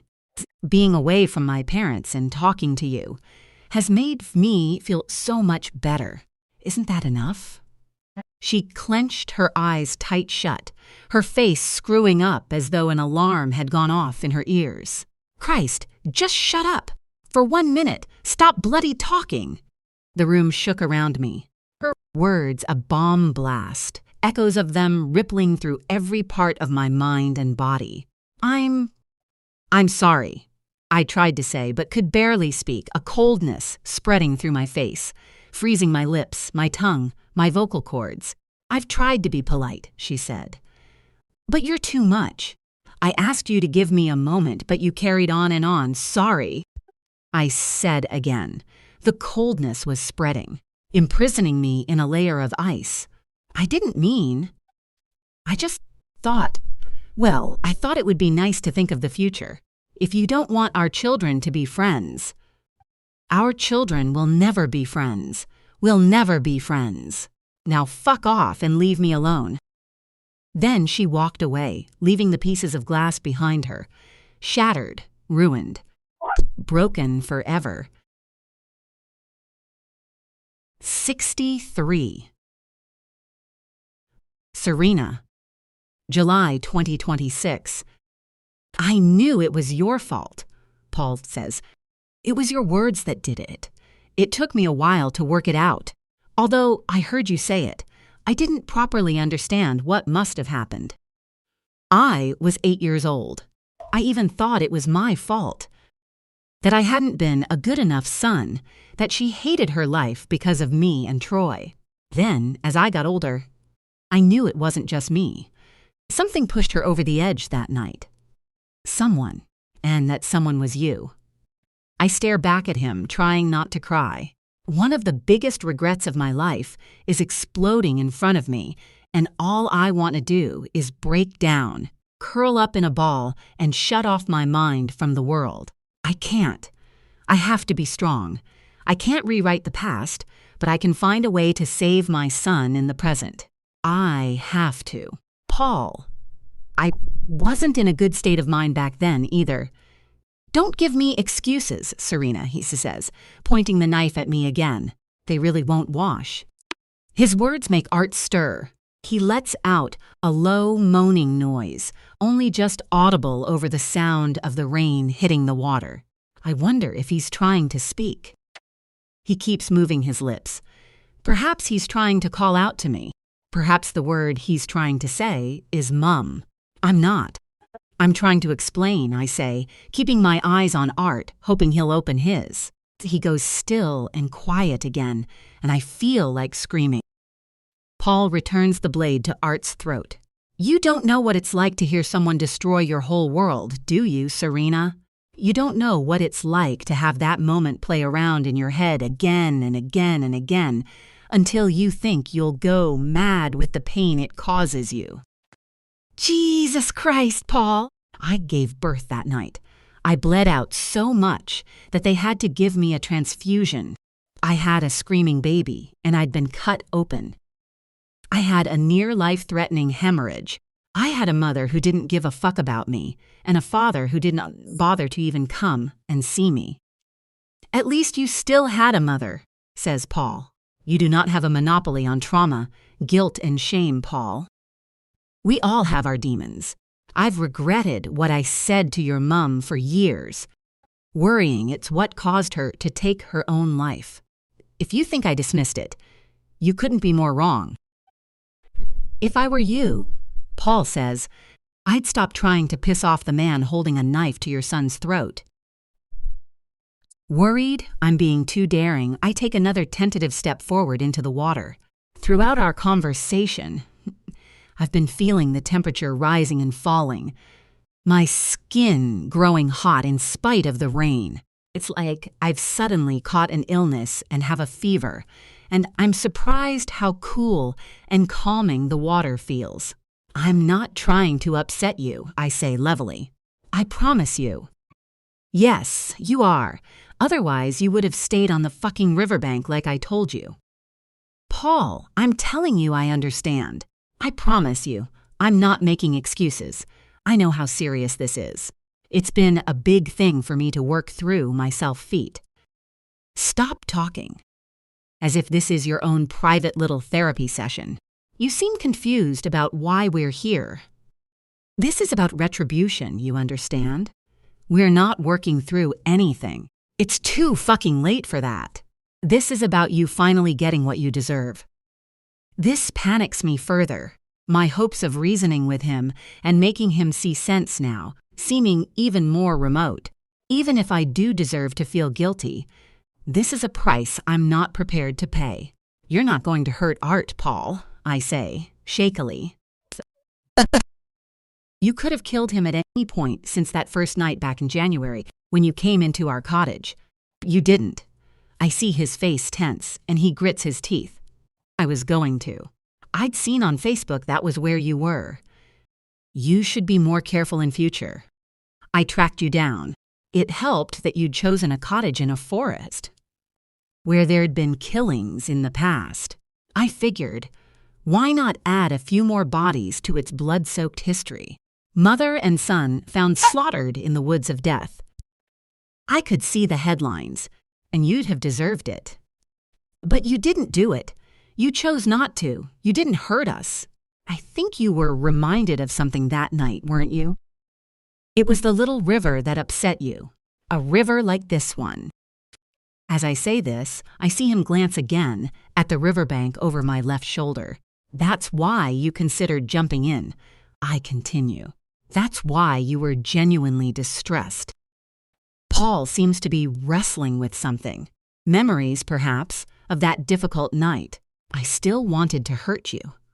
But then, when you took me in, we were kind to you. We showed you kindness. That's why you decided not to hurt us. He lets out a sudden laugh and it makes me jump. Wrong. I decided it would be a waste to kill you too quickly. I thought it would be much better to make you watch. As someone you loved slipped slowly away from you, out of your grasp. I'd already had the chance to kill him quickly, but I knew that wasn't the way. I wanted you to know what it's like to have your whole life, your whole existence, taken from you and watch while it happens. So, when your son made it clear he fancied me, I thought, why not? Why not play the long game and make you suffer from the sidelines? And suffer you did, watching with your oh-so-sweet dismay as you thought I was flirting with you, when all the while I was screwing your precious boy. God, you were fun to mess with. And the more I went on, the more I realized I could make it more permanent than I ever imagined. By becoming Art's husband, I'd enjoy his money and get to hold his life in the balance for years. You'd never know peace while I was there. In his house, in his bed. It would have been like a life sentence for you. I'm trying to take all this in. All the information is pouring out of him, as though he's been desperate to tell everyone how clever he's been for a very long time. Now he's having his moment. But amidst it all, I can't help but feel there's a glaring absence. A name.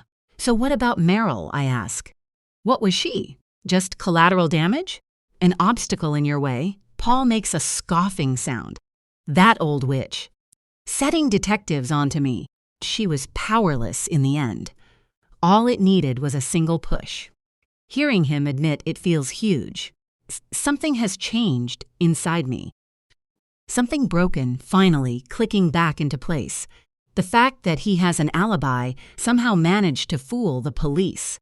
All that remains. I can't get to the bottom of that now. She was ancient. She'd had her time. Not like some people. I realize your mum was very young, I start to say, but he cuts me off. I'm not just talking about my mum. I see him shake violently, and again he looks over my shoulder at the side of the river, as though someone is standing there, calling out to him. Someone only he can hear. What are you looking at, Paul? I ask.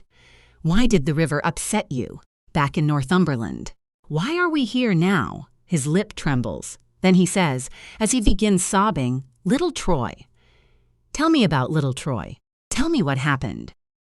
Paul's sobs grow worse, and he buries his head into Art's shoulder.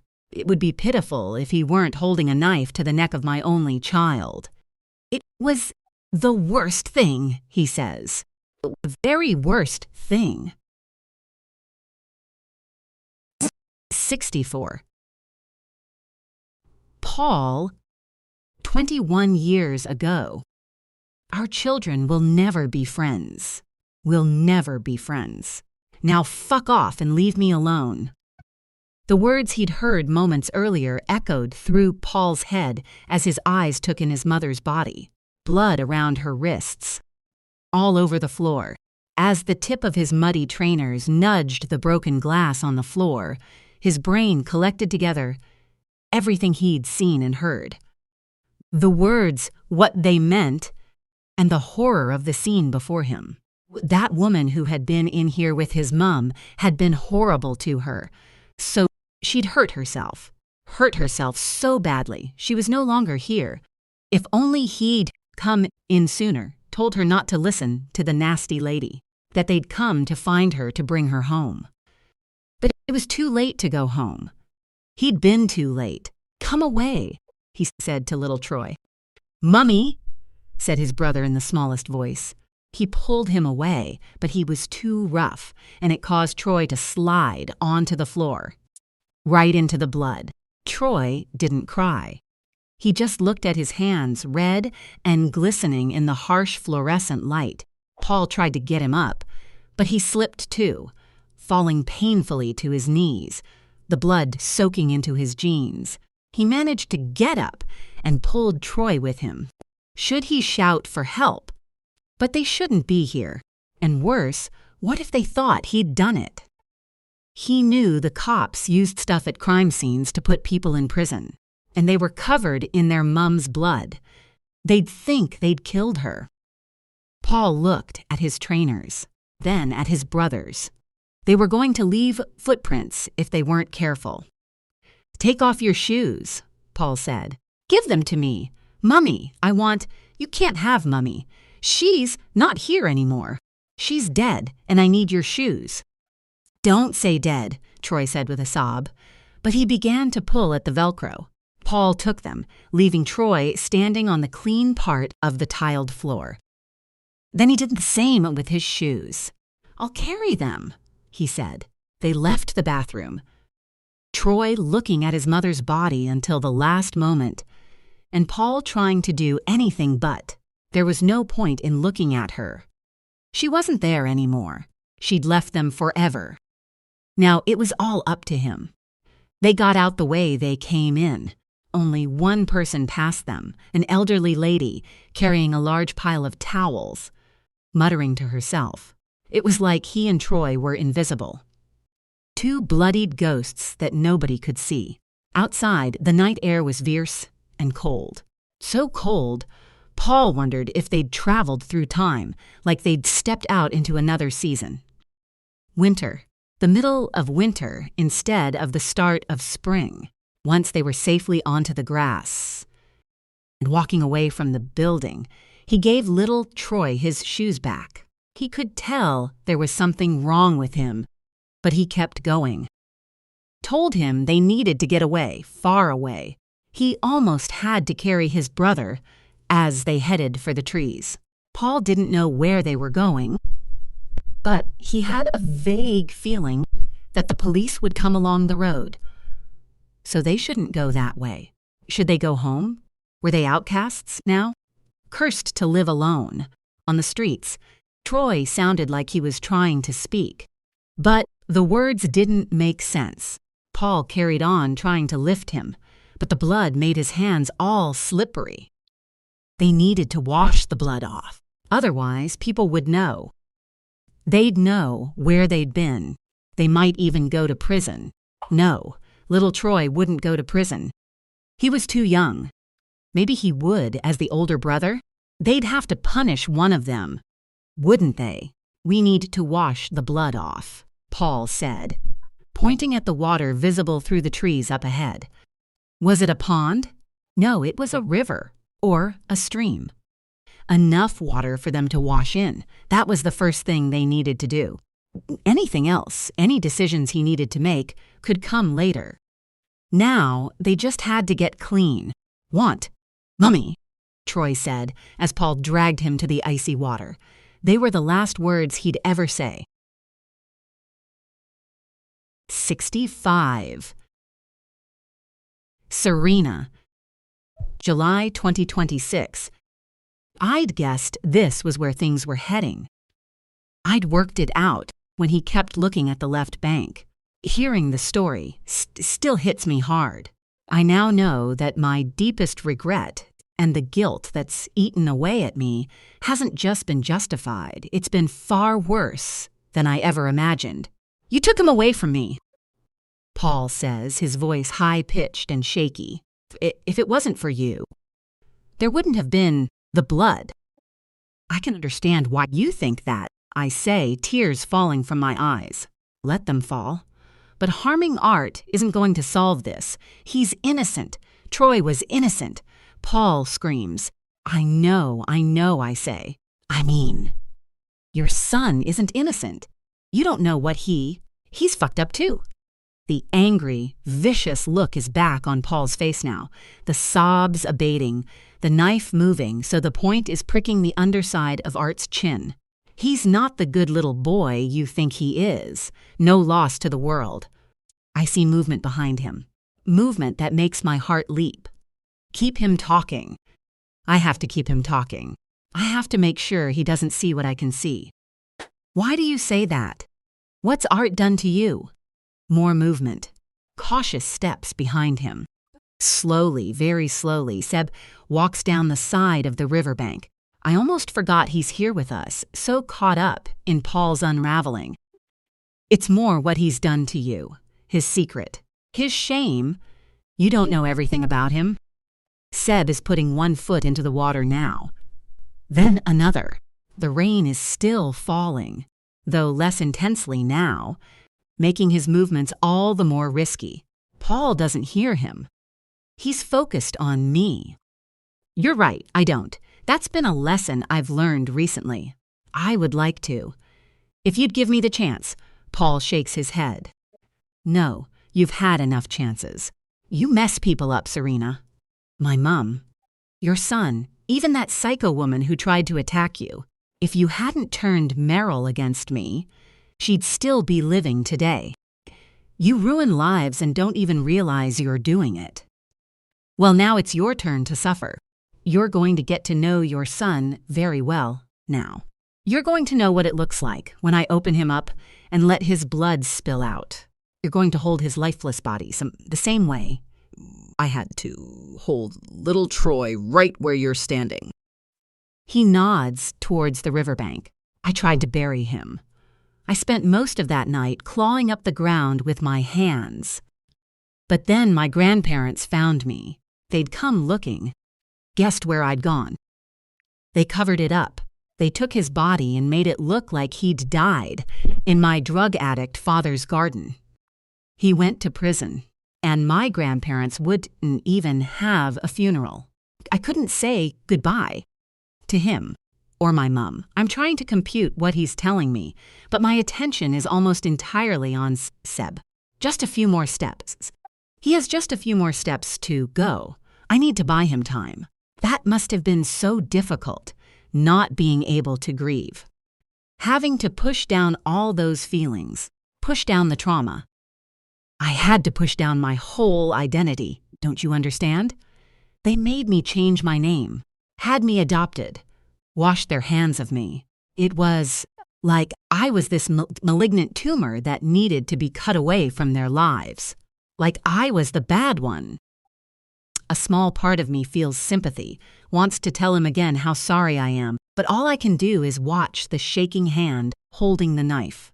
I see a trickle of dark liquid falling from the point of the blade down Art's neck. Paul sees it too. He looks down at my son in his arms. Then up at me.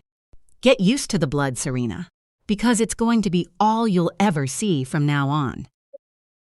He raises the knife high, angled towards Art's jugular. When you go to sleep at night, when you close your eyes, all you're ever going to see is this. Then, with a sharp stabbing motion, he brings the knife down.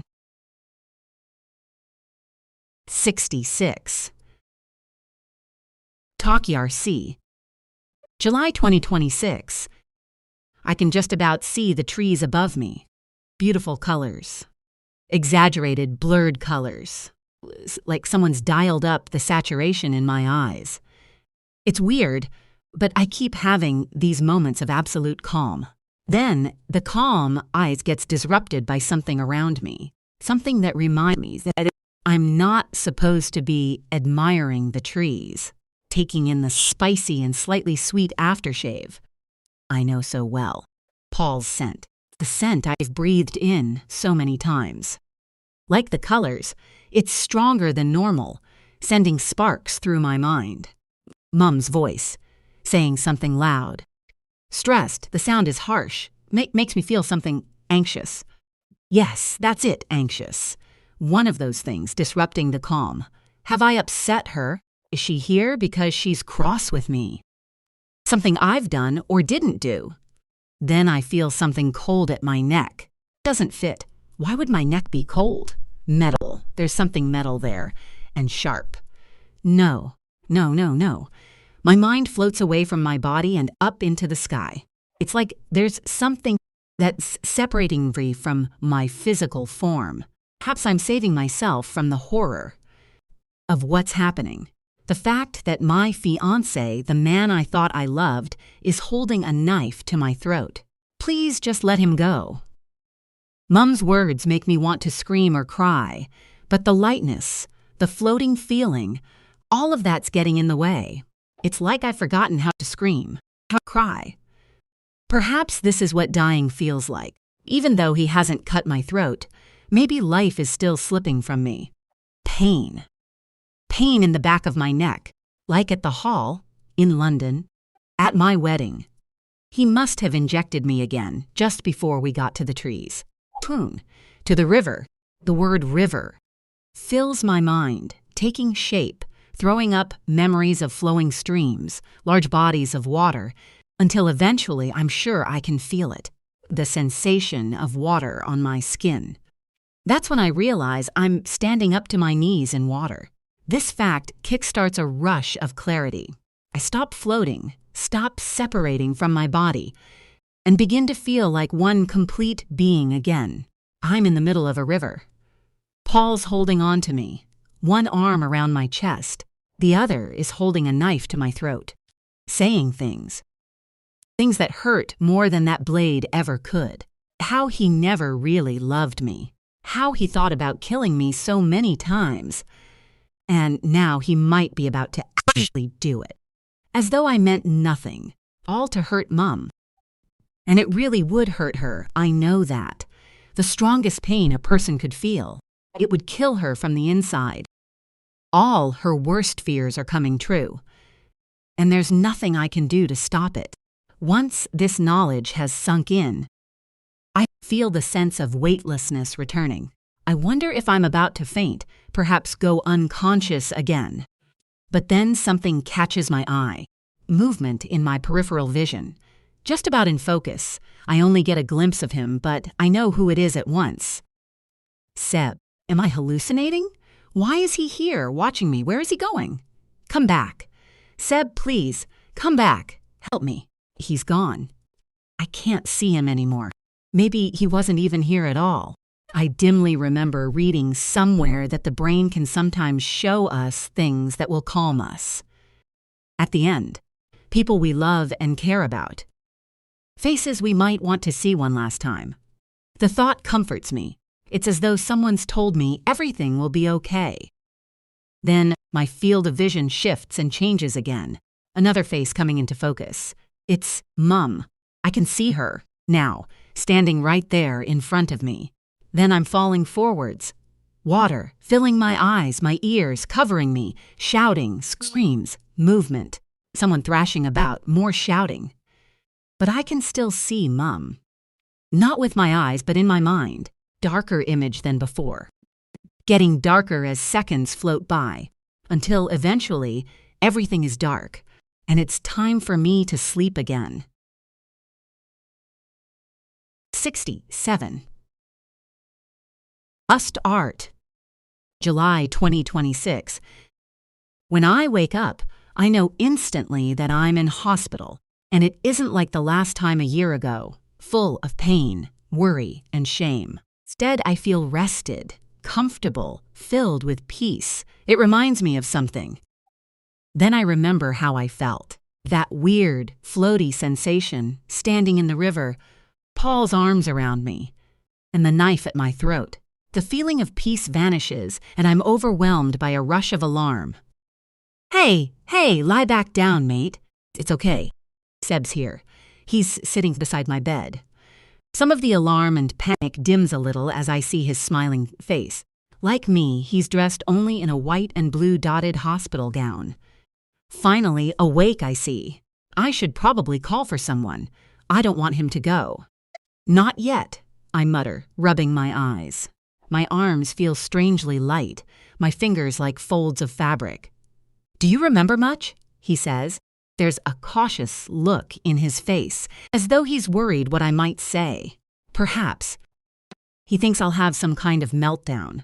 I think I need to get things in order in my head before I reach that point. I remember the stream. Paul holding me. I raise a hand to my neck. A knife, yeah, threatened to kill you with it. But it's okay. He didn't do it. Well, obviously, it's all over. He shuffles towards me, trying to get close, and I see that his arm is in a bandage and a sling. What happened? I asked. Fucker cut me, didn't he? He says, matter-of-factly, as if he's talking about a rude driver on a motorway, not a deranged man with a knife. How bad, I ask, gently easing myself up into a sitting position. Pretty bad. Stitches. Hurt like hell. Still does a bit. Keep asking them for more of the magic pills, but they're eking them out. Tight NHS bastards, he grins.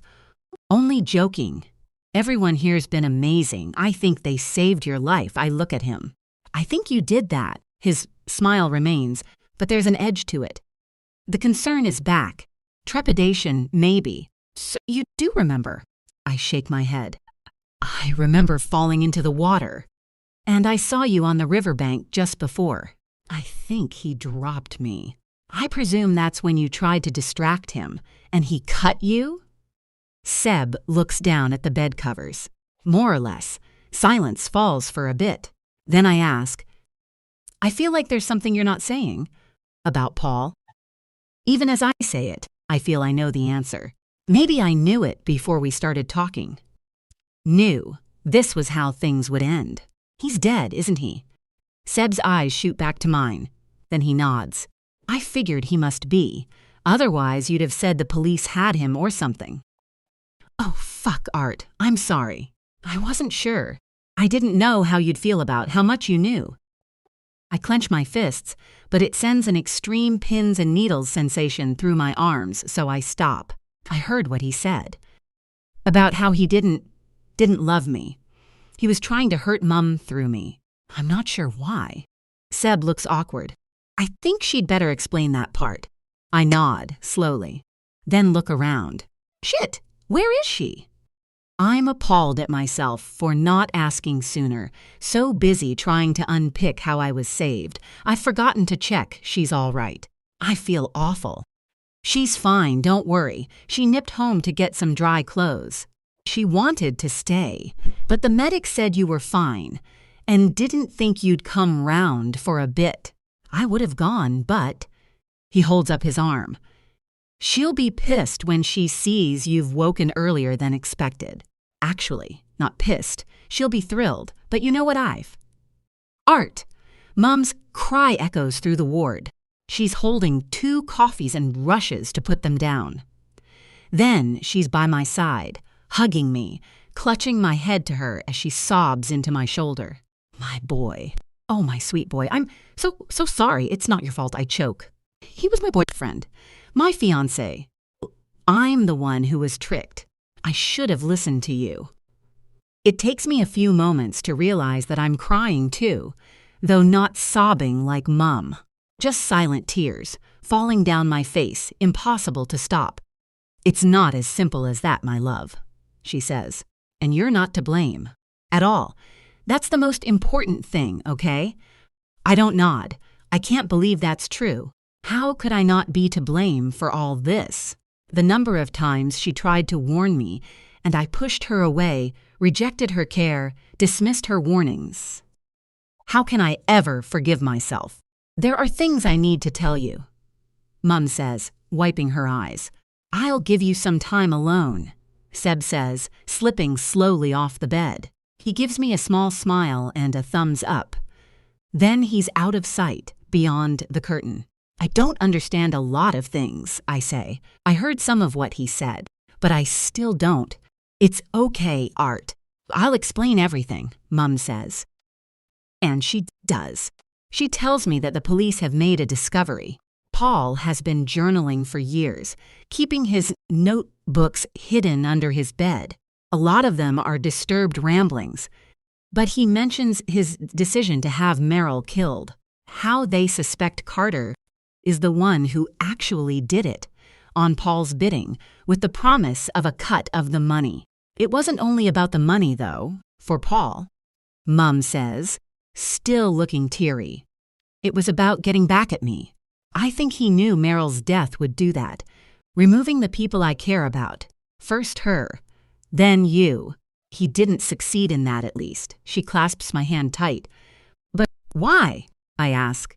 I know the question must be painful for her. But I've got to understand. I listen without interrupting. She tells me about when she was very young and pregnant with me, a sad, desperate time that she's done her best to forget. But she has to reopen those wounds so I can understand. And to my amazement, she asks me for forgiveness. Mum, you don't need me to forgive you. You were younger than me. No wonder you got all messed up, being sent to that awful place. It wasn't your fault that you got annoyed with that woman. Everyone's done something like that. Everyone's made mistakes. Mum nods and gives me a sad smile. I realize then it's my turn to confess. Because I remember what Paul said in the car. His taunts, references to what happened last year. The hidden shame I've been carrying around. A weight on my shoulders. One I don't want to bear in silence any longer. There's something I need to tell you now, I say, my voice shaking. It's about what happened to me at uni. She frowns, confused. When you were mugged. I nod and bite my lip. Then I take a deep breath and say, that night in Barrett Forest wasn't the first time I'd met Paul, only I didn't know it at the time. I tell her everything. I tell her about matching with a guy online, going to meet him in a park, how I felt like I was to blame for the whole fucked up thing, and how I was so ashamed of myself, worried how ashamed she'd be of me. Oh, Art, I could never, she says. We all do things when we're young that we don't understand or end up feeling bad about later. Risky situations that you don't fully think through at the time. It's a big part of living, something we all go through while we're figuring things out. And that couldn't excuse what Paul did to you. You were the victim that night. A victim and a survivor. The way you've recovered, the way you've managed to get through it. It's a marvel. You are a marvel, my love. There are more tears and hugs, patches where we sit in silence, just hold each other's hands, and listen to the noise of the hospital around us. While we sit there, I think about what Seb said. About moving on and pretending this terrible year never happened. I thought that wouldn't be possible. But now Mum's here, I'm not so sure. I feel a glimmer of something buried underneath all the trauma and confusion, the deception and betrayal. Hope. There is hope there. I haven't got a full hold on it yet, but I know it's possible. Although people carry scars with them for years, those scars don't have to define us. It is possible to move on.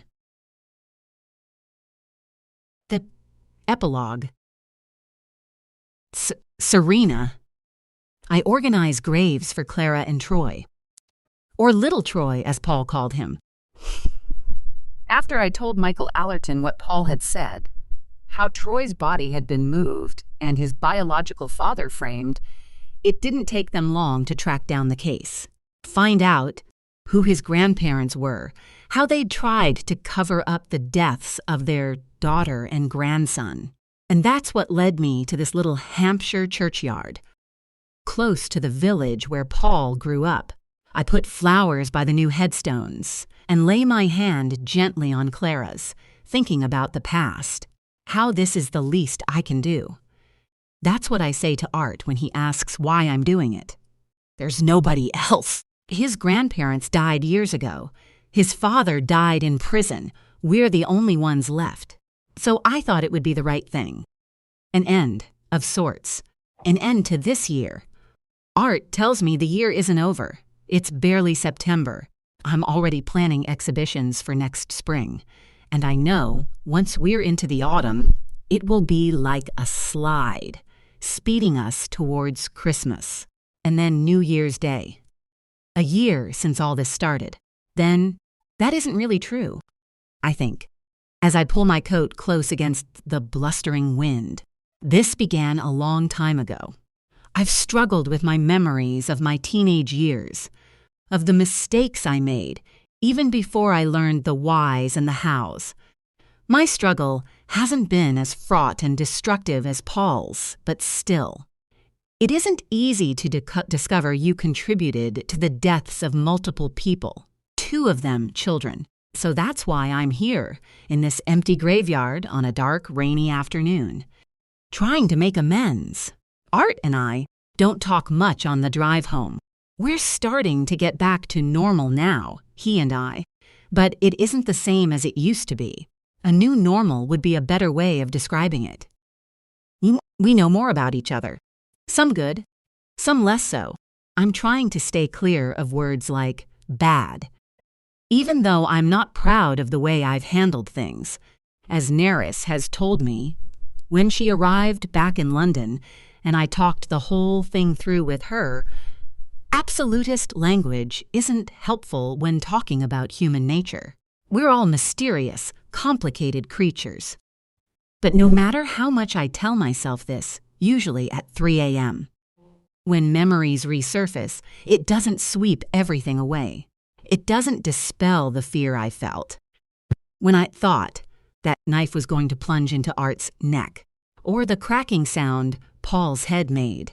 Even though Seb had knocked the knife out of his hand, taking a slash to his arm in the process, that wasn't enough for me. Paul had threatened my son. He'd tried to take him from me, and perhaps he still might have if I hadn't acted quickly. He could have made one last attempt to hurt my baby boy. So I made sure that wasn't possible. I bent down in the water where he'd fallen, lifted his chin, turning his face towards mine. We stared into each other's eyes for a second. Then I smashed his head down as hard as I could on the rock by the river's bank. It was over so quickly, I barely realized I'd done it, until I saw how still and silent he'd become. No longer a living, breathing person, no longer a threat. I'm just grateful neither Seb nor Art saw it happen. My relationship with my son is complicated enough already. We're not through the woods yet, even though things are getting better. We're talking, communicating, learning to live with each other again before he goes back to university. We're mending our wounds, together. The fact that his mother is a murderer probably wouldn't help. Let the past stay in the past.